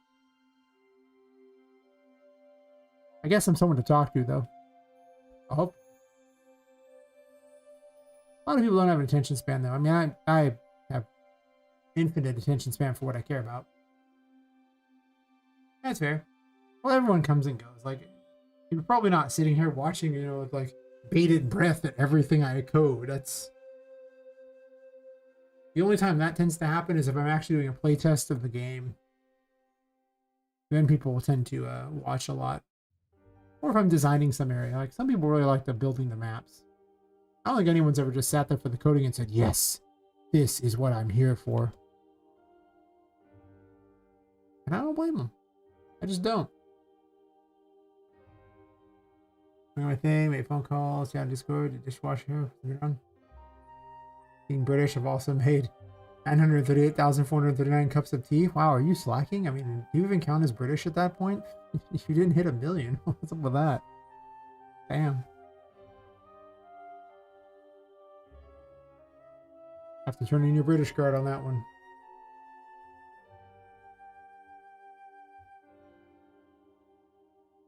I think I'll come back to this flying AI. I get the feeling that right now, the amount of what I need to figure out for that is a little bit beyond me after a couple, you know, after enough drinking and a long enough stream, I usually stop doing and then build stuff. Like, look at this area? Yeah. Well, it's a very piratey theme going on here. Because Sally's a pirate. Sally's got a treasure hoard room, which I just tossed some gold in and said, yeah, okay, we'll call it for now. Sally's got her pirate graveyard. Sally's got a random bathroom. There's just a bathroom on every level. Like, the place is like a... I like to say if Disney built a sadistic theme park, that'd be kind of how this place would be. I do need to make a pirate city out here. I'm not sure how I'm going to go about it.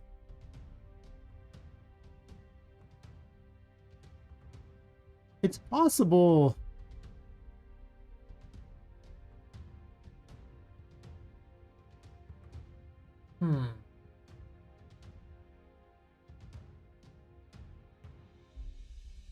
Oh, that's not a brush, huh? That's unfortunate. I was hoping it was a brush. I have an idea. I don't know if I like this idea, but I have an idea, so I'm going to do it. Probably stupid. To be fair, that's a lot of my ideas, but that's okay.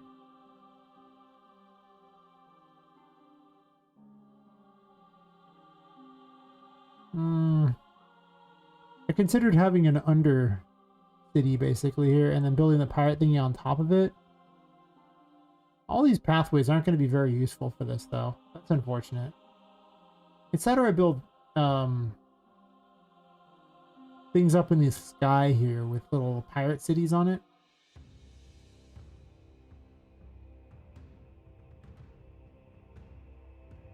The problem with this strategy is how does Charlotte chase you in this room?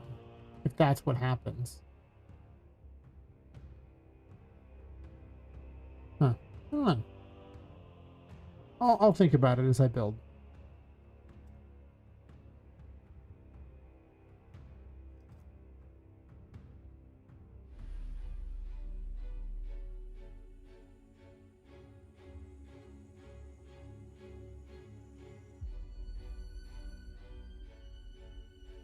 It's possible I don't have Charlotte chase you in this room.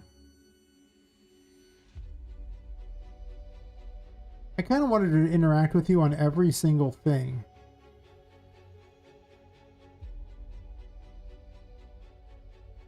That's true.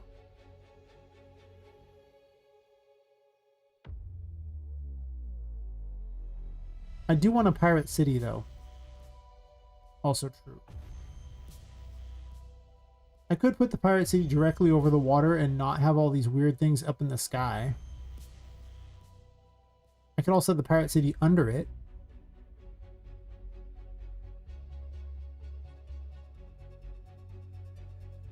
And cut a hole in it so you can get through to the next area.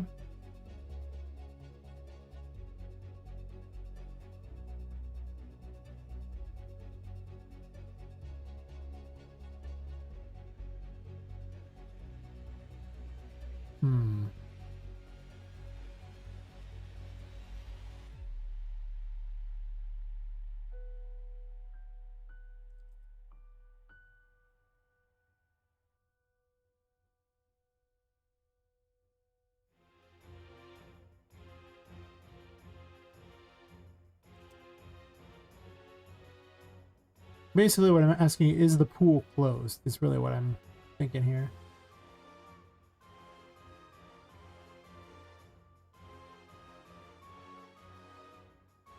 I'd remove the waterfalls at that point if I was going to do that. There's not a lot of danger of falling in the water in this place. I can also cap the pool and then put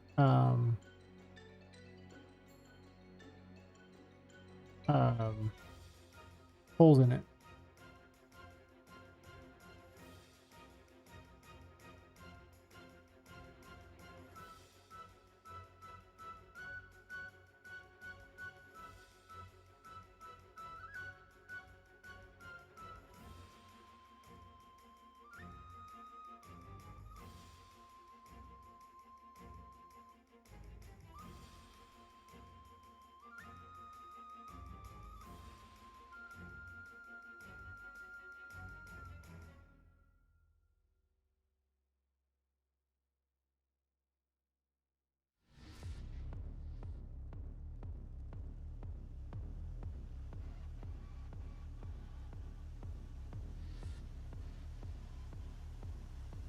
Or you'll probably do it.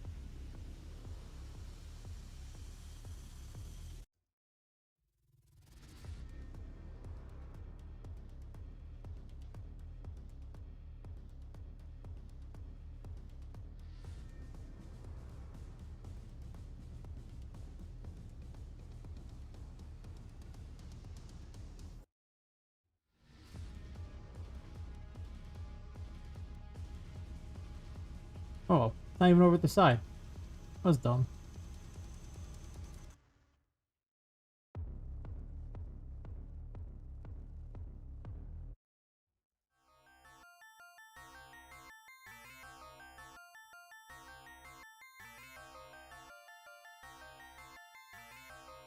No, thank you.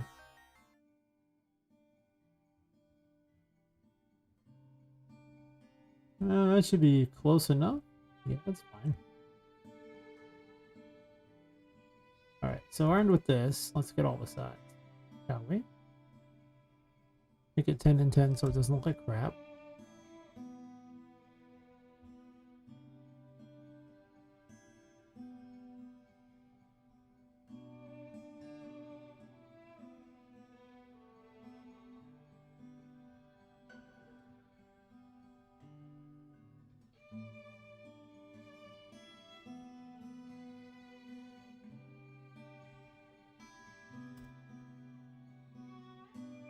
Yeah, maybe mark 8.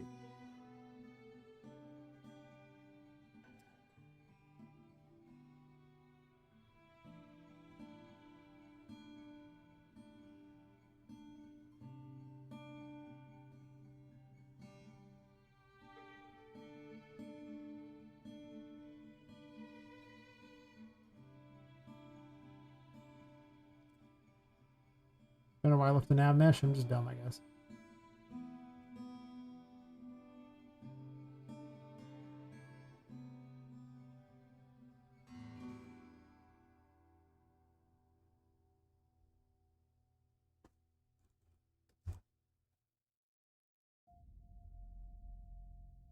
And this way, they'll have like a secret underwater area down to those things.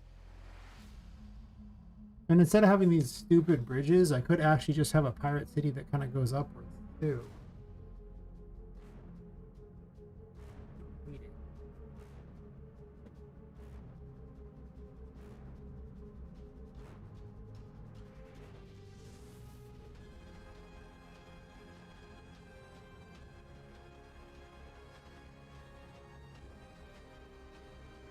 Like I can put some sample buildings out here and get an idea of how I want it to be.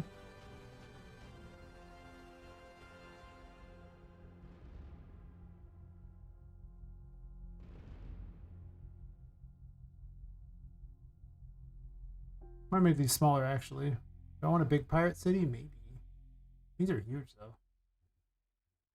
Either way, I'm gonna get rid of these pipes. I don't think I want these here.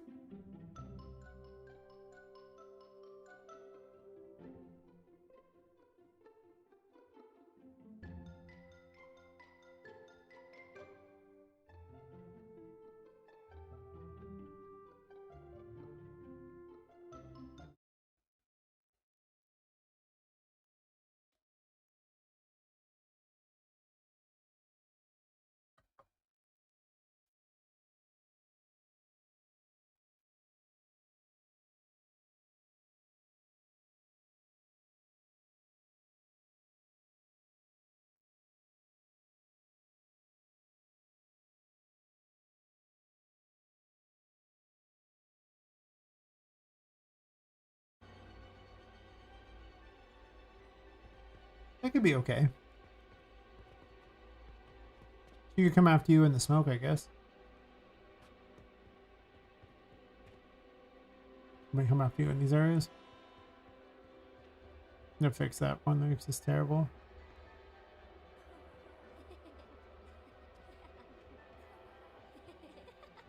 Do I want these to be a thing? I might have to shrink them down. They're really big.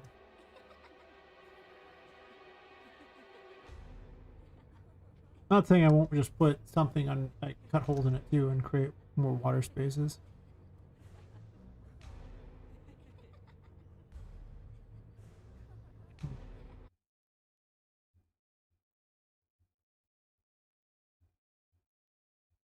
I don't think I want these bridges. I think I want to get rid of them.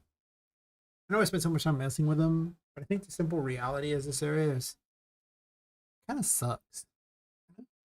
Also, my earbuds running out of power. 1 second.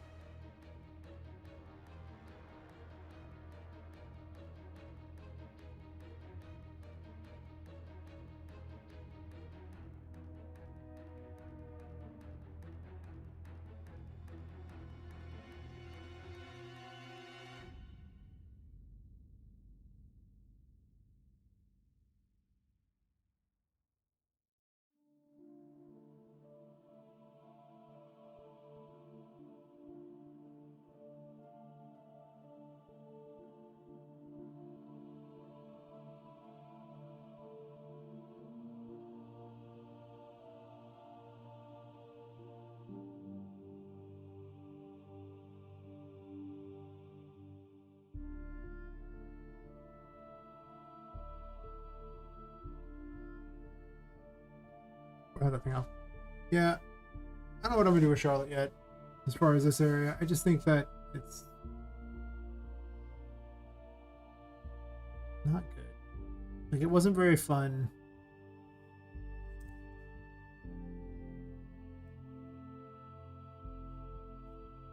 Oops. That. Oop.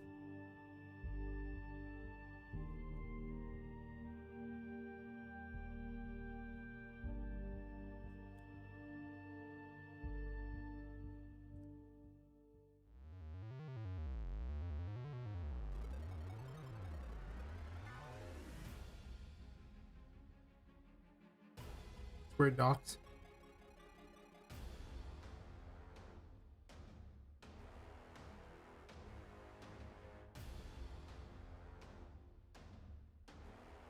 I was gonna hide 4 buttons here.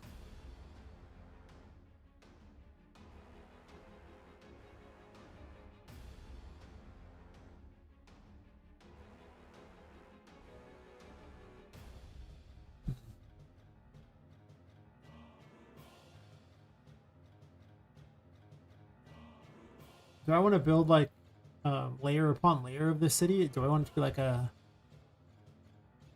Let's do some hypotheticals here. These are just placeholders anyway, but remember that. Do I make them small? And then build a multi-layer city? I might do this. I have like a second one higher up.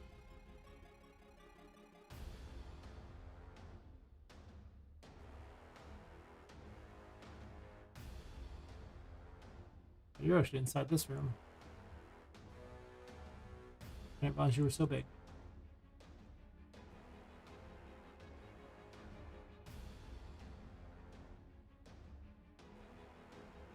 What was the big? Oh, it's the right size one direction anyway.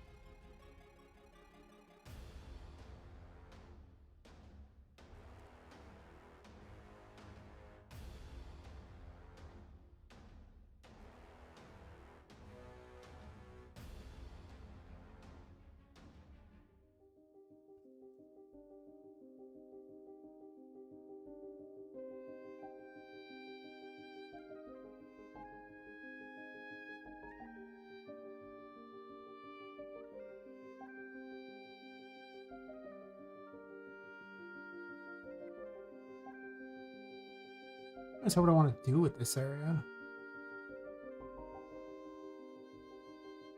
There's platforms I could build on top of too. Interesting.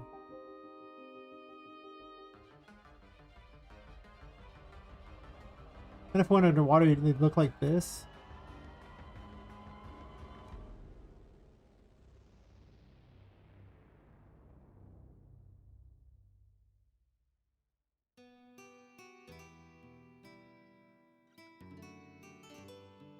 This launch of these things is so awful. Go through and do what I can to optimize it so I can start these levels at a reasonable speed. Terrible.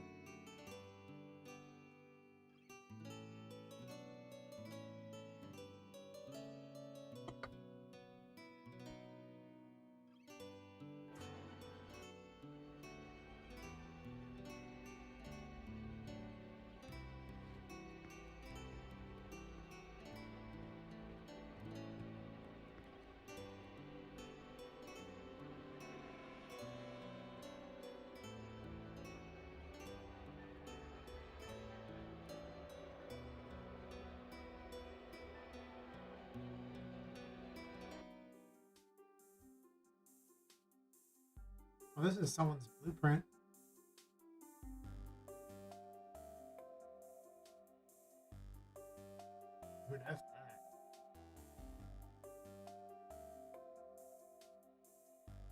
see.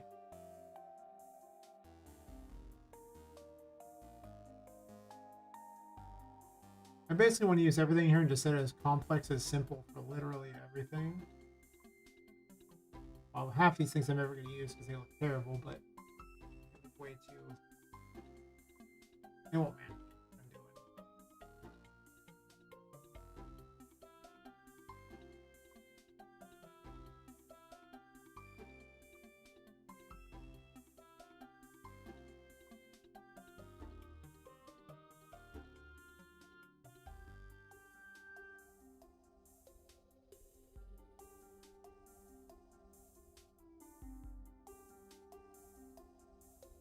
Wait, is Nana enabled?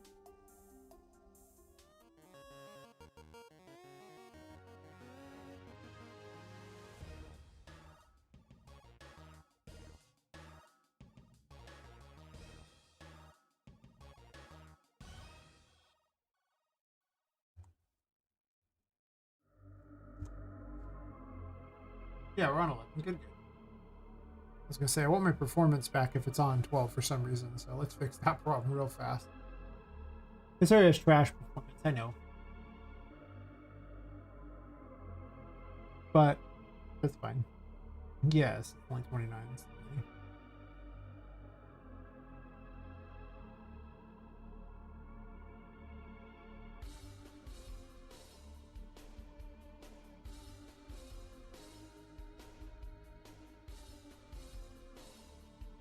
Apparently it's infinite. It said 29. Maybe it said 59. I wasn't paying attention. Whatever. I can wait.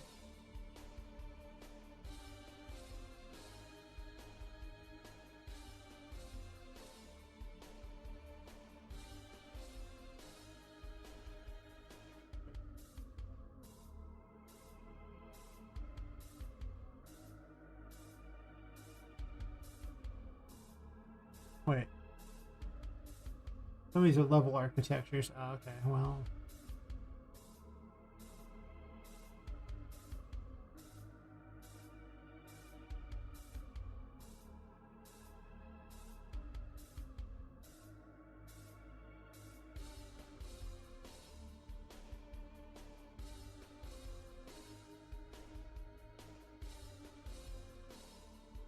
I hope I could remove something there. There's some level architectures, and those are going to screw up what I'm trying to do here.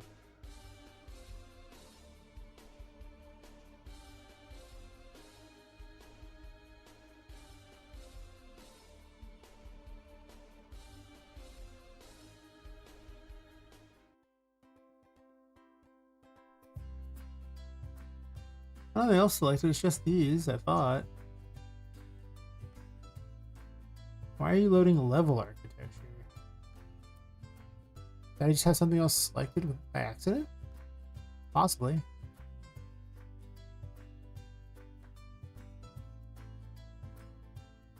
No, it's just an LED group.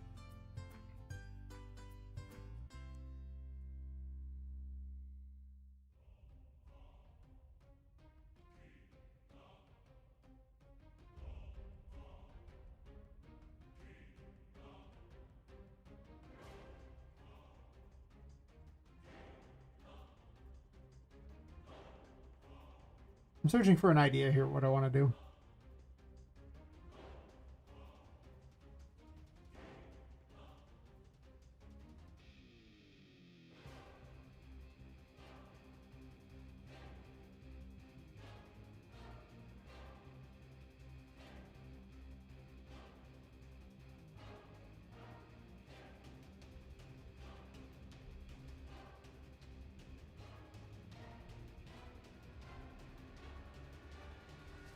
Man, such a slow load.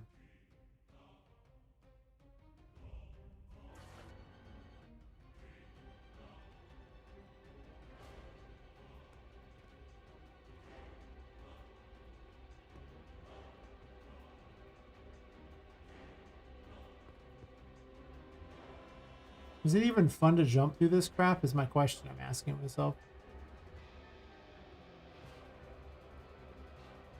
It's interesting, I'll give it that. I could build a whole undercity network of this crap, I guess. But if I did that, would that really be that fun? think so. It'd be an interesting world to explore. I don't know how much it would turn into anything useful to do, though. Like, would it even be fun? I don't know. My prototype areas are never beautiful. I don't worry too much about it. Like, I usually just come up with some idea and then build off it. Anybody who saw the sunken graveyard prototype area would pretty much understand that. Jesus, that thing was hideous. Has to be below the windows. There was like 4 bridges and like 5 mushrooms, like, you know, weird pattern. The mushrooms were in an X pattern. It was weird. It was not good.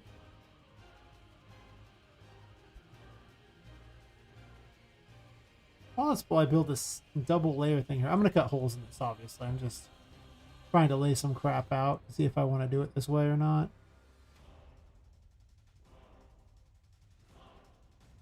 I'm not sure I want to do any of this crap down here either. I'm just kind of dropping things places.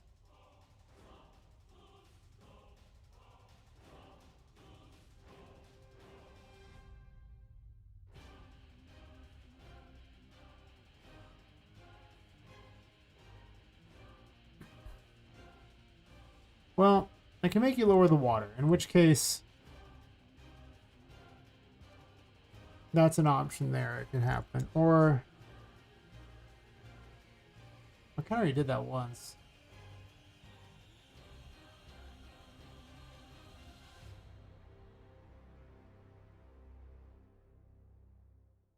It's probably like a 5 or something. Maybe that's all.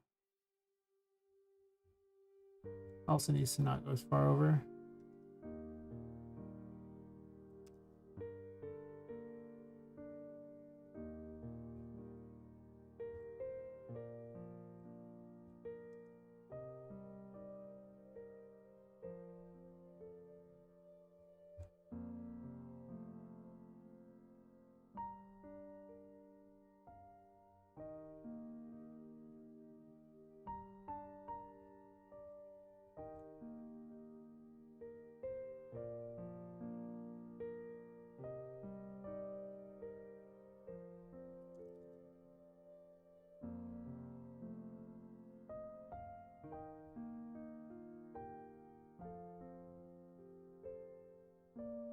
Please look in the water.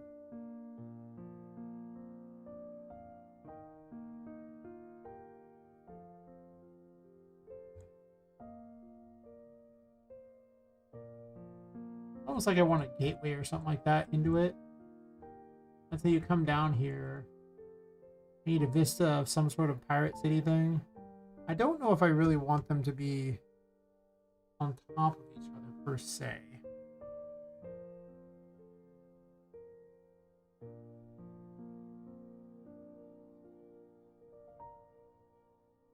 These are all building parts, and they don't have the lights on them, which is actually better because I don't really want a bunch of lights on these things anyway. Oh, I just moved everything onto there. Oops. We're about to hit undo on that one. Come on. Come on. I believe in you.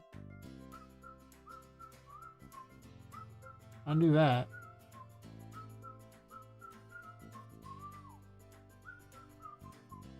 These are like pieces.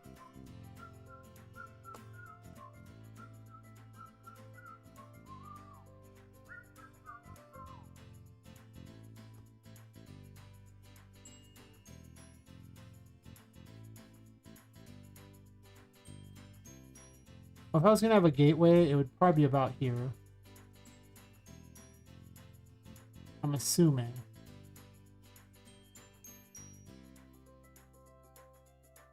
I could wall it off.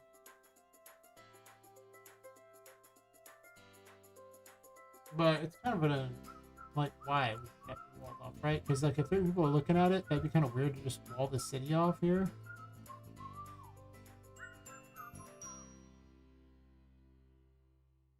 I would assume, right?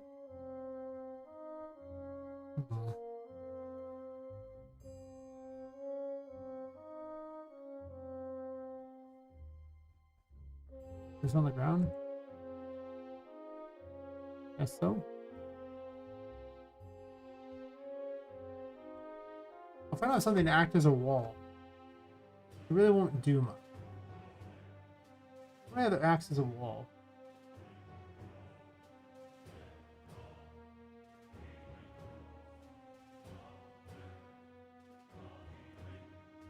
I'm not sure if I'm going to think above. Probably not. I don't like it. I'm about to build a secondary deck or something, but I think... I guess there's some pre-made buildings I can use to kind of outline with, which is probably better. Is it? I don't know if it's the first statement I made. Statement I made, though.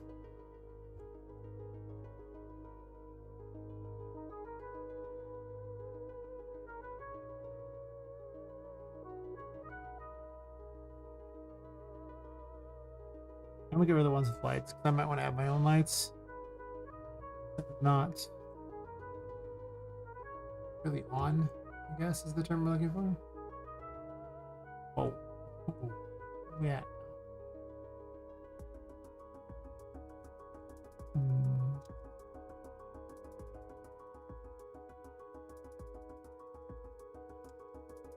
These can act as platforms, that's true.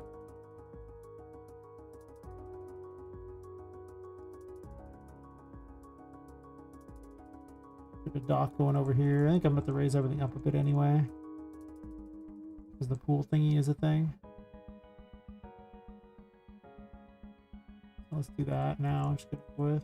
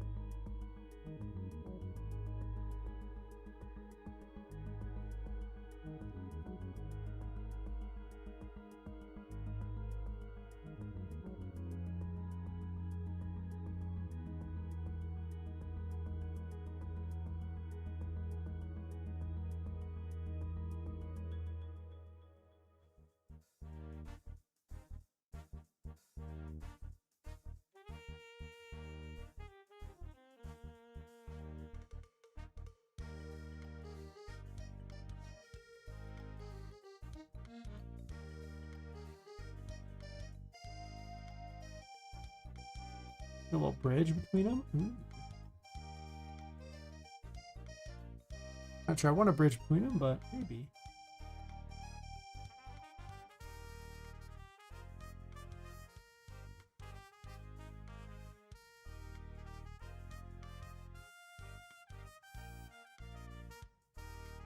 I'm not that interested in that. I want stairs anywhere. We'll get to you in a sec.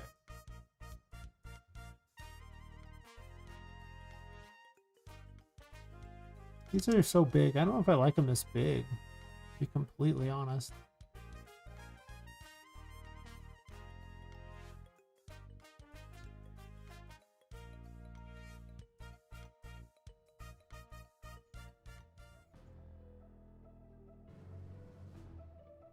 There might be water here everywhere in a second. I don't know how I'm going to do this.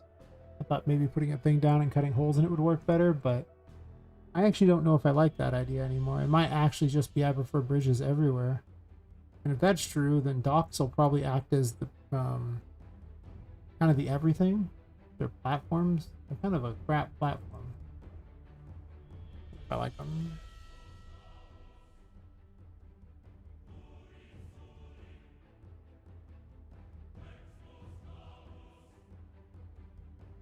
These need to be smaller. Here you go. Oh god, landing amongst them will take forever to load, isn't it? Ugh, I need a... bigger the better, is what I say. Fair. I'm kind of arguing with myself a little early, I think, on how I want to do this, because I'm sitting there going, how am I going to gamify it? But the reality of the matter is I should actually build something first and then gamify later. Which is the mistake I'm making. I usually just try to build a cool looking area and then I gamify. Also, for some reason, it's taking a million years to do that. I'm probably going to restart the engine, because watching it have to test like this, just because I want to see what it feels like to be at a running around it, is not that great. This is like far too long. I mean, it's big. Actually, Charlotte could be around here, and that could be a thing.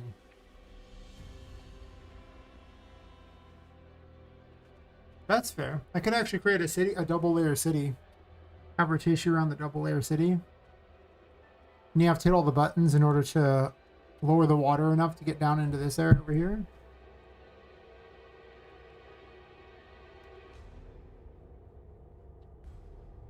And I can blockade areas off with water? Okay, that sounds good. But I'm going to reboot the engine first because it's going so painfully slow.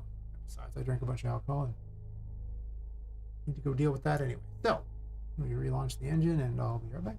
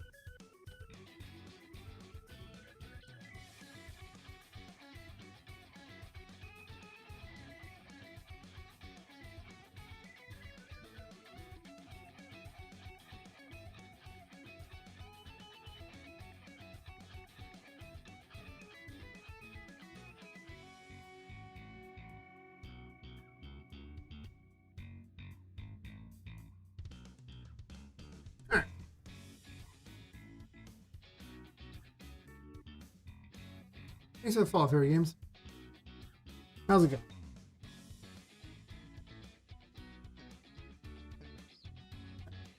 So, I'll build a concept out for this, I think. Go from there.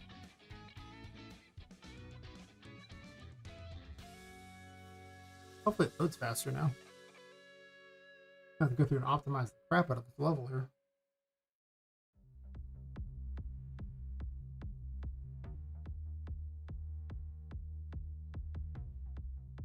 I'm thinking my plan for this area is I'll go with the double layer thing. I'll have it so that Charlotte can basically chase you up and down the layers, and then I'll introduce some someone who will keep Charlotte at bay for purposes of this. And so you can try to lure the, you can protect yourself from Charlotte with that. So I do want to have 2 of these. That's true. I'm not sure I really want two of these. What I actually want to do is just set it up so that I have an idea of where I want it to be. I'm blocking it out, basically.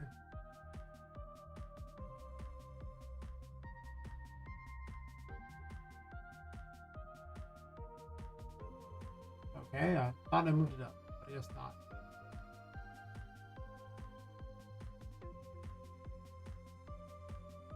Where's the information?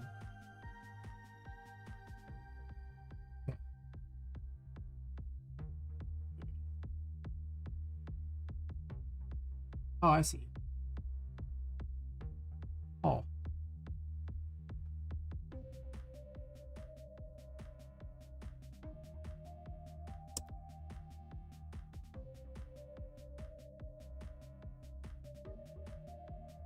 Number lock is not on. That explains what happened.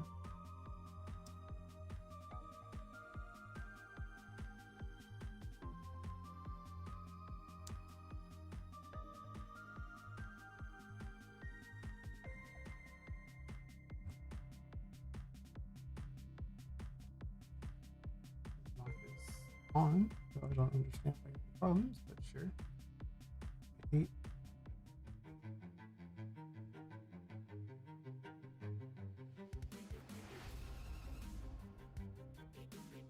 I'll probably shrink the depth of this too.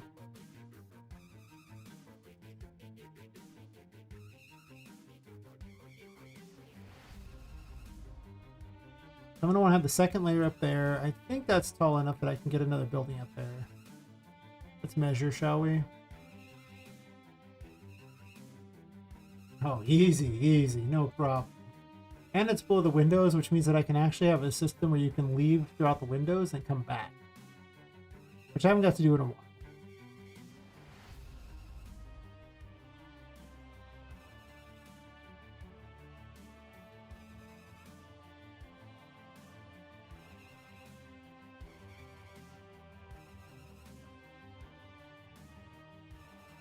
And that means that I can have you escape through the windows in order to get into this as an option. Am I going to send you out this way? That's another question I need to ask myself. Why are you open? Weird. Who left the window open on my building? I mean, technically I could have that as a means of getting through these. I don't know on that one. Whatever the case, I want like a hole through it somewhere farther along so you can get back up. I don't know where it's going to be, but I want multiple ways to go up and down, basically.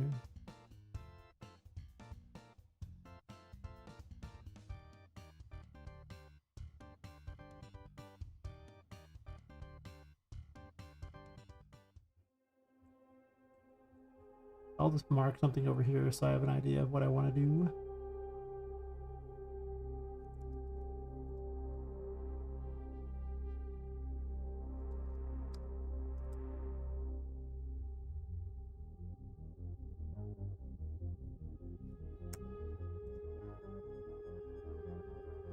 Sure.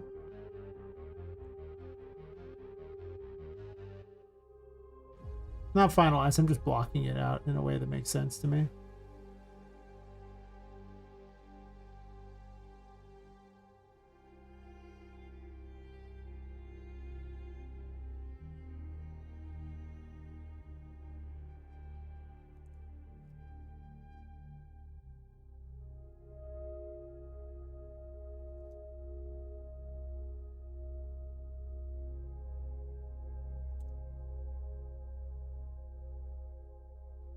So I have a way to go above and below at those points, maybe? Rough guess. Very rough. That feels like I should be walling it off. I could do that. I could wall it with glass and then have like a little glass, area that has all the pirate crap in it. I don't hate it. Like, it could work. Probably. Maybe.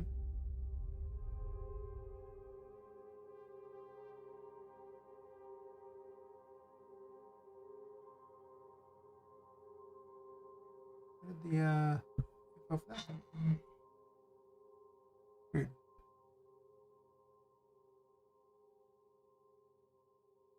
Okay, for whatever reason, that had vanished. So I could take glass and put it in here. Let's just grab a quick glass and move it up. This is easy to move and I don't have to worry too much about it. I'll make a nice one later. Well, I probably want to put a hole in the glass too, for that matter. But if I glass it off, except for like the way down doesn't get glassed off. Actually, it can get glassed off too. I don't have to have way down from here. I can have way down inside as well. And this way you can't leave. Okay. Keep adding more brushes to these and not getting rid of enough of them. It's kind of a bad idea.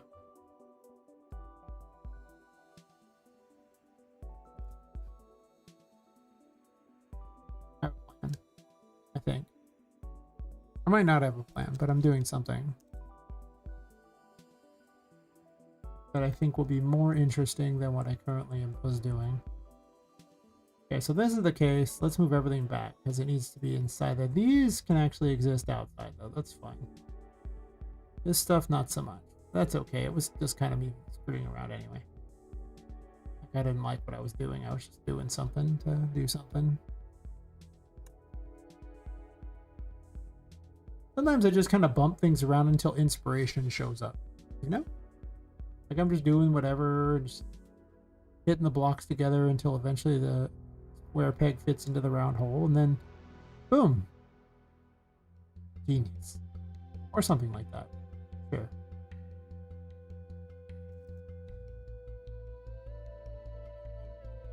Oops.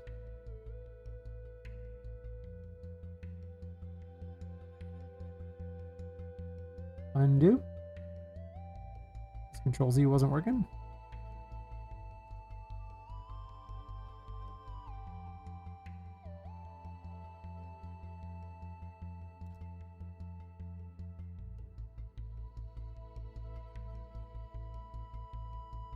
Basically, I'm imagining a giant fort that's pirate themed. Like a weird little pirate city for like kids to play around in.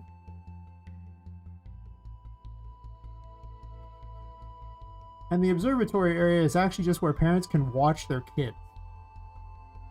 Well, their kids play around in this weird little like pirate area. Why is there an underwater section? Okay, well that might be a little dicey, but listen, this place is super dangerous already. I don't know if you know that, but it is like, I would not send my kids here. There's so many things. But to be fair, one of the things I did for research was to look at what playgrounds looked like in the 20s, and holy crap, I can't believe they let kids use those. I see military training facilities that look safer than that. It was wild.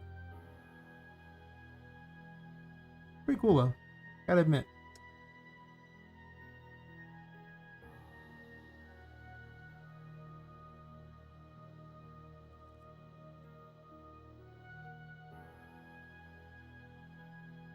Which I remember when I was a kid, they had gravel in order to cushion your falls under the swings, so I don't think there was a recess that went by where there wasn't at least one kid who went to the nurse's office. Those swings, actually, those the gravel cleaned a lot. They're like, oh look, under the jungle's in perfect. Basically everything had like that. It was just like, wow, why?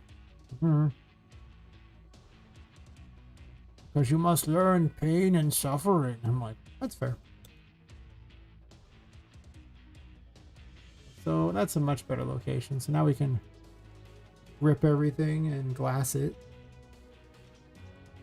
Wind out, glass it. I don't know if that really helped, but glass it anyway.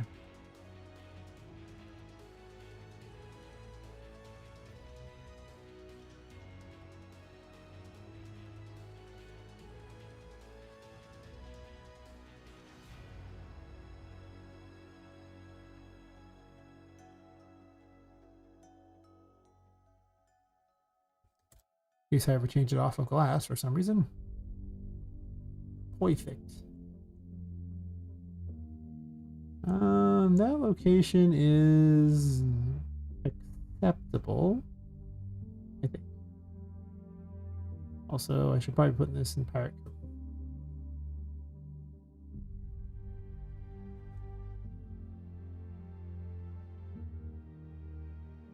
How thick is this? Oh, it's already here. Perfect. Not incredibly thick, but perfect. All right, so scoop it.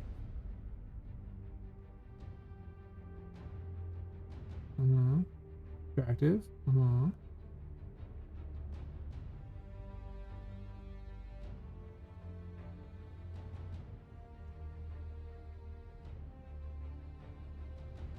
Like 8 or something.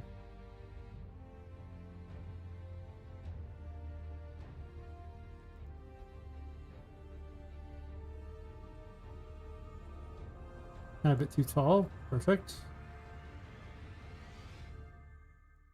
1.6.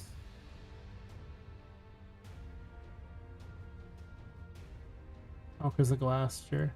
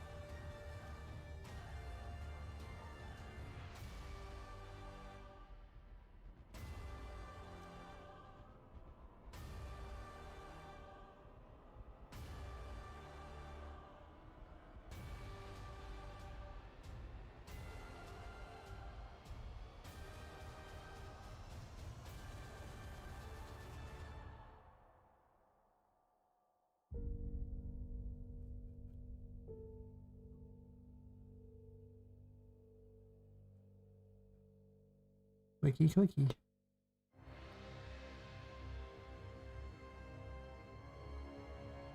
I'm thinking of putting these in here.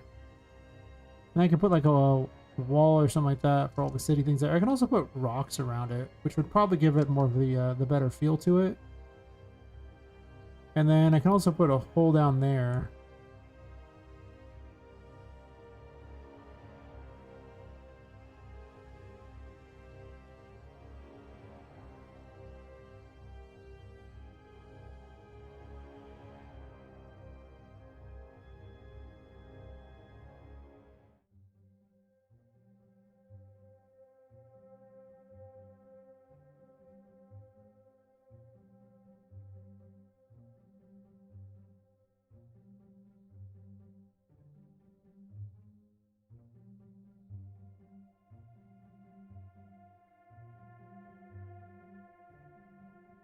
I almost think like a 6 is the correct number on this.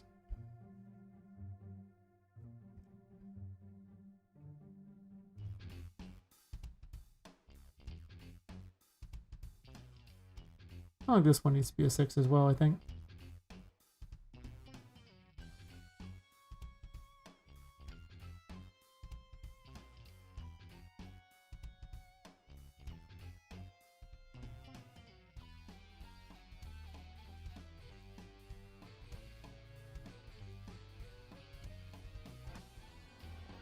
How much faster it loaded into the level, that's what we want.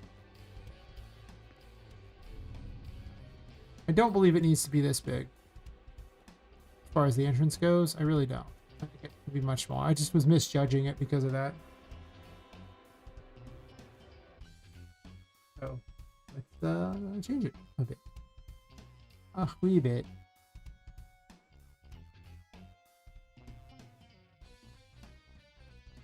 Honestly, 4 might be good enough.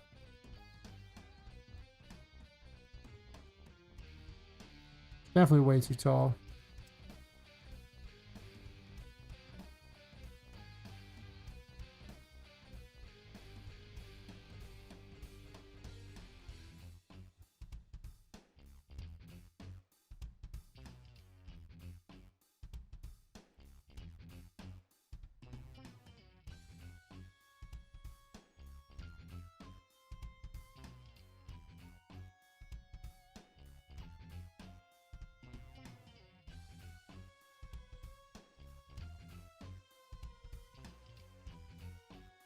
Why don't we wind up in the pool? That seems kind of ridiculous.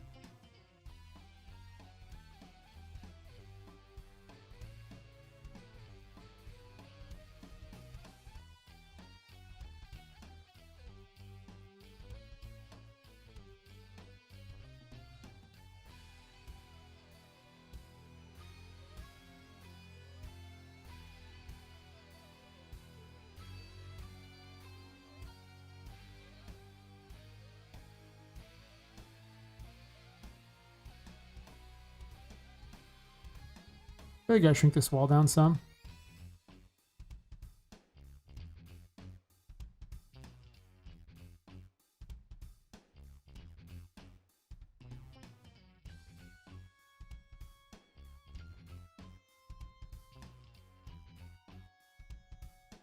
Grab a bunch of rocks. Cheat my way to victory by just rearranging them like a champion.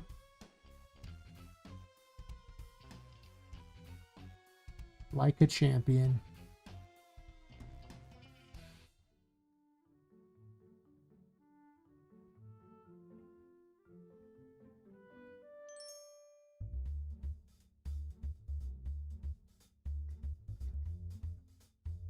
Big.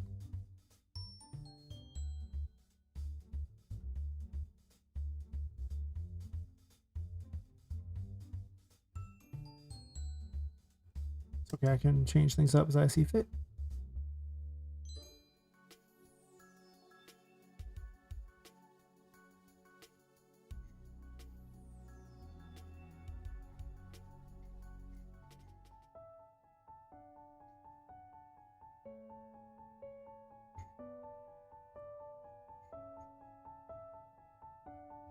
What do I want to do with it? Do I want it the other direction? Maybe the other direction.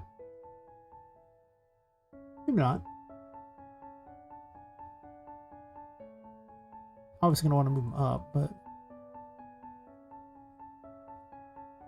that wall is the most obnoxious thing ever.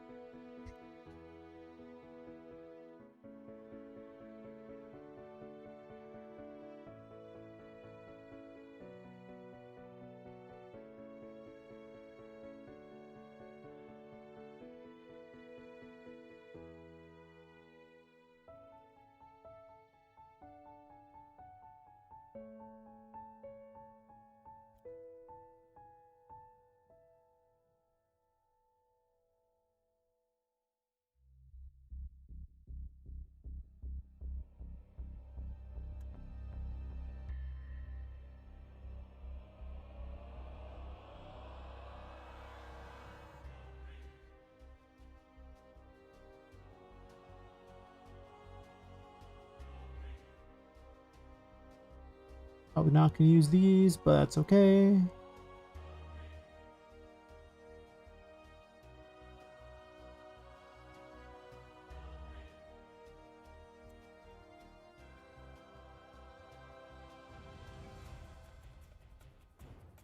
Guess to be fair, I can go down to the water pretty hard here if I want, because it doesn't matter. The only I can't do is go into here.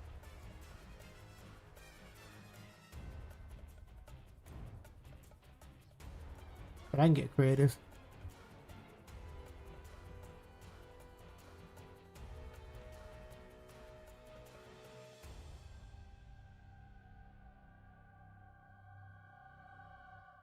I regret there is no water here. A lot. That'd be perfect if there was like water you went over into a path into here. I have a room down here. I don't know if I want to give up a room. I don't think I do. It already has a purpose and it's already kind of set up to work. If there's one thing I've learned, I should never really give up rooms if I can avoid it.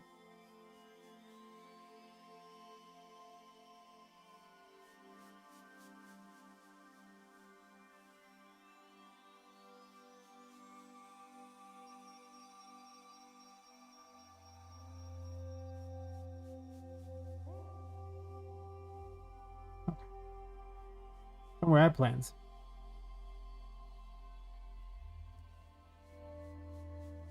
The plans will work out eventually, probably. Maybe. I don't know, sure.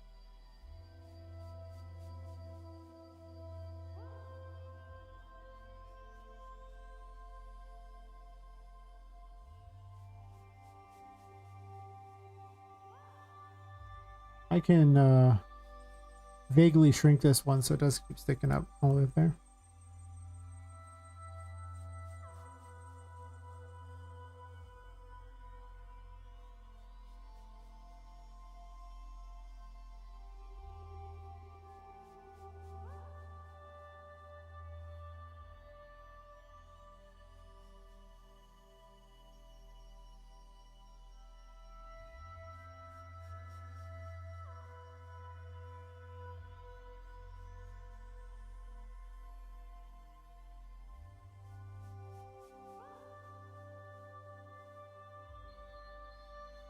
Doesn't go all the way over. Somebody's cutting it, I think. Is this glass wall cutting it, probably?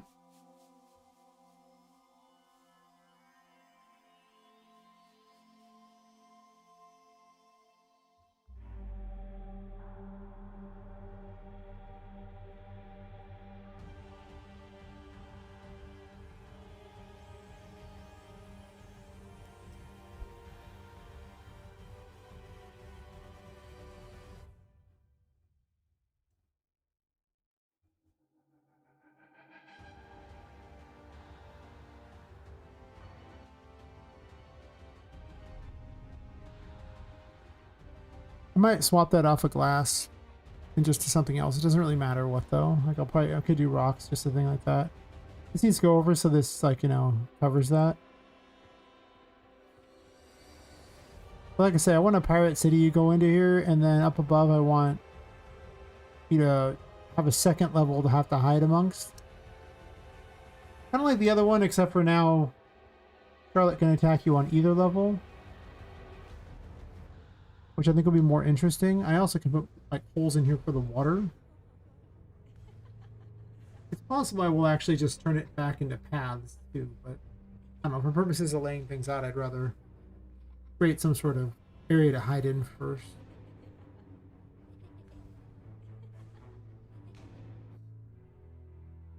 Then up here I'll have a second area that'll be okay. Plus you can get in and out of the windows, so I can make like a maze to get to the windows.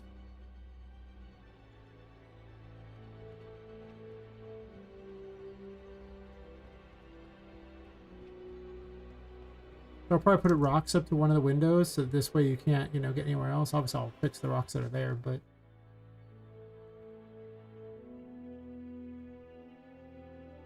of course, these are all like, you know, fake stupid rocks and not like real rocks. That way of fortune. Now this is more amusement park levels of stupid, so very for kids playing.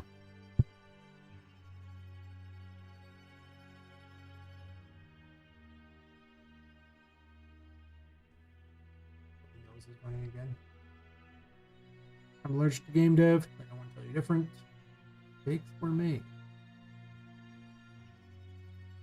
I have chosen the wrong hobby. Okay.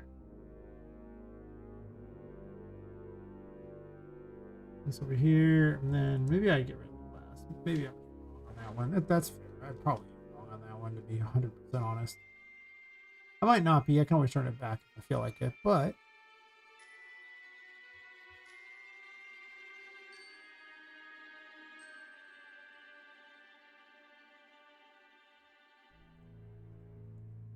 it's not like it was worthless putting it there. Let's put it that way. It had its purpose. It was fine.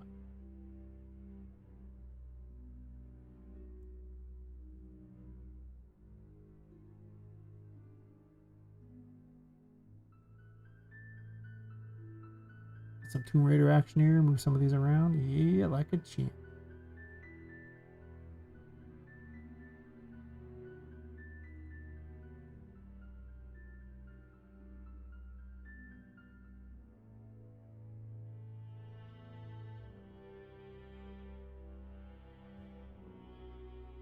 Don't know if I like having all that necessarily, but we're working on it.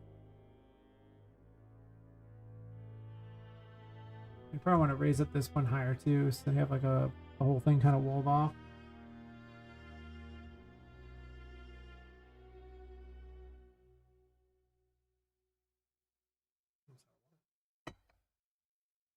This only lasts that long because I drank a bunch of alcohol instead, but I'm just saying.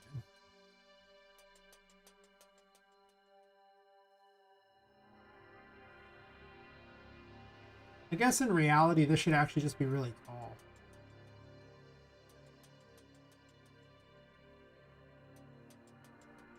I could just have one that covers the whole height. Sticks out a little bit instead, and then hides the wood. Unless I want to make it wood as well. I don't know. Find out.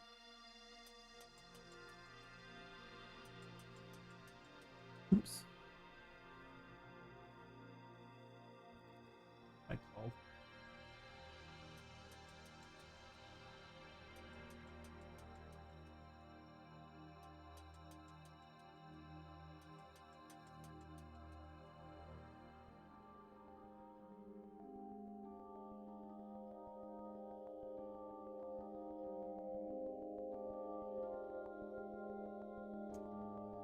Oh, that was insane. I did not delete the numbers. Also, why have I left this nav mesh here all this time? I'm so stupid. Go away, nav mesh. You're annoying.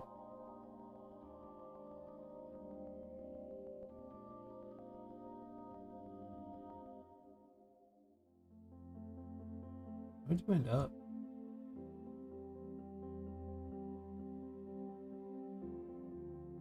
I don't know. I'm just going to go ahead and grab it back.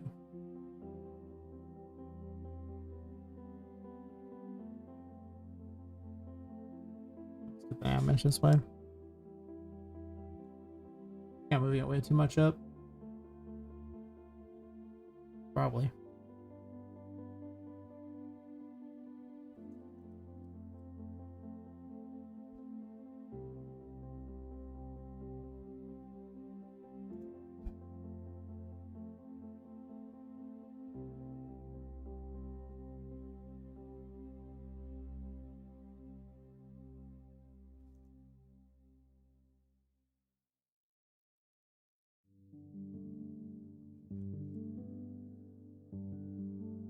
Hmm.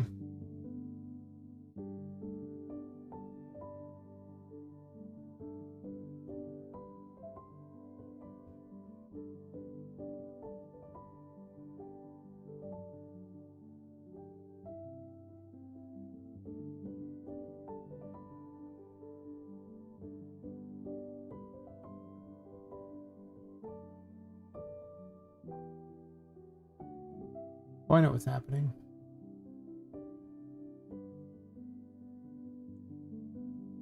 Actually, this light's already working. I don't know what I was looking at, actually.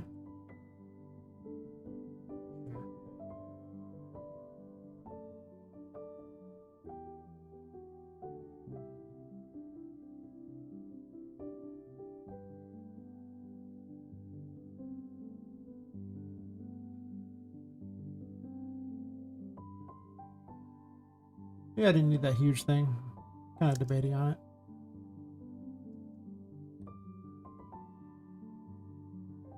You kind of want some water somewhere around here, though.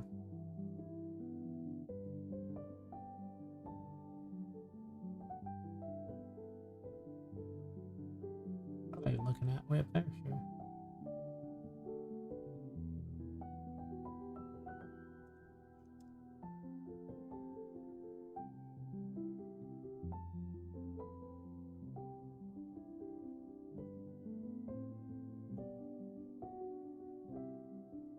Yeah, it's possible I would want to get rid of the other thing, but that's okay.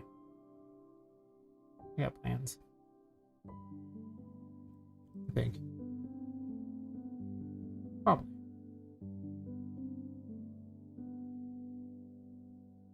Okay, yeah, this should not have been raised up. I should have left it lower. I can already see it now because I kind of want stuff sticking out above it. That's okay.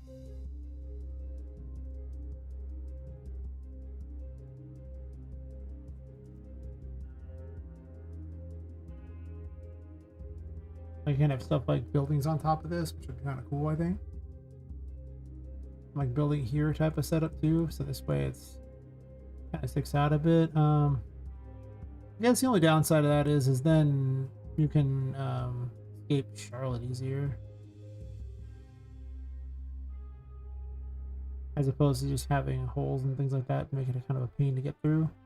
Obviously, I'm going to move this location too because I don't like it, and all this crap back here does not need to be here.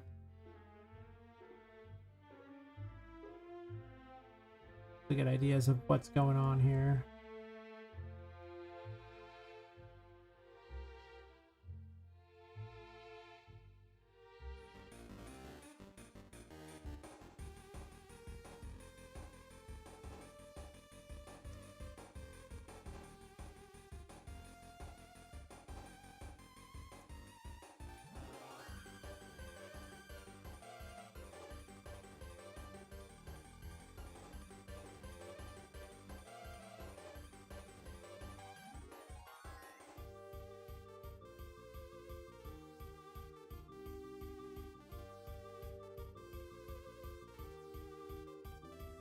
Really strikes me that there should be a walkway from here to here, you know? I guess just straight up.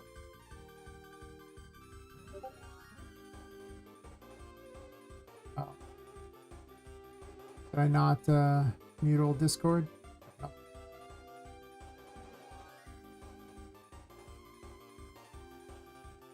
That problem.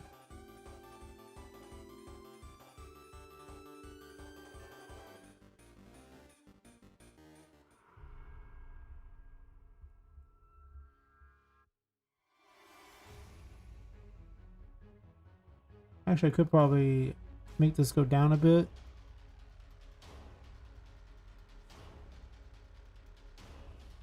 This will help it meet up a little easier, I guess. Probably go too far though.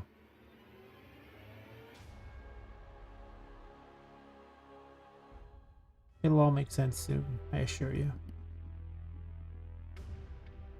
Probably.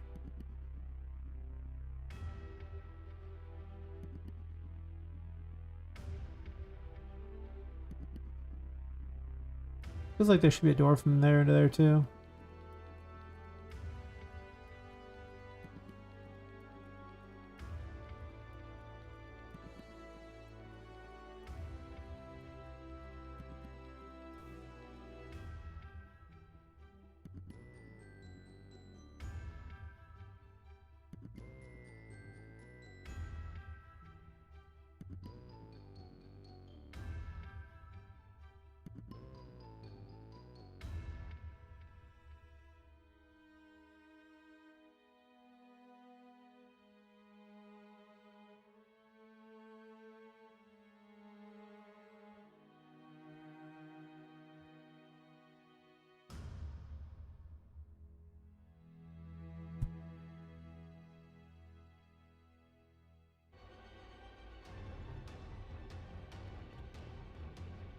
Yeah, it's a little low there.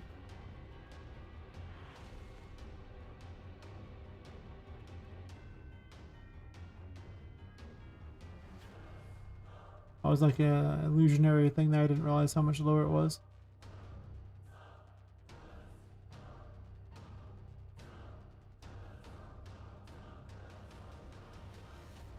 I don't really want to reveal a hidden area there, so maybe I'll put that back down.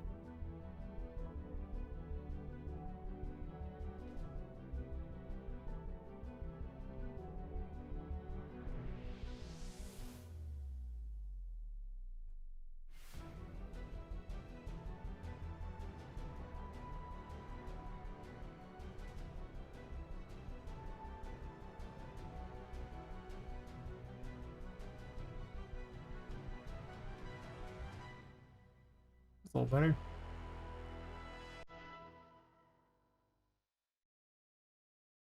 Flip it around, then I'll get another door. Well, actually, there's a door lower.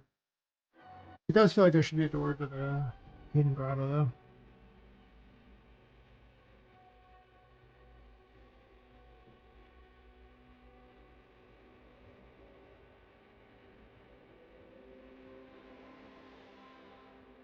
I have questions.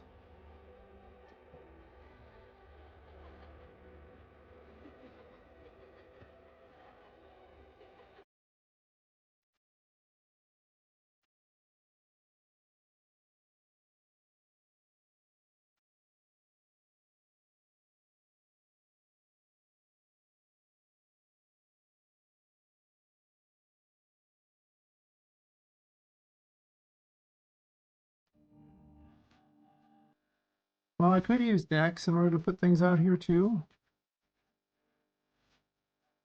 Let's put a bunch of buildings down just to get a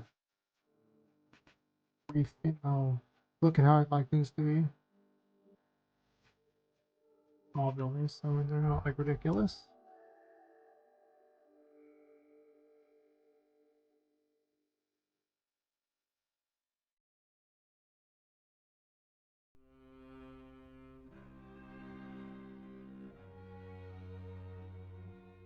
It's got a bunch of placebo buildings for me to use, so I need to get too crazy with it.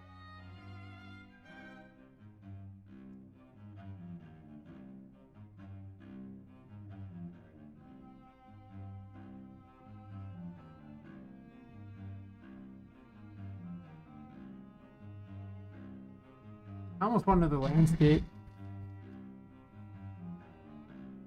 Cut a hole in the landscape and do things like that. Or I can just make bridges out of stuff.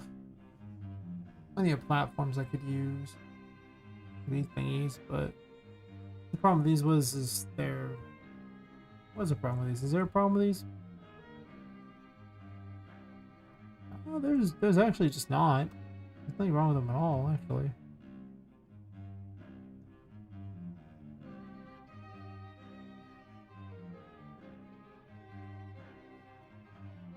Like I could put assorted platforms underneath these things. Get rid of the floor entirely.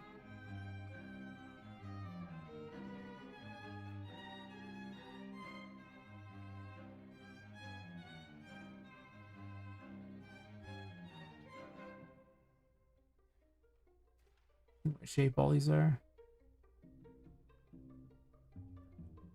It's more of a pathway.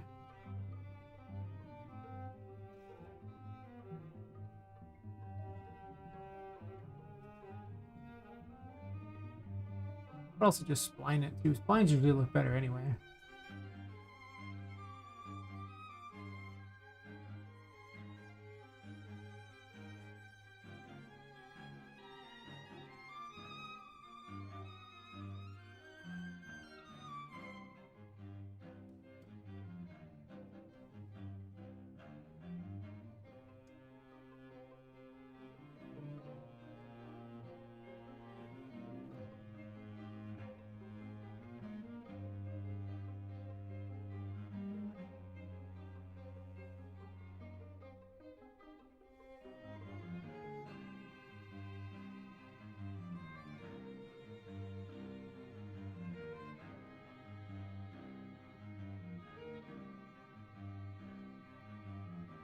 Might be too big.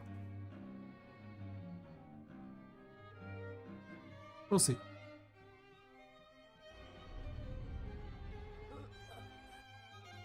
Or she could spawn literally on top of me.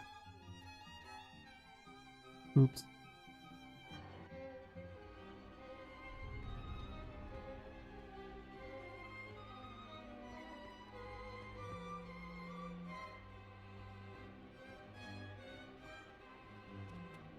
Close encounters. No.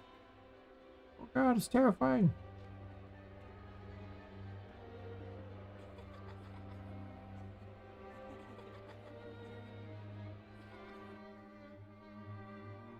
I have more of an idea going on here now than I did before.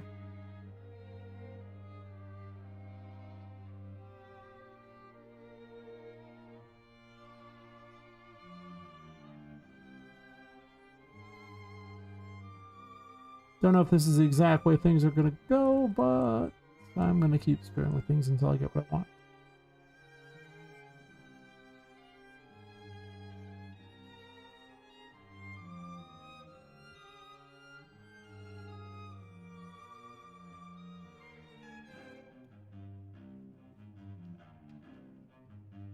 I just run two of these next to each other.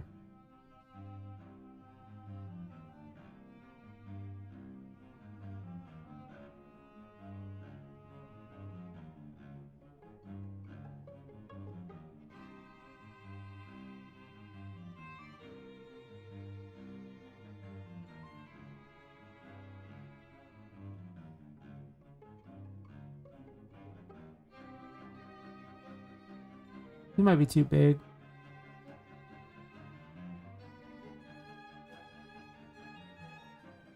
What if I make them like a 0.4 like the buildings? That would make them tiny.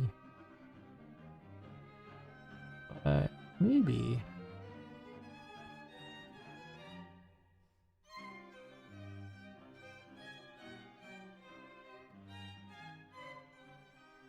Either way, I'm getting rid of these.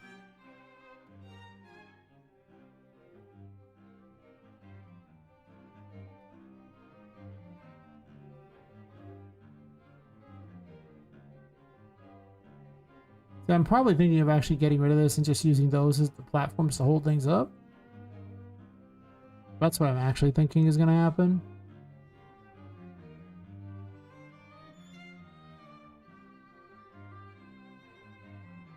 I make a spline probably for these, I imagine.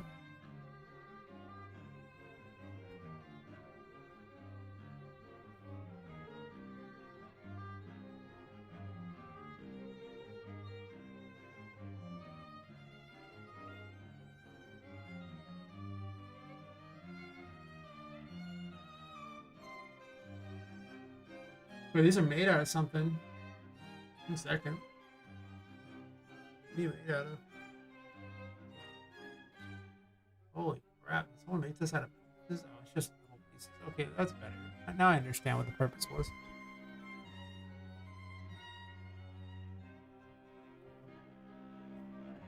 I've been streaming.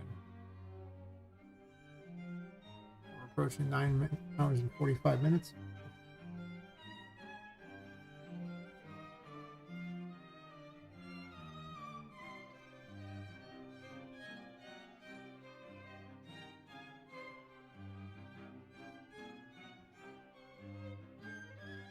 Yeah, they should probably actually be 0.4, honestly.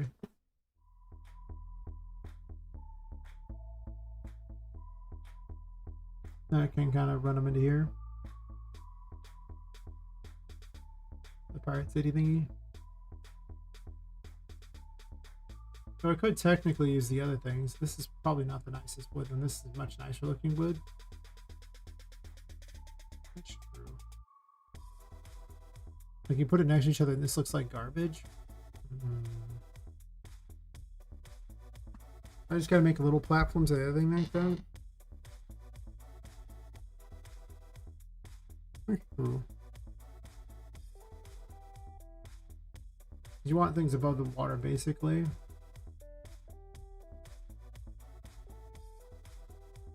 Whatever the case, I'm gonna put the other thing back because I think that it's easier to place stuff, basically. If there's a thing you're putting it on top of, otherwise you have to try to sit there and constantly place them at the right level. That's what this is really doing, is just letting me make certain stuff is the height I want it. I don't really know if I like these, though. I really don't think I do.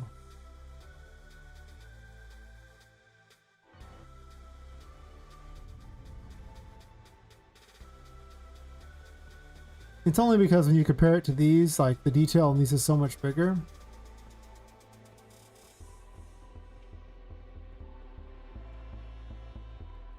But to be fair, a lot of the stuff in here is not necessarily the best detail-wise anyway.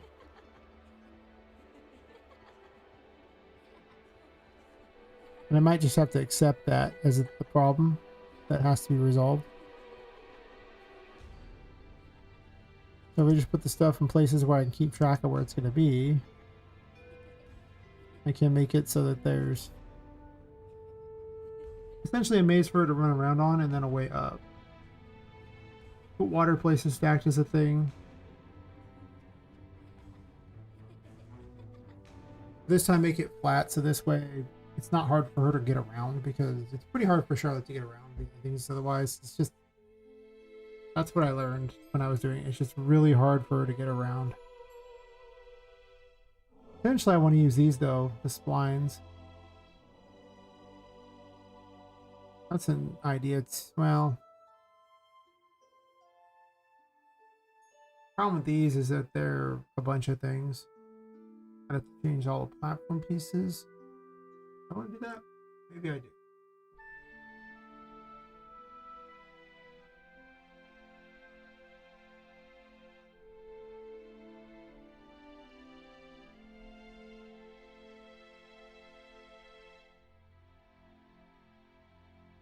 Like, what if I grab this up here?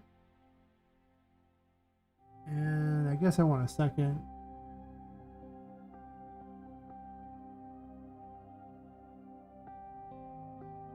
I wanted a second content browser. I know it's weird, but can I just have a second? No. Okay, fair enough.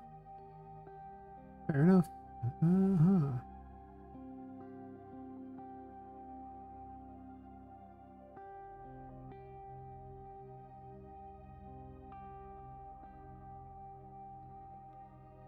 Oops, there's not open all. Is there an open all?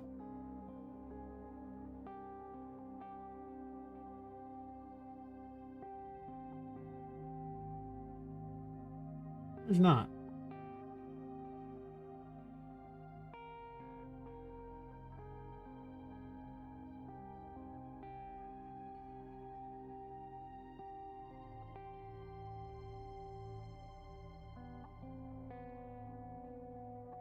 Okay.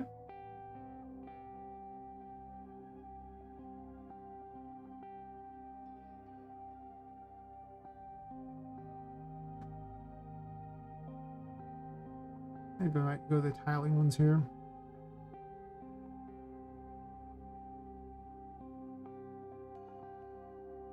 Oops, not that.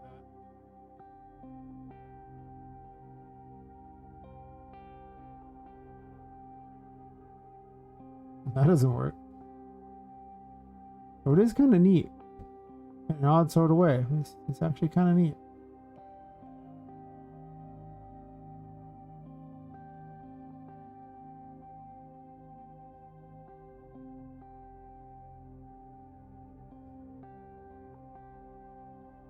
It's awkward that they can't replace the boards.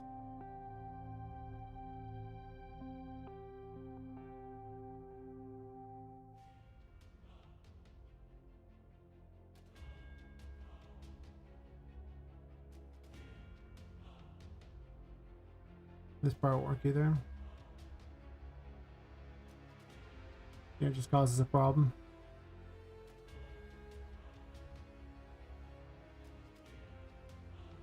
Am I sticking with these then, knowing that that's a problem?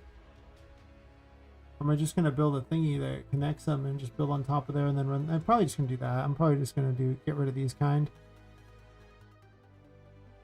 The fact that they just look too stylized. Like, I might be able to get away with these maybe, but these just seem really, really crap by comparison to these other things that are nearby. Alright. I had a test.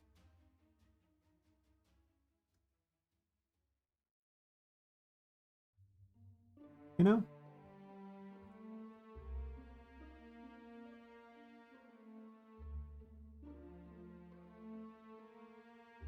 And if I've really accomplished much here, probably not, but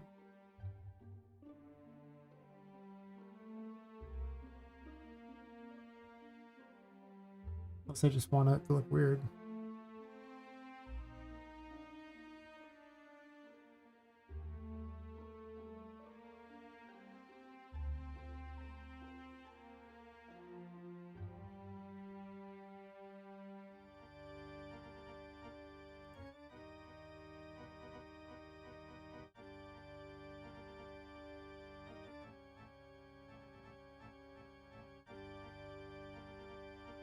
I guess to be fair, I can actually just cut holes wherever I want this to be. And that would also create what I want to do. Not wrong.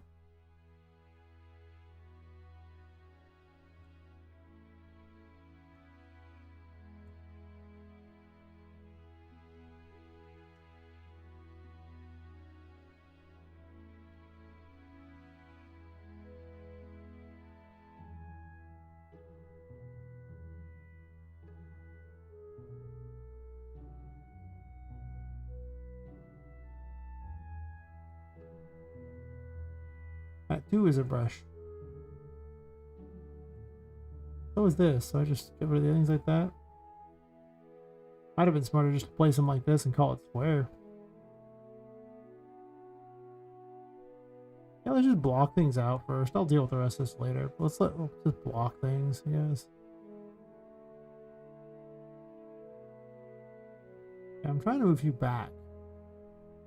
But Control Z ain't doing it.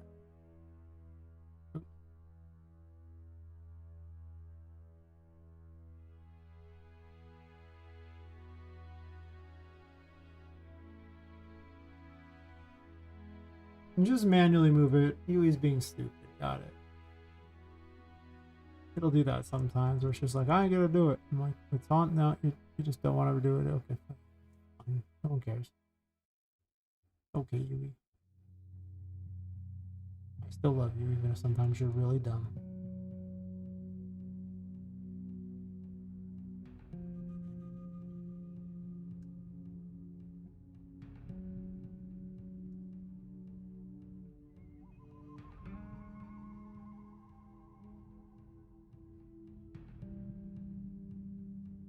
Doing it with these is so much harder than the other.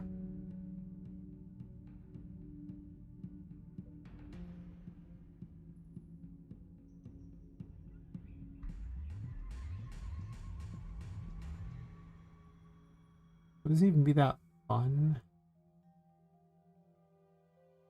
I can almost just do a combat area too. I'm not sure how I can make this terribly fun for Charlotte chasing you, but to be fair, it's not that fun having her chase you. It's okay, I guess. Love you, Crash. It is fun, don't you know?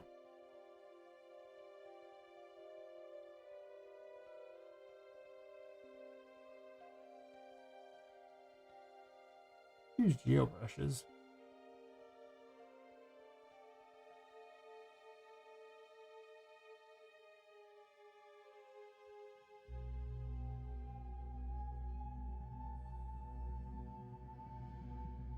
He's a nap like you? Yeah. I'm definitely at the point myself where I'm probably not going to be doing too much longer.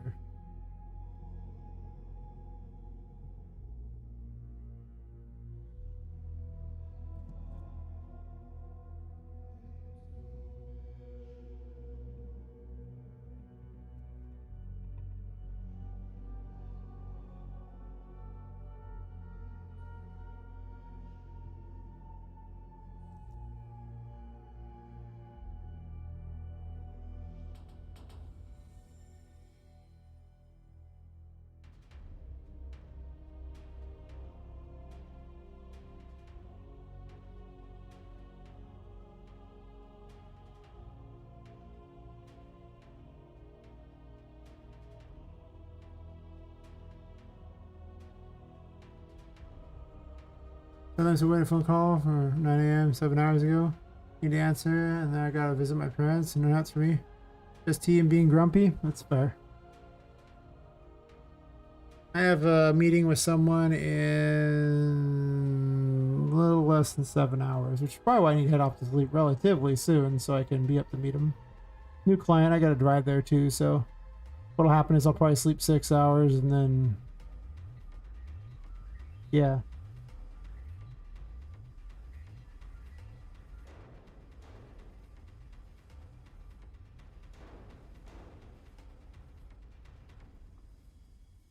Actually, it's kind of cool with little bridges over this stuff too.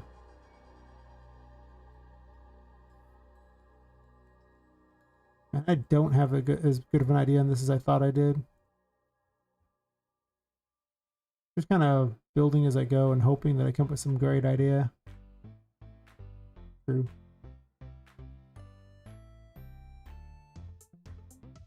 Yeah. One of those unfortunate things where if I didn't have a job, I'd probably stream like 12 hours a day. But unfortunately, I do. So, you know. It be what it be.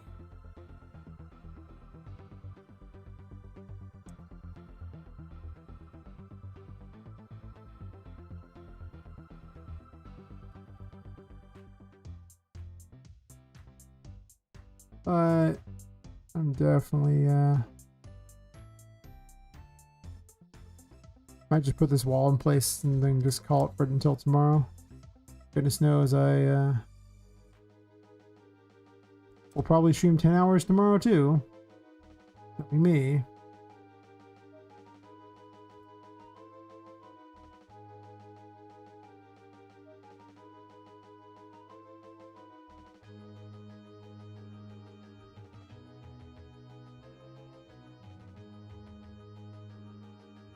I have too many brushes on this level. It's getting to the point where it's hard to move them. Fix that.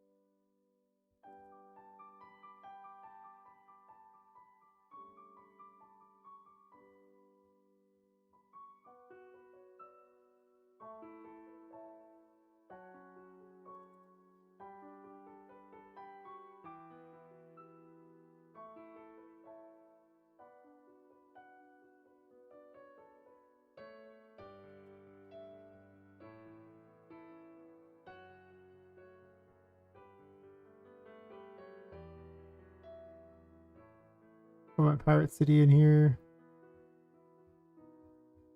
I'll probably make everything out of rocks anyway. Oh, that's what I'm going to do. I'm going to put rocks down and I'm going to connect them with bridges and the like. That's got to be what I do.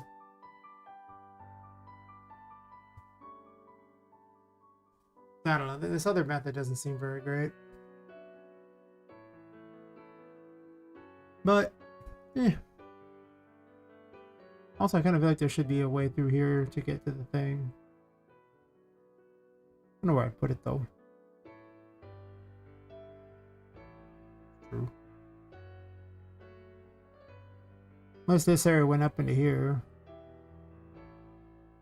Technically could.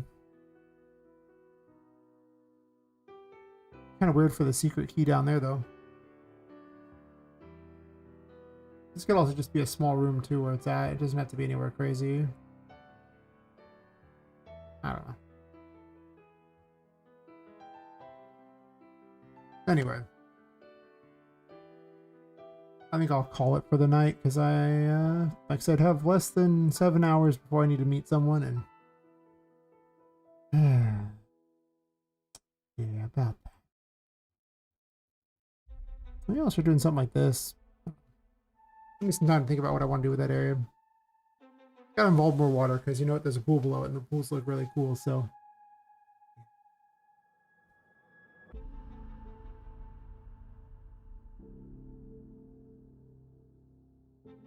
I drink water throughout it. I actually had a little granola bar thingy at 1.2.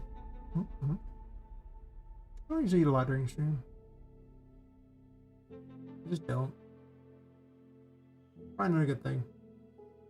It's okay though.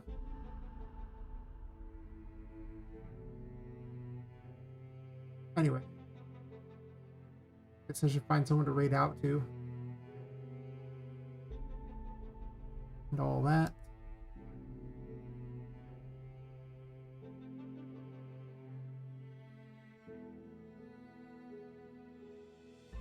Yeah, anyway, I'll wave goodbye to the YouTube people since I can't raid with you guys. So like I said, the game's called Poppet Quest. If you like what you see, sub, follow, join the Discord. Or don't, you know. Thanks for watching either way. And I'll be back tomorrow about 10 hours earlier than this. Kind of the usual. So, how about YouTube people? You...